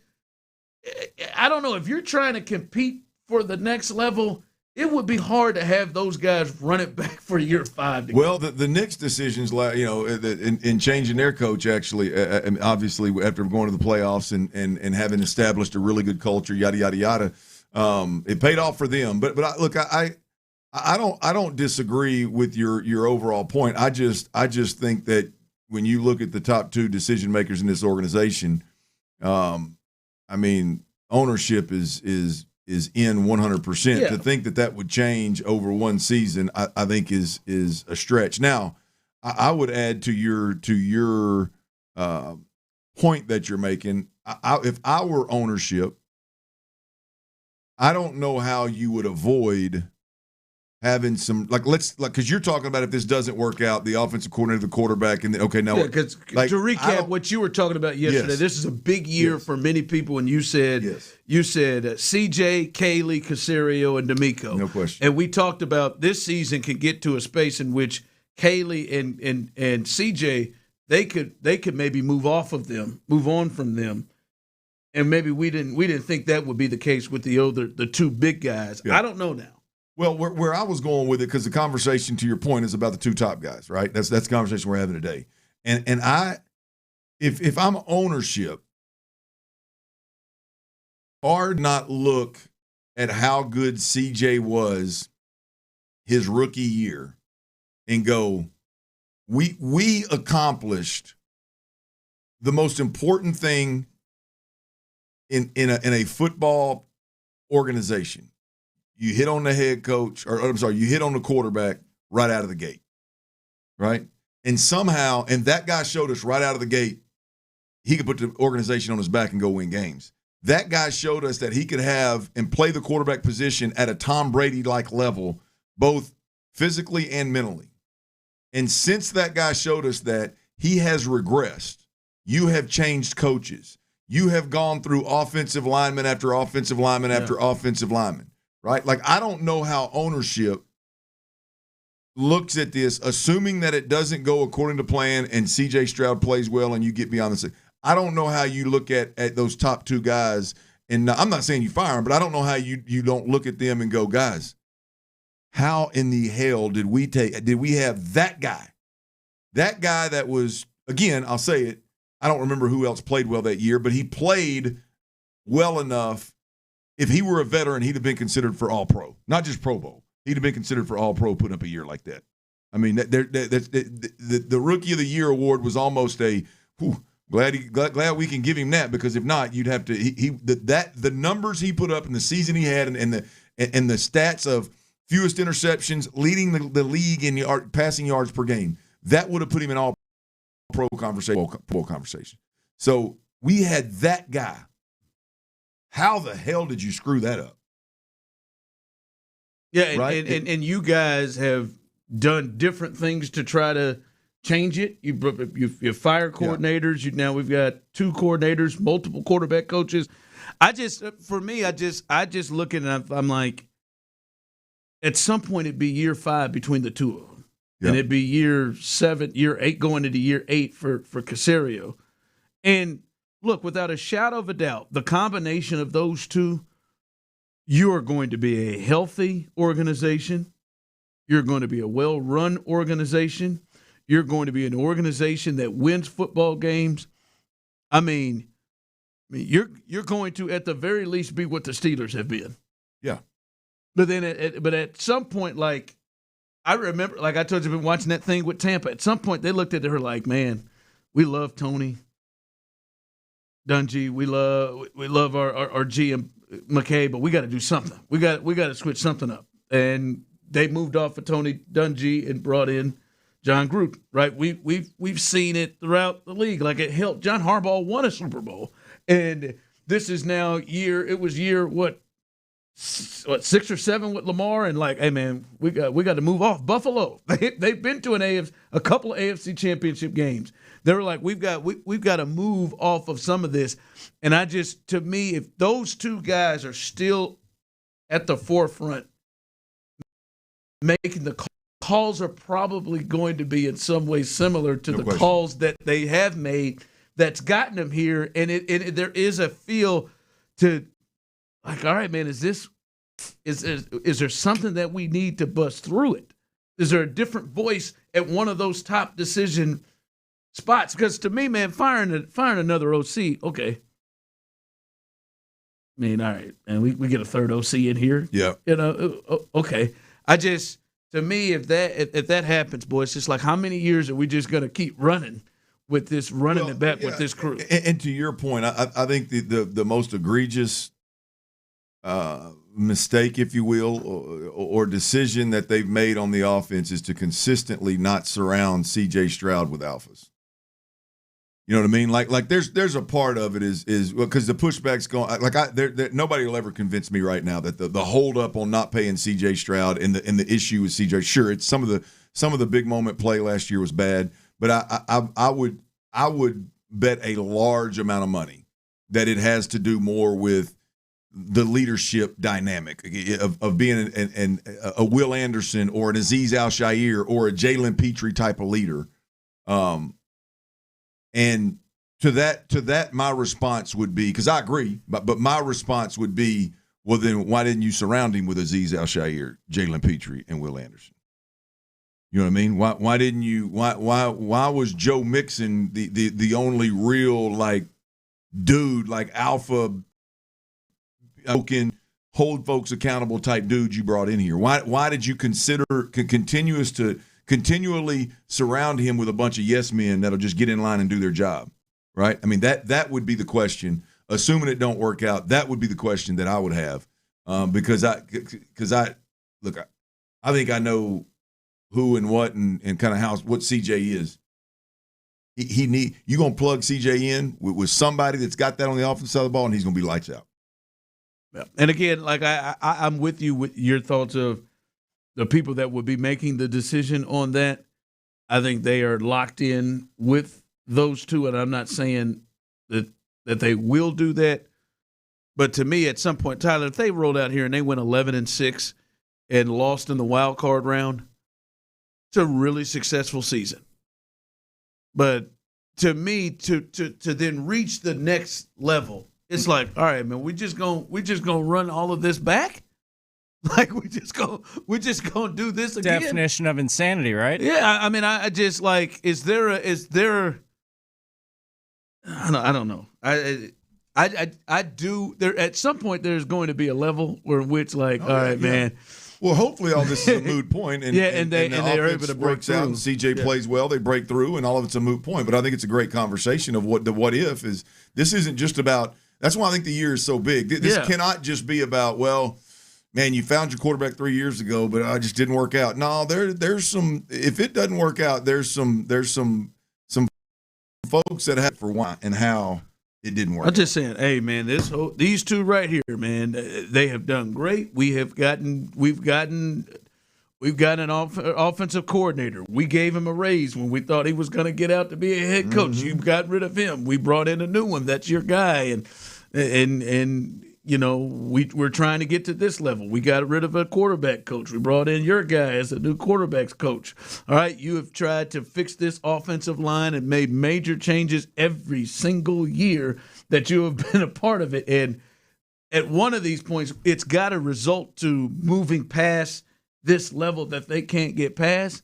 And if not, boy, we're just gonna keep running our head right into the wall, I guess. Oh yeah, I think that's. You think they probably got 2-3 more years? You better hope this crew breaks through, because it's gonna be. There's some loyalty there, brother. So when I said the Steelers, you could see the Steelers situation. The Steelers broke through when they had the right guy. Yeah, I mean, he got him one. Yeah, he got him. He got him one early, didn't he? Yeah, but when I say the Steelers and the Ravens, like you knew they were going to be competitive and in it every year. Yeah, but it's been years since they won it. Yeah, it's Colin Kaepernick was playing football when the Ravens won it. Ooh, that's a long time ago, wasn't it? Santana Moss was catching touchdowns. Was catching touchdowns to the MVP for the Steelers, not the Jets, when the last time it happened. So we'll see. A little stock up, stock down, a little Wednesday edition, stock up, stock down. You can join in with the 713-572-4610. It is current Houston athletes, stock up, stock down. We'll let you know that and do that coming up next. But before we get there, guys, DraftKings, baby. DraftKings Sports is live in all 50 states, which means you, the great state of Texas. The whole world is watching, and I know many people were watching the Stars last night. Boy, it was crazy. They were out and about.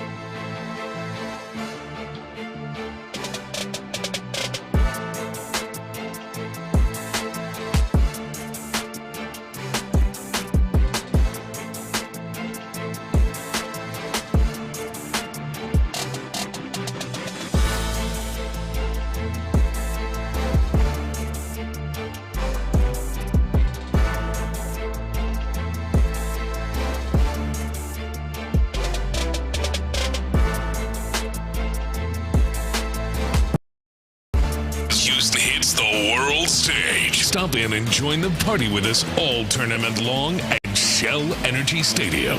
Houston's sports leader. Sports Radio 610. The Drive is powered by Mokaram Injury Lawyers. Heard in an accident? Call Mokaram Injury Lawyers at 281-222-2222. Every season brings highs. I'm in my drop top, cruising the streets. And lows. No way, because I know one of you two would have done the same thing that I just did. Are you kidding me?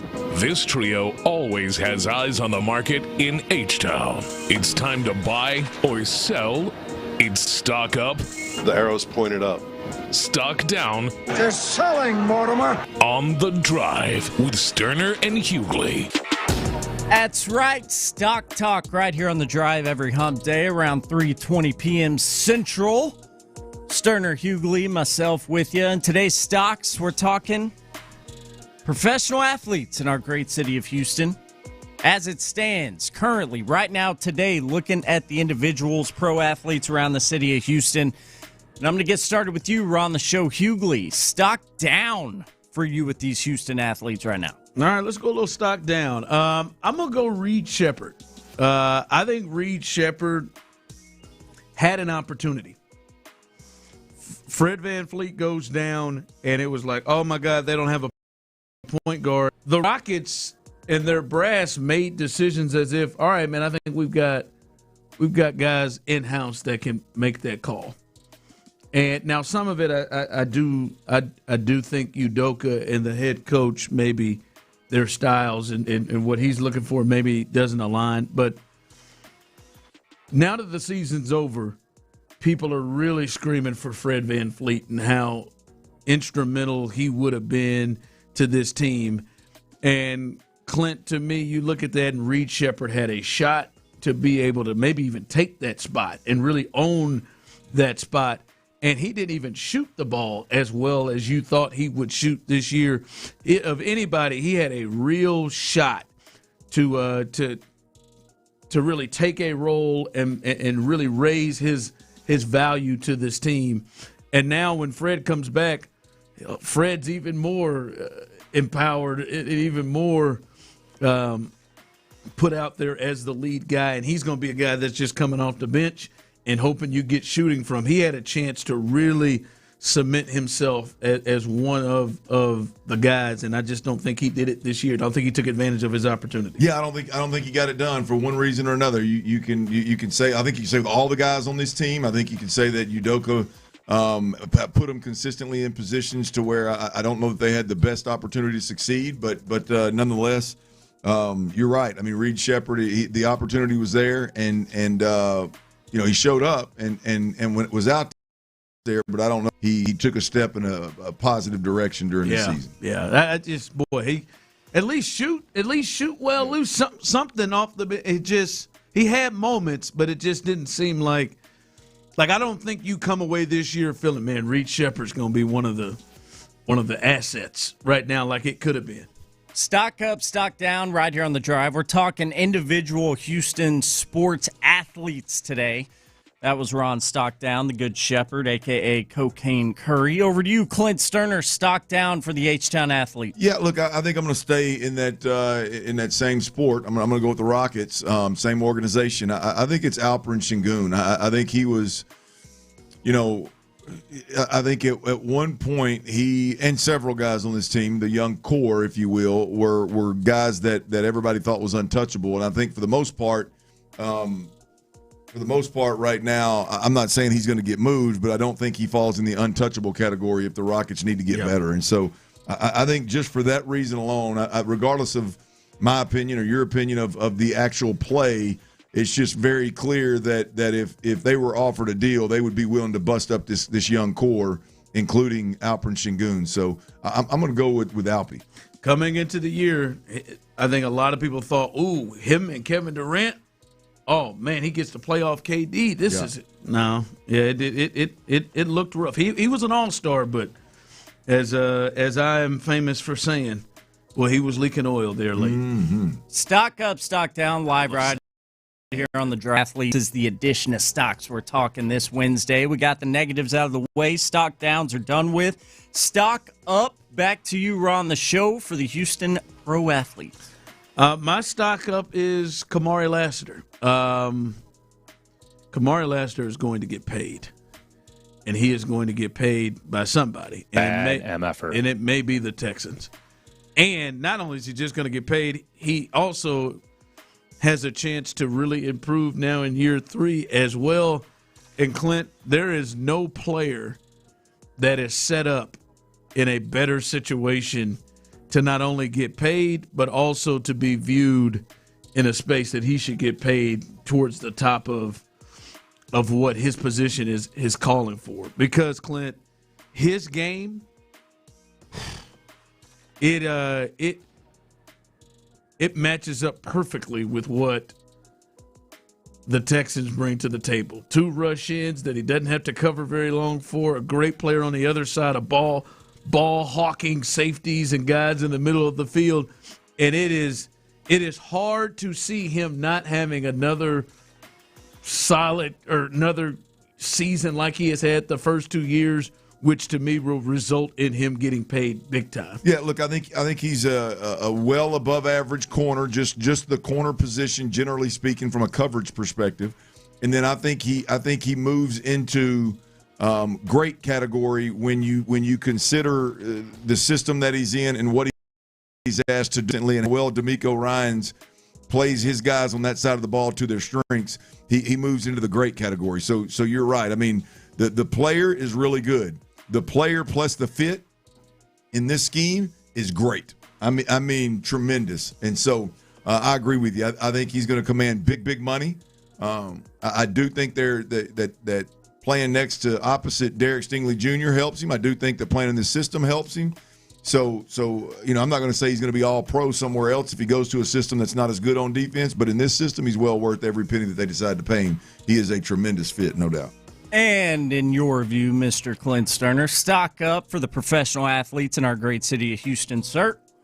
I'm going to go Hunter Brown. I don't know that the stock's ever been higher, boys. I mean, it's clear when he was away how much he means to this team. Then last night he goes out there fresh off of a rehab stint and goes 5 2/3, gives up 1, strikes out 7, and not to mention while he's doing that, he outduels the pitcher across the field from him, which is one that the Astros decided to let walk in knowing that you had Hunter Brown to jump into that ace role. And so I think right now Hunter Brown is clearly the ace. We knew that. He clearly came back healthy. We knew that. And the part that we learned throughout it all was how desperate this team was to have him out there and how he changes the game for them. Yep. Yeah, and again, talk about getting paid. Going to be somebody that gets paid too. Now, I don't know where he's going to get paid at, but he is somebody that is going to get paid big time. And yeah, man, his stock is way up. Right here on the text line, 713-572-4610. Did Ron even watch the Rockets? Reed definitely progressed. Ron doesn't know ball. And watch one of the 82. You got it. How'd you know? I know he progressed. Yeah, he played 12 minutes a game the previous year, and he only played in 52 of them. Yeah, this was not a did he progress conversation. It was stock up, stock down. And I think he had an opportunity to come in and take over a point guard role that was there open multiple times. He could have done it coming out of camp. And then in the season, once Amin Thompson, it was clear like, boy, we'd like to move him over maybe to let him to take advantage of what he does well. They gave him the keys, and he played better in his second year playing in the NBA. He played better, but he did not take control of that role potentially. Right? This was not an Austin Reeves situation where he's come in and it's like, all right, man, this guy.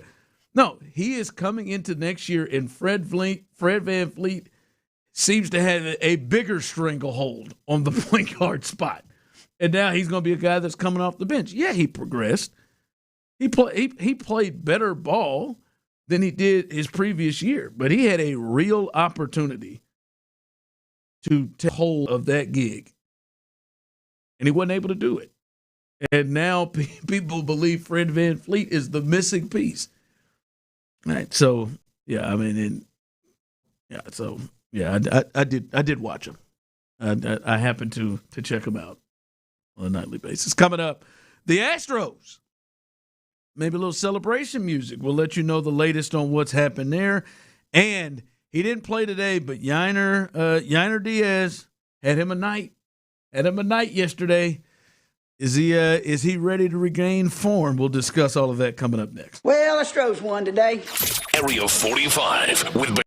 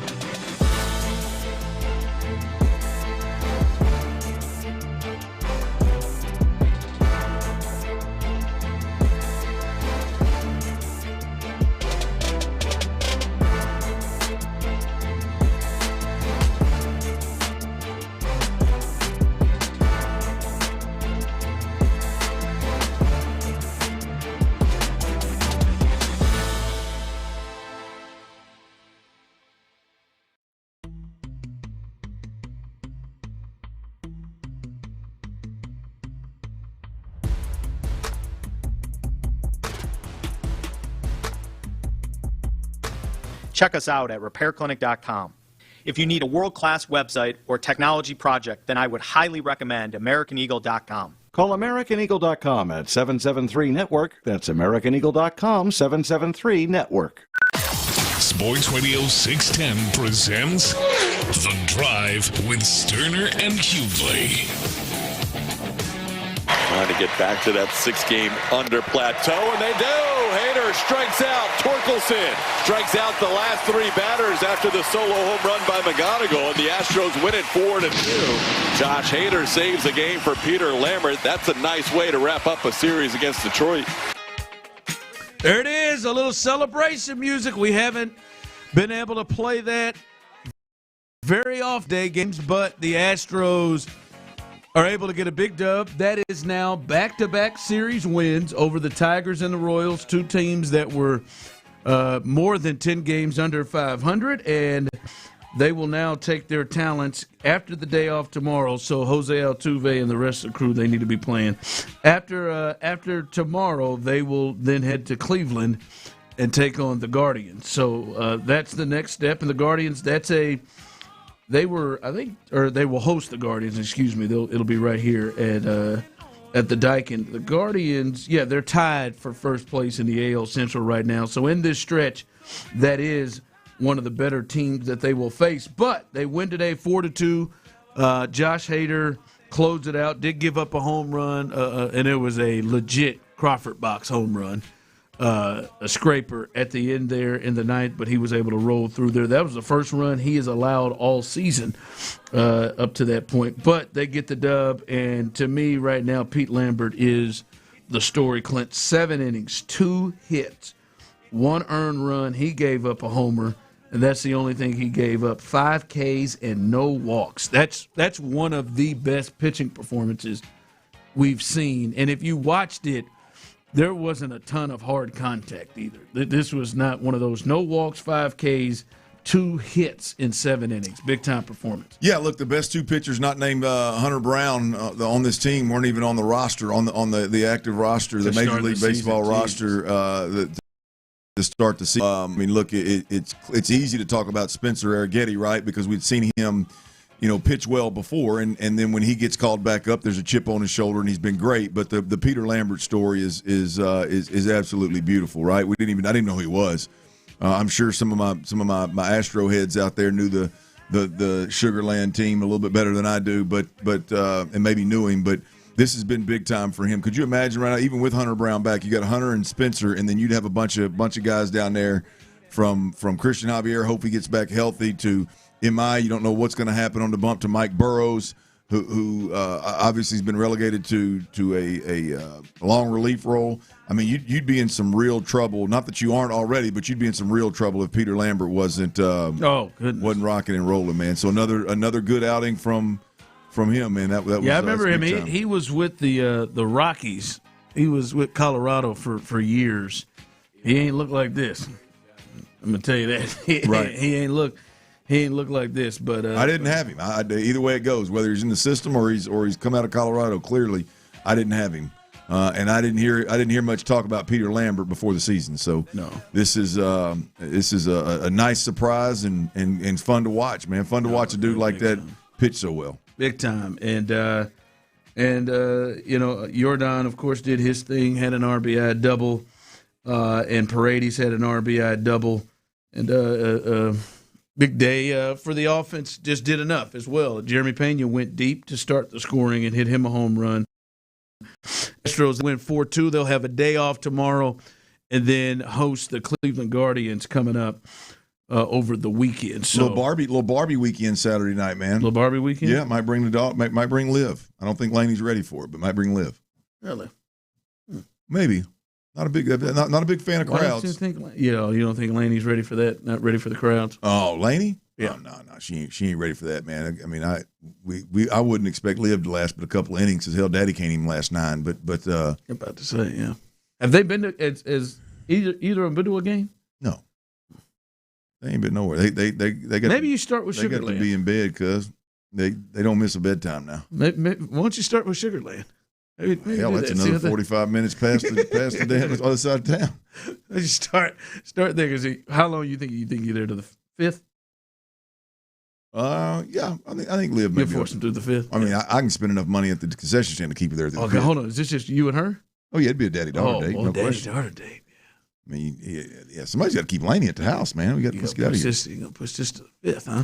Yeah, I mean, shoot. I mean, I'm going to tell you, when I get her one-on-one, man, she's an angel. Yeah. Boy, you get around the whole family, boy, head starts spinning. In her mind, is she excited about going to a baseball game? Yeah, she's talked about it. Okay. See, if I told her it was a Barbie day at the baseball game, she wouldn't know what the hell a baseball game is, but she knows what Barbie is. Okay. I'd dress her up like Barbie. Take her to the game. Hopefully get her a little. I think you got to show up early to get a Barbie, don't you? Yeah, probably first 10,000. First 10,000. You have to get there early.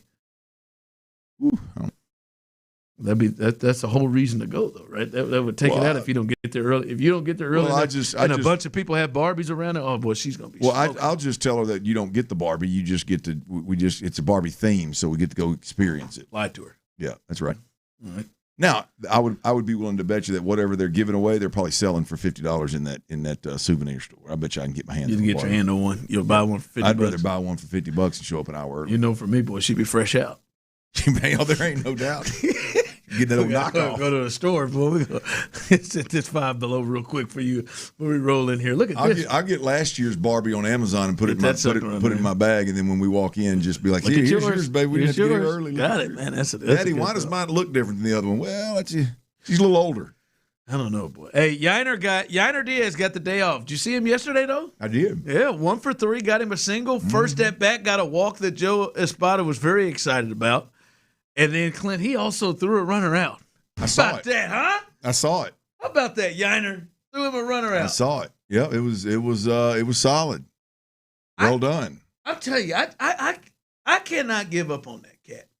Yeah, now, he's tough to give up on. I agree. I don't know if he's destined to be a catcher. Now maybe you slide him over to first base, and maybe that's what he does on this offseason when Christian Walker moves on, and maybe he becomes your first baseman. And now it's just, hey, can you hit?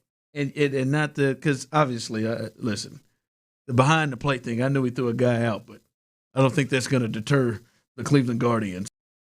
When on them, they're going to keep testing. Green light. Yeah, they're going to keep testing him. But I mean, this is a dude, Clint, that has shown to hit his worst year is slash line 256, 284, 417, 20 homers, 25 doubles, a triple, 70 RBIs, and an OPS still over 700. That's his worst season. Like he is hard for me to look at and just say, I'm done. I'm over him. I think he makes him a better baseball team. I think he's better than the Price kid. But damn, man, how can they get him back to be? That's his worst year. I mean, arguably that the 2024 season is when he was up for the Silver Slugger Award as one of the 3 best hitting catchers. And he hit almost 300, hit 299, 325, 441, 16 homers, 30 doubles, 3 triples, 84 RBIs, and an OPS 766. Like that dude still has a chance to me to be big time. Now, you may have to, I said, move on him from the catcher thing, but he has a chance to still be a really good offensive player. I think he could be somebody that is missing in the lineup the rest of the way this year. Well, I'm with you on just the vibe around Yainer. I'm with you. I couldn't. I mean, I give him a hard time about the defense. Teams just. You're just telling the truth about the defense. Well, I mean, yeah, fair. I didn't mean it wasn't true, but I do. Like, I'm critical of him. What he's capable of doing at the plate is something that's got to turn you on a bit. And like you said, if first base, if you did move on at some point from Christian Walker, if he ends up being a first baseman, that wouldn't hurt my heart at all. But the bat at the plate, it just feels like there's something there that could bear fruit at some point. Yeah, consistently. I can't give up on that. Yeah, it is hard because now somebody just said his offensive numbers look different at first base. I just be honest with you, Hill. Like I do think if he wouldn't catch it every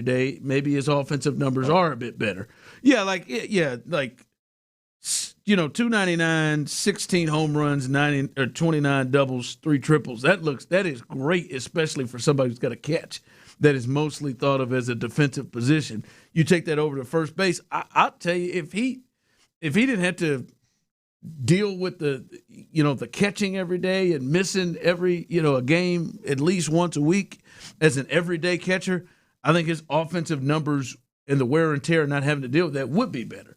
So I don't know. Yainer Diaz is a player that I think a lot of people are like, hey man, slow down, man. This is like the argument has been, should Christian Vasquez continue to be the number one catcher, or should Yainer come back and get his role? And to me, like I think Vasquez is definitely a backup catcher, and a catcher who can come in if there's an injury and catch for you every day. I think Diaz, you need that, especially with this lineup. You need that bat in the lineup. Yeah, and I mean, look, if you're in a pinch, if you're in a bad spot, then Vasquez can be your starter. But I don't think if Diaz is healthy, then I think he's your starter and Vasquez is your backup. And we'll see. We'll see what the rest of his season and into the second half looks like. But you're just going to deal with that defensive thing. I mean, that defense is going to give you problems. But can he swing and hit the bat or hit the ball the way we've seen him be able to do so? And that would change in a major way to me if him and Cam can get going right there, right behind the top 5 that they want to get going. All right, as we continue right here live on the drive, Clint, what you got coming up here in the 4 o'clock? Well, I talked to one of my most trusted baseball minds, and I'm talking about both from a playing and coaching experience standpoint, and I got some answers. And it's 2 big topics here. One of them has to do with the lineup. One of them has to do with the guy that's already been demoted. I'll tell you who that is. We'll cuss and discuss next right here on Sports Radio 610. Before we do that, though, I got to tell you about Advance.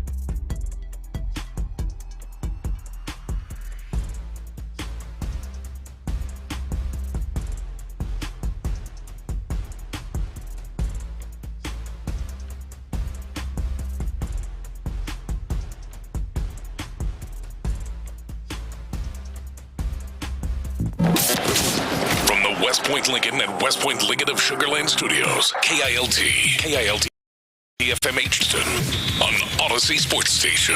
The Texans play here. Dive into the mind of former NFL quarterback Clint Stoerner. I was thinking about coming out of the chute here and telling y'all about my new boots that I got on, but y'all want to talk about puppy chow? What is that, ostrich? Hell no, that's python.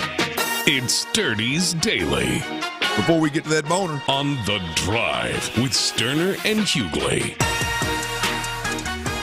Dirty's Daily is powered by my man Billy Burns. Big listener out there, man. Loves The Drive, loves Dirty's Daily. Billy Burns, huh? Yeah, man. Yeah, you know, boys, I think, you know, we get out and about and meet folks a lot, and every now and then we get to spend a little extended time with them, and I did so with Billy today. But, you know, we got a lot of love out there in the city, man.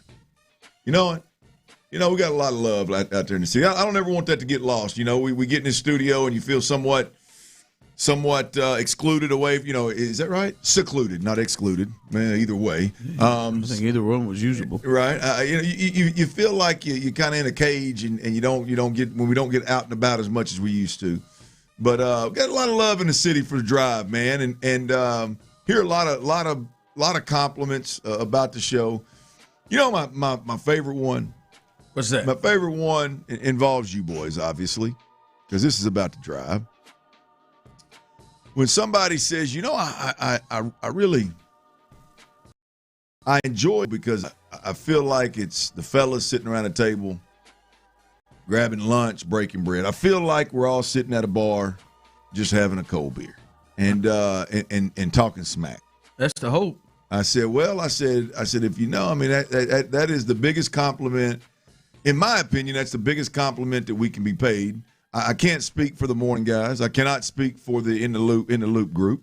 But as an afternoon drive show, I just believe that the number one compliment that we can be paid by listeners is, man, we're sitting around having us a beer after work and we're just breaking bread about our sports teams. Yep. No, and having fun, and you can feel the love and and that's what I got today, man. So big shout out. Big shout out, man. I appreciate everybody out there listening, and I appreciate my man Billy Burns. Speaking of, I was able to grab a little lunch today with a good friend of mine. I'll put it to you that way. I'm gonna put his name out there. I was about to say 2 days in a row with Lowe. Well, that's my best friend. That's my best friend. That's my bride. That's my baby mama. You know what I mean? That's a different animal right there. Who, by the way, I want to reiterate, man, boy, that glow is different, man. That glow is different. The nausea appears to be gone. We've been dealing with a real serious case of nausea for, man, I'd say about a month and a half. And all my men out there that have dealt with a wife dealing with nausea that's pregnant, man, you know what I'm talking about, man. It's good to be on the backside of that. It appears she's glowing. She's glowing. She's smiling. She's happy. Around a little bit. I'm telling you, man, it was beautiful thing. But no, this was a good friend of mine, known for a long time, and I'm gonna tell you this is an old boy that probably I'm trying to think of some of the pro ball players that I'm close enough to potentially. No, I would say that this old boy is definitely a tier 1 resource for me. Ooh, tier 1. Tier 1. Played college baseball, coached baseball for a long time. Baseball head, loves the Astros.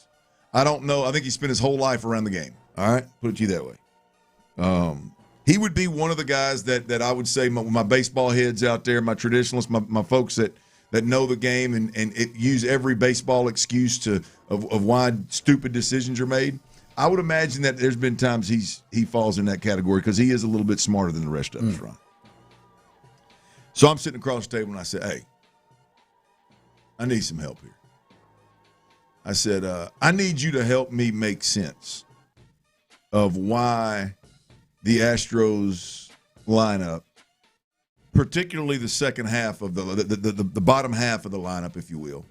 I need you to search and find. Just give me a good reason why that lineup seems to be just musical chairs. Give me a good reason why yesterday, Loper Fido was batting in front of Cam Smith, and today, who by the way was 2 for 4, why Cam Smith was batting before Loper Fido? Like, what is the mindset? Do you go into I didn't even go the low hanging fruit like you was talking about. Our boy Lamont Wade, how in the hell does he get in the 5-hole? By the way, he's healing faster than they thought he would, so he could be back. He'd be back in that 5-hole before you know it. I didn't even go the low-hanging fruit of all the different names that you mentioned of like, how do these guys enter into 5-hole? How do these guys, bat before Cam Smith? How do these guys bat before Diaz at times, which we've seen happen, right? I just used that example. And he said, I think there's obviously times where the advanced analytics would tell you ballpark, pitcher, left hand, right hand pitcher, right hand, what type of pitch this guy hits better than that guy. There's obviously those out there. He said, but Clint, I'll be honest with you. He said, I think it is a little bit of just a panic or a struggle or I'm trying to think of the phrase that he used, just a insecurity, if you will, of not really knowing exactly who goes where and what the best way to do it is. And I'm thinking, that's what I was afraid of. That's what I was afraid of. I was afraid that I was going to ask the best baseball mind that I know that's made lineup cards for an extended period of time. I was scared I was going to ask that guy, why would you rotate your batters in the bottom of the lineup, and I was going to get that answer. I'm praying I was wrong, and I was going to get something about the how just really. I wanted to say, Clint, man, look, you're really underestimating the left right aspect of a lineup. I wanted to hear, man, if a guy can hit a. You wanted to feel like Joe and Dana, whoever's making those decisions, had a little something. Yeah. Something to it. Yeah. You don't feel like you did. And now look, my source may be wrong. I don't believe he is, but he may be wrong. But as an Astros fan, I was extremely disappointed. As a radio guy that has been, like, I would say probably outside of Jack Easterby in those tough years with the Texans, I would argue that the way that Joe Espada handles the lineup is an extreme source of frustration for me as a fan. And so I was hoping it would be a little bit different. But as a radio guy and as a guy that gets pissed off about it, hell, I feel justified in my frustrations. One more, you're gonna like this one. As soon as I sat down, talking about the Astros, as soon as the Astros that conversation spiked up, I don't know, Clint, but it's time for Burrows to be gone. Yep. And then I check my phone. We ease on in, and I'll be damned if Homer Mike, as you would call him, Mike Burrow hasn't been he's not been DFA'd or anything. But he has been sent to the pen, right? Yeah, he ain't gonna. Yeah, Dana ain't gonna do that. He has been sent to the pen, and of course, you can't just send a guy to the pen because he hadn't been good enough to stay in a rotation. It's got to be some team-friendly, player-friendly excuse. So Joe Espada obviously said it was, boy, we got to keep an eye on the number of innings that he's pitched. He's already, based on how many he threw last year, boy, his innings were getting up there. So to make it appear as some kind of load management situation, when in reality, Homer Mike Burrows has just been absolutely impossible to keep him in the rotation at this point in time. My source, Burrow's got to go, which he has, and no clue why the lineup changes the way that it changes so consistently. But not just with Burrow does he. There is a concern. I did not love hearing what Joe said. There is a concern to me that not just due to injury that he may find himself back into that thing. Oh yeah. Well, I mean that's just to ease the pain. That is I'm gonna tell you this is another one I struggle with. He's given up 18 home runs. But bro, this is another one. This is another one. This is why Joe's not a manager. The difficult conversation of, hey Bub, you just ain't cutting it, man. We got to you either gonna your last chance is as a long relief guy in the pen. Now you're gonna pitch fewer innings. So when we need you to empty the tank when it does come time when we do need you. But instead it becomes this publicly, I'm going to talk about the inning, the workload. We're going to talk about, boy, if you could see him back in the rotation and later. I think that's a Joe problem. I don't think that's unless the wheels come off for one of these guys that's going to. Yeah, there's an injury or something that leads to it. But like today, we know Hunter Brown's not going anywhere. It's hard to see the wheels just coming off of Spencer Arrighetti. Pete Lambert, I mean, he's got to do a lot to erase where he's going. He just went 7 innings, 2 hits, and 1 earned. Yeah, nowhere. No walks. Now MI's got 18 million reasons. He ain't going nowhere. 18 milli? Nowhere. That's where Mike. I think Mike's plotting his way to get back in there, and I think he is eyeing Imai. He is eyeing maybe Tung. He is eyeing maybe Christian Javier and his return. I'll be able to get those guys. How do you think he plays out of the pen? Well, the concern is what his issues have been, right? I do. You always know a guy in the pen, and Mike does. I know we mess with Joe sometimes, but Mike does have good stuff, and we watch Mike. We'll watch Mike go through multiple innings where he is like, "Damn, man, that's why they brought him in here. That's why they got him." And then, he'll have that inning where he starts walking folks.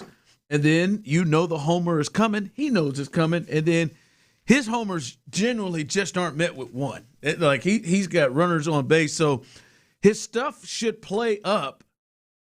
But the issue is his problem is walking guys and giving up home runs.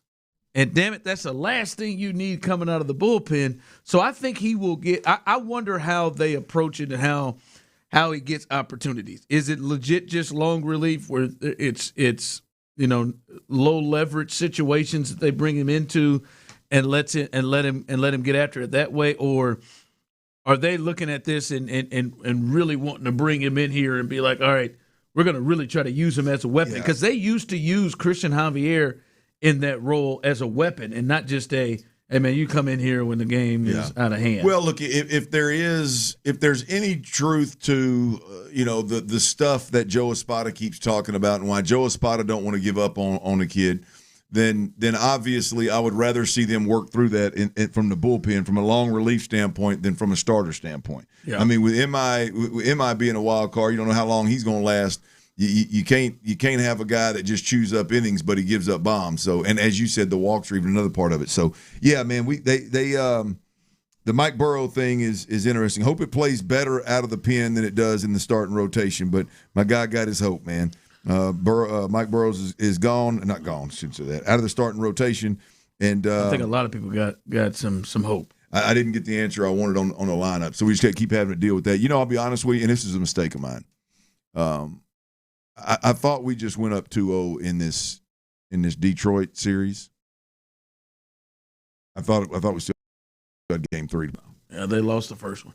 You know what my first thought was? I mean, after winning again, this is terrible. I hate being this way. Do you know what my first thought was? What? After that game, after seeing us win that game? I almost tweeted it. Thank the Lord I didn't. I might as well tell you about it on the radio. I almost tweeted it. What y'all think Atlanta's going to look like tomorrow? We go up to my biggest fear. We go up 2-0 in a 3-game series, and we got to go. We got to trot game 3 out there. You know what? We're gonna get some Sugarland folks. Tyler, Joe wouldn't have the balls to have somebody else get a day off after having a day off, would he? Would he have the balls to say? At this point, he might have the huevos. Oh, you talking about game 1 against Cleveland? Could you imagine if any of the top 5 get a day off and try? Well, we want to string together back-to-back days off. Oh, it wouldn't shock me. It wouldn't shock me one. It wouldn't shock me one damn bit. Speaking of time off, y'all.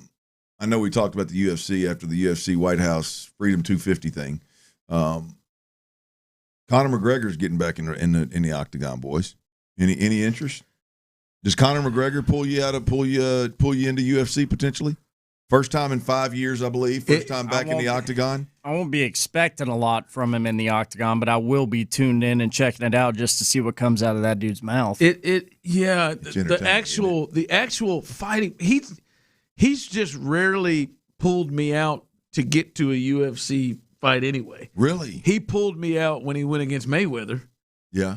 That pulled me out. But yeah, and now he's apologize. Yeah, and now he's old. How old is? Absolutely nobody. He's beyond his prime, right? Like, I mean, clearly, like this this almost feels like 37. Justin Gaethje just beat the hottest fighter in the game at 37. This almost feels like a Serena, man. Let's shut this down. Don't you bring Serena into that? I can't believe you did that. Well, she's 44. Just shut this down, guys. Let's do this, man. Don't let us. And by the way, tell me if I'm wrong. You guys may know. It's not like he has been wildly successful, since he was last fighting.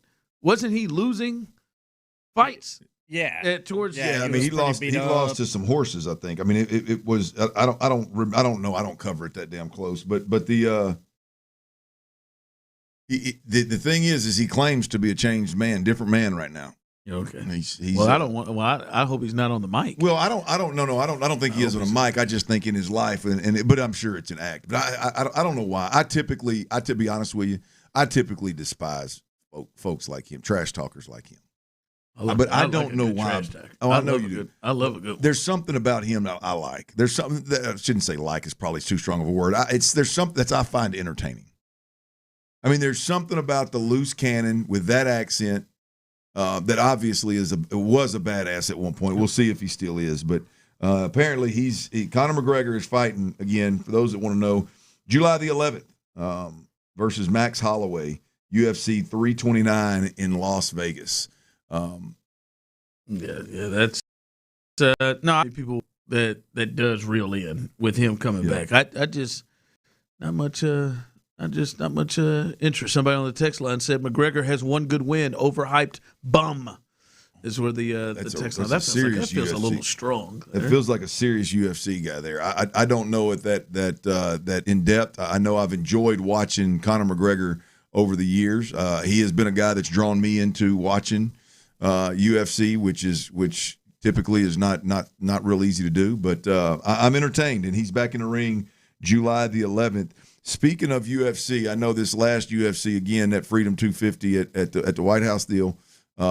They apparently caught some guys that were planning some kind of attack out there using drones. Little public announcement here.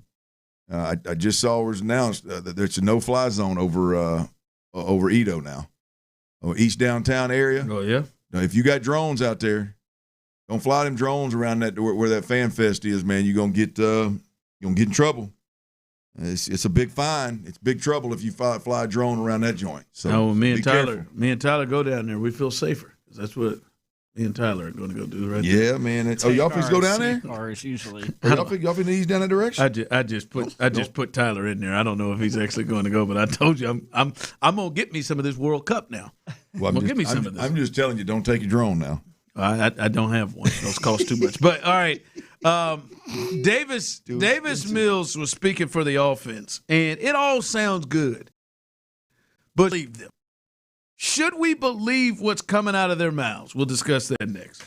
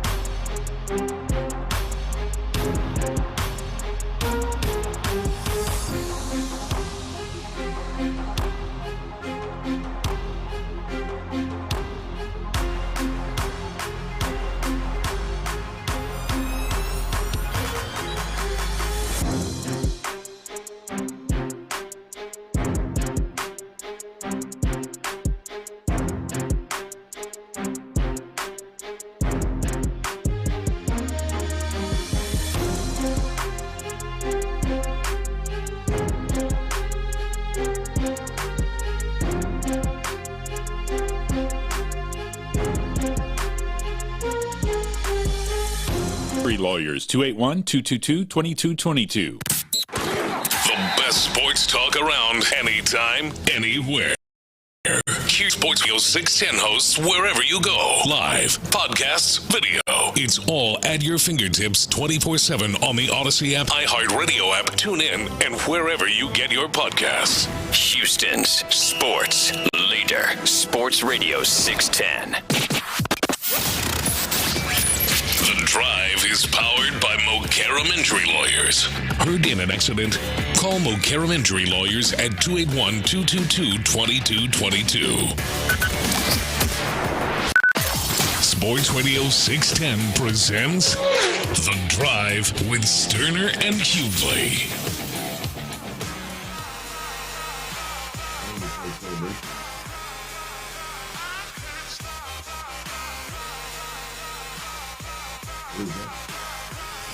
Welcome back in as we are live here on The Drive. That is right. The Astros got a dub. We got a little celebration music for, I don't know, it feels like the third time.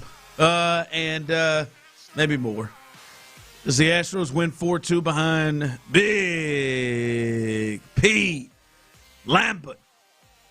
Sorry.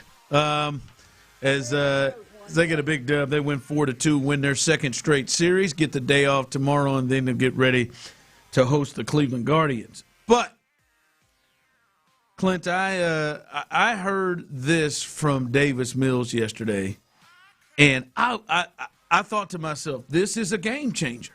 This was in the and he's talking about C.J. Stroud and how they are working together. The OC, the offensive staff working with C.J. Stroud, talks about that.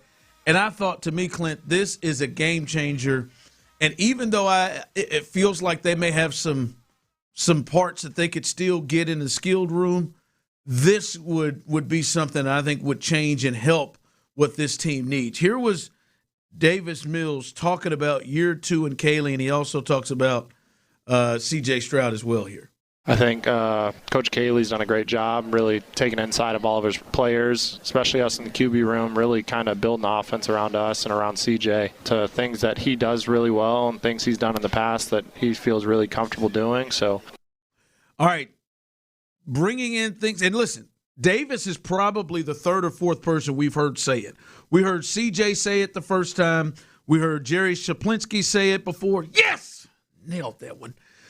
We've heard Davis Mills talk about it in his own way. I think Nick Caley has talked about it. That's four different sources talking about that. And Clint, I think that's the way we talked about it. That's the way it should be. But then immediately the other thought is, now look here, we know the mindset of some of the guys that are making decisions here. We know the thought process of where this offense originated. And we know the way they like to do business and do things here. And don't make no mistake about it. This is a deep run the football thought of team. 713-572-4610, YouTube and Twitch. Do you believe them? Do you believe that they are willing to use some of the things? And we know what CJ's talking about, Clint. He's not talking about screens. He's talking about trying to get the ball down the field. Do you believe that there is actually going to be a partnership and we will see some of the action and the things CJ likes to do? Well, I think the intentions are good. I don't think that. I mean, we've heard from too many sources that it's going on, and clearly, I think the intentions are good. I would argue that I think we've heard this song and dance before, and the intentions are always good, but it doesn't necessarily pan out on Sundays, and so. I think the intentions are good right now. I think it's if your offensive coordinators and your offensive minds on that side of the ball aren't talking about doing things that allow their players, their superstars in particular, their quarterback to play to their strengths, then I think you've got a bad crop of offensive coaches. And so I think it's the messaging that everybody's going to lean into. I think you've got two problems, Ron, in this conversation. You've got two situations at play here. One, I think the intentions are good right now, but when it's all said and done, it's going to boil down to Nick Caley's ability in the moment in games when the pressure's on, when the clock's running, does he have the ability to lean into those things, those CJ-centric things, or does he always go back to what he knows best, what the basics of this offense actually are? Does he not have the ability or the confidence or the guts, whatever you want to call it, to lean into what CJ and he has built in the offseason, or what they've discussed in the package that they've leaned into with Nico Collins that may require lining him up somewhere else, that may require some motion or something else? Do you lean into that, or do you go back to the cut, split, bang eight that you've been trying, that you throw, that is your favorite route? Do you go back to that, right? So I think the wild card is Nick Caley, and does he have the ability in the moment? I think the intentions are good. I think it'll be there. It'll be part of the plan. But when that pressure's on, if you're just a common old play caller, you're going to lean into what you want to do and what you're used to. If he's next level and he's developing and maturing and growing as a play caller, then we may see some of that stuff come to fruition. And the other part is within games, and to me the other big part is how do D'Amico, which I think there's a lot rolls through D'Amico. I think Caserio probably has some input on this too. How do they react in potential mistakes that could occur going in that route, right? How do they react to potential turnovers, potential can happen? And we talked about the leash. Like, does that because right now it all, like you said, it all sounds good. The intention is good.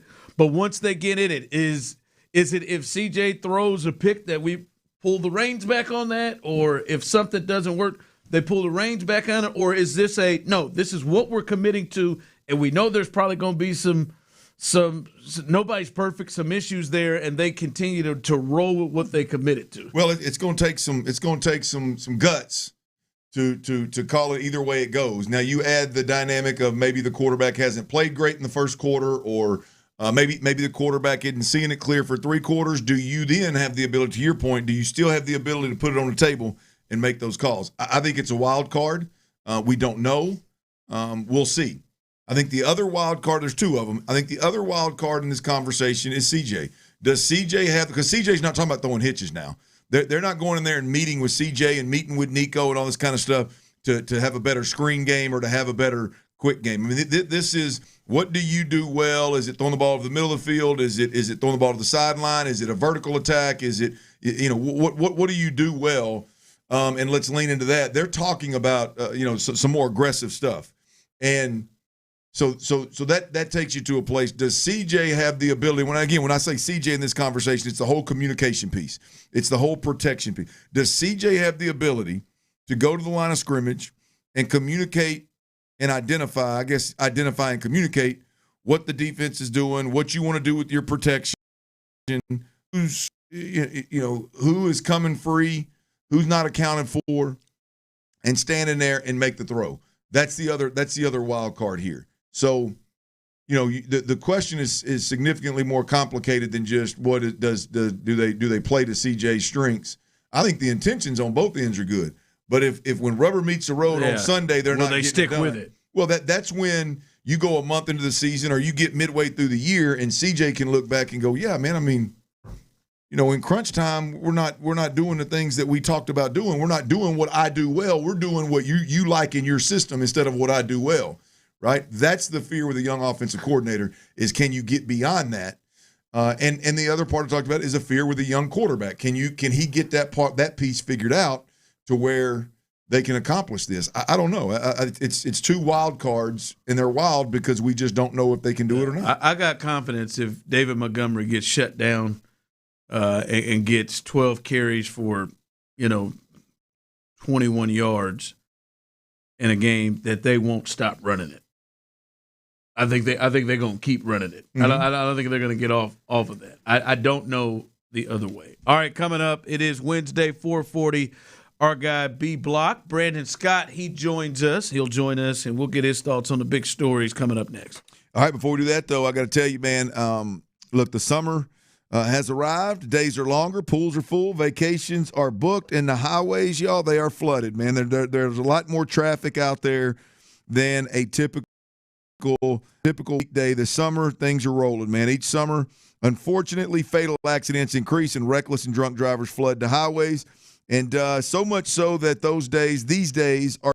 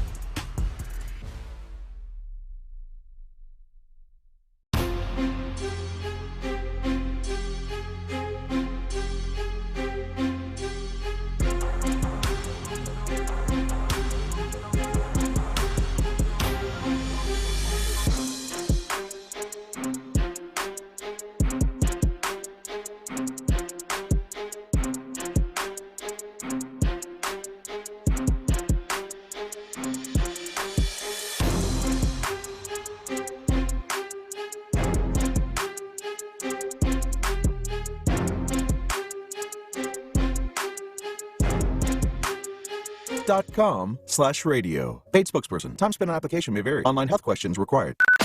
Sports Radio 610 presents The Drive with Stoerner and Hughley.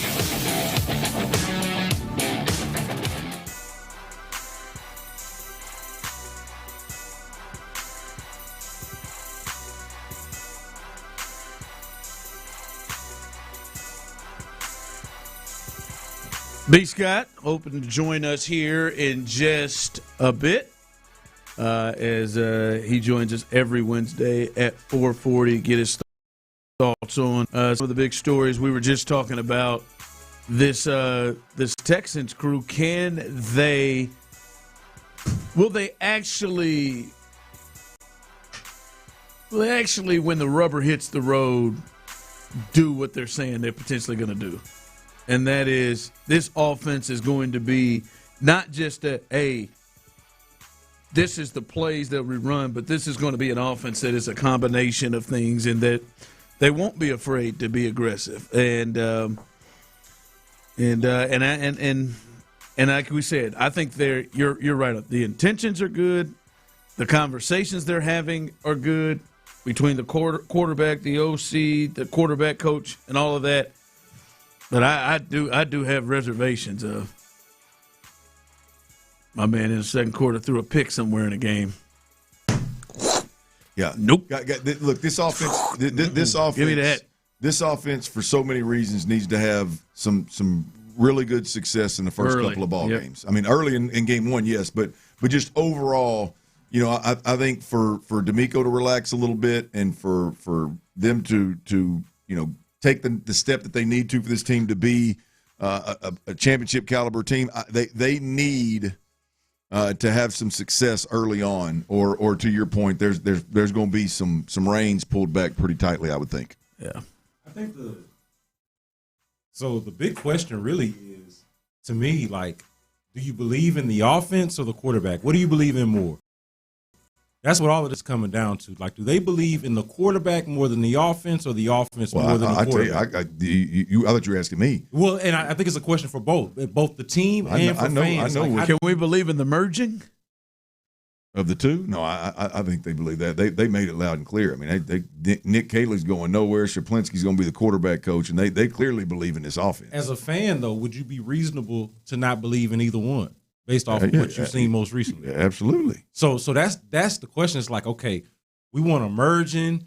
We don't know if there is a push and pull here, but do we believe in either one of them? Is a real big question that I think the Texans have to answer. And hopefully the merging is what it is what you actually are looking for, because you do want to play to the quarterback's strength. It's not just about an ego thing or making CJ feel good about himself, but what does the quarterback actually do well? And if this is what it is, then they should implement that. And it does feel like that's a big piece of what was missing from their offense last year. Well, B's got the piece that I think is even a bigger discussion, or another discussion, obviously, is the decision makers beyond just the offense, right? Is if this offense comes out and doesn't have success early, as Show said, that this offense is fragile.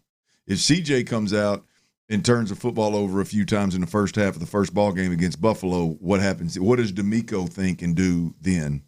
You know what I mean? And then when after the game, Nick gets involved. Like, what does that look like? How does that affect the offense moving forward? I just that they need to be clean, and they need to have some success early on for everybody to get off of their damn back about it. Well, and especially defense, right? Like, you can follow the logic of how they played offensively last year, even if you were frustrated by it, and even if you weren't impressed by it, you can follow the logic of ball control, time of possession. We're just not going to turn it over, and we're just not going to mess up the game for the defense, of course, until the playoffs came. Right. But you can see the logic in that if, to your point, if that's how the season plays out in the beginning, they're turning the ball over, or all of this running gun stuff that we want to do is not working out. Let's not mess up the game and allow our defense to win it for us and not allow our offense to lose it. Yeah. B. Scott joins us as what a doo-doo conversation. Not. I mean, not with you guys. Just the fact that that's even a legit conversation right now is so frustrating. Well, it's why I posed that. The doo-doo conversation part of it is why I posed that question. Do you believe in the offense or the quarterback? But both, the fact that we're feel like they got a lot to prove. Yeah, but the fact that we're even having that conversation after my man's start to his career is just like, gosh dang, what is? We had such high hopes. Yeah, I mean, you know what I mean? Like, it's just such a. I mean, the conversation went from good guy that he just had a Brady-like year as a rookie. This is to boy, who do you believe in? The second-year play caller that was plug and play that didn't even hire his own staff, or a quarterback that just I mean, be honest, just lost a chance of a lifetime to make a run at a Super Bowl. We got C.J. Stroud merchandise at my house, 2 T-shirts after that rookie year. Yeah, you went and bought it. I'm not giving them back or nothing like that. You I'm ain't just ready saying. yet.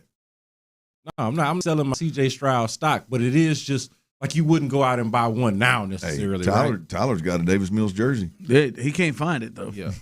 He said he can't. I don't believe it. I believe it. I bet you he didn't buy that bad boy in 2025 after that 19-point comeback. I bet you that thing is from a long time ago. He could have pulled that sucker out. I don't know why he did that. I don't know why he bought that thing. He went to Denver and wore it. I remember that he went to Mile High and wore that sucker. Hey, you talk about being in the spirit, man. He believes that's being bought in. All right, we crowned a new champion since we last talked to you. The Knicks were able to win in 5.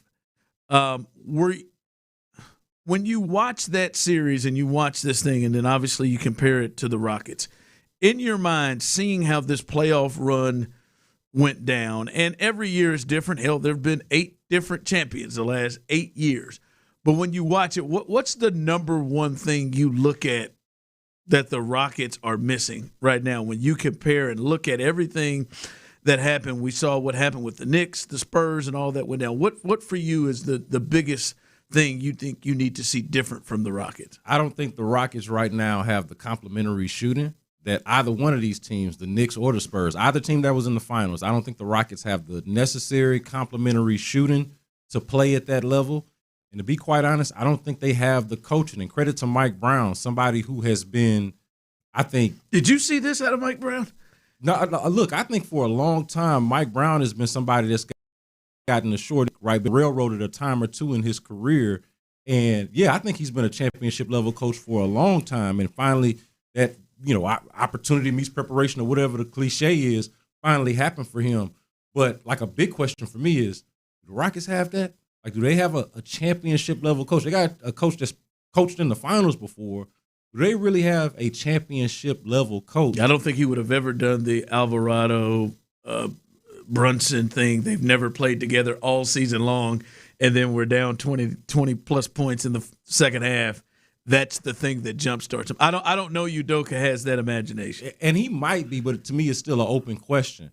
And then just straight up about the shooting, they don't have it. Right? Like as we sit here today, they don't have it. Could it improve? Could Reed Shepherd and Jabari Smith Jr., as Raphael Stone said at the end of the year, they need to go from good to great shooters? Could they become that? Sure, certainly they could. But are they that right now? No. Do we know who they're adding to the team that's going to be that? Yeah. Like, who's going to be the OG Anunoby who shoots 40+% from wide open threes versus Jabari Smith Jr. who shoots in the 30s?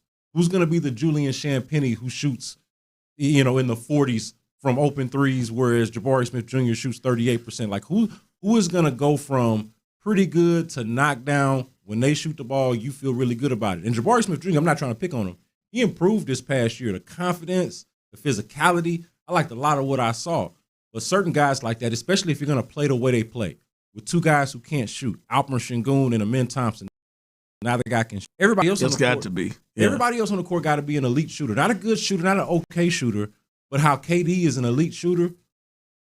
Fred, Jabari Smith Jr., Reed Shepherd, Tari Eason, whoever else is going to be on the floor with those guys have to play to that level, have to shoot on that level. The Spurs got it. Certainly the Knicks got it, winning the championship. The Rockets don't. Yeah, it's it's hard to think, B. Scott, that how far we came from last year, right? Yeah. With the young core and untouchables and all that kind of job, man. It's hard to think where we came from. Well, and especially like with Sengun. Now we're talking about back-to-back playoffs that were underwhelming. Y'all were having this conversation earlier because of those Bill Simmons comments about, hey, slow down on beating up on Sengun a little bit. And Sengun is a fine player, but he is also just a very specific type of player. And they got 2 of those that are really good. 2 young players that are really good, but are also very specific and have a common weakness in their game. That is just not sustainable. That hits both each other. Like when they're on the court together, and it bounces off each other and makes them so much more easier to defend. Well, you said it earlier. The fact that the shooting around those 2, I know those 2 can't shoot, but the shooting around those 2 wasn't great. It has to be elite. It has to be elite, right? And then you look at what you're talking about, like the the system on the offensive end of the floor, the system needs to be one that is complementary to those pieces because they're such unique skill sets, right? And they don't have it. So that's like this is right after I can't remember what it was after the Rockets lost and we watched somebody else. I don't remember who it was, the Spurs maybe. I don't know who it was, but it was like, we're close. It was the Spurs in Oklahoma City. It was the Western Conference. Yeah. It was the Western Conference Finals. Like you watch that and you go, man, these guys got a system. These guys have guys that are doing what they do well. They're not being asked to do things that they're not being asked to do those things. And we don't have any of that. So that's the real fear there. And to the coaching point, and I was making this point just a minute ago.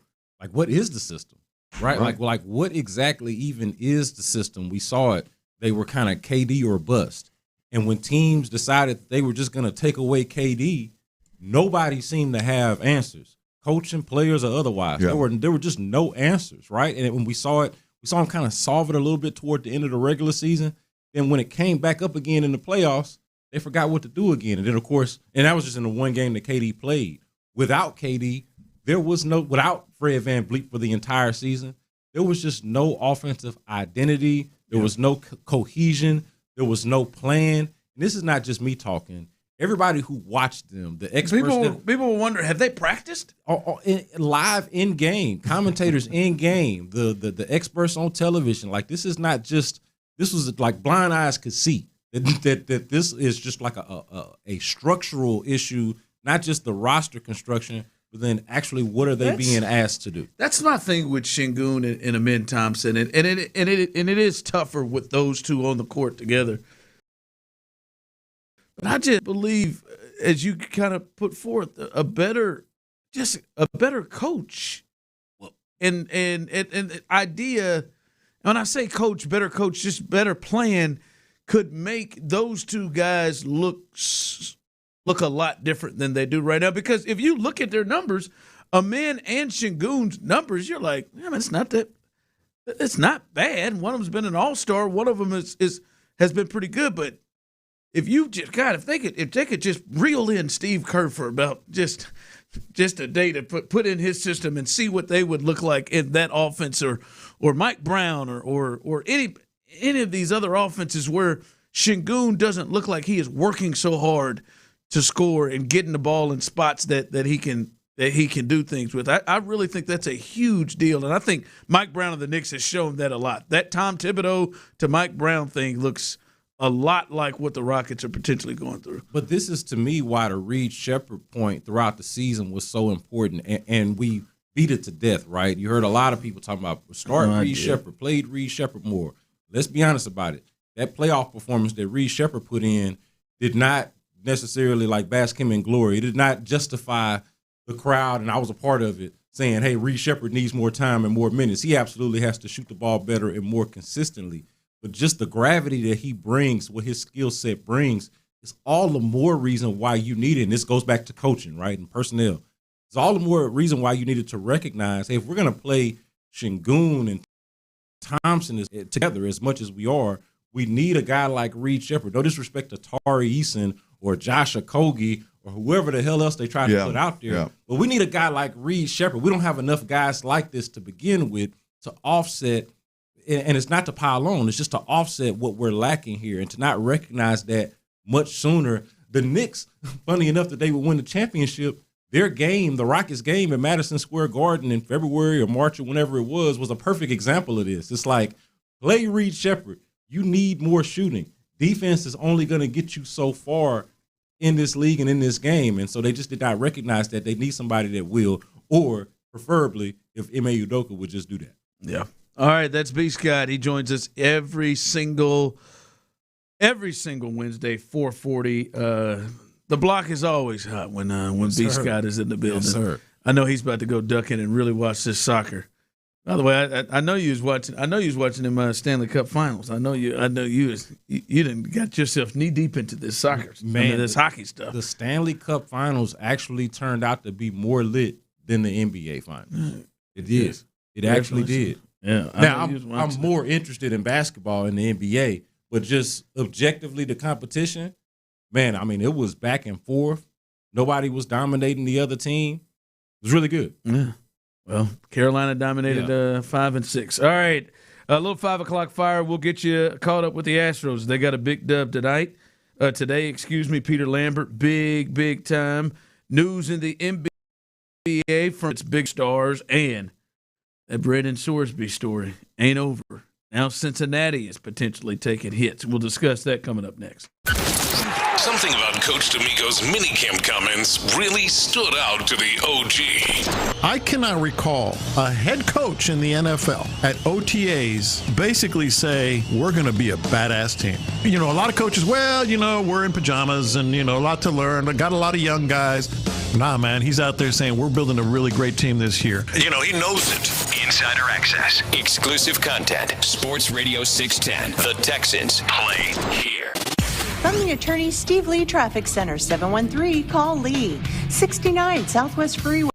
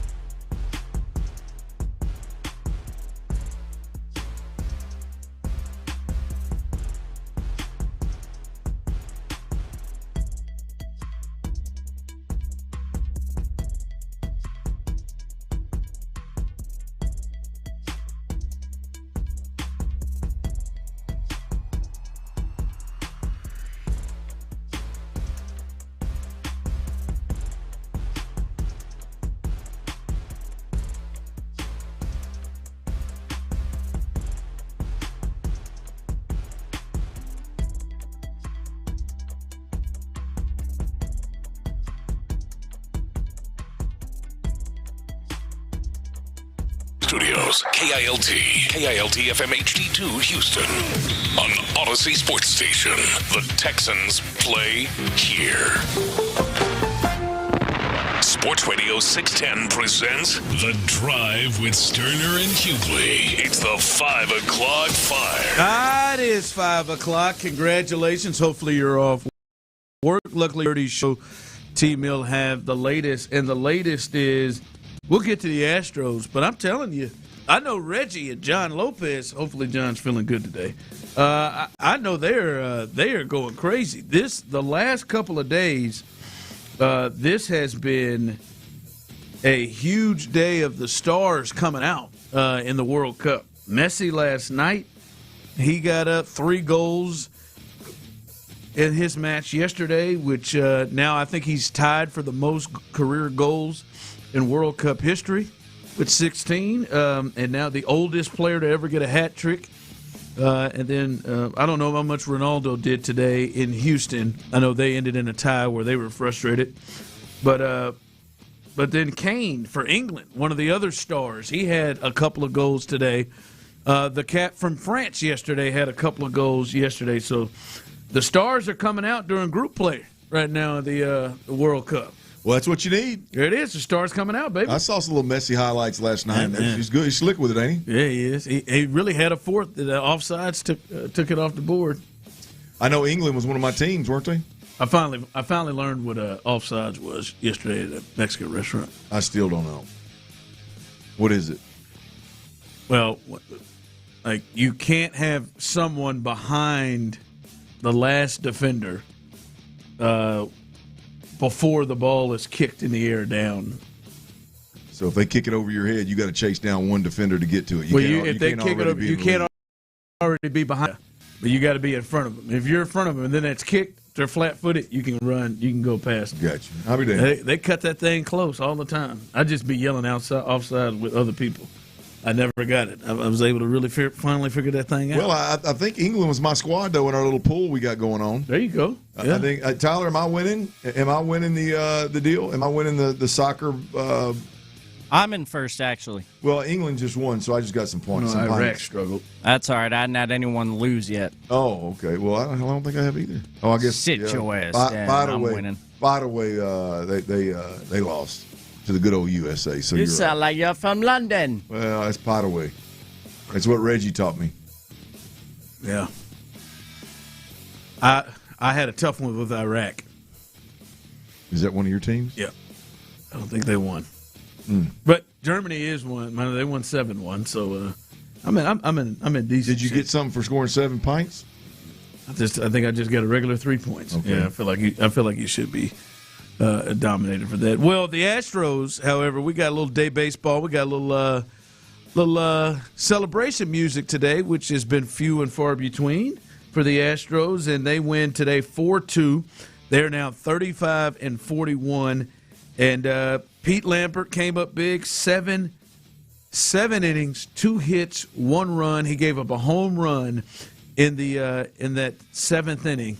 Gave up 1 home run. That was the 1 run he gave up. 5 strikeouts, no walks. A magnificent performance from Peter. Continues what he has done. Here was his manager, Joe Espada, talking about his performance today. Yeah, that was really good. That's 2 straight outings for him with no walks, pounding the zone, mixing all his pitches, keeping a pretty good lineup off balance. I don't think they had even a runner in scoring position there at all. So strong performance. That was really awesome to watch. And then our bullpen coming in and closing the door. That was big, man. Going into the day off, they could use a big inning. Game 1 of this series. Starter went 3 1/3. Obviously, Imai Friday, they still been struggling from him only recording 2 outs in the entire game, and the bullpen having to pick up the rest of that.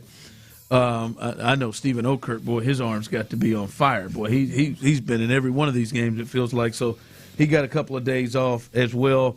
But that is the big story, Clint, and the pitching, man. It seems like as they're getting healthy, Jordan himself will them to scoring runs, it feels like, and they're starting to get guys. And if they can pitch, and Peter Lambert, his ERA now after that performance, a 3.23. So we're talking 1 through 3 type of starter type of numbers right now at the ERA, so he's been huge. Well, Peter Lambert's been a godsend. I mean, look, without him, boy, you'd be in a tough spot, even with Hunter Brown in the rotation. So right now, you at least got a puncher's chance with Hunter Brown, Spencer Arrighetti, and Peter Lambert, even with what's going on with MI or Thung or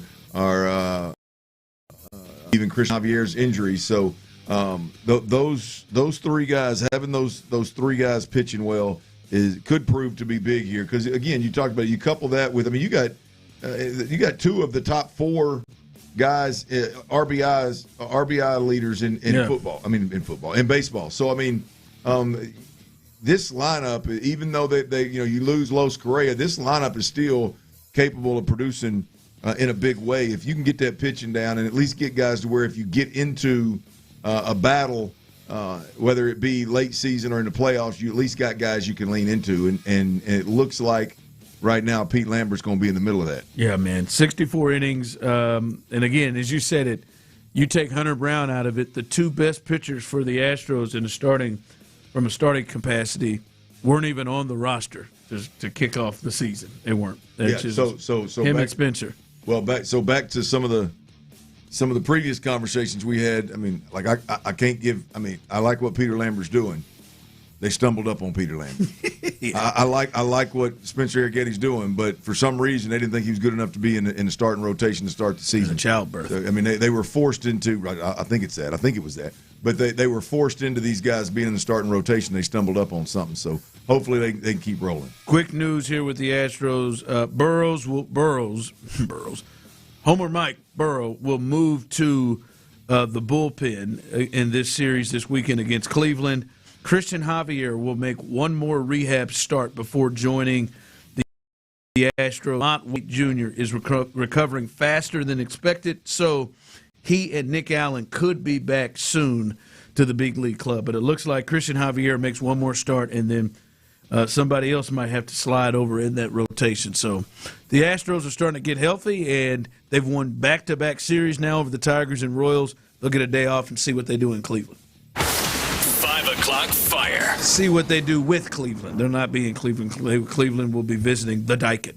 All right, news coming out, and we'll start to hear a lot more of this with Giannis and other moves and maybe Jaylen Brown. But moves with the Lakers. The Lakers and LeBron James, Clint, are reportedly negotiating a contract per Brian Windhorst of ESPN.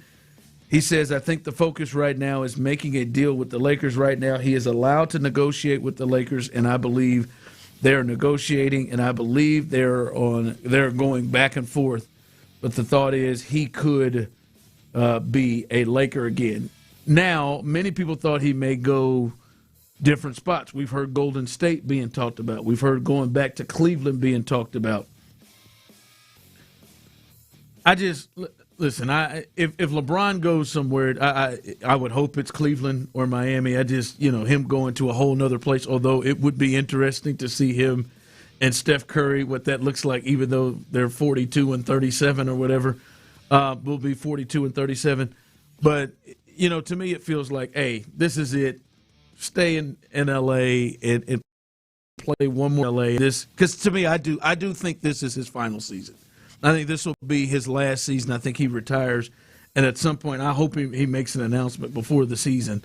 But to me, this makes sense not to him because I don't know if Cleveland or the Warriors give him that much a better chance to win a title. Maybe Cleveland, but that much better chance to win a title than with Luka in L.A. Yeah, that's. It seems like being paired up with Luka in L.A., being able to play with your son again. It seems like that makes a lot more sense than the other. Now, look, I think it would be a fairy tale ending to end it where you started in Cleveland. That would be really cool. But I don't think he's looking for really cool. I think he's experienced a little more than that. I would think that the Lakers is probably the better situation. I'm trying to think of him, how he'd feel about James. Like playing with James. I feel like that drive him a little nuts. Probably. Those two defenders out there. Because Cleveland, if you look at it, like, all right, they're in the East, and, Donovan Mitchell and Evan Mobley, they've got some established guys there. You would think maybe, but playing with James, I don't know, and maybe wherever Giannis goes, the East may get stronger. The Knicks are really good. Like, I don't know that team beats the Knicks or the Celtics, depending on what they do. So, yeah, I'm with that, man. LeBron, just stay in L.A. and finish this sucker on out. So, we'll see. That'll be the start of it. We'll hear a lot with Giannis, Jaylen Brown, so many other NBA players could be on the move in the next coming weeks. 5 o'clock fire. All right, this situation with the Cincinnati with Brandon Sorsby has now moved from Texas Tech, Clint, and now slid over to Cincinnati, where he was the last 2 seasons, and his agent has come out and gotten real aggressive.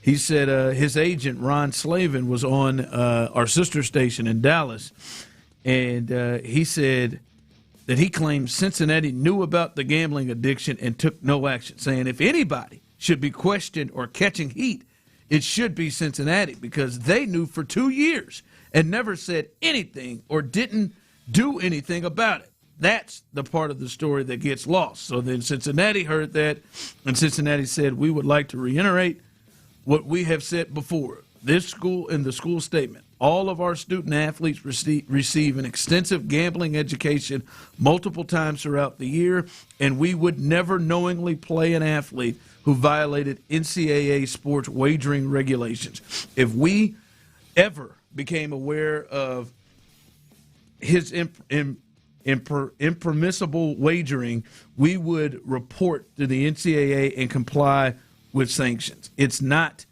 the first skirmish that has happened between the Bearcats and their starting quarterback, Clint. They tried to sue him when he tried to transfer to Texas Tech for leaving. They tried to sue him for $1 million. So this thing, if you thought it was just with him leaving Texas Tech and going to the supplemental draft, now Cincinnati is being brought into it. Well, the people, the adults around this player continue to fail him miserably. Whether you look at if Cincinnati did know and they didn't report it, you failed him miserably. You look at Texas Tech, the way they handled it, the way the grown folks in that situation handled it, I think was an absolute joke.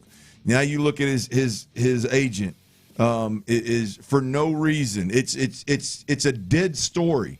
Let the kid move on, right? Why create more answers for more topics or more concern or more? Why create more drama around the player for him to have to deal with and for him to have to overcome when it comes to this NFL supplemental draft? He's still got it hanging out there that the NFL could suspend him to some degree, or I don't know if suspension is the real. I guess it's really the only thing you could do before he ever makes $1 in the league.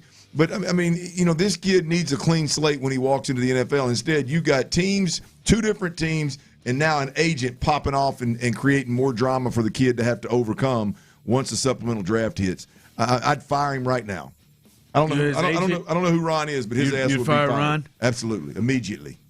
Immediately. Ron Slavin, not me. Not you, Ron. Not you. No, not you. Not today. Why would your agent, like, what do you win saying this? They want to make sure you put the Cincinnati on notice. I mean, anybody at this and now Cincinnati, you put yourself in Cincinnati potential. Anybody right now, like if I'm Cincinnati, I ain't dealing with another Ron Slavin player. Yeah. I mean, I don't even know who Ron is, but I mean, I would fire if I was Brendan Sorsby. I'd fire his ass right now. I mean, distance yourself from Cincinnati, distance yourself from Texas Tech, distance yourself from Ron Slavin's, and just go dark, right? For until this supplemental draft thing gets decided, and until you know where you're going to play ball next. Get away from all the drama. Text line coming through, Clint. The kid put himself in this position. I didn't say the kid didn't put himself in this position. You don't want to put yourself in this position, don't be in that position. I didn't say the kid didn't put himself in the position. Yes, he made the decisions to bet. And once it got uncovered, the people that he had surrounded himself with, including the agent today, are making it significantly worse. Right? I mean, it's the kid's fault. He was an idiot. Right? He knew better. I mean, we sit around and talk again. I'm on record. We're going to sit around and talk about addiction and mental health and all this kind of stuff. No, he was an idiot.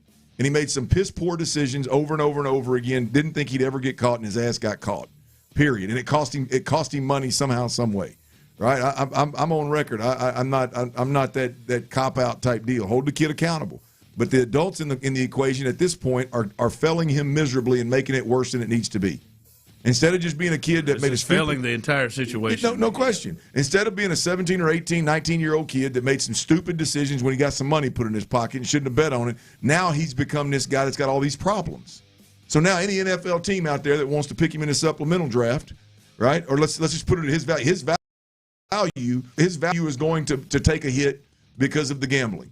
But now his value is also going to take a hit because of how they painted this kid at this point in time. So yeah, man, I just. By the way, Ron, if you knew that Cincinnati knew, why didn't your ass do something? Oh, Ron Slavin. I got you. Ron Slavin, the agent. If you knew, I didn't know. If you knew that Cincinnati knew, that means your ass knew. What would you do? Just coattail ride? Pick up a check? Did you get him the help that he needed? The one that got him help. Did you get him the mental help and the addiction help that he needed? Ron got to hell go. out of here, We Ron. should have had Ron on. Ron got to go in and just pop it off, didn't he? No, Ron, I mean, come on, man. Get the hell out of here, man. It's stupid. They just keep – this kid now has significant – before, he made some mistakes as an 18, 19-year-old. Now, all of a sudden, he's got major issues that you wonder, boy, what kind of mental state's the kid in? Man, is this addiction going to overtake his life? Well, hopefully it doesn't. We'll see. I still think this story still continues. It still has legs. Still something will now come in. Now Cincinnati's involved. Hell, Indiana. Wait, we'll see. Indiana, are you going to be involved? Because he placed a ton of bets while he was at Indiana. Coming up, the rest of the 5 o'clock hour, we'll get T. Mill's best bets as he had a great Monday. We'll get to T. Mill's best bets moving forward the rest of the way. But there's a conversation that Clint had earlier in the week, and I'm now rethinking my thought. I agree. Now I'm rethinking my thought now that I've had some time to think about it. We'll discuss that next. Hey, y'all. My sleep score today, 97. Highest I've ever had. Highest my bride's ever heard of. You want to get to sleep in your best nights? Living your best life? Well, you can do it with Dr. Matoran. You want a sleep score like that? Well, you're never going to have it if you don't get them breathing problems addressed. Them allergy, sinus, and sleep problems, them snoring problems you got going on, you ain't never going to sleep like me. No chance, right? Good news is, I'm here to tell you, Dr. Matoran can get you in that spot. He takes a holistic approach to your treatment. He specializes in quick in-office procedures. He'll get you back to sleeping your best nights, which ultimately means you can live your best life. Trust me, I slept great last night. I feel good today, y'all. Call him now, 713-665-8887. 713-665-8887. Or you can always check him out online at drmatoran.com. That's drmatorin.com. Area 45 with Bijani and Creighton. To me, if you want to see Yordan Alvarez win MVP, you can't be an afterthought. You've got to get back in the race. You've got to get back to 500. You've got to get back to playing strong baseball, because if you finish the season 10, 12, 14 games under 500, it's hard to say a guy's an MVP if his season doesn't matter. Radio hits different at night on Houston's sports leader, Sports Radio 610. If you suspect or have been recently diagnosed with gynecologic cancer, you want expert care that fits your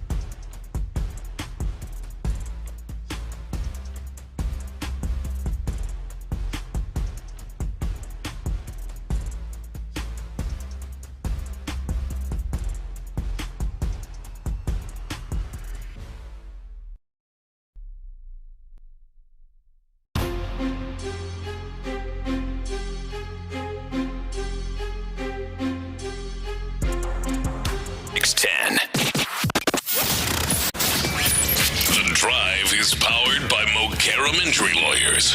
Heard in an accident? Call Mokaram Injury Lawyers at 281-222-2222. Sports Radio 610 presents The Drive with Stoerner and Hughley.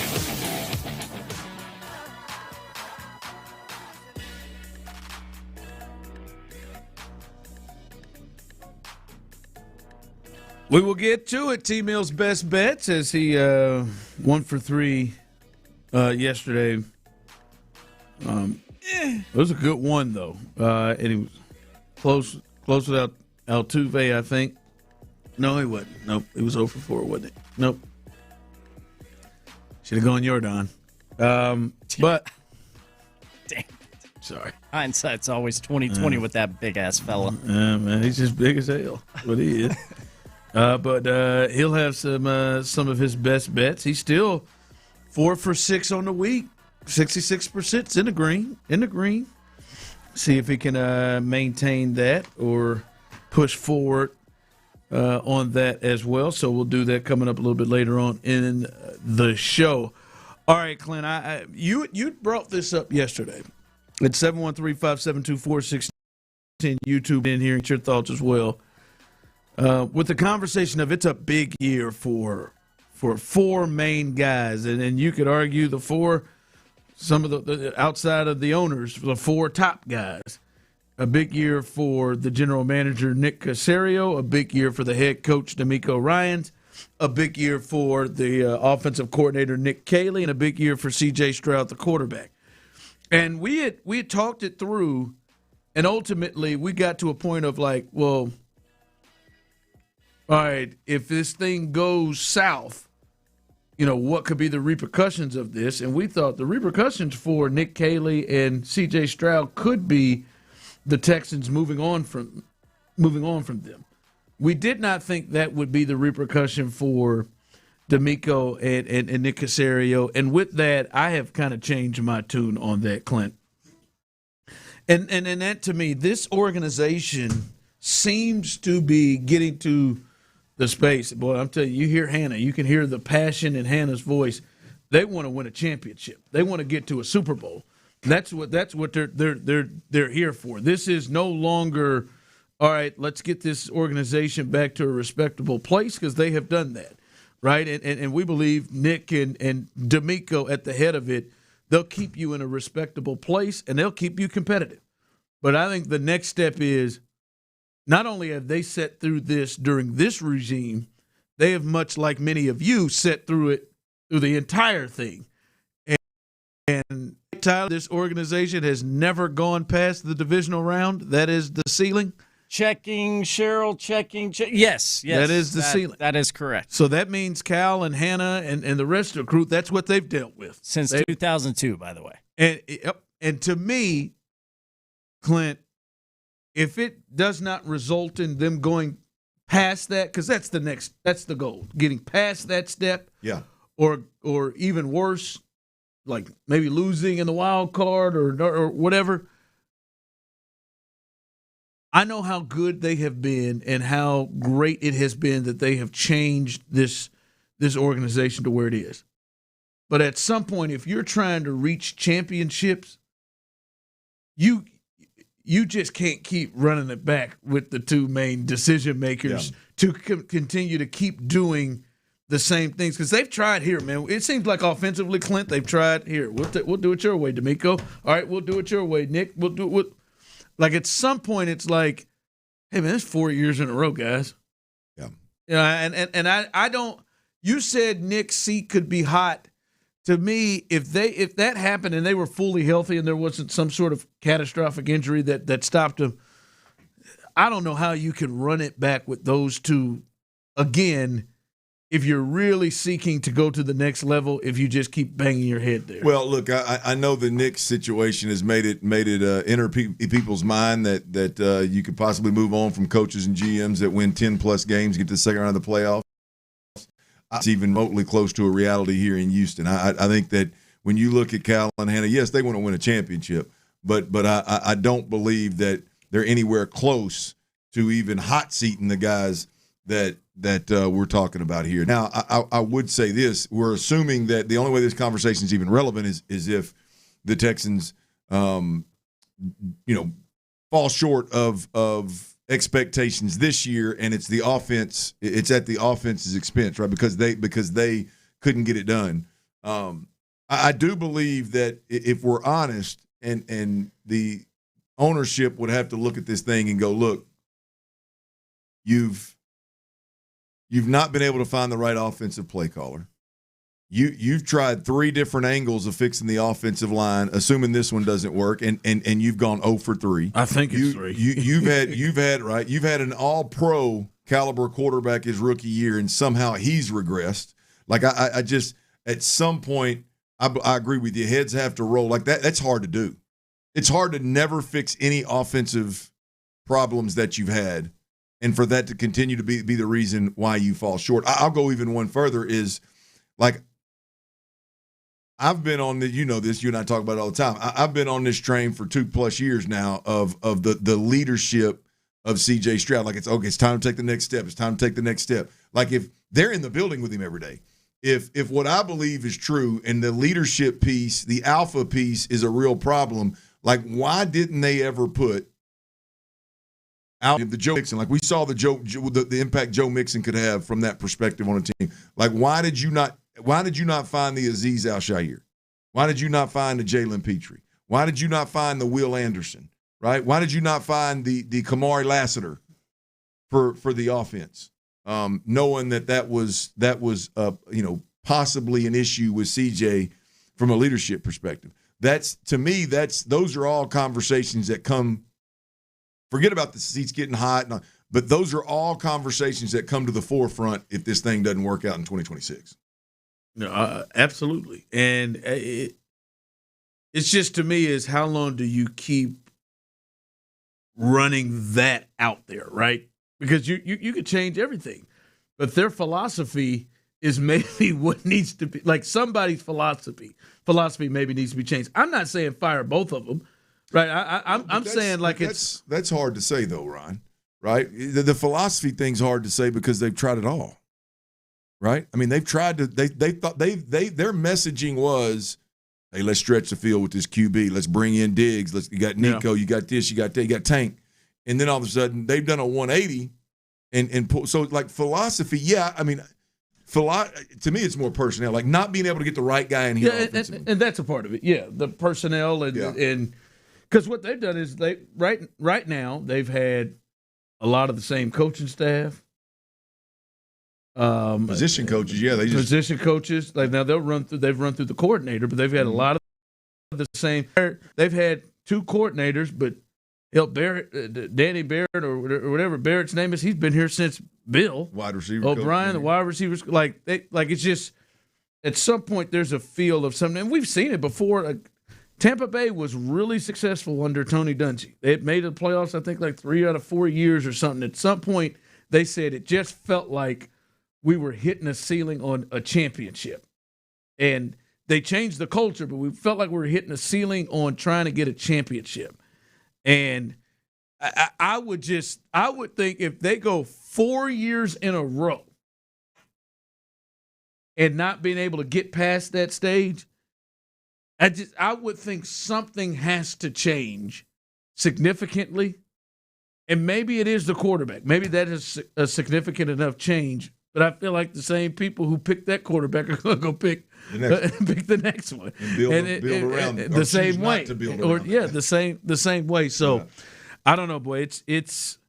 I was with you yesterday in the thinking of, like, yeah, I mean, those dudes are cool, but then it's just like what would that signal to you? All right, man, just gonna run it back with these kids. Yeah. Like, no major change. We're gonna give them another shot on this offensive line again. Well, as I said yesterday, I just think the narrative, the story around those 2 guys, Nick Caserio and DeMeco Ryans, changes in a big way, one way or another, right? I mean, if it works, and you finally get the right formula, and it produces, even if it doesn't produce beyond the second round, but if it produces a product and a better quarterback product and a better offensive product, then all is well. But if it doesn't, then I think the narrative changes for the worse around both of those guys. All right, T-Mill's best bets coming up here in just a bit. Stay tuned for that. And another guy, there's a lot of players that had promise in this city that people have lost some belief in. We'll talk about another one coming up next. Tyler Miller says he's still real optimistic. Payne and Pendergast. We are into the no excuse anymore zone here with getting Hunter Brown back. Right. Now it's easier to envision, all right, if they go on a run.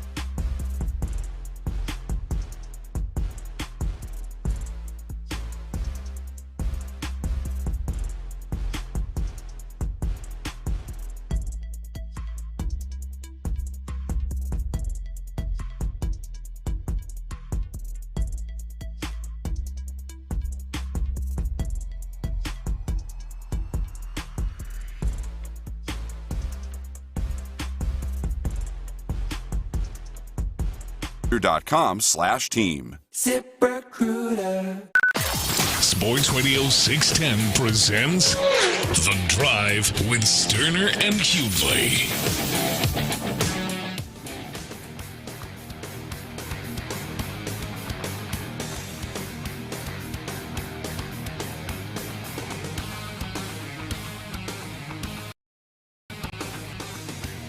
All right, we'll get to T-Mill's best bets in just a second? No, the hell with it. Let's do it right now. T Mills Best Bet, sponsored by no one. Someone could step up right there. It's right there for you. Remember, you can find his best bets on Twitter at Space City Sharp. At Space City Sharp, he'll have them there every single night. You can find his best bets. He is now 4-6 on the week, so a pretty good week so far. On a Wednesday, a hump day. What you got tonight? Three more around Major League Baseball on a hump day, sticking with the trend this week because there's not a lot of sports going on. No Astros bets. They already won their game today. If you're just tuning in, Astros won 4-2 and finished off that series with the Tigers with a victory. Big Peter Lambert, shout out. But 3 baseball bets very quickly. Red Sox money line as they host Canada, the Toronto Blue Jays tonight. Also have the money line for the Braves at -120 odds as they host the Giants. And your third and final best bet on a Wednesday with the drive is the Baltimore O's, the Orioles, plus a run at -135 odds as they're going to be in Seattle taking on the Astros AL West foe Seattle Mariners. There you go. There it is. T Mills best bets. Red Sox, Blue Jays money line, Braves, Giants money line, and he's got the Orioles +1 versus the Mariners. So there it is. T Mills best bets. Again, you can find that at Space City Sharp. Remember the Astros. No Astros bets because they already won today. They won 4-2, and are in a pretty good spot as they got a day off tomorrow, and they will face the Cleveland Guardians at the Daikin. Shout out to Pete Lambert with a big time performance today. Coming up behind us, Texans All Access with Mark Vandermeer, John Harris, as they will be drafting the ultimate 11. For the Texans offense, the ultimate 11 for the Texans offense, and then after, is that like an all-time deal or something? I guess so. I'm guessing so. Oh, okay. Yeah. Yeah. No, who's the quarterback on that, Tyler? That would be Deshaun Watson. You got to remember there was, David Carr had that one season. It's C.J. Stroud. You got Stroud as it? Yep. Rookie Stroud. Somebody got Stroud. Somebody got Schaub. Somebody got It is number 4, Deshaun Watson. No tiny towels allowed. Well, I'm just telling you. I hear you. I'm not opening nobody's. I think we got the 3 deep on the receivers if they want to carry 3. Now, that one's pretty clear. What are they? Well, Andre, Kevin Walter, Hop, Nico. There you go. I like that. Will Fuller didn't. I said Kevin Walter. 4 is still the quarterback. And you got 4. He's got 7. He's not being honest. He's just taking a guess at who he thinks it is. Were you being honest? I think Schaub might have a word. I think Matt Schaub might have a word. Listening. Yeah. He led the league in passing yards that one year. You can listen in as the fellas will discuss that coming up after us. Area 45 as Sean Bijani, Patrick Creighton, and our guy, I saw him in the hallway. Old Mid-C, Colin in the building, old Seabass. They've got it for you. We are live and local right here on Sports Radio 610 until 11 o'clock, so stay tuned for that. Text line rolling through. Damn show. Dungy had 7 years. 3 or 4 years best defense at Trent Dilfer. Was the worst team in league history. We're not there yet. Well, how many years has Nick Caserio had? Going on. This is 7. This is no, it's more than that. This is 6. It'll be 7 after this year. This will be the 4th year with him and D'Amico. Slid in there with David Culley. Slid in there with Lovey. That's right. So Nick's had 6. So pretty close. Pretty close.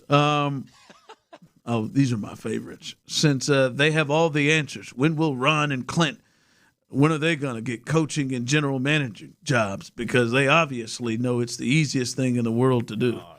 You know there's a talk show, right, idiot? No chance. No chance. That's what I hope your friend and neighbors say to you. And you start talking about it. Well, I can't wait till your ass gets a job, coaching staff. Yeah, I don't believe it's easy. I've said it. I think what they have pulled off over the last 3 years is one of the most amazing comebacks ever that we've ever seen from where this organization was. But they ready to take the next step. And from what I know, being in this city, this would be my 7th year covering the Texans. Y'all have been ready for them to take a next step. Hell, one of my first days when I was in the basement in Kansas City, I remember going off and get mad like, we're over division titles. Why are you trading DeAndre Hopkins? We're over division titles. Y'all been ready. And that's probably the next step and move is how can we get past this? And, I'll just answer it. I no GM job or head coach job in my future. Listen, I'm gonna stick to sports talk, which means you talk about them. And I'll say this for me. Talk about I don't want you to have an opinion on a player because I know your ass can't piss a drop on the field. So I don't want you to have an opinion about a player either now. Not you, the texter. I will say, I know you got questions. With that question, Tyler, you never say never. I mean, you just never know where things will go. I mean, who knows? Jack Easterby was a GM. Yeah, if Easterby could do it, any of us three could. Fair point. Just saying, you just never know what kind of position you get in. That's got documentary written all over. Oh, right? I can't wait for it. I mean, nobody in this organization. It would win awards if Cal and Hannah, if Cal and Hannah and Nick were involved. I heard Lakewood was producing it. That doc. I think Lakewood. Right over here, old Compact Center. Oh yeah. Listen. I think a lot of people be involved and ready for it. Would love to be in it. I think JJ would line up. I think David Culley would line up. Oh yeah, I didn't think about that. Tim Kelly. Hell yeah, he would. It's 1 of 32. What about Pep? Yeah, Pep's waiting. I thought you and Pep were opening a training facility. He never called me. He never called me. So that thing would break out, didn't he? I mean, we'd be able to quit our jobs. Quit them. Shoot him a text, man. Dirty and Pep's training. Oh man, Dirty Pep training. Probably had to go with Pep and Dirty. I'd let him have the I know it's hard. Ron really bothered Ron when my name was in front of his on that shirt. We got to look at every day, so I wouldn't do that to Pep. If I had to do that over again, I'd just take the second spot. Yep. The way you made that shirt, Tyler, really still is stuck in Ron's crawl. So. One day you'll both be happy it's y'all's names on the show. At least you got that. Texter, we haven't made it to the divisional round, much less got past it. No, you've made it to the divisional round. Past 3 years. Made it to the divisional round several times. I know it may appear that you didn't show up, but you actually were there. You showed, yeah. You're there. That's the mistakes. Trying to get past it. That's the thought. All right, Clint, before we get out of here, Bill Simmons had this to say, and I want you to listen to this audio. He is saying, hey, man, or so just not so fast, my friend, on Alperen Şengün. He kind of defends Şengün here, and I wonder, does this make you feel a little different about what his career arc could be, being that he's 23? Here's Bill Simmons kind of giving a little defense to his season.